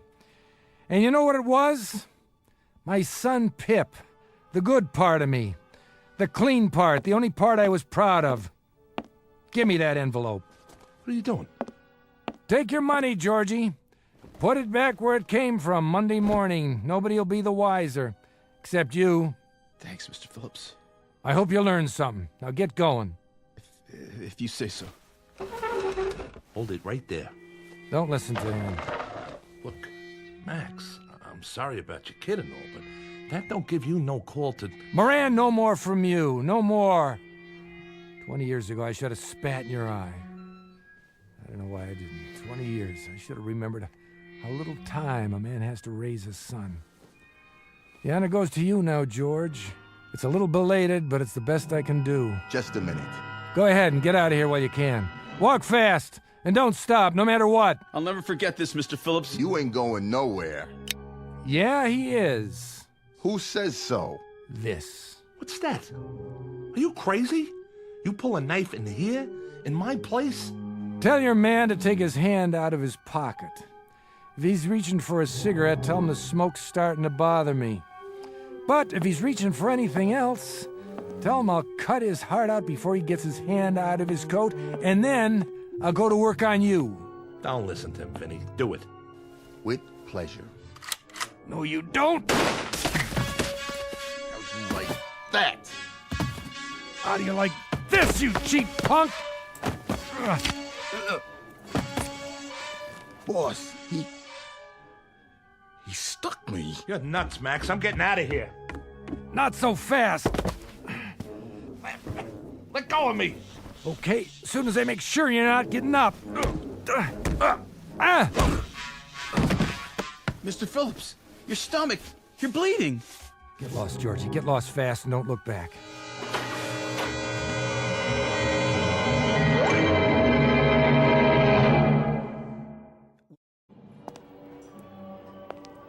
Can't get my breath. Now I'm having trouble seeing and hearing. What's going on? Maybe it's too late. I was gonna change, that's a fact. I was gonna change. No more bets, no more bottles. And I was gonna meet Pip when he got off the boat.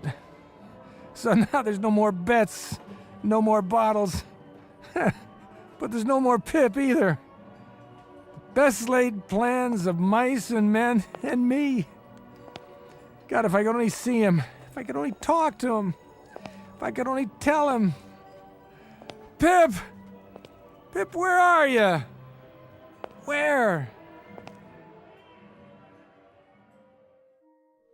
Sutures. Yes, Doctor. How's his blood pressure? Holding. But if it drops any lower...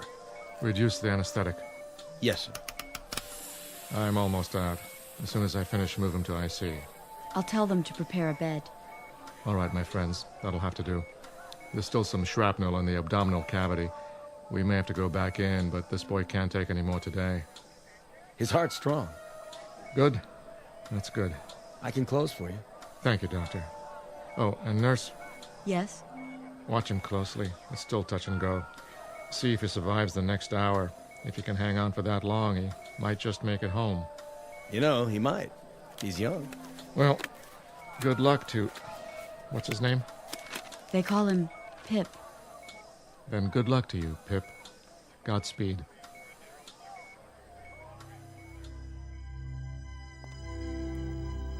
Why'd they shut this place down? It's early. Isn't anybody here to sell tickets? Wait a minute. Who's that? It can't be. Hi, Pop. Pip? Hey, Pip! Hurry up. What are you... You slowpoke. What took you so long? Pip, I can't believe it. Where were you? I've been waiting a long time. Pip, is it really you? Your hair, your face. Let me touch you. Quit with the mushy stuff, okay? Hey, Pip, you still got your freckles. But how old are you? 10. What do you think? How come, Pip? How can you be? That's what I am, Pop. I'm 10 years old. It's Saturday night, and you said to meet you on the boardwalk. I was worried you wouldn't come. Pip, I don't understand. Explain it to me, will you? Well, sometimes you don't show up, Pop. Sometimes you're sick or something. Yeah. Sometimes I'm... Yeah, sometimes I am. Hey! Pip, remember what I used to say to you? I used to say, "Hey, Pip, who's your best buddy?" Yeah. Attaboy, let me see that smile. You always had the greatest smile. Hey, Pop, you know something? You're my best buddy. That I am, Pip. That I am. From now on, you can count on it. Hey! So what do we do first? Well, how about some rides and some cotton candy? Sure, anything you want, anything at all, Pip, just like old times, but you're 10 years old again. How can that be? Don't worry, Pop. We're here, and we're together, and we can go on some rides. Sure we can. Sure we can, Pip, only looks like they shut the place down, the lights, the rides, everything. I got an idea. We can go someplace else. We don't have to. Take a look, Pop. It's just like it used to be. Why, you're right, Pip. How'd you do that? I didn't do anything. Come on. Sure, Pip. Let's go. We'll ride the roller coaster, the Ferris wheel, everything they got. I can go slow if you need me to. What's the matter? Don't think your old pop can keep up? Well, you keep holding your stomach. It looks like you're bleeding. No, I'm not bleeding. It's soda. That's all it is. I spilled it on my shirt. Come on, let's get going. Let's have some fun. Ice cream, cotton candy. Can I have some cotton candy, Pop? Of course you can. One cotton candy, please. Here you go. Hey, you got ice cream too? The kind with chocolate and nuts on it? You used to like that, didn't you, Pip? Mm-hmm. Make it one of each.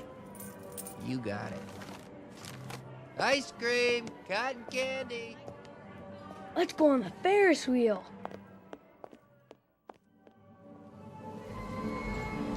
Look down there, Pip. What a sight, huh? You can see the whole boardwalk from up here. Yeah. Whoa! Hold on, Pip. This is one fast roller coaster. Faster. I want to go faster. That was a good hot dog. The best. Hey, Pip, I got a question for you. What? Who's your best buddy? You are. That's right. That's right, Pip. I always have been and I always will be. Don't ever forget it, no matter what. All right? Oh, all right. Hey, slow down. What's the big rush? I gotta go. Go where? What's the matter? There's not much more time, Pop. Sure there is. What are you talking about? There's... Pip? Where'd you go? What's happening?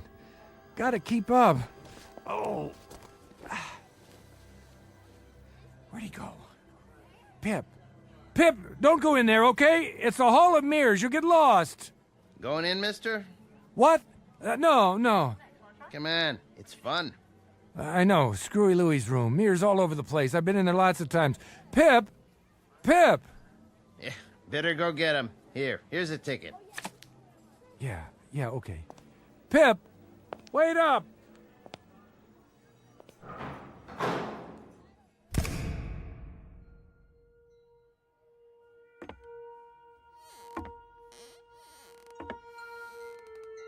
Pip? Pip, please, what's the matter? Did I do something? It's late, Pop. What do you mean? There you are. Hold up, Pip, I want to tell you something. Didn't see the glass. I thought you were... Is that you, Pip? Or a reflection? Dad? Where are you? Where'd you go? I can't find you. Where are you, Dad? It doesn't matter. Pip, you have to understand. You have to listen to me and understand. All those times I wasn't around, when I was out doing business, when I was running a con, when I was drunk, when I dragged you from one rooming house to another. It doesn't make any difference now. It does make a difference. It makes a difference because I want you to know that no man... Listen to me, son. No man ever loved a boy any more than I loved you. Do you hear me? All that stuff, it was because I was weak. Because I was always dreaming instead of doing. I always wished, but I never tried hard enough. Pip, as God is my witness, I loved you. I have to go, Pop. No. Pip, you can't leave me now. You can't just go away. All these mirrors. I only had an hour, Pop. But why? Because I don't belong here. The hour's up, and it's time to die. What? Not you, Pip. You're just a kid, a little boy. Bye, Pop. You can't die, Pip. There's too much I have to tell you. Too much I have to make up to you. I want to spend the rest of my life being your dad. That's all I have to live for now. Nothing else means anything. Pip, come back. I promise. No more bottles. No more lousy, crooked jobs, understand? No more waiting for when I don't show up. No more lies. Come out of the mirrors and let me see you. Stop hiding from me. Which one, Pip? Which one is really you?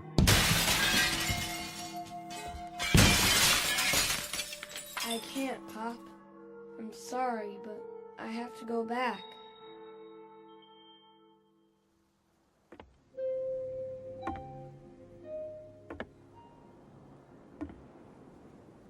Hey, God.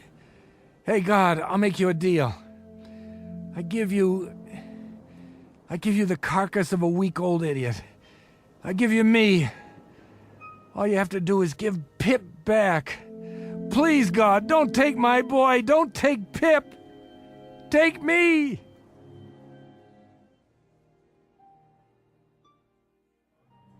Get your ice cream and cotton candy. Tickets right here for all the rides. How many, little lady? Lots. Give us a stack of tickets, will you, please? My daughter loves the rides. Sure thing. Thank you. There. Now, sweetie, which one do you want to go on first? The Ferris wheel. Are you sure? That's a mighty tall ride for such a little girl. Oh, please. Oh, all right. You run ahead and get in line. I'll be right there. Yeah! Hi, Mrs. Feeney. Oh, Pip. How you feeling today? Fine. Just fine. I won't need this cane much longer. Good. I was so sorry about your injury, but at least you came back to us in one piece. That I did. Even got a Purple Heart out of it.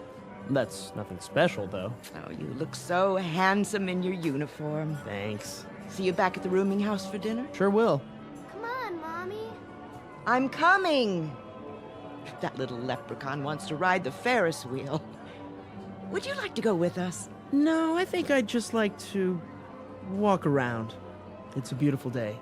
Your father, God rest his soul, used to love taking you here. He talked about it all the time. I remember. We had some good times. We had some wonderful times. Mom! Well, maybe I'll see you when we get off the Ferris wheel. Sure. Have a good time. Hey, Pop, you know something? You're my best buddy. You always were.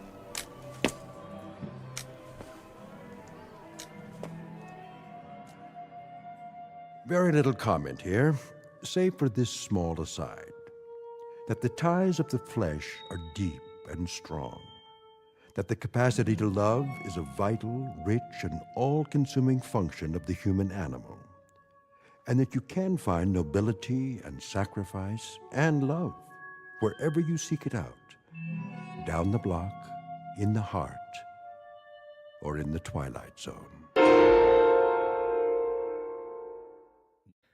The Twilight Zone continues in just a moment.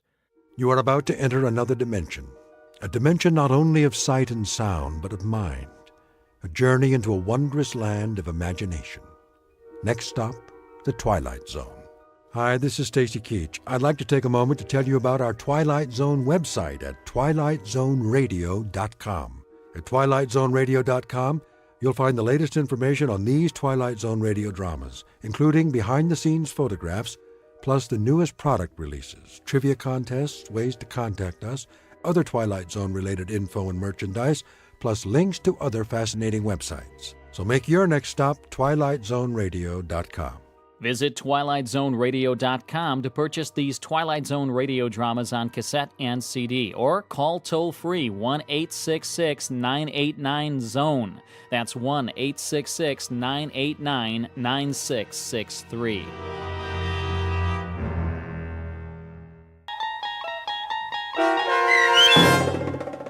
Gentlemen, Be Seated, starring Stan Freberg and Mike Starr, with Stacy Keach as your narrator, was adapted for radio by Dennis Etchison and written for The Twilight Zone by Charles Beaumont. Heard in the cast were David Darlow, Anna Savrutsa, Doug James, Joby Cerny, Kurt Nabig, Jeff Lupiton, Carl Amari, Linda Reiter, Christina Verba, Peter DeFaria, and Chad Reinhardt. This copyrighted radio series is produced and directed by Carl Amari for Falcon Picture Group. Doug James speaking.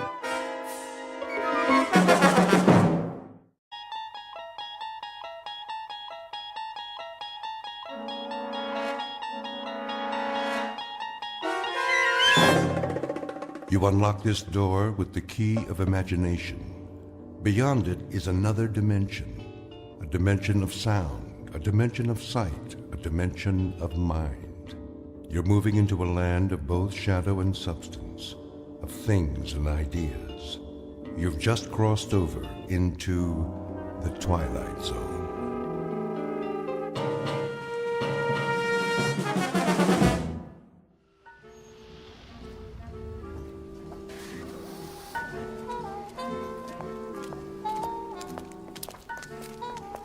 Welcome to the Madison Avenue track.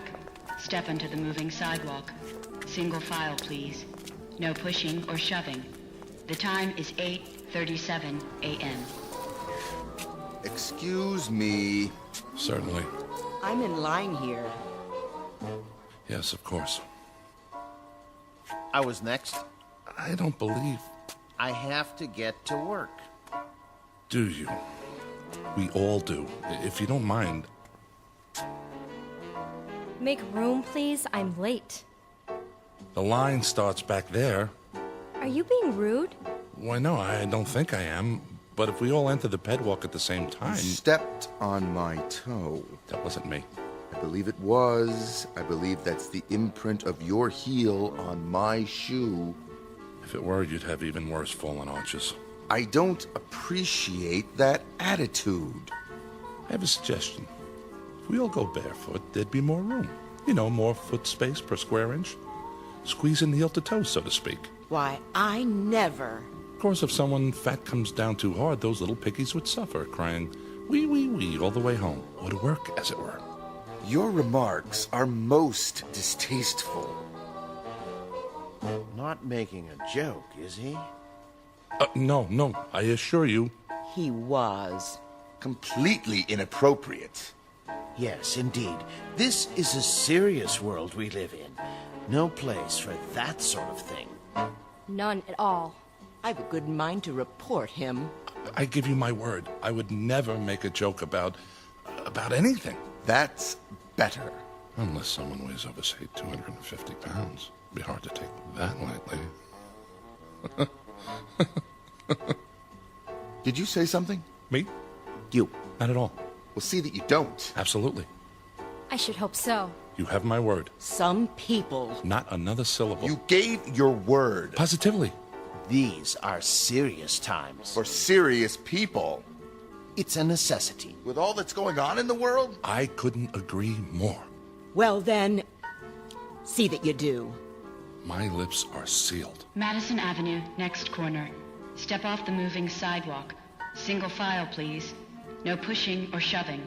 The time is 8:39 a.m. Excuse me. I have to get to work. Wee.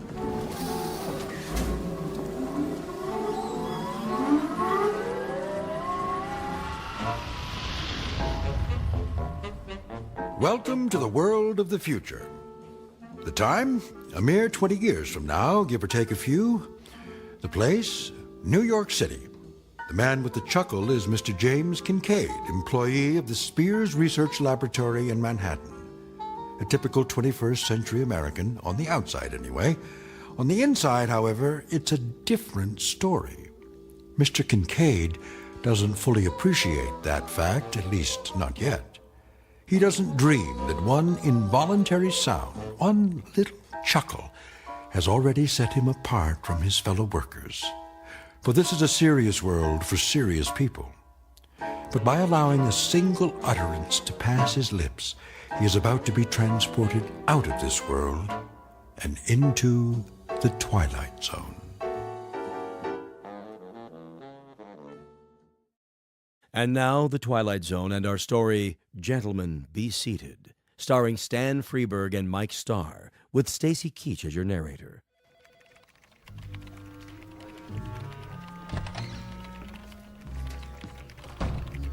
Morning, Kincaid. Morning, Miller. Not late, am I? You're cutting it pretty close. Sorry, Lindsay. Little skirmish on the pedwalk this morning. Skirmish? So many people nowadays. I hear there used to be cabs in New York. Think of it. Cars with drivers that took you all over. Up one street and down another. Shortcuts. Sounds like a nightmare. Yes, I guess it does. Biddle's not in yet, I take it. Mr. Biddle's never late. It's 8:59 now. That means he'll be here in, well, less than a minute. 30 seconds, to be exact. Morning, Mr. Biddle. Yeah, morning, Mr. Biddle. Sir? Hello, sir. Good morning. Well, enough chit-chat. Back to work. Yes, sir. Yes, Yes, sir. sir. Look at that. What? Biddle. Somebody moved the electric coffee maker. So? He doesn't see the cord. He's going to trip on it. Shouldn't we tell him? No, wait. This is gonna be good. How can you say that? Mr. Biddle! Mr. Biddle, watch where you're going.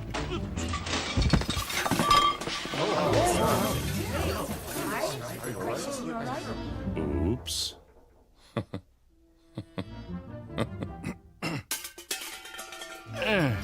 Who said that? Why, no one, Mr. No one Biddle. said anything. Yeah, nothing at all. Was it you, Miss Capshaw? Me, sir?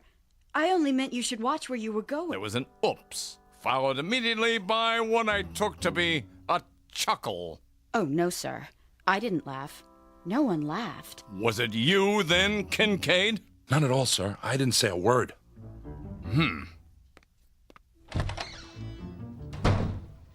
Are you crazy? Pardon? Laughing at him like that. But I didn't. I don't know how to laugh. Nobody actually laughs anymore, do they? And a good thing, too. As if anyone had time for such things. Quite right. Well, better get started. I have a design to finish before... Oh, no. Something the matter? There's a red flag on my screen. I'm not surprised. It means Biddle wants to see me in his office. Well, here goes.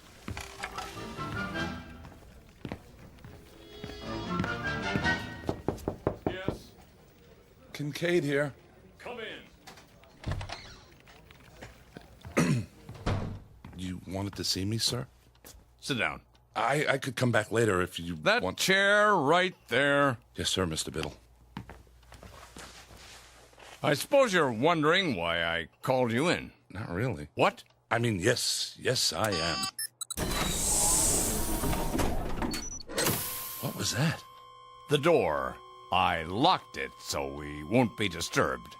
Is that necessary, sir? Cigar? Beg pardon? A cigar. They're quite good. Oh, I don't smoke, sir. Pity. I have them made special. I thought there was no smoking in the building. Oh, it's all right. This office is airtight and soundproofed. Are you absolutely sure? Quite sure, but thank you anyway. Now then, as to that difference, how significant it is, I don't know, but you may recall that a few minutes ago, on my way to my office, I tripped. Do you recall that? Someone should have been more careful with the electrical cord. I should have. I hope you weren't. What was your reaction? Why, regret, sir. Indeed? Yes, sir. It's a serious world we live in, and that is why we must be serious. Don't you agree? Definitely. Definitely. A man never knows what might happen at any moment. Unquestionably. Even the simplest things. They might not be what they appear to be. I'm not sure Terrorists, my boy. Spies, that sort of thing. They're everywhere. What if there were an explosive charge, say, hidden in this very office? It could go off at any time. Surely not. Oh, there's no telling when it might happen. Any time at all. I sit here at my desk, puffing away, while we talk about serious things, and the seconds tick by until it goes off. It was right under my nose, in the cigar, you see? What do you say to that?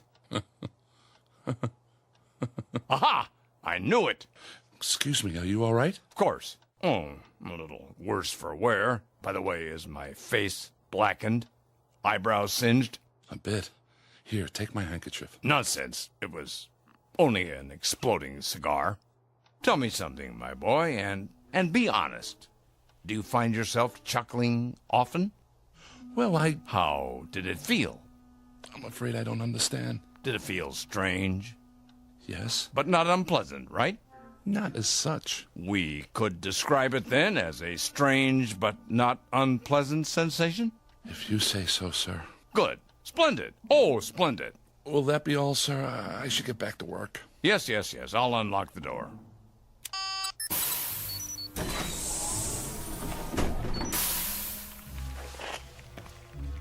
Thank you, sir. Look at them out there. Pardon? Do you see any smiles, Kincaid? Even one single little grin? No, sir. And do you know why? Because they've forgotten how, that's why. Note the emptiness in their eyes, the deadness, the utter nothingness. Like machines, Kincaid. Machines! Circuit boards with legs. I don't understand, sir. Not as yet, perhaps, but soon.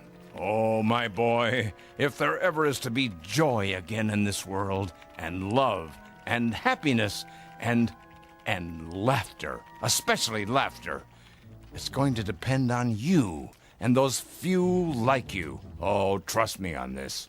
Me, Mr. Biddle? And now, a report from the executor. It's the morning report from Washington. Eyes forward on the big picture. Isn't he handsome? Just like on the posters. All right, everybody, stand up. He's gonna speak. Citizens, I greet you. It pleases me to report that our gross national product is up 2.3% over a similar period last year. However, that is far from the goal we have set. The goal we promised ourselves. Kincaid, bigger, better I have country. one more question for you. Shows a decrease in hydroponic Why do firemen wear red suspenders? inefficient use of available time. You will, poor boy. Dawdle You will. Dawdling creates Tonight. waste, and waste is the cardinal offense, as we know all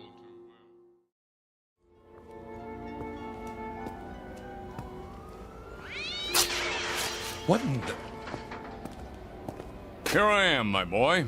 Oh, Mr. Biddle. Just as we said, 7:30. Right on time.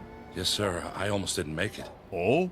Trouble? The directions you gave me were fine. It's just that I've never been to this part of the city before. The pet walk doesn't run this far.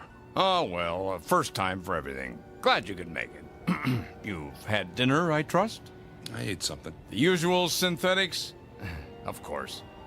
Well, they're all right, but I'll tell you something. There's a great deal of difference between a steak and something that only tastes like steak. Just as there's a difference between a human being and something that only looks human. I see. Do you? I hope so. I really do.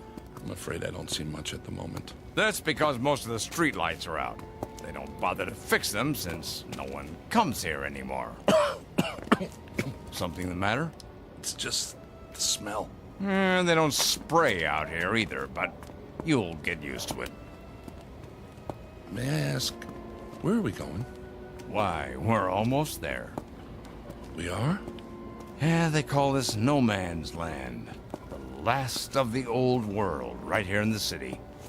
Beautiful, isn't it? I suppose. You don't think so. You think it's non-functional. A lot of ugly, wasted space. I know. Well, not to worry. They'll have it torn down in a few years, swept away, forgotten. Evening, gents.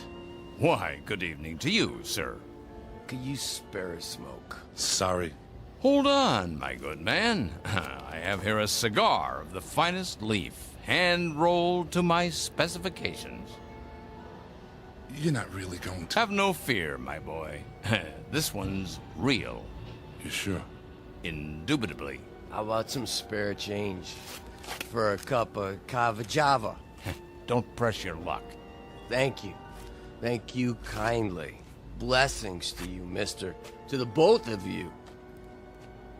Plenty of unhappiness here, James, but plenty of happiness, too. Stand here a moment. Come on, close your eyes. Can't you almost hear the crying and the laughter? Don't move your head, please. What are you doing? Just a handkerchief. A simple blindfold. What? Nothing to be alarmed about. Just a precaution. There. Can you see? No. Good. Now turn around 5 times. But why? It's necessary the first time, in case you're rejected.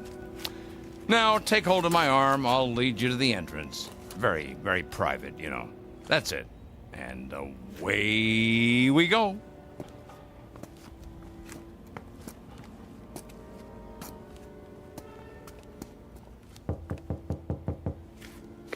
Why does the chicken cross the road? To get to the other side.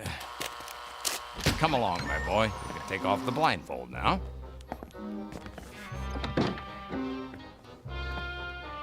Mr. Biddle? What is this place? The foyer, of course. Those 2 chairs, they look like thrones. What else? But, Mr. Biddle... What can I do you for? Good evening. Is he in? Let me see. Maybe yes, maybe no. Tell him number 709 is here with the recruit. Alrighty then. Try not to miss me while I'm gone. In the meantime, gentlemen, be seated. Who is that? What does it look like? A clown, of course. Well, you heard him. Sit down. I recommend the chair on the left. If you say so. There. Feel better? I suppose. My turn now.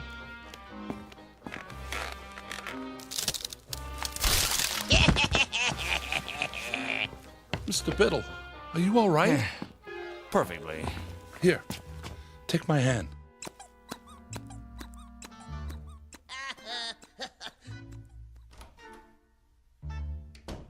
I'm disappointed in you, Kincaid. You are? Didn't you find that the least bit funny? Just now when I went sprawling? No, sir. You could have been heard. Oh, James, please. Try. Don't tell me you've forgotten how to laugh. Not you. I was so sure. Sir, if you'd only explain to me... No, there's too much explaining in the world and not enough laughing. We're all turning into a race of machines. Cold, efficient, heartless machines. Ta-da! Who are you? Feast your eyes. Ever seen the smug before, huh? The executor. He does wonders with makeup. For a court jester, that is. The face doesn't quite go with that three-pointed hat. What's the matter? You don't like it? I didn't say that. Then I guess the yoke's on me. Well, don't just stand there with egg on your face. What goes up the chimney down, but not down the chimney up, huh? Quickly. I don't understand the question. Would you repeat it? Too late. Timing is everything. Go on, tell him. An umbrella. What? An umbrella. I don't know, Biddle. I'm very dubious. He chuckled. So you say. I haven't heard anything.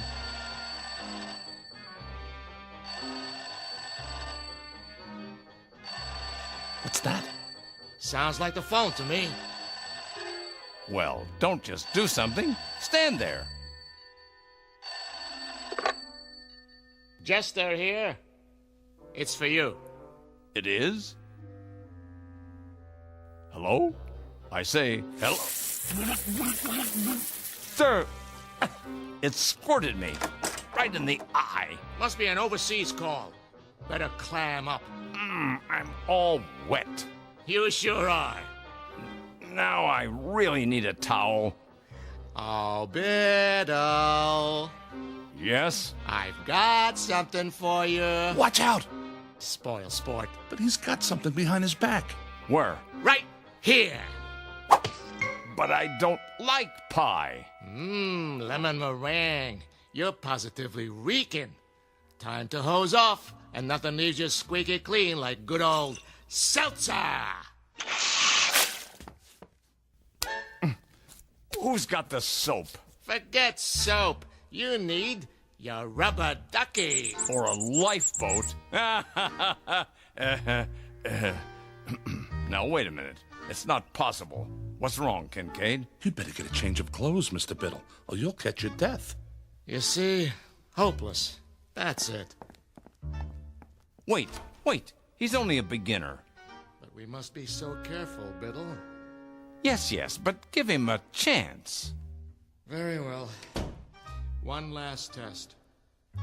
Glad to meet you, Mr. Kincaid. Put her there. I don't... Go on, shake. Ow! Oh, that didn't hurt. It's just a joy buzzer. You wind it up, and when someone shakes your hand... That's it. I've had it. I don't know what any of this is about, but I know one thing. I don't want any part of it. You people, you're out of your heads. You're all loony. You're psycho. I'm getting out of here right now, and don't try to stop me. Uh-oh. Another fine mess you've gotten us into.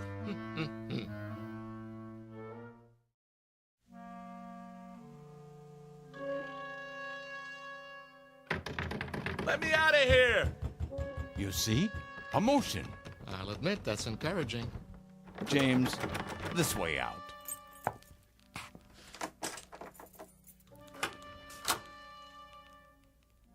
If you please, it's just through here. No tricks this time? No tricks. Wait, this is a library. A small reading room for our members. Members? Mr. Biddle told you nothing? He asked me to meet him. I thought it was about work. What is this building? Used to be offices. Now it's abandoned, so we made it our headquarters. Headquarters of what? The SPOL. The Society for the Preservation of Laughter. Have a seat. Oh, no. Now, this one's a real chair, I promise. Well, just for a minute. Oops. Hey, that was not me. You sure, my boy?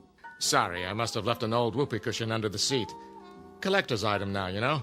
Here, let me get it.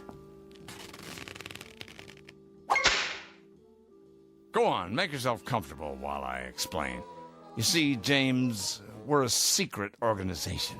A kind of underground, if you will, running counter to established law in the Commonwealth. Most of what we do is either frowned upon as bad taste or legally forbidden. We are, in short, outlaws. I don't like the sound of that. An old tradition.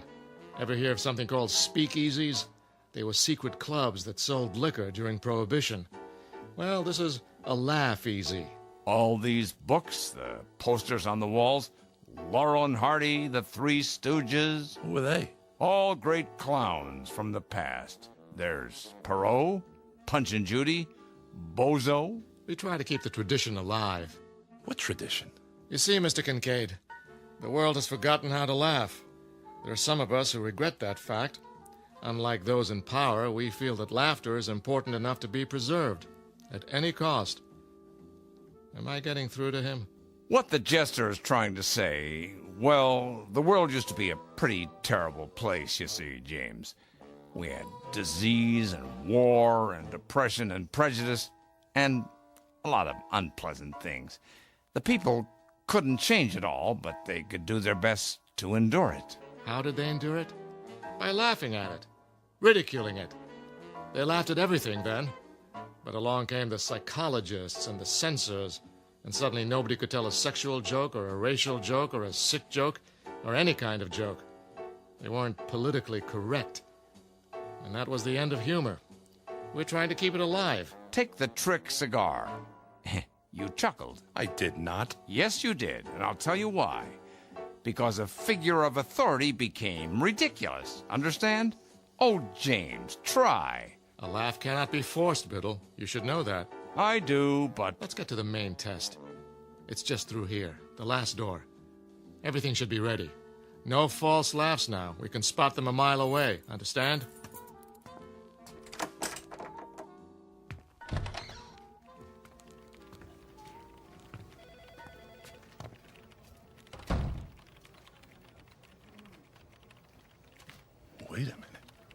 Wait a minute.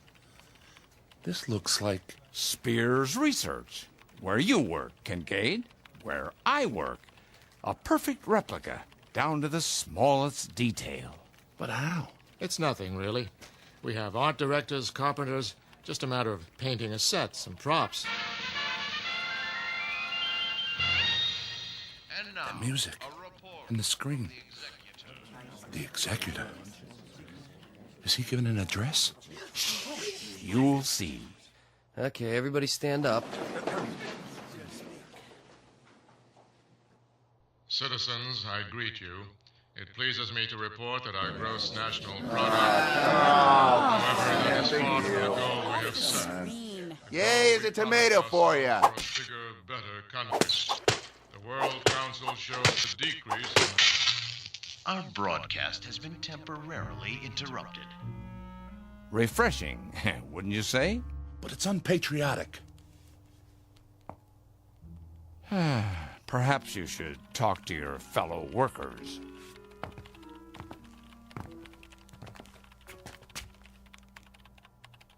Miller? Is that you? Who wants to know? It's me, Kincaid. But how? A rubber mask. Realistic, if I do say so. Watch this. He's about to reboot his computer. Now, boss? Now.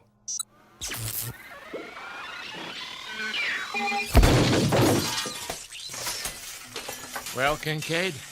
Well, what? His computer, man. It blew up in his face. What do you say to that? Computers are awfully expensive. The World Stock Exchange Terminal. It's just come online. But Wall Street's closed for the night. They're open in Tokyo. Watch.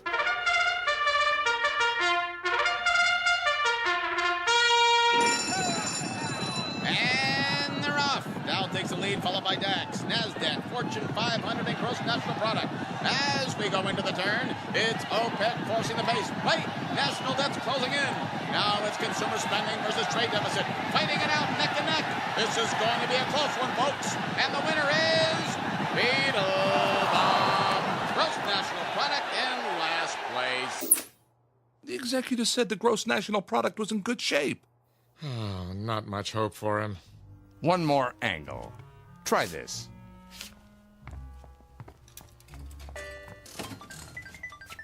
Lindsay? Hi, Jim. This isn't your computer. I traded it for a video poker machine. Got a quarter? A quarter? Come on, I'm on a roll. One more win and I'll buy lunch. What do you say? All right.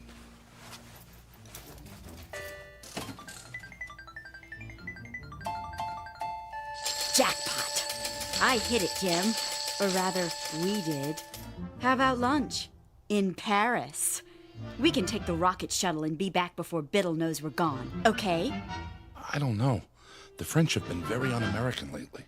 James, get with the program, boy. I'm trying, sir. You certainly are. I need a drink. Come on, the bar's this way. I'm afraid I've done all I can. Okay, everybody. You can take your masks off now.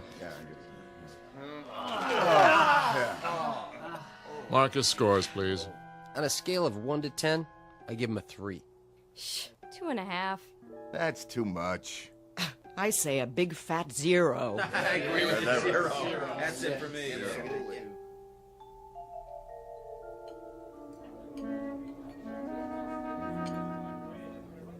What'll it be, germs? I mean, gents? Martini, double. And one for my friend here. Make it special. Coming right at you. Were those my judges? Don't worry about it. I haven't given up on you yet. How about a game of darts? But, sir, the target's there. Pictures of the executor. So they are. How about a rotten egg? Eggs? Right there in the basket, gentlemen. Well, you can throw. I don't know, sir. Oh, come on. This is the man who destroyed fun. Who took away the good times. But you've hated me, haven't you, James? As a boss. No, you have. I know. And with good reason. I've been a stern, pompous ass. But I'm competent at my job. The company can trust me. I know my role. But I'm not at work now. Oh! Good one. Yeah. Good one. Right in the old schnozola. Try one? Well, okay. Good boy. Got him right in the eye. Another? If you say so. He took it on the chin. Now try the neck. That's always funny. 2 martinis. Wait, drinks first. This one's yours. Well, through the teeth and over the gums. Look out, stomach, here it comes. My glass is leaking. Of course it is. That's what's called a dribble glass. See the little slits in the side? When you tip it to drink, voila! Doesn't that tickle your funny bone? It's a start. 2 more. No problem. Here's your drinks. Thank you, my good man. Cheers. I think I'm starting to like these. Keep 'em coming. My pleasure, sir.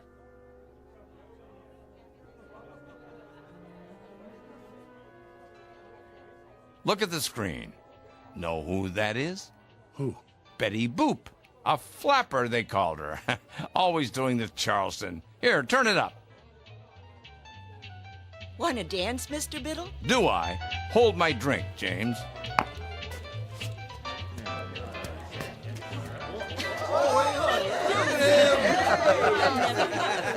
You ain't seen nothing yet. Beetle, Beetle, Beetle, Beetle, Beetle, Beetle, Beetle, Beetle. I'm laughing. Beetle, Beetle, Beetle, Beetle, Beetle.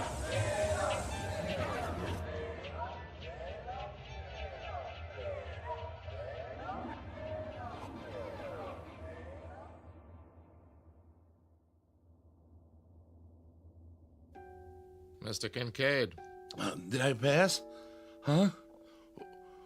What did the judges say? If I could have a word with you outside? Tell me I'm laughing. I must be. See? I've never felt this way before. Sorry, Mr. Kincaid. Time's up.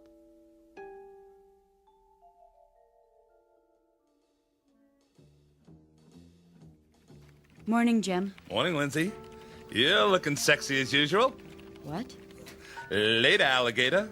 We're on for Paris, by the way. I don't know what you're... The rocket shuttle? Oh, that's right. It wasn't really you. Well, I'll explain. As soon as I talk to old man Biddle. Jim, have you been drinking? After a while, crocodile. Come in. Hi. You are 17 minutes late. I know. Those martinis, whatever they were, they really got to me. Martinis? I hadn't even tasted this stuff before last night. Sorry. I was pretty plastered. Who took me home? I don't know what you're talking about. About last night. SPOL. Hey, why does the fireman wear red suspenders? What? To keep his pants up! Are you sick, Kincaid? Oh, come on, Mr. Biddle. I know I was a disappointment to you, but it was also new. They're not going to hold it against me because I didn't laugh, are they? I didn't know how. But I do now. Listen.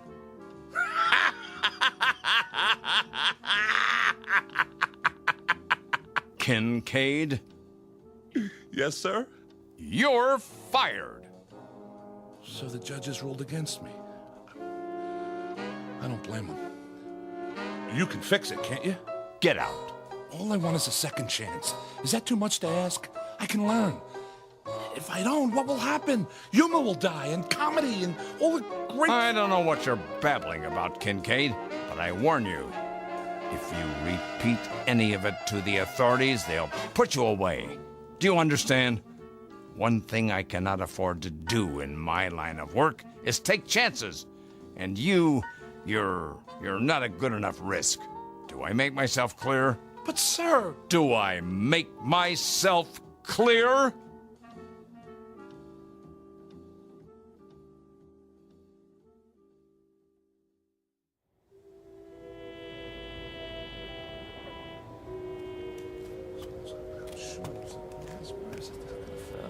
Evening to you. Evening? I was wondering, can you spare a smoke? Sorry, I don't... Wait a minute. Have you ever seen me before? You? Well, no, Did you smoke a cigar last night? Oh, yeah. I think I did. Here. Get yourself a cup of Cava Java. Hey, thanks. Can I ask you a question? Yeah? Would you happen to know where it is? Where what is? The place where they laugh. That's a good one. No laughing around here. It ain't allowed, you know. I know. Well, evening to you. Yeah. See you in the funny papers. A section of the city known as No Man's Land. Mr. James Kincaid, once 39, but a lot older now. He frequents this neighborhood every night, perhaps hoping to hear the lovely, desperate sound of laughter echoing from a dark, unmarked building somewhere in the faraway reaches of the Twilight Zone. The Twilight Zone continues in just a moment. You are about to enter another dimension, a dimension not only of sight and sound, but of mind, a journey into a wondrous land of imagination. Next stop, the Twilight Zone. Hi, this is Stacy Keach. I'd like to take a moment to tell you about our Twilight Zone website at twilightzoneradio.com. At twilightzoneradio.com, you'll find the latest information on these Twilight Zone radio dramas, including behind-the-scenes photographs, plus the newest product releases, trivia contests, ways to contact us, other Twilight Zone-related info and merchandise, plus links to other fascinating websites. So make your next stop TwilightZoneRadio.com.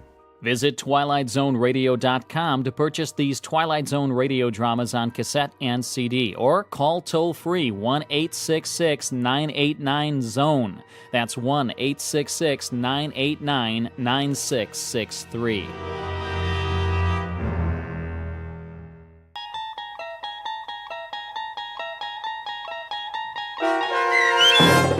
The Jeopardy Room with Stacy Keach as your narrator was adapted for radio by Dennis Etchison and written for The Twilight Zone by Rod Serling.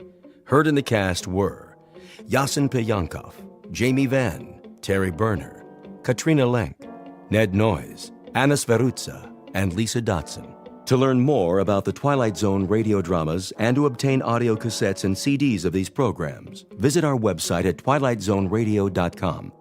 The producers of The Twilight Zone wish to thank CBS Enterprises, Carol Serling, Dennis Etchison, Dick Brescia Associates, Claire Simon Casting, Terry Jennings, XM Satellite Radio, Sirius Satellite Radio, our sponsors, and our radio affiliates for helping make this series possible. This copyrighted radio series is produced and directed by Carl Amari and Roger Wolski for Falcon Picture Group.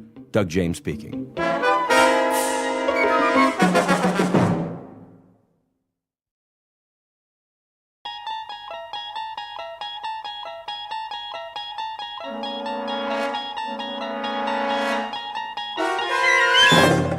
You unlock this door with the key of imagination.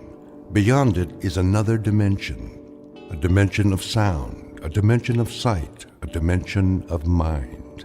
You're moving into a land of both shadow and substance, of things and ideas. You've just crossed over into the Twilight Zone.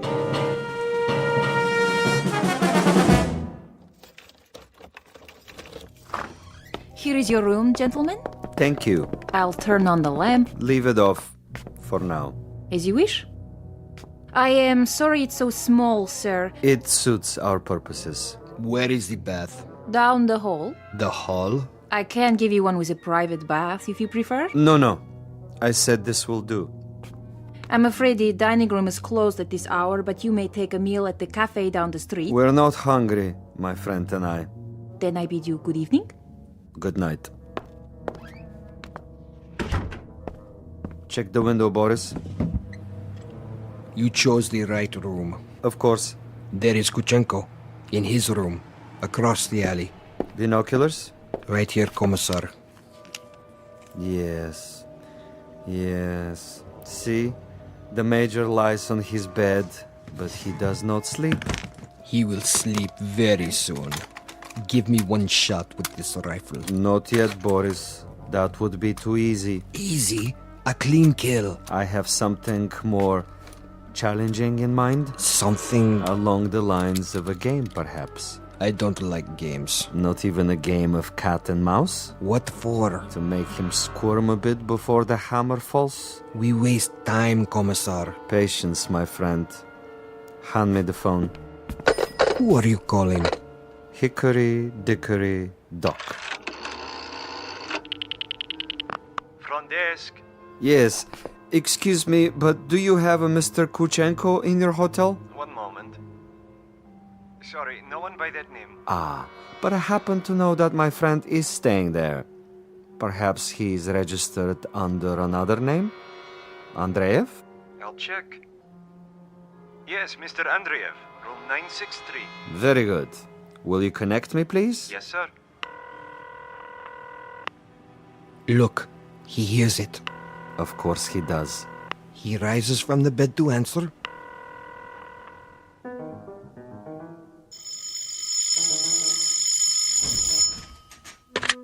Yes? This is Major Kuchenko. Hello? Major?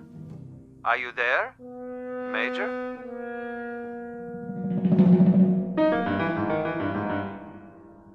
The cast of characters in our drama: a cat's assistant, and a mouse. This is the latter, the intended victim, who does not know but may have already guessed that he is to die. His name is Major Ivan Kuchenko, and he was lately an officer in the former Soviet Union. At this point, he has, if events go according to certain predetermined plans, perhaps 3 or 4 more hours of living. But an ignorance shared by both Major Kuchenko and his executioner is the fact that both have taken rooms at adjacent hotels in a section of the city located beyond the checkpoints of the Twilight Zone.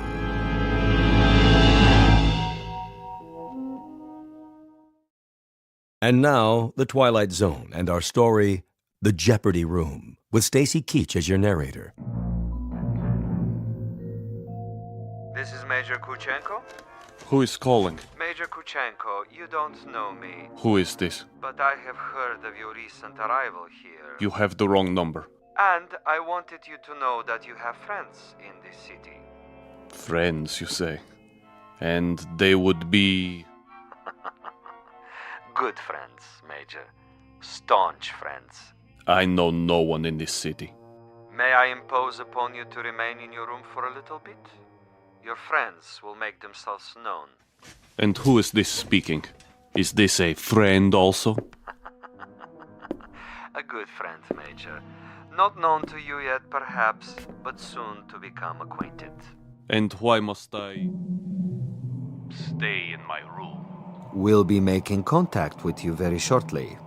For what purpose? Your welfare. Your well-being is our deepest concern, Major. Now, Commissar. Not yet, Boris. May I count on you to show some sense, Major? For your own safety, I urge you to remain in your room. You'll be seeing your friends before long. The mouse is in the trap. He stands at the window. Now, Commissar? Patience. But I have him in the crosshairs. I could make his head leave his shoulders at this range. That would give you pleasure, wouldn't it? A great deal of pleasure, Commissar. Just say the word. Even when he lies down, I can still see his head. I believe it, Boris. I know of your prowess, but put the gun away. Put it away? Lay it aside. For a bit. We're not going to kill him. Ah, the eagerness of the young. They do not sip wine. They gulp it down like a soft drink. They do not fondle women. They devour them. They do not sniff at the essence of a perfume. They try to jam it into their nostrils. But now, consider the window across the way. The gentleman will die without question. But I want him to die, Boris, with finesse, with subtlety, with a degree of thought and care. A killing is a killing. And if a man is to die, what does it matter how he dies? Ever been to a bullfight, Boris? A bullfight? No, Commissar. I've never had that pleasure. A bullfight might serve to make the distinction. In such a contest, if the matador kills with grace, that is considered a good death. So, there are good deaths and bad deaths, are there? Precisely. There is death with art, and there is the death of the butcher. You, Boris, are a butcher. Now, that is an honorable profession of great usefulness, but I'm an artist. Oh, you will have a death tonight, within a few hours. But when it is over, we will have killed with artistry, Boris. Not with a meat cleaver or an explosive bullet or any other of the butcher's tools. This death will be like a ballet.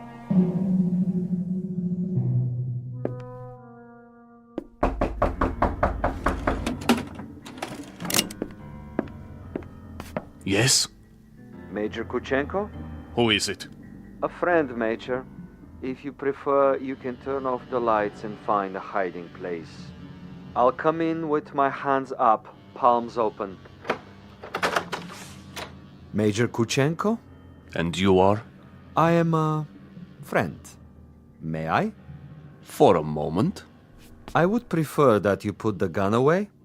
Not a chance. Were you the one on the telephone? We had a brief chat earlier. Quite a place you have here. Who occupied it before you? A rat? I have no luxury of choices. Indeed not. In this respect, you are a very poor man of late. However, you have a bed, you have some pictures on the wall, and the floor without so much as a throw rug. An adequate accommodation, and a view of a brick building alongside. I suppose there are worse places to spend an evening, Major? I know. I've been to many of them. Indeed. Indeed you have. Siberia is cold this time of year, is it not, Major? I'm told it's a most uncomfortable climate. You've been told quite correctly. It's a freezing jungle. A freezing jungle. Marvelous. Lovely imagery. Siberia is a freezing jungle. It was. When it was part of the Union. You make reference, of course, to the people who inhabited it. I make reference to some people. Those who were in charge of that private resort. It must have been unpleasant for you? At least sufficiently unpleasant to motivate you to renounce your native land and try to seek asylum elsewhere? For a time. Asylum is no longer necessary under the new regime. Ah, but of course the old ways die hard. Some of the same people remain in charge, and they might be concerned about their public perception in this new world. To the victors go the spoils, and that includes access to certain, let us say, sensitive information? I don't know what you're talking about. Really? But I think you do. You were a political prisoner. You served a term of 12 years. You escaped and you moved quickly when the borders were opened. To bring us up to date, you have made your way to a neutral country, somehow avoiding an official debriefing. You have made contact with certain foreign agencies, and now you're desperately trying to get on an airplane that will take you to a Western nation. But for some reason, you feel that you're still under surveillance? Oh, it's more than a feeling. I know I'm under surveillance. Do you know by whom? I know very well. Can you tell me who they are? Look in the mirror. Commissar Vasilov. Very discerning, Major. You remember faces? I remember pain. I remember some interrogations that went on for many weeks. I had no calendar, but I made marks on the wall of my cell. How resourceful. I remember one particular man who smoked Balkan cigarettes in a long holder and stood in the corner of the room, smiling and nodding, making jokes, while I went from agony to agony. So, Major, now we may dispense with the amenities. The masquerade, the little give and take of two strangers feeling each other out. Agreed. Now we get to the point. Do you honestly think that we would permit you to book passage on an aircraft out of here? That would be quite impossible. As a former member of the military, even as far back as 12 years ago, you have information that we would find embarrassing were it to be released elsewhere. Why, if the government we worked for no longer exists? Because the new government contains many of the same players reshuffled into different positions, and they have their new careers to consider. Consequently, Major, it is not to our advantage that you leave. It would, of course, be simpler and more convenient if you accompany me back to our embassy. I am sick, tired, and torn, Vasilov. But I am not insane. I would sooner cut my wrists over a sink and bleed to death. That would be my choice in the matter.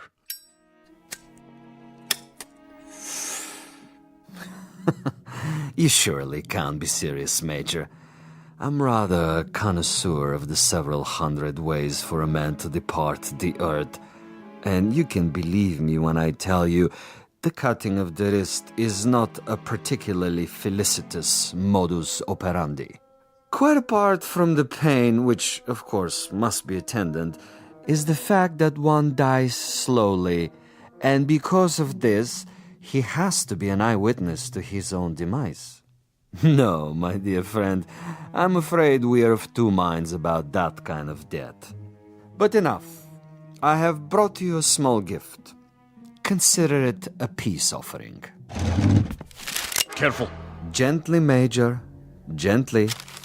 This happens to be a bottle of Amontillado. Quite rare and most pleasing to the palate. I have to repeat what I told you before, Commissar. I'm not insane. I'm quite aware of what would happen to me if I drank any of that. Why, Major? I'm disappointed in you. With your kind indulgence, allow me to use your own water glasses. If you assume this is to be cyanide or some other poison, you're quite wrong. Am I? Undoubtedly. You see, I don't share your death wish. I'm a healthy man with excellent expectations as to my longevity. No, indeed, Major. I was about to propose a social drink. The two of us. I'll drink first, and then you. Satisfactory?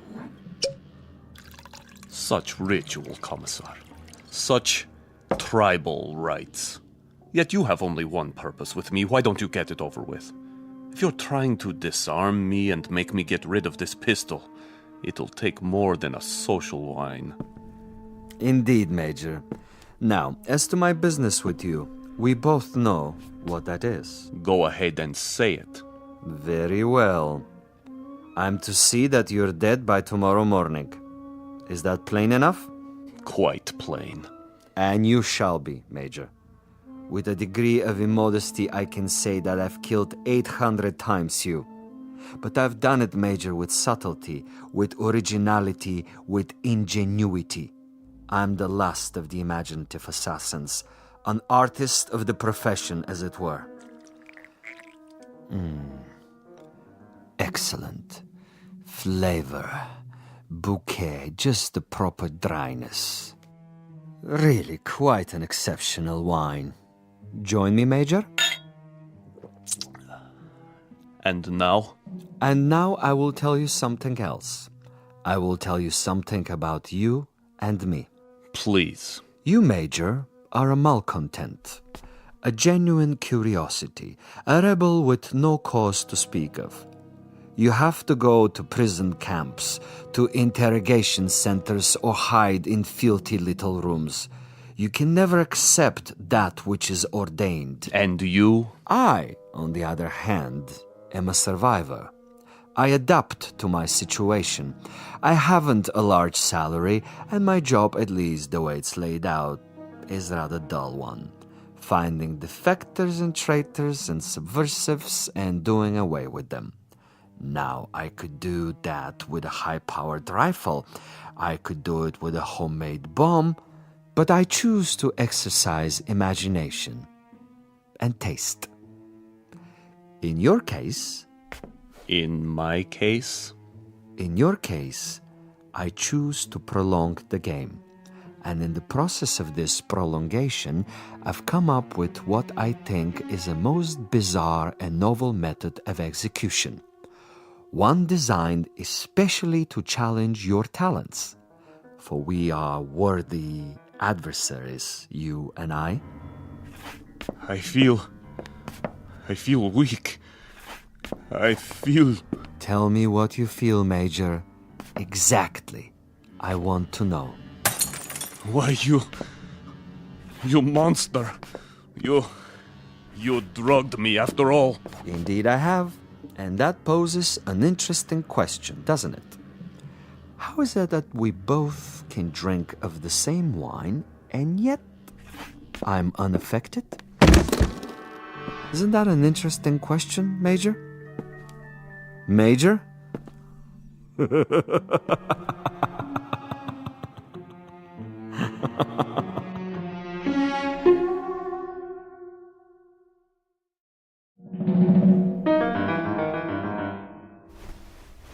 My head. He's gone. But I'm still alive. So he wants to play a game. And he has left something behind. What is this? Greetings, Major Kuchenko. I'm an exceptionally good judge of men. Are you? And in my judgment of you, I made an assumption that you are sufficiently observant to see the tape recorder on top of your dresser and curious enough to play it. How could you resist? This will also suggest to what complicated ends I'm willing to go to make a simple execution different and imaginative.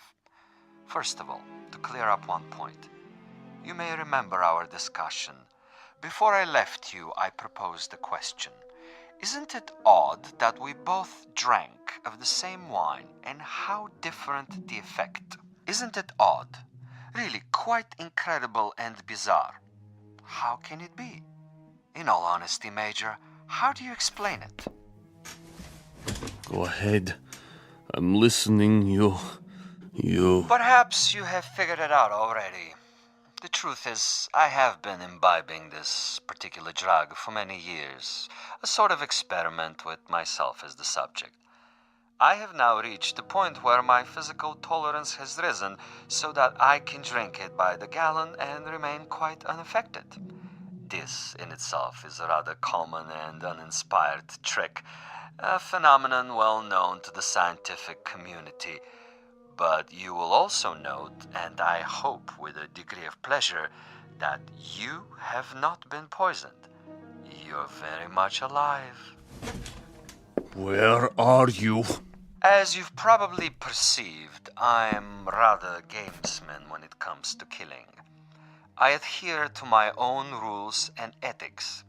Hence, Major Kuchenko, I have taken the liberty of removing your pistol so that you won't hurt yourself.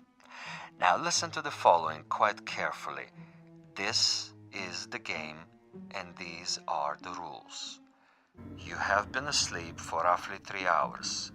During that time, in addition to dictating this on the recorder, I have done the following. I have placed a booby trap in your room. It is not visible, but it is attached to a very common object that is in the room. If you trigger this object, it will detonate and you will immediately be blown up. Why not get it over with now? Sadist. Now, for a proposition. If, during the next 3 hours, you are able to find this booby trap and cut the wire, you will be permitted to leave the room alive and unharmed. This is a guarantee. You have my word on it. Your word. But the following conditions are of the essence, Major. You must actively search for this booby trap and you must find it and render it inactive. It goes without saying that, as of this moment, you are being observed. How? Attempt to turn out the lights and you will be shot. The moment you stop an active search, should you refuse to play the game, you will also be shot. If you are unable to find the trap within 3 hours or attempt to leave the room at any point during that time, I am afraid the same conditions apply. You will receive a bullet in the head. So there you have it, Major. Find the booby trap, cut its wires, and you're free. Fail to find it, or fail to look for it, you're dead. Look for it, find it, but fail to recognize it, you're also dead. Needless to say, Major Kuchenko, it is this latter occurrence that I rather expect and look forward to. As a fellow expert in tricks and deception, I think you will admit this situation has its own special imaginative quality.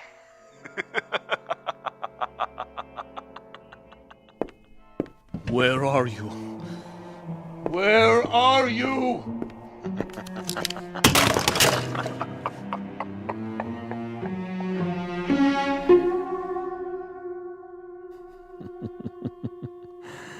Over here, Major. Just across the way. So near and yet so far. Can't you see me? Doesn't the light reflect in my binoculars? Look, Major. Please look. Try, I implore you. Where have you been, Boris? I brought food from the cafe. Food is of no consequence. Quickly, he's awake. Don't worry, Commissar. I have a clear shot anywhere in the room. Hold your fire until I tell you. But why such an easy target? Too easy. That is the difference between us, Boris. You are a marksman, but I am a gamesman. And the game is afoot. The picture frame? No. Too obvious. The ceiling. The light fixture. Possibility. Nothing. Oh, you think you are so clever, Commissar. So clever. The bed, then. Under the mattress. The bed springs? It might be. Not the chair, though. Still possible. Where? That would be telling. Go ahead and eat, Boris, before it gets cold. He's busy with the hunt for now.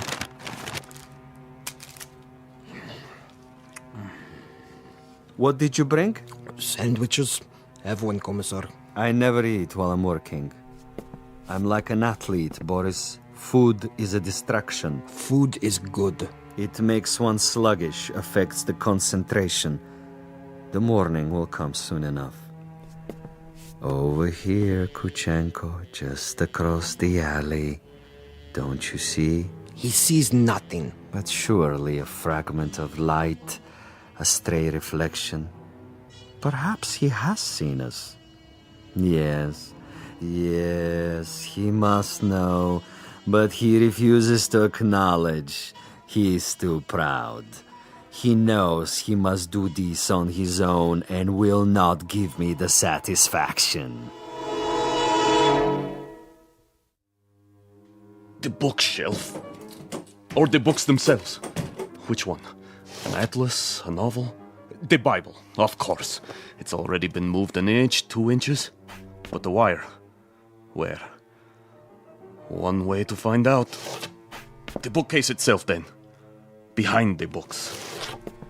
In the wood, the nails. Or under the floorboards. Wait, think. Where would I put it? You want a real battle of wits, Vasilov? You've got it. Think. 4 walls. Ceiling. Light fixture. Floor. A picture. Bed with frame. Box springs. Mattress. Headboard. A night table. Bookshelf. Dresser. Window. Desk. First the drawers. The top one. Slowly.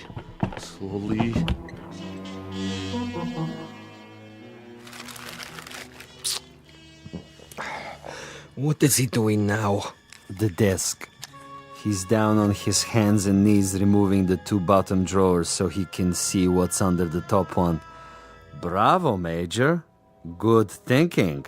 Is that where you put it? The possibility exists. Look at him, glistening like a mackerel. He stops to wipe the sweat from his eyes. And now he looks under the top drawer, crawling on his back. Yes! I think he's got it. Let me kill him. Don't be a fool. There are rules. Now he sees a length of wire. He grasps it between his fingertips very, very carefully, and he has removed it. Something is wrong with the bomb? I doubt it. Then it was not in the drawer? Oh, there is a piece of coat hanger I placed there. A decoy. A drawer would be common, uninspired.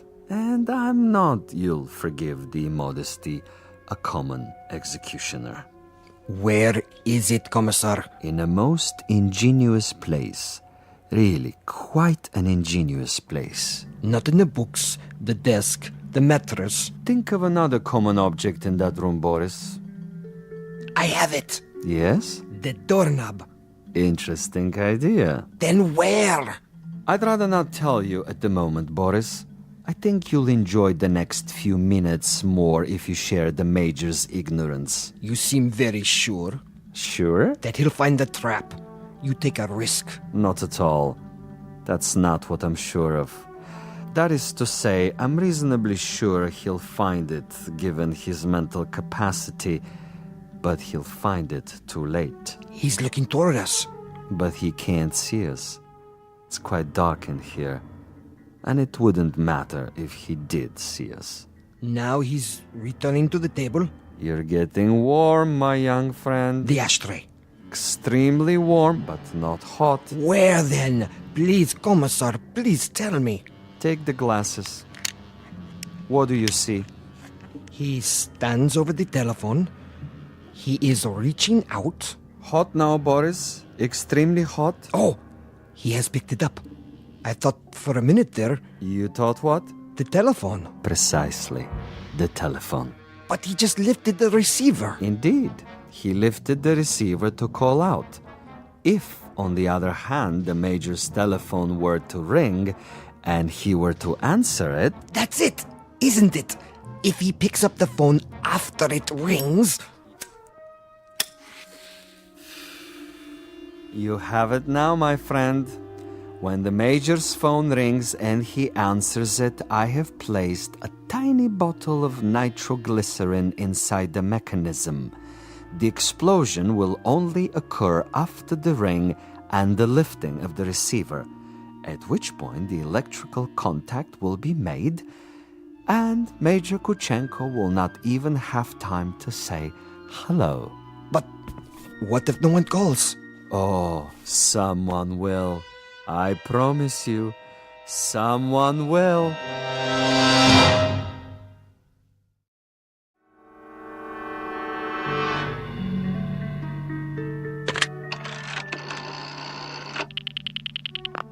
Front desk. This is the party in 963. I was wondering... Yes, sir? I was wondering if you might have the number of another hotel. Another hotel? The one next door, across the alley. That would be the Grand. You can find it in the directory, in the table by your bed. Dial 9 first, then the number. I see. Thank you. Vasilov? I know you're there, Vasilov. The game is not over yet. Do you have the time, Boris? What? The time. 10 minutes to 5. Almost done, Commissar. He's tried almost everything. He has 10 more minutes. Hadn't I best go over there now and finish it? No, my young friend. That would be impetuous. It would also be a bit embarrassing if someone were to see you. At this hour, the streets are empty. Quite apart from the fact that I wanted this to be imaginative, I also wanted subtlety. I should like our quarry to die in his room without our being there. Opportunity is running out. Then I do believe that it's time to, shall we say, accelerate the process?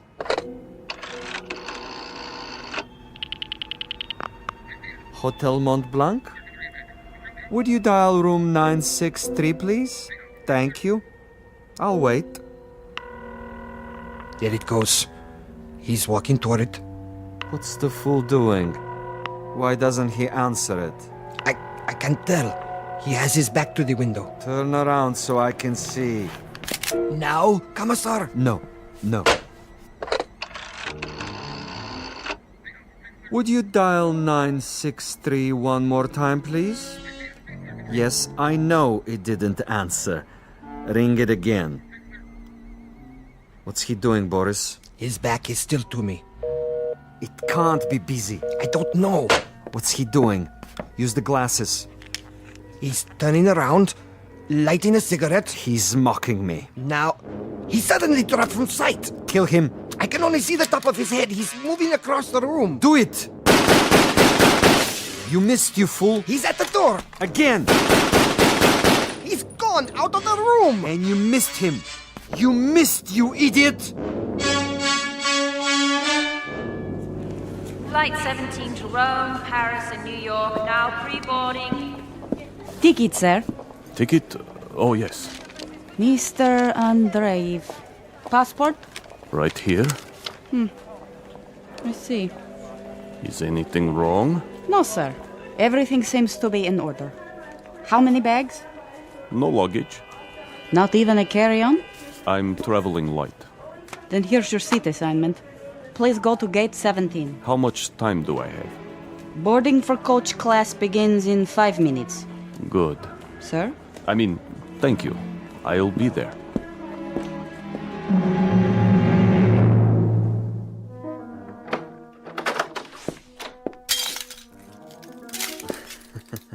What a mess he left behind. Like a pigsty. He tore the bed apart and the furniture. Oh, just look. Oh, even my poor little tape recorder. Commissar? Yes, Boris? It would have been better, wouldn't it? What would? If I had taken his head off in the first place. You mean if we had slaughtered him like an animal? I love your style, Boris. You should have been a pig farmer. Our man would have been dead by now. He would have been dead if we had beaten him to death with mallets too. But anyone can die that way. And any stupid, insensitive fool can kill that way. No, this is a man of quality, with a resourceful mind, similar, you might say, to his executioner. He deserves a better ending, as do I. But that's all right. I have time. I'll get him in the next city, now that I know my adversary. We will be able to track him? Most certainly. The old network still functions, though in a much different way. I have the same contacts, no matter what they now call themselves. Importers, exporters, businessmen of various stripes, here and abroad. It's marvelous, you know. Really marvelous. Think of the possibilities. Other, even more ingenious methods of doing away with Kuchenko and his kind. I still think we should have chased him. Not at all. He would have gotten away. And even if he hadn't, it would mean that a thick-headed clod like you is more efficient than I. And this I reject, Boris. This I reject in toto. Look at this. A bottle of wine. I can only find one glass. Throw it away. One drink, Commissar. I said no. But there is more than half left. This is not for you. But why? Do you know much about Amontillado? I know about vodka. Of course, you and all the other potato growers. Give me the glass. Here. Believe me, it wouldn't agree with you. It's an acquired taste. Yes, Commissar. If you say so. I say so. There are some secrets that you're not ready to learn. But in time, Boris. In time. For now, I need you awake and alert. That's right. I do what you say, as always. But so far, your methods are not very effective. The men who pay us, they will not be impressed. And you will make a report? Only I can do that. I am the one they listen to. I can request another assignment. You're free to do so. Until then, I take no further orders from you.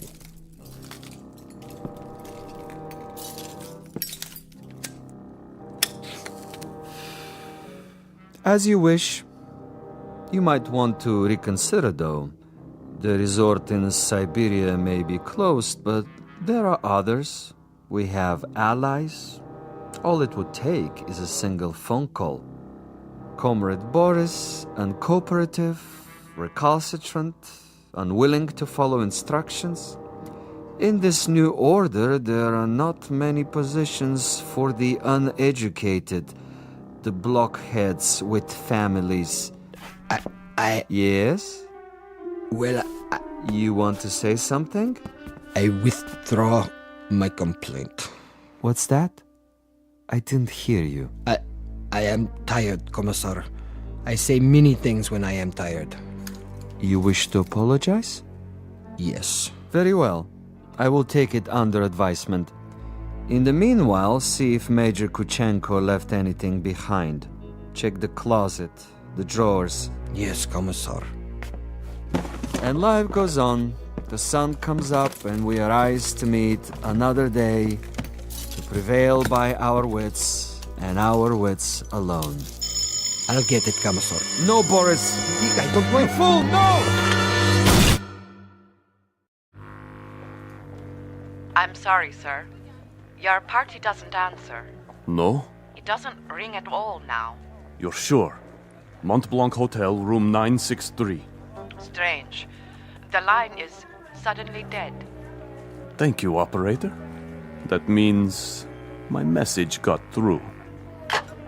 Flight 17 Transocean Airways now departing for New York City via Belgrade, Paris, Rome, London, final call.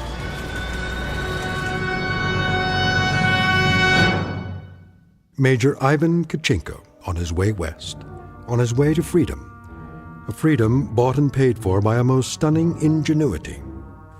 Exit a gunman named Boris and one Commissar Vasilov, who forgot that there are two sides to an argument and two parties on every line. This has been a collect call, placed direct to you from a phone booth located somewhere in the Twilight Zone. More from the Twilight Zone after this. You are about to enter another dimension, a dimension not only of sight and sound, but of mind, a journey into a wondrous land of imagination. Next stop, the Twilight Zone. Hi, this is Stacy Keach. I'd like to take a moment to tell you about our Twilight Zone website at twilightzoneradio.com. At twilightzoneradio.com, you'll find the latest information on these Twilight Zone radio dramas, including behind-the-scenes photographs, plus the newest product releases, trivia contests, ways to contact us, other Twilight Zone-related info and merchandise, plus links to other fascinating websites. So make your next stop twilightzoneradio.com. Visit twilightzoneradio.com to purchase these Twilight Zone radio dramas on cassette and CD, or call toll-free 1-866-989-ZONE. That's 1-866-989-9663.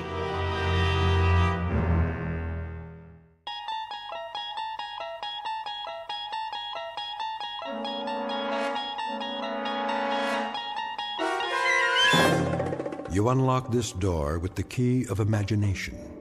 Beyond it is another dimension, a dimension of sound, a dimension of sight, a dimension of mind. You're moving into a land of both shadow and substance, of things and ideas. You've just crossed over into the Twilight Zone.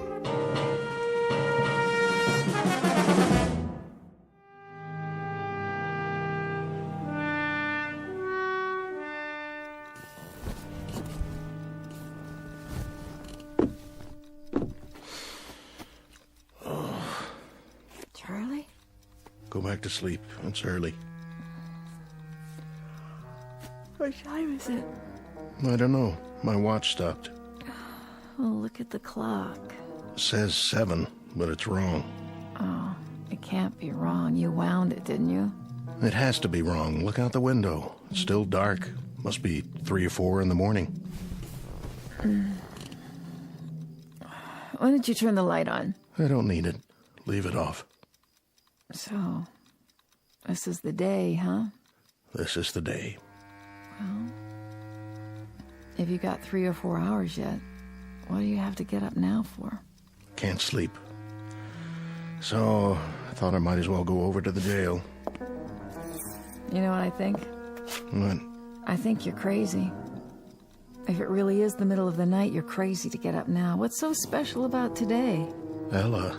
Just about hanging a little? I said, why don't you go back to sleep?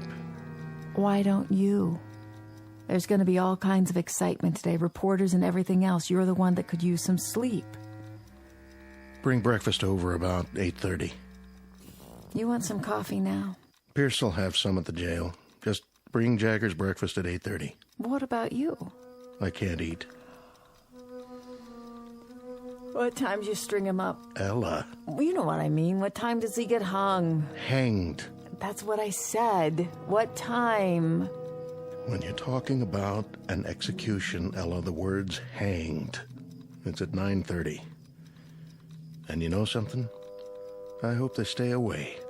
I hope everybody stays away, not just the reporters, the whole town. Because when I think of a bunch of cold-blooded gawkers who get their jollies from watching a boy die, I want to... Well, why shouldn't they? Why shouldn't the whole town turn out to watch it? Including you? I haven't decided yet. Why would you want to see a thing like that? Why would you even think about it? Because if anybody deserves it, he does. Dirty little animal. I'm leaving now. I understand that after the neck breaks, they only feel it for a couple of seconds. Well, it ought to take more time than that, Charlie. For what he done, this is a mighty easy way to pay it off, don't you think? Easy? To get strung up by the neck? All I can say is you have a funny view of what's easy and what's hard. Just remember to bring his breakfast over. Hey, Charlie. How does he want his eggs? Edible. They're the last ones he's gonna eat, so do one thing for me, will you, Ella? Make them edible.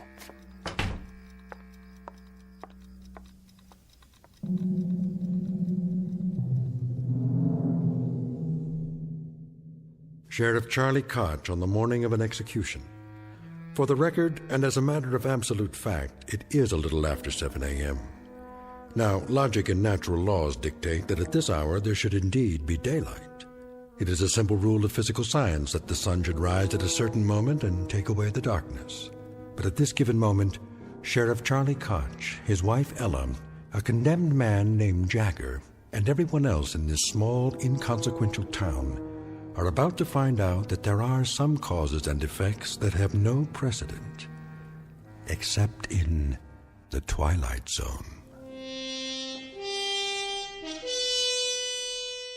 And now, back to our story from the Twilight Zone. I Am the Night, Color Me Black, starring John Ratzenberger with Stacy Keach as your narrator.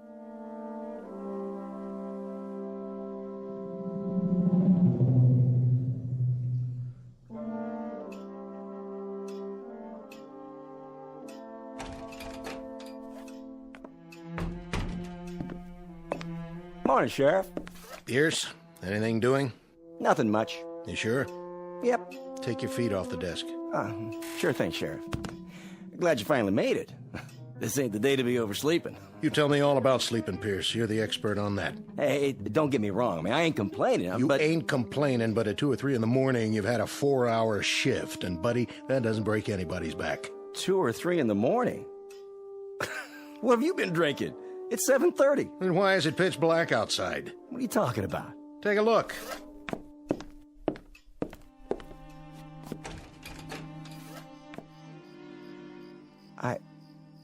I don't get it. What don't you get, Deputy? That some men can't sleep and get up early? I suppose that doesn't make much sense to a guy who could put in 12 solid hours on a mattress and then wake up and complain about... Sheriff. You got a problem, Pierce? Sheriff, it is 7:30 in the morning. Take a look at the clock. And you're right, it's black as a coal mine outside. I never seen it blacker. What's going on? You're right. It's 7:30, and the sun's not up yet. And to tell you the truth, Deputy, I don't know why. I don't know why at all. Who's coming? I can't see yet. Everything out there looks the same. Black as the ace of spades. Morning, Colby. Sheriff? How about that? You see it out there? Of course I saw it. Any sign of the sun? Not a speck. You gonna run an extra in that paper of yours? If I get the time. I've been answering the phone since 6 in the morning. One fella says that the electricity's gone off in the whole town. Well, I can see that's not true. Another one says it's already tomorrow night. I like that. Well, what do you think? Well, hold on, there's more. The president of the January graduating class of our local school, who majors in physics, tells me it's a phenomenon caused by sunspots. Now, you're well versed in law and order, Sheriff Koch, keeping the peace, in other words. So I'm here to ask you, what's your theory? I wish I had one. It's almost 7:45 in the morning. Daylight should have come 2 hours ago. Maybe a storm's on the way. Big whopping storm, the kind that covers up the whole sky. Possible, I suppose. Storms don't bring this kind of darkness. Anybody call the state capitol? Oh, yeah. In between reassuring people that this is neither an interplanetary invasion nor the end of the world, I placed said call myself. And? Oh, things are normal there. It's daylight, just as it should be. But if you'll forgive the pun, they're as much in the dark as we are. You mean it ain't black up there? It appears that all up and down the state, and across the face of the earth for that matter. We are the only ones who are groping around in total darkness. So, the phenomenon is quite localized, which means we'll have to seek elsewhere for company to share our misery. How's Jagger doing this morning? I seen him. Brought him in a cup of coffee to make sure he was awake. Thoughtful of you. To remind him about what day it is. I'll bet you did. I wonder, how did you occupy yourself as a lad there, Deputy? Torture small animals or just pull the wings off flies? Say, what do you mean by that? Nothing. I don't mean anything by it. So, Koch, can I talk to him? Go right on in. I'm not saying he'll talk to you, but that's the privilege of the press, to try. So he's got an hour and 45 minutes left. What about a priest or a minister? He doesn't want either. As a point of interest, Sheriff, entirely off the record, do you believe Jagger's guilty? Mr. Colby, I arrest people on the basis of evidence. I jail them on that evidence, and I'm responsible for their meals and their health until they get sentenced, executed, or let loose. As to guilt or innocence, it's a matter for the jury, public opinion, and God to decide. And that part of it, thank the Lord, has nothing to do with me. Uh-huh. So, let us all praise God for the morning's impartiality. You just keep them alive until their moment of death. I see. And as for my part, I follow fate around with a small pencil and a notebook and make a record for posterity of how he died and why he died. But neither one of us has any guilt to share for the fact that he does die. How perfectly convenient for us. He's guilty as hell. He fired buckshot into a man's head. A real decent, upstanding man. And today, he's going to pay the price. He's going to hang for it. And man, oh man, his justice going to be served up deluxe style this time. Pierce, why don't you shut your mouth? I got a right to an opinion. Oh, you do, Deputy. Indeed you do. There are just a couple of disturbing facets to this particular case. Like what? First, that the murder victim was not a decent man by any stretch of the imagination. Hey, you're talking about the dead. He was a crossburner and a psychopathic bully who attacked the man you've got locked up in there. Well, that don't matter. Go on, Colby. I want to hear this. Second, Deputy Pierce here saw it happen and then perjured himself. Now, wait a minute. Let him finish. That's the word, all right, Deputy. Perjured. You said that Jagger shot him from across the room. Well, no such thing could have happened according to the records I saw.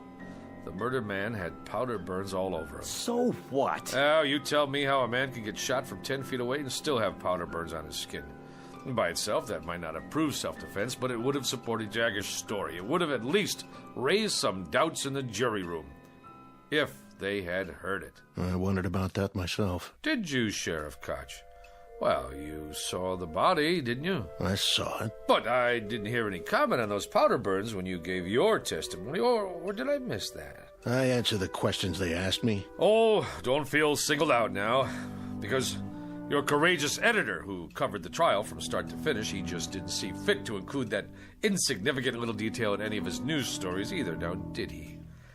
Even though for some reason he knew at the time that he was being very, very selective about what he wrote and what he didn't write, about the truth, in other words.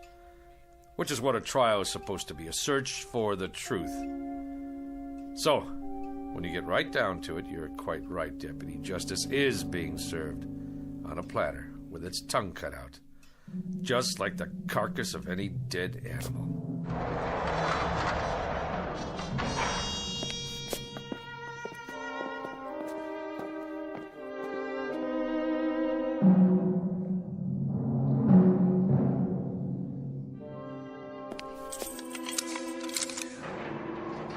Call me when you're ready. I will. Smoke, Jagger? No, sir. You don't mind if I have one? Go ahead. I quit years ago, but I picked up a pack last night. I don't know why. And this morning, I looked at it like I've never seen a pack of cigarettes before. It didn't even feel right in my hand. I know it's bad for me, but I put it in my pocket just the same. Now, why do you suppose that is? Can I ask you a question, Mr. Colby? Anything you like. I can't promise I'll have the answer, though. I was just wondering, what kind of day is it? Oh, you're not going to believe me, even if I tell you. Rainy, huh? No, it's not bad. A little chilly. The main thing is, It's still dark. How do you mean? It's still black as night outside. The sun never came up. Close to 8 in the morning, and not even a little bit of daylight. God, come on. Don't kid me. I'm not. Why would I? What reason would I have to lie to you? Well, this place doesn't have any windows, so I guess it could be Christmas Eve or the 4th of July, and I wouldn't know the difference.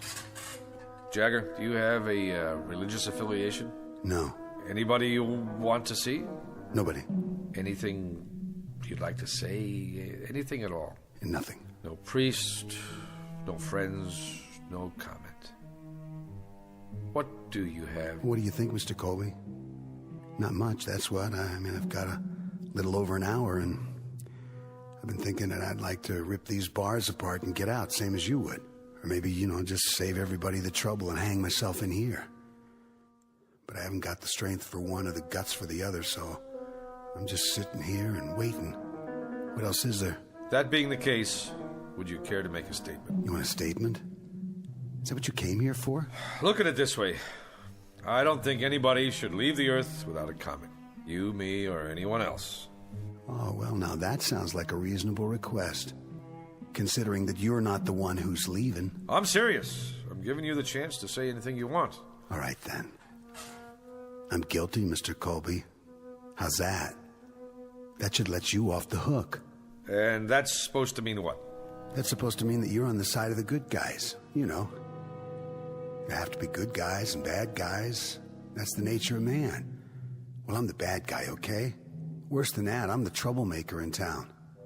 The one with the causes and the banners. I'm the idiot. The fool. I tried to be his brother's keeper. You understand now, Mr. Colby? It doesn't matter whether I do or not. I want to hear what you think, on or off the record.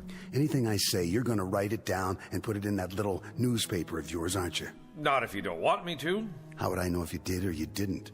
I don't have a tape recorder on me. See? My notebook's in my pocket, and so is my pencil. If I did put it in my paper, what good would that do me? As a matter of fact, it would do me some damage. Because I didn't speak out about the case. I kept silent. Not even an editorial. So I can't very well change my stripes now, can I? I said all I had to say in court. But nobody listened. Well, I'm listening. We're two men talking here.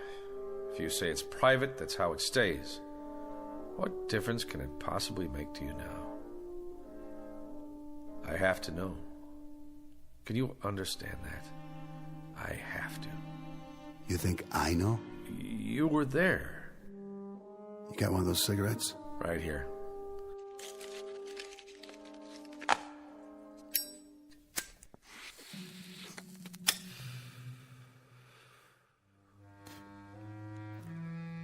There was a shotgun. It wasn't mine, it was his. Everybody knows that, but they convicted me on premeditated murder.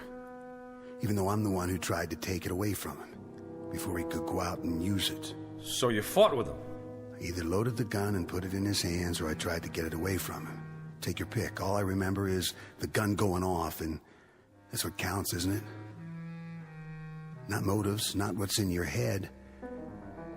You know what road is paved with good intentions. Good, bad, it doesn't matter.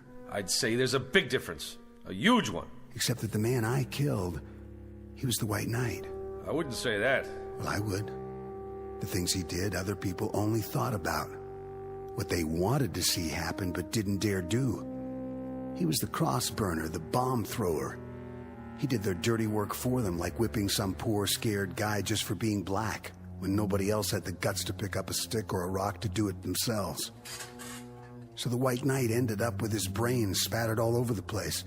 And I was the cause of that, one way or the other. There's no way the people around here were gonna pin a medal on me. You don't think much of this town, do you? Do you? The man wasn't a saint, but he died. And what the jury said was that regardless of how it happened, we cannot dispense life or death because someone offends us. That's the distinction between men and animals. And that's well said, Mr. Colby. You tell it to the man who fixes up the rope, okay? You tell it to the sheriff and his deputy out there. You tell that to the town while they stand around and watch my eyes bulge out and my tongue swell up and I choke and do my little dance for them. You tell them all about the difference between men and animals. But you better draw pictures. Because this kind of language they just don't get. Catch! You ready, Mr. Colby? I'm ready.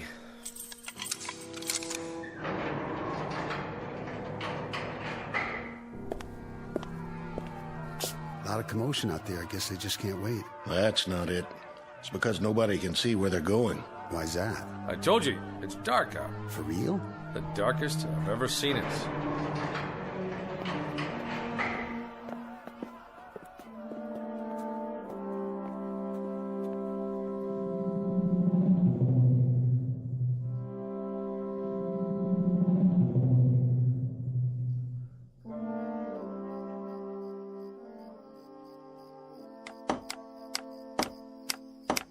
Get the crossbar on there real good. I got it, officer. And the rope. Make sure it's fixed right. Don't want it to break now, would we? No, sir. Could you point your flashlight up here one more time? You got it. How's that? Looks A-okay from here. You done real good, boys. Boss? What? Well, sir, you had us add cleats to the support, and then you wanted a bigger crossbar, and now you ordered a new rope, but just for today? Well, the old setup was just fine the way it was, as far as I could tell. So how come you went and spent all that extra money? Because this one's gonna go off without a hitch. Right, boys? Well, if it don't, it sure won't be your fault. That's the truth. All right. I guess you can come on down. We gotta test it one time. Sure thing, boss. Now, when I say pull, you drop the sandbag. Yo. All right, then. Pull! That got her. That got her good, didn't it, boys? Yeah, boss. It sure did. Who's there? Easy, Pierce. Looks like everything's in working order. Yep. That'll take care of him. Sure it will. But I'm still worried about one thing. What's that? Exactly who or what is going to take care of us. There it goes, 9 bells. Why is it so dark then? Is it an eclipse? Can't be. I've been listening on the radio. This ain't no eclipse. It's weird. It's just plain weird. Word of the darkness that has suddenly and inexplicably engulfed this remote Midwestern town. Turn up that radio so we can hear. It is now 9 a.m. Eastern Standard Time, but latest reports indicate that the darkness blanketing the specific location is virtually total. So far, there is no sign whatever of any daylight on the horizon. A spokesman for the Meteorological Service says that the event is without precedent, according to records covering the past 150 years. Who's that? Turn on your headlights. Why, it's Sheriff Koch's wife. Morning, Ella. Is that you, June? It's me. What you got on the tray? Breakfast. Oh, aren't you the one? Fixing a nice hot meal for your man. Well, it's not for Charlie. Who's it for, then? For him. You don't mean... Afraid so. For Jagger. What did you go and waste good food for? He don't have no right. He don't even have time to eat it. It's the law. The law? That's what my husband says. Anyway, I can help carry out the letter of the law. I'm glad to. It's my duty. Ella?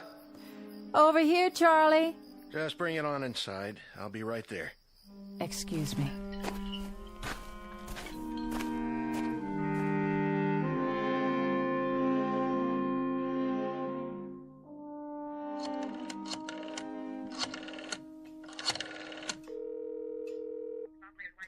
The governor, please. Yes, I'll wait, but please tell him it's urgent. Mr. Colby? Hi, Ella. Where should I put this? What? No, this is the editor of the Sun-Times. That's right. I'm calling to see if there's been a stay in the... Yes, I'll hold. What do you have there? Charlie said to bring it. Breakfast? For the condemned man. I guess you can just take it on in. To the cell? The hall door is open. It's right down there. I know where it is. Charlie said to fix a plate of eggs. He didn't say I had to spoon feed it. Yes, well, of course, if he's on the phone. He's not? What do you mean nobody called? No, listen. After the automatic appeals, there's always a request to the governor's office for a stay while they argue it before the circuit court. Morning, Mrs. Koch. I thought that was you. Yes, I'll hold. Thanks for bringing the tray. Just in time, too. I wouldn't want it to go to waste. When did you make these eggs? When? They're cold. Well, that's not my fault. You could at least have brought them on time. Charlie, you listen here. I couldn't drive because there's no street lights, so I walked over. I couldn't even see where I was going. That's just how long it took me. All right, all right. I'll take it into him. If he doesn't like it, he can throw it in the trash for all I care. Well, now, don't do that. I mean, I haven't had nothing to eat this morning. I said I'll take it to him. Yes, I'm here. I see. You sure? That's it, then. All right, yes. Who was that? The governor's secretary. And? No dice. I see. Well, there you go. Sure is a big, fat surprise. No, but I'll tell you what is. It's a surprise that someone can go to trial for his life with a third-rate public defender who's afraid to stand up to the local DA. It's a surprise that no private lawyer somewhere heard about the case and went to bat pro bono. It's a surprise that the public defender didn't even try to call the governor a half hour before the sentence is carried out. And it's a surprise that I didn't give up the ghost on this place a long time ago. But it's not a surprise that you, Pierce, and this whole town are out of your minds with glee over the cold-blooded taking of a life that's about to occur.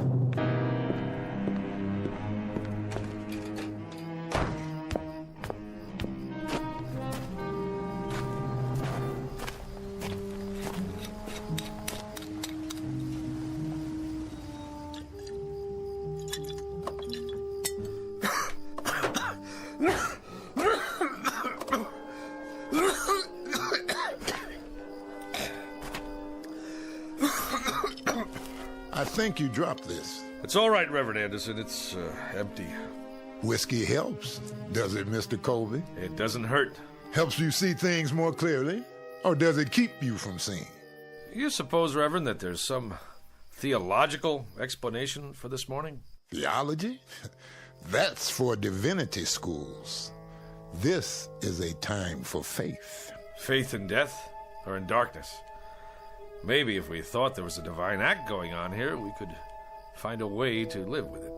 God is always with us, whether we know it or not. Is he? Even now. This isn't the first gallows ever built, Reverend, or the last. Won't be the first man to lose his life at an untimely age, and we won't be the last mourners on this earth either. Did you see him? Did you talk to him? Briefly. He wouldn't see me. Wouldn't even let me in his cell. That's a pity. He's a lonely boy. But at least he won't be lonely for much longer. That's the truth. He's going to glory. I'm glad you think so. And you don't, Mr. Colby? It would be easier if I did. But I gave up my faith years ago. Now I'm not sure I ever had it. We all stumble in life, lose our way for a time. But the shepherd doesn't give up. He keeps on looking for us. What happens if the shepherd loses his way too? It must be time. Listen to them. Oh, they want blood. Reminds me of sports fans in an arena somewhere. Yes, a Roman one. How's it look out there? Hard to tell. When they light their torches and storm the jail, I'll let you know. Well, I'd better get the prisoner ready. You're going through with it? Unless something happens in the next 10 minutes, I have no choice. Then I suggest we use this time wisely. And how do we do that, Reverend? There's only one thing left to do. We pray.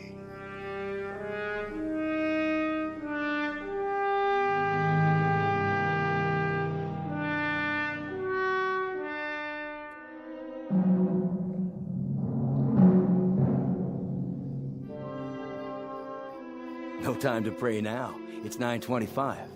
That's right, ain't it? 9:25? 5 more minutes. I can't believe Koch is doing this. The sun's not up yet. Law says May 25th at 9:30 in the morning. Well, that's what it is. May 25th, and it's pretty near 9:30 already. Quite apart from the fact, Mr. Pierce, that you're not the most sensitive of men, Doesn't this morning suggest to you that there's something odd going on, and that perhaps we'd better dispense with business as usual until we find out exactly what it is? You know something? I take an awful lot of crap from you. And just who are you, anyway? A little shot editor of a crummy little paper? That's right, a crummy little paper that crawls along on its hands and knees from one edition to another. The way I figure it, you got more creditors than you got readers. That'll do it, Pierce. That won't do it by a long shot. And maybe you feel like turning your cheek to this bum, but there ain't no rule book says I gotta. He says I perjured myself, says I lied. And he wasn't throwing no bouquets at you either. Maybe because I don't deserve any. You know, Colby, you're right. I saw the victim. He did have powder burns.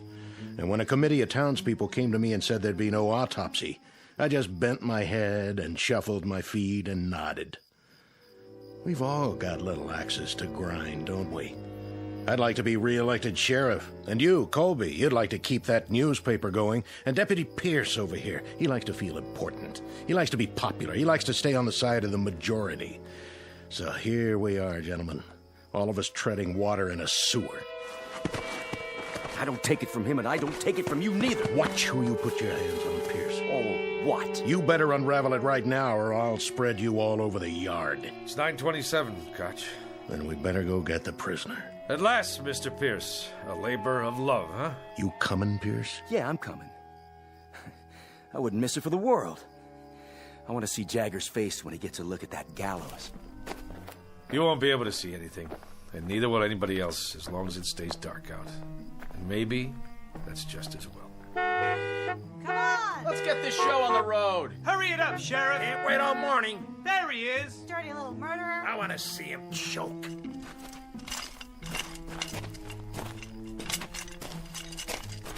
You don't need the chains. I'm not going anywhere. He has some minutes, doesn't he? He's used them already. We're behind schedule. You can talk to him now, Reverend. Take your time. It's my time. I got nothing to talk about. Then let's go. Let's get on with it. Don't waste your last minutes, Jagger. We're a different color, and I know we have different faiths, but you've stood up for me and mine. You've spoken for us. And God help you, you've killed for us. I think we owe you some peace, and I'd like to try to give you some. That rope over there give me peace. I don't need any words, Reverend. No quotations, nothing in the Bible or any other book. Get it over with! Yeah, let's go! Yeah! Patience, everybody! I'm gonna give you what y'all came here for. I'll dance at the end of the rope, and I'll choke, and I'll swing back and forth like a rag doll. Yeah, you'll see. You'll get your money's worth. I promise. This way. I told you, I'll do this myself.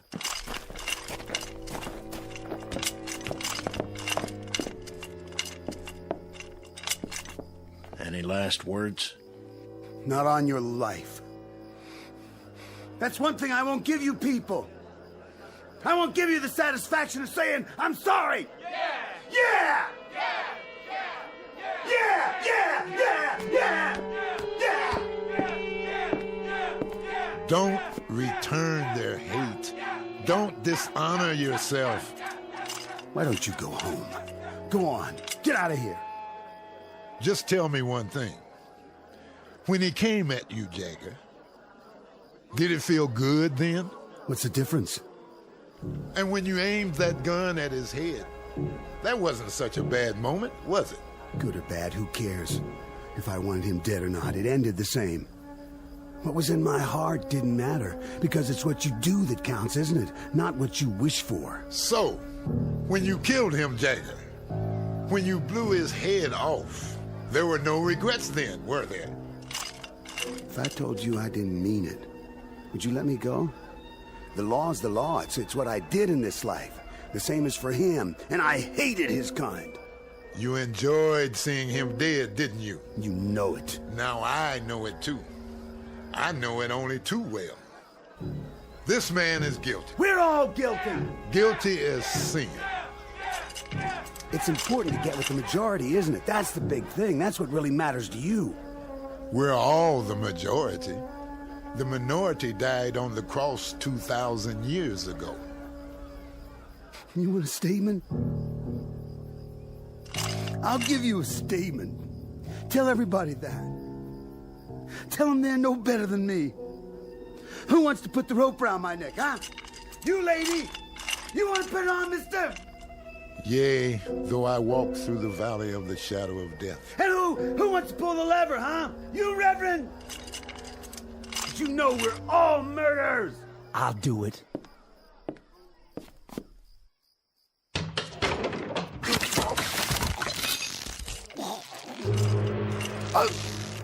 Hey!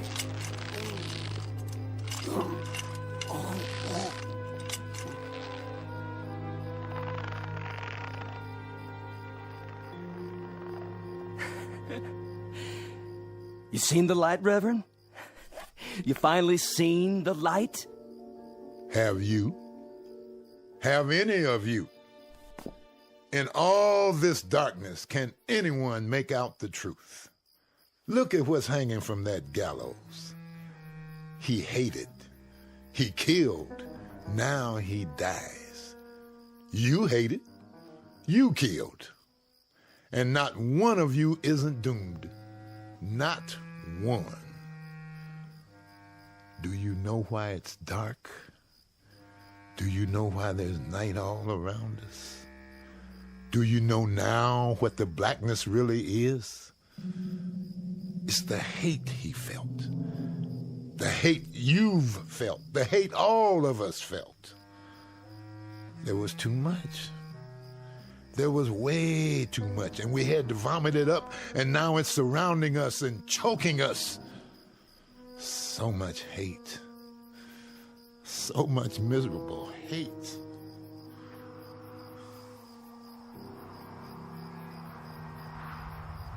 Oh, it's getting colder.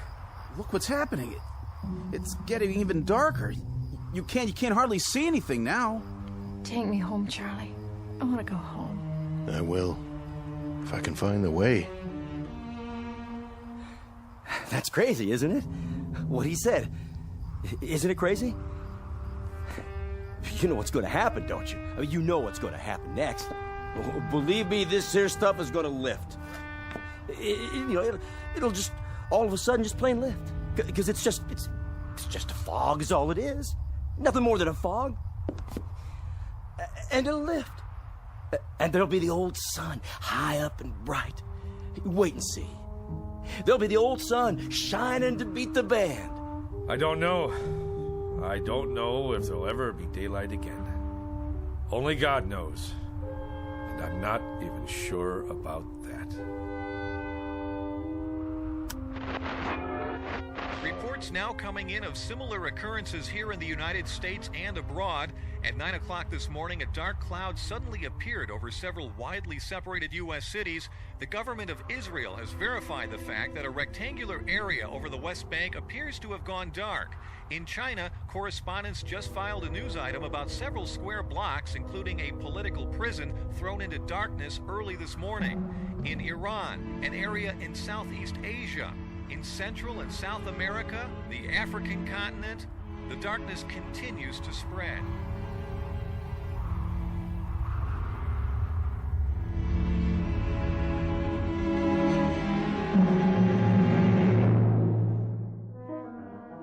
Witness the effects of a sickness known as hate.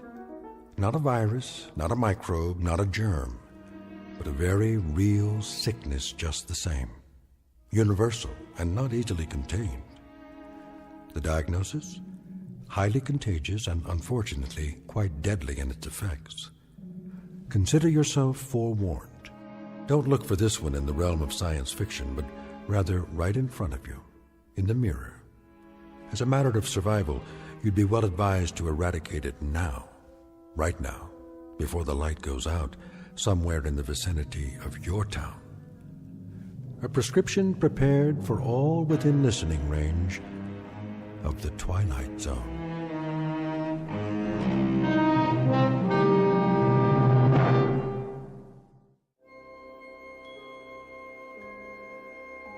Hi, this is Carl Amari, producer of the Twilight Zone radio dramas. I'd like to take a moment to tell you about our official website at twilightzoneradio.com. where you'll get the latest news and information on these Twilight Zone radio dramas. Plus, at twilightzoneradio.com, you can digitally download 3 free episodes or any of our episodes for only $1.95 each. In this age of ever-changing technology, we've decided to make these episodes instantly available to you by making the Twilight Zone radio dramas a digital download-only series. This means that this series will no longer be offered on CD. The CD collections at our website are now being offered while supplies last at buy one, get one free. So be sure to get your favorites before they're sold out. Be sure to visit us often, and I'll see you in the zone.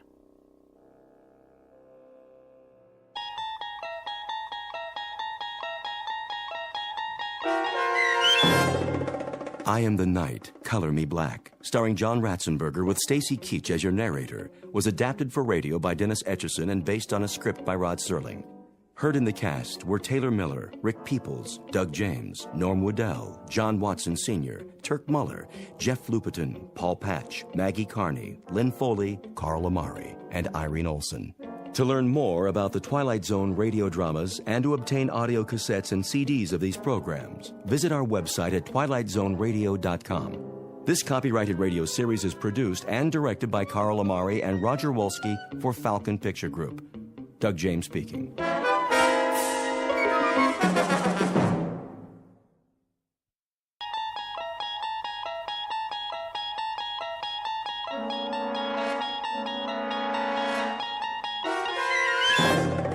You unlock this door with the key of imagination. Beyond it is another dimension, a dimension of sound, a dimension of sight, a dimension of mind. You're moving into a land of both shadow and substance, of things and ideas. You've just crossed over into the Twilight Zone.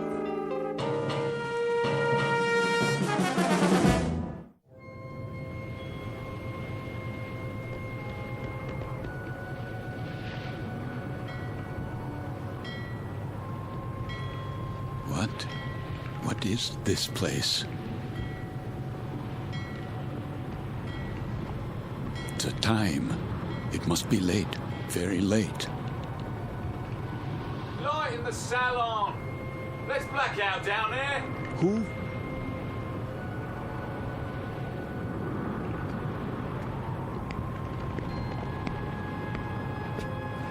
Forgive me, sir. Yes? Are you addressing me? Begging your pardon, but they'll be finished serving dinner soon. They? The galley crew, sir. Why do you tell me this? Well, I only meant... What? What did you mean? Well, all I mean to say is, you'd best go in now, sir, if you want your evening meal. My meal? The salon will be closing in a few more minutes. Oh, yes, of course. In the salon. Is that what you call it? Yes, sir. It's very dark out here. Would you like to follow me? Follow? The lights, you see. From now on, I'll have to switch them off when we open the door to the deck, and then on again. You understand, sir? Because of the blackout. The blackout? Yes. This way, sir. Are you all right? Why wouldn't I be? Is something wrong with my appearance? Why, no, sir. It's only that... Is this your first time? My what? Your first passage. It can take a bit of getting used to. Sea legs and all that. I'm quite used to being at sea. Thank you. I was just... Yes, sir? Listening. To the engines? Don't worry, sir. The diesels were checked thoroughly before we left port, and Captain Willoughby's top drawer. He'll get us there safe and sound, you can be sure of that. No, not the engines. What then? I was listening to the water. The cold ocean water out there. And the night.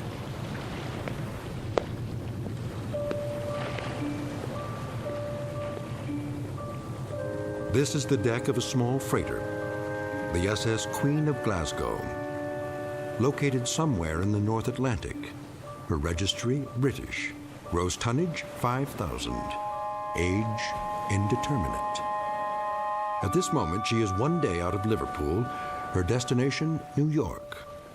Duly recorded in this ship's log is the sailing time, course to destination, weather conditions, temperature, longitude, and latitude. But what is never recorded in such a log is the fear that washes over a deck like fog and ocean spray. Fear like the throbbing strokes of pistons from the engine's diesels, each one a heartbeat, parceling out every hour into breathless minutes of watching, waiting, and dreading. For the year is 1942, and this particular ship has lost her convoy. Now she must travel alone like an aged, blind thing groping through the unfriendly dark, stalked by the unseen periscopes of steel killers, enemy U-boats that also watch and wait. The Queen of Glasgow is therefore a frightened ship, and she carries with her a premonition of death. In a moment, her crew and passengers will find out just how real that premonition may be, when a course is set that leads them all into an area known as the Twilight Zone.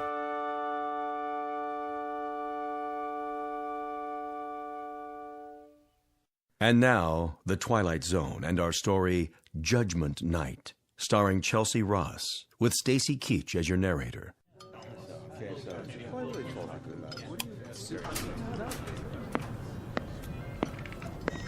Why does he keep playing with the lights? Thought I'd gone blind for a second. My apologies for the momentary darkness. Wartime regulations, you know. Think nothing of it. Perfectly understandable. Wasn't it a lovely meal? Yes, indeed. Glad you enjoyed it, ladies and gentlemen. Something more, perhaps? Not for us, thank you, steward. We were just leaving. Come along, dear. Wait, Mommy, where's my doll? Why, here you are, little girl. You dropped it by your chair. Can you thank the nice man? Thank you. You wouldn't want to leave your dolly behind now, would you? Come along, Joanna. It's well past your bedtime. Yes, Daddy.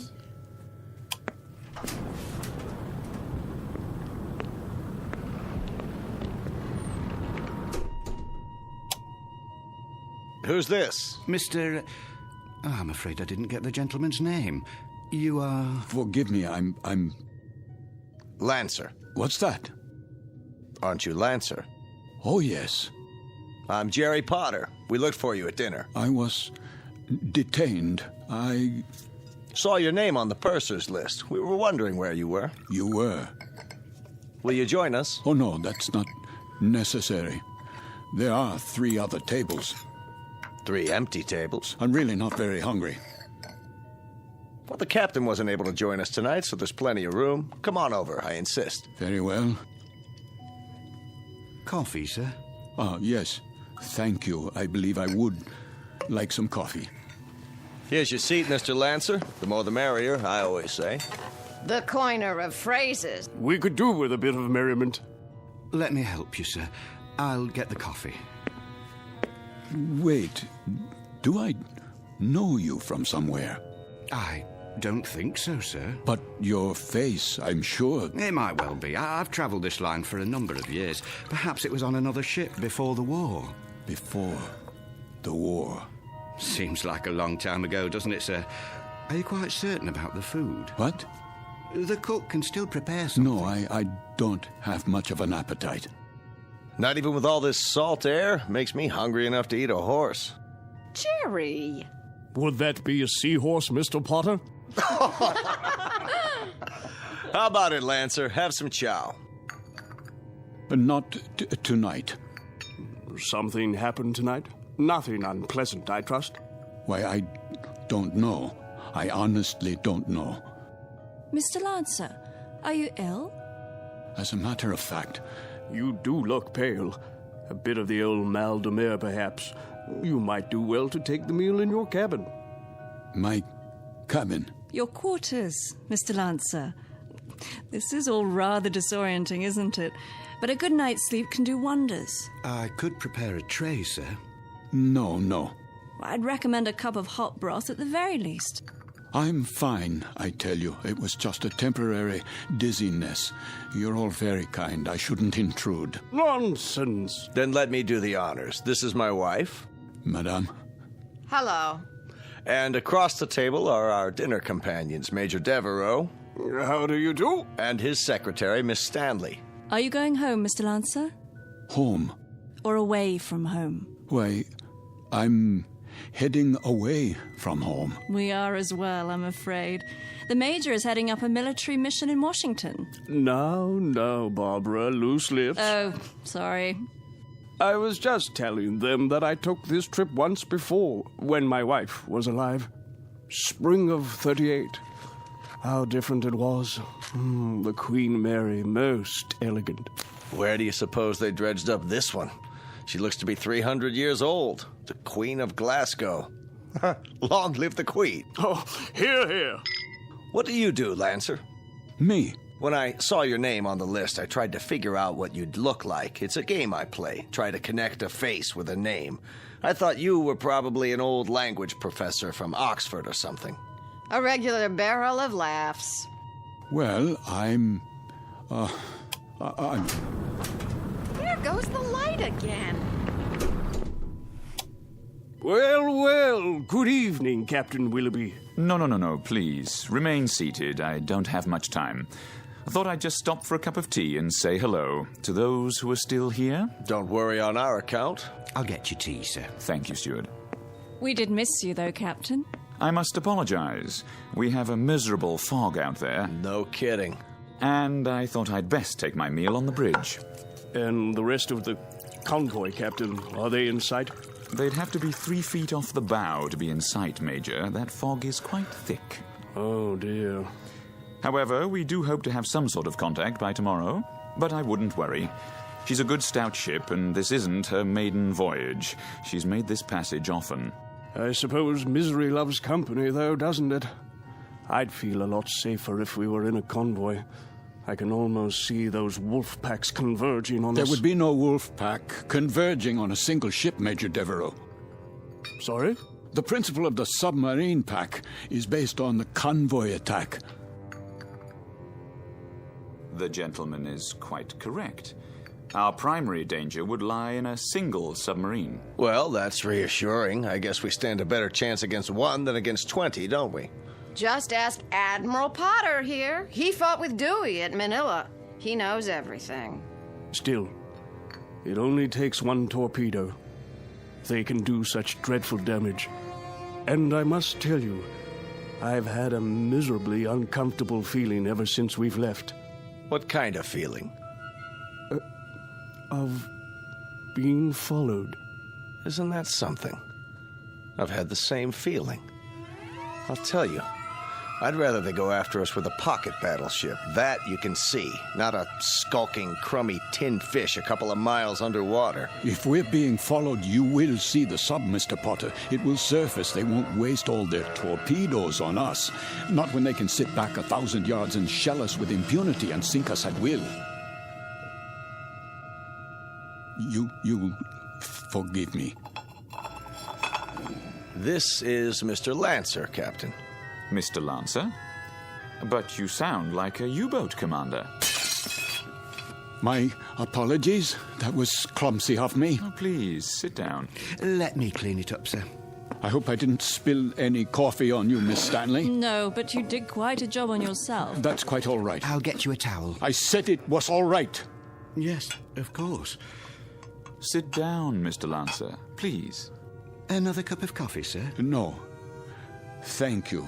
That won't be necessary. I think we might start by getting better acquainted.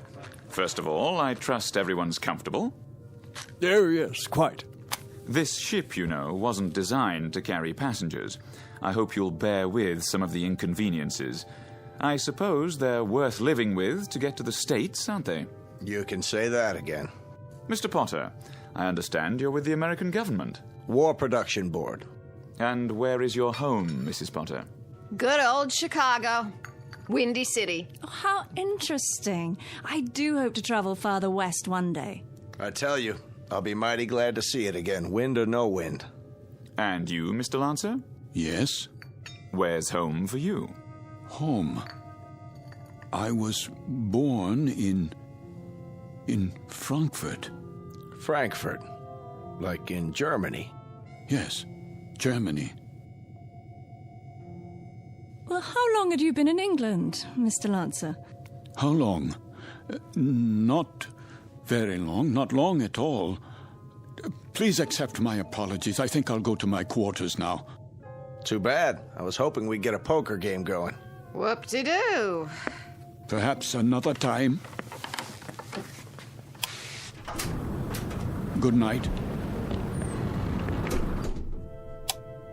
There goes an odd one, huh? I had him pegged as a German the minute he came in. What do you suppose he's traveling on this ship for? You don't think he's a spy, do you? I rather doubt it, Mr. Potter. All the passengers are well screened. I am a bit concerned about him, however. He doesn't look at all well. Actually, I'm feeling a bit tired myself. I think I'll be off to bed. Good night, everyone. Sleep well. Watch your step, Barbara. I will. It's very dark out there. Would you like a torch? Oh, don't worry about me. I can have the steward escort you. I wouldn't think of it. See you all at breakfast. I'll get the light switch. Thank you, Captain. Good night.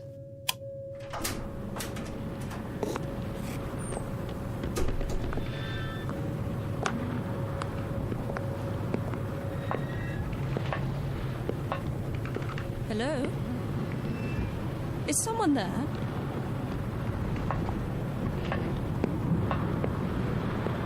I say, is anyone...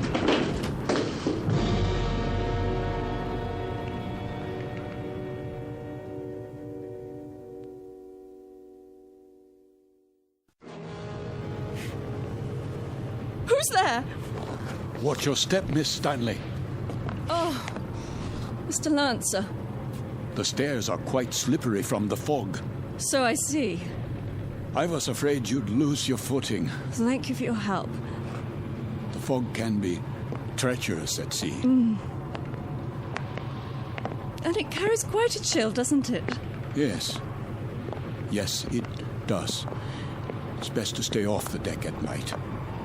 Why are you here, Mr. Lancer? What? I thought you'd be in your cabin. I'm still a bit unsettled. Not quite ready to sleep yet. Miss Stanley? Yes. May I ask a question? Please. Have we met before? I don't think so. Why? You'll forgive me, but you looked so familiar. They all did, for that matter. Are you sure you're well, Mr. Lancer? Yes, I seem to be. It's just this feeling. What sort of feeling? Oh, it will sound crazy to you. Go on, please. Just that I'm doing things, saying things. That you've done before. How do you know that? I know the feeling. I've had it occasionally. Have you? Walking into a room and being able to swear that you've been there before. Even the conversations. They seem identical to ones you've had at some other time. Yes, but what other time and where? That's always the question, isn't it? And the people?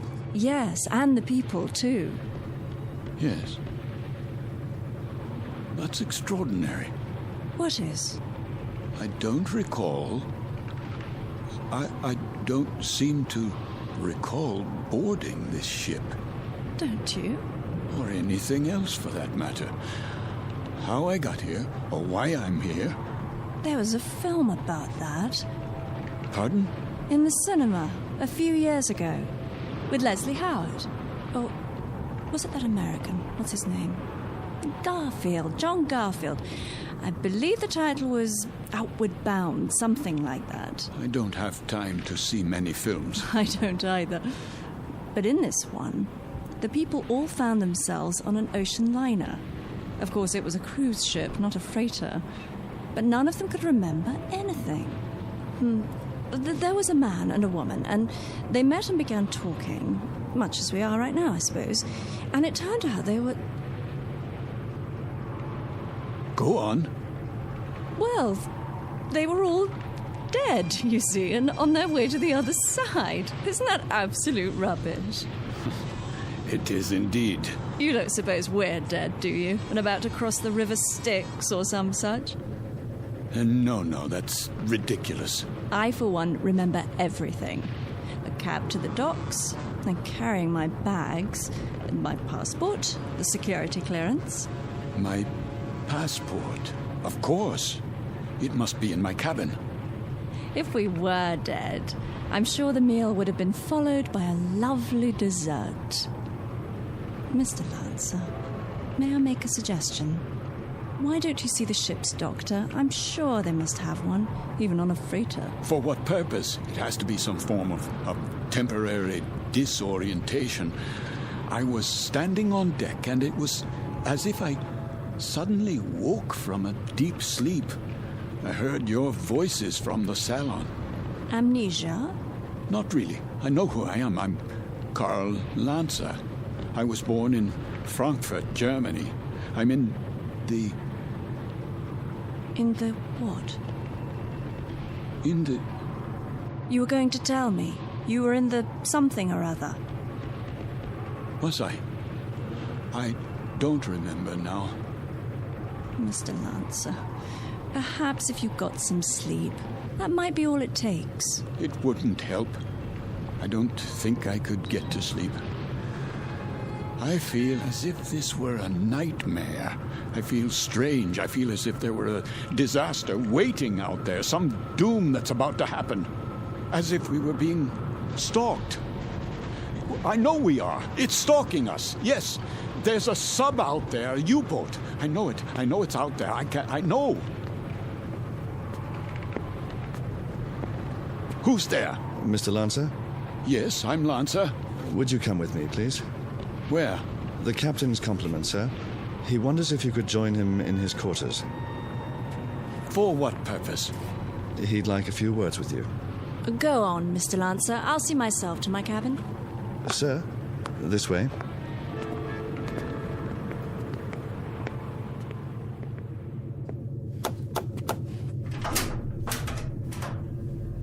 Mr. Lancer, sir.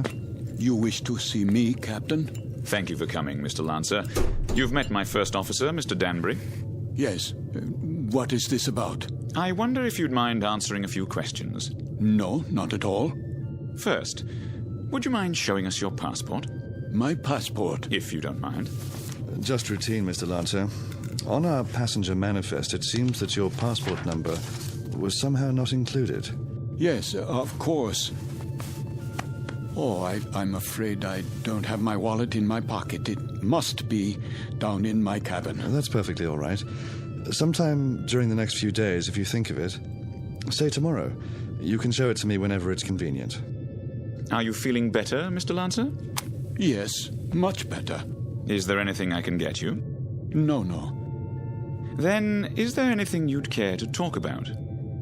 How do you mean? Anything on your mind? Something you'd care to tell us, perhaps? There's very little I can tell you. And why is that? Because I don't remember very much. No? Actually, to tell the truth, I don't know how I got here. I don't recall anything about it. Is that right? I seem to remember only a few odd, disjointed things. I know, for example, that my name is Karl Lancer. I know I was born in Frankfurt. So you said. Please continue. Continue where? That's it. At this moment, that's all I know. Mr. Lancer. Yes? At the table, you exhibited a rather unusual working knowledge of German submarines. Could that, perhaps, stir your memory? I wish it could, but it doesn't. I see. In that case, why don't you go on to bed for now? Have a good night's rest. We'll talk tomorrow, you and I. Very well. That will be all for now, Mr. Lancer. Good night. Good night.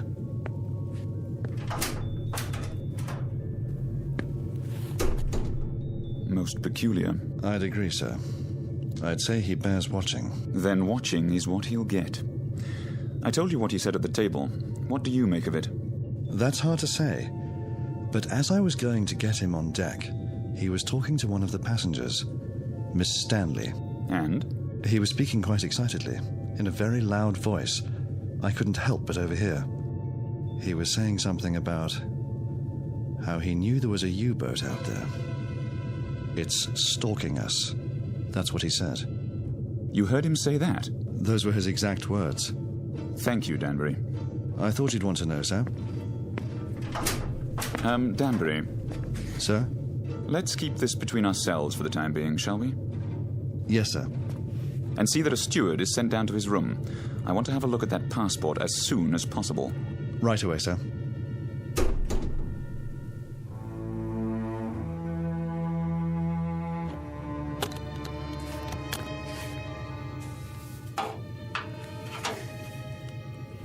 There you are, sir. All your clothing hung up, I believe that's it. Anything else I can help you with? No, that will be all. Ah, your shoes. I'll just put them in the closet. Hold on, what's this? Where? In your bag. Looks like an officer's cap, but not one of ours. War souvenir. What are you talking about? This, sir. I was wondering if it was a war souvenir. Let me see that. Yes, sir. It's a naval officer's cap. Foreign by the style of it. Don't touch things that don't concern you. I only thought I'd put it away for you. That won't be necessary. I'll put it away myself. Yes, sir. That will be all.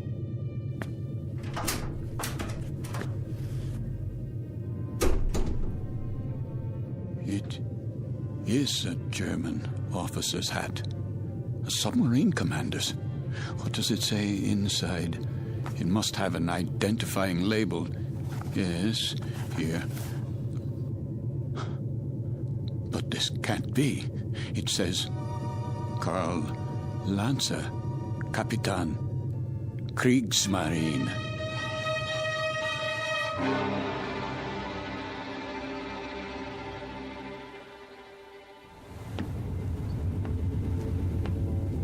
Mr. Danbury? Yes, sir? We've slowed down again.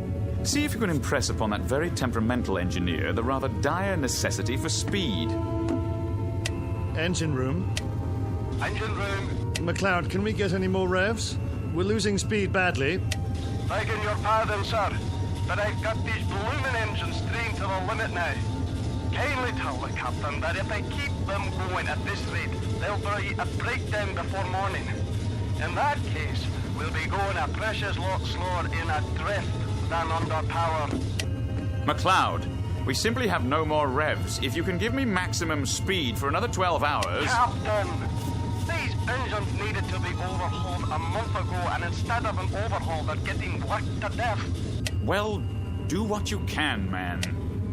Aye, aye, sir.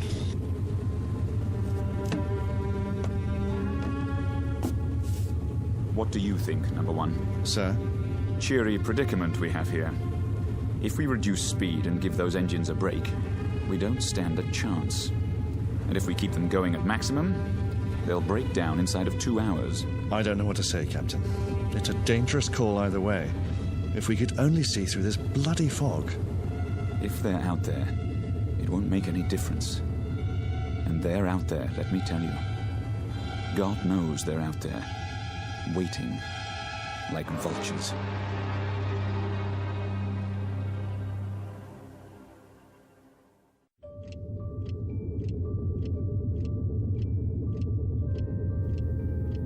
Another drink, please.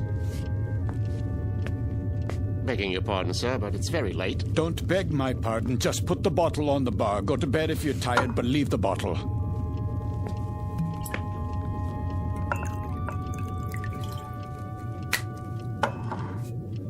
That doesn't sound right.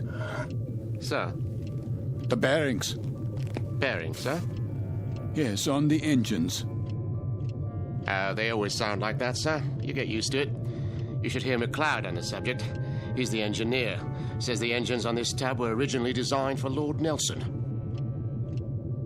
Is that clock accurate? Why, yes, sir. She's a real antique, that one. Captain Willoughby had her on the old Harcourt Bay. Keeps perfect time, she does. It says 5 minutes past 12 at 1:15. Not for a while yet. No, but at 1:15, something will happen at 1:15. Something, sir? What might that be? I don't know. I really don't know, except the hour and the minute, 1:15. It sticks in my mind. The tray for the bridge, please. Just being made up, sir. The cook will be done in a minute. Have a seat at the end of the bar. Been here long, has he? Sitting like that for 3 hours. One drink after another. Just sitting there, drinking. Wiping the sweat off his face and asking for more. And not getting drunk, mind you. That's 3/4 of a bottle gone. I'd swear it was lemonade. I've never seen the like.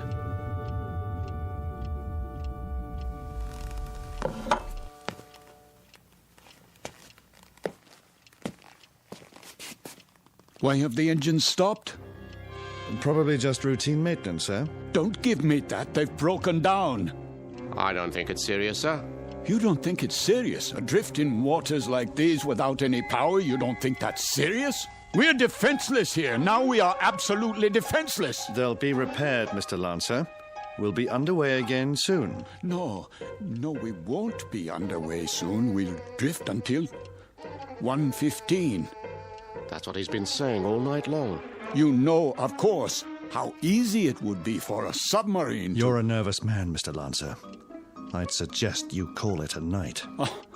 I'm a nervous man. I can assure you that I am suffering from something a little more serious than nerves. I'm suffering from knowledge. I'm suffering from knowing what's going to happen. Really? Now? My affliction comes from waiting and knowing that inside of an hour, a U-boat will surface off our bow with searchlights and a deck gun.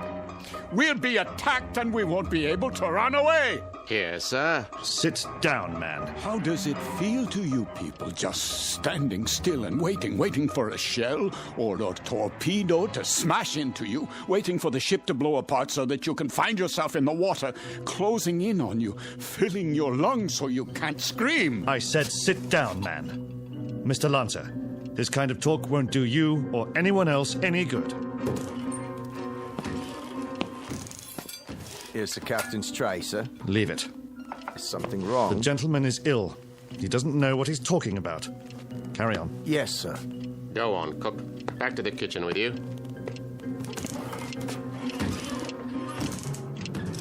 The U-boat's coming.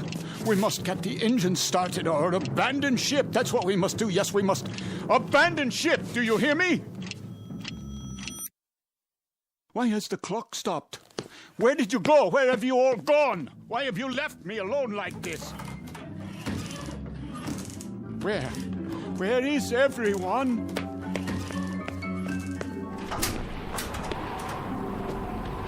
What is that? The searchlight. It's here. That's the U-boat. The U-boat is here.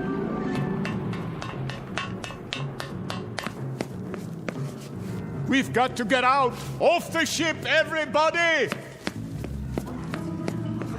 There you are. All you passengers, out of your rooms. Listen to me. There's a U-boat. I just saw it. She's going to sink us. Can't you hear me? Why don't you move? Are you all out of your minds? What do I have to do? Do I have to grab you and carry you up on deck? Do I have to throw you bodily into the lifeboats? Do I have to knock you unconscious? They're gone. But where? Is the entire ship empty? Or have I gone mad? A life preserver, yes. SS Queen of Glasgow. Wait. I remember that name. Queen of Glasgow. Queen of Glasgow. Potter? Major Devereaux! Miss Stanley, where are you? Captain, steward, we must abandon ship.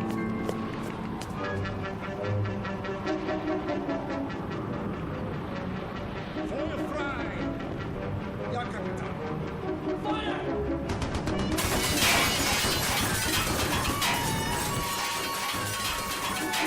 They are shelling us. We're hit, I tell you. Miss Stanley, you must get out. The lifeboat. I can't, Mr. Lancer. The roof's collapsed. The door won't open. Climb through the porthole quickly. I'll try. Where are the lifeboats? Over here, Mr. Devereaux. We'll have to climb down. Help us, please, my wife. I'm coming, Mr. Potter.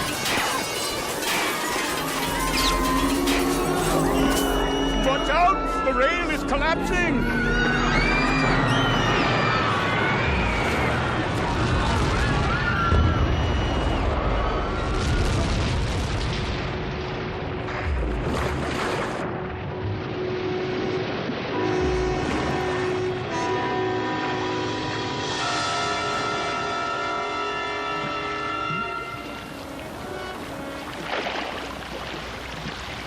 The family, the little girl. Where? The doll. Here, I have it. Who could do such a thing? Who? Who?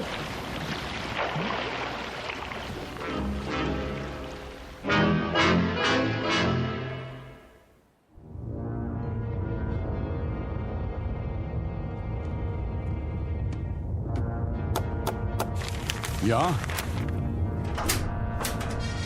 Not much to show, Captain Lancer. That's all. Very little wreckage floated to the surface. Only this life preserver. There were no survivors. Then I'd say that's a good catch tonight, wouldn't you? Very good catch. It says SS Queen of Glasgow. Ah, a 5,000-tonner. Isn't that what the registry reads? Yes, sir. Cheer up, Lieutenant. Hand me the coffee. Well, pour it. If you wish, sir. You have nerves, Mueller. Not really, sir. A little shaky, perhaps. Oh, why? Nothing, sir. I asked you a question. Why? There were women and children on that ship. So? We gave them no warning. You'd have us give them warning, eh? So their radio man can send out their position, which quite incidentally is our position. You have sentiment, but no brains. You're an old woman, Mueller. You know that? I just find it difficult. To do what? To reconcile killing those people. Without warning. It makes me wonder if we're not damned now. In the eyes of the British Admiralty, we most certainly are. I mean in the eyes of God. You're not just a fool, Lieutenant. You're also a religious fool. Perhaps a mystic, too. And if we are damned, what will happen? I've had dreams about it. Maybe people like us have a special kind of hell waiting.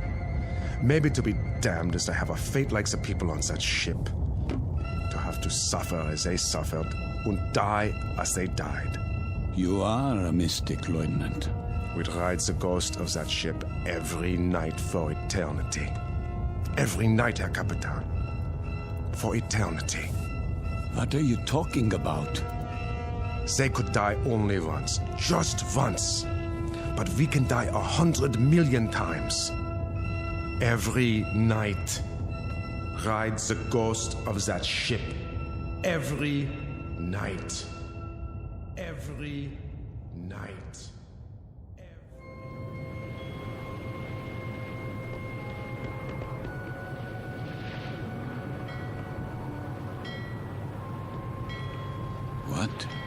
What is this place?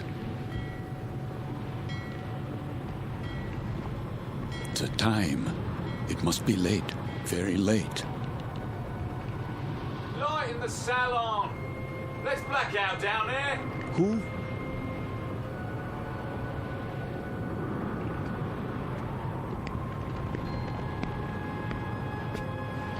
Forgive me, sir.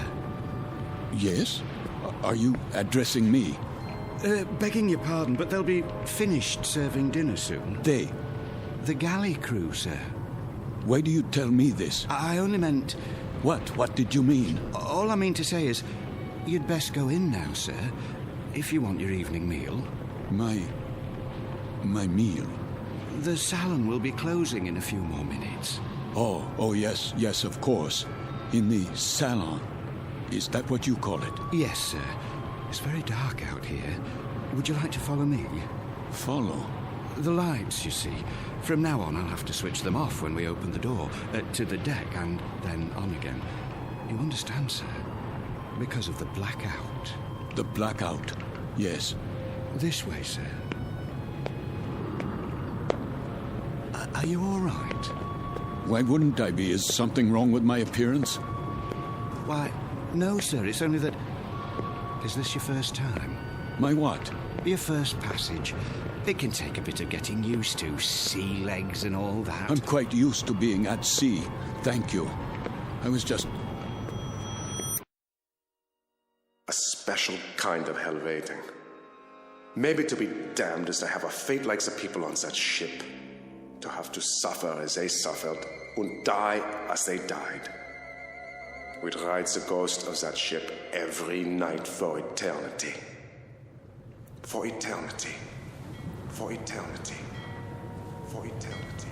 Yes, sir? Just listening. To the engines? No, not the engines. I was listening to the water. The cold ocean water out there. And the night.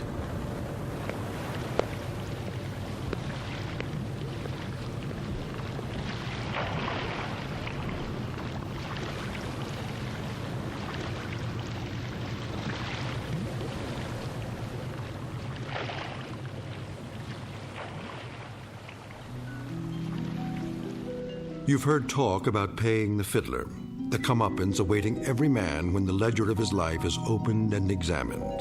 The credits and debits added up, a tally made, and then the reward or the penalty paid. In the case of Karl Lancer, former Capitan and U-boat commander, Navy of the Third Reich, this is the penalty.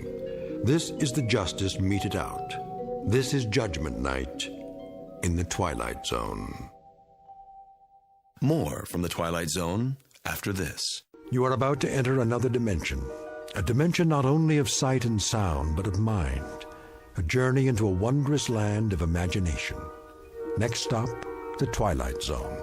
Hi, this is Stacy Keach. I'd like to take a moment to tell you about our Twilight Zone website at twilightzoneradio.com. At twilightzoneradio.com, you'll find the latest information on these Twilight Zone radio dramas, including behind-the-scenes photographs, plus the newest product releases, trivia contests, ways to contact us, other Twilight Zone-related info and merchandise, plus links to other fascinating websites. So make your next stop twilightzoneradio.com. Visit twilightzoneradio.com to purchase these Twilight Zone radio dramas on cassette and CD, or call toll-free 1-866-989-ZONE. That's 1-866-989-9663.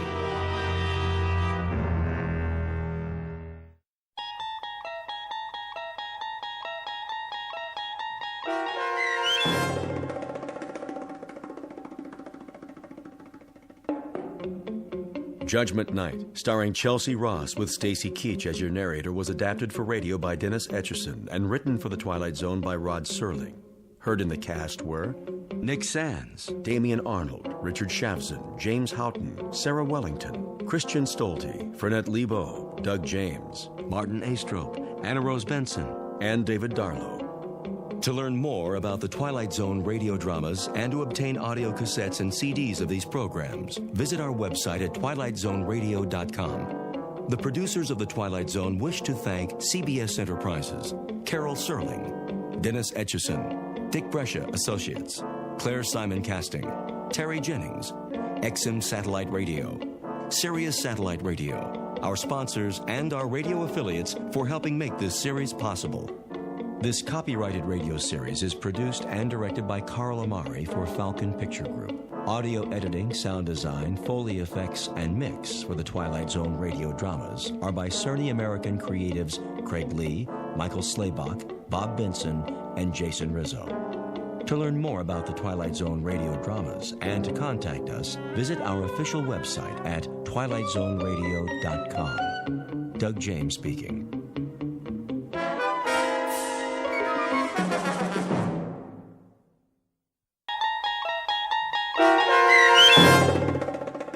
In His Image, starring John Hurd, with Stacy Keach as your narrator, was adapted for radio by Dennis Etchison and written for The Twilight Zone by Charles Beaumont. Heard in the cast were Alyssa Fraden, Ann Whitney, Darren Stevens, Jeff Lupetin, Meg Falcon, Elizabeth Lido, Carl Amari, Doug James, Jason Mallow, and Kip Karstead. This copyrighted radio series is produced and directed by Carl Amari and Jason Mallow for Falcon Picture Group. Doug James speaking.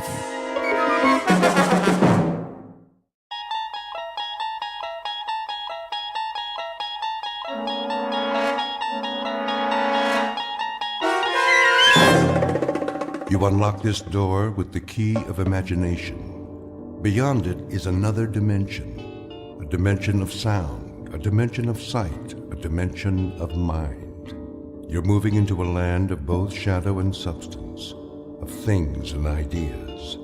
You've just crossed over into the Twilight Zone.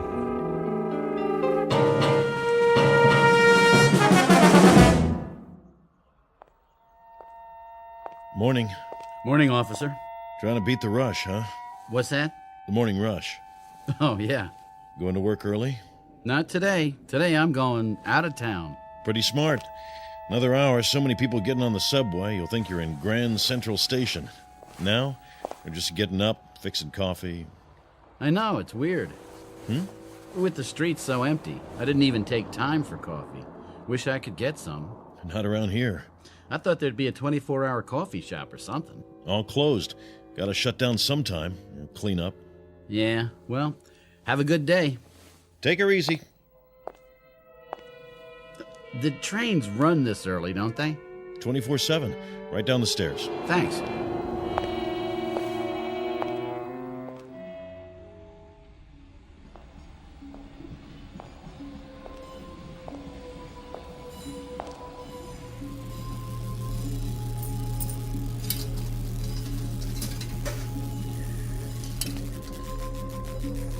What's that sound?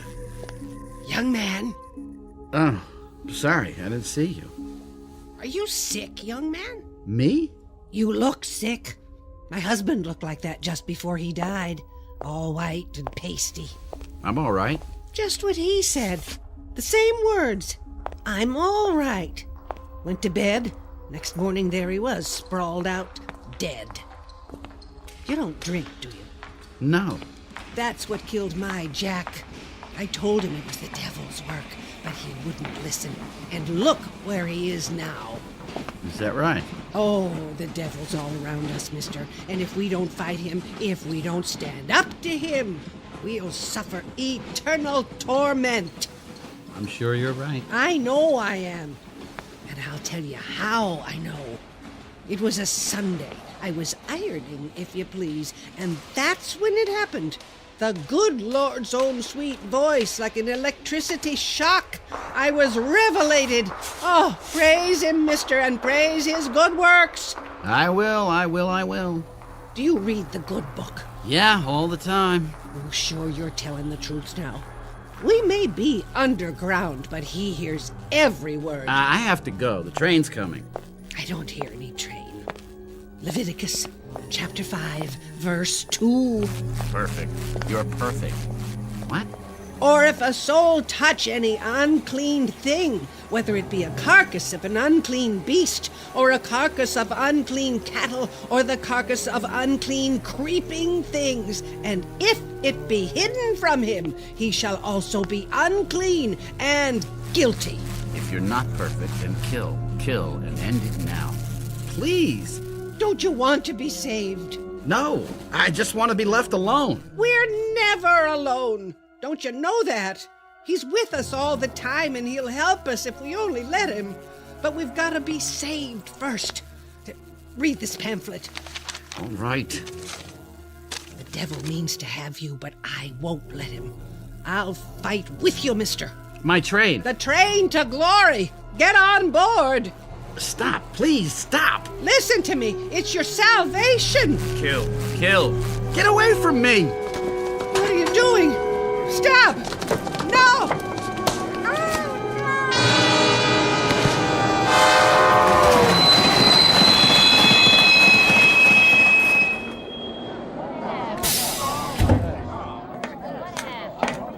What in God's name? She fell on the tracks. I couldn't stop. Hey, that man pushed her. Hey, somebody stop him! Somebody!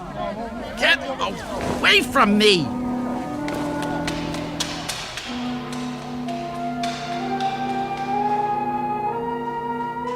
Incident in a subway station. It could be the end of a particularly terrifying nightmare, but it isn't. It's the beginning. The young man's name is Alan Talbot, and although he doesn't know it yet, he has a ticket to a strange new world that's too real to be a dream. A living nightmare that begins at a stop called the Twilight Zone. And now, The Twilight Zone and our story, In His Image, starring John Hurd, with Stacy Keach as your narrator.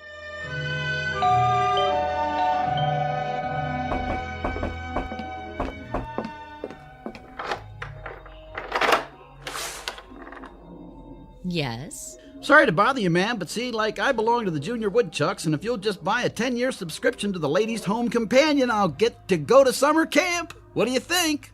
I think you'd better come in. Okay. Hi. Hi. Ready? And willing. Surprised? A little. Come here. Hey, now, Tiger. I told you there are lines I don't cross. I know. I was gonna wait till we got married, but I lost my self-control for a second. Well, you look around for it while I pour the coffee. Thanks. How come so late? Who's late? You are. What, 5 minutes?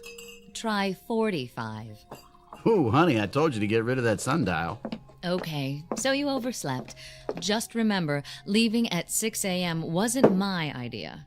Look, I did not oversleep. I left the hotel at 4:30, got on a subway train, got off the subway, and came here. Therefore, you must have stopped off for a couple of short beers. It's now 6:45. Look at your watch. See? Yeah, I see. But I don't understand. I do. You were enjoying those last moments of freedom. Uh-oh. Uh-oh, what? Well, you said you wanted to bring some food along, so I roasted us a chicken. Looks like it got a little crispy. Jess? Hmm? Are you sure? What do you mean? You know what you're doing? Of course I do. I, a 31-year-old spinster of sound mind and body, am going to run away to a town I've never heard of for the purpose of marrying a guy I've known exactly 4 days. Anything odd about that? I'm serious. So am I. I mean, shouldn't you get to know a little more about me? Like what? I know that your name is Alan Talbot. I know that you live in Coralville, New York, in a big white house surrounded by rose bushes and trees. I know that you do scientific research on some kind of weapons device for the government. Not weapons, computer electronics. See? Already you're romanticizing me. Don't interrupt. You are visiting New York City for the pure morbid pleasure of it, currently rooming at the Chesterfield Inn. You make a modest but adequate salary. You're kind to small animals and chestnut vendors. And let's see, you're terribly lonely and in desperate need of a woman 5 feet 9 inches tall, answering to the name of Jessica Connolly, right? Right. And you are single. At the moment.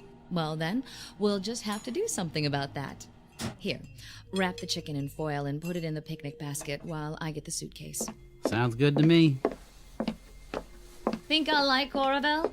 Only if you happen to like great little towns full of warm, friendly people. Only a week away from the place and already he's homesick.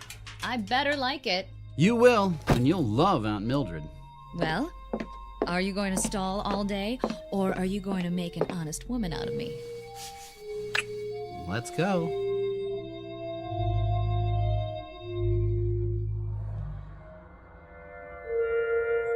We must be nearly there, if you gave me the right directions. Alan? No. Go on then, sleep. You need it. Walter, no. Alan? No. It isn't right. Send me back.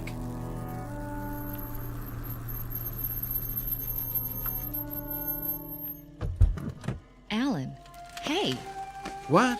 What? Huh? What's the matter? You were having a nightmare. I was? Must have been the chicken.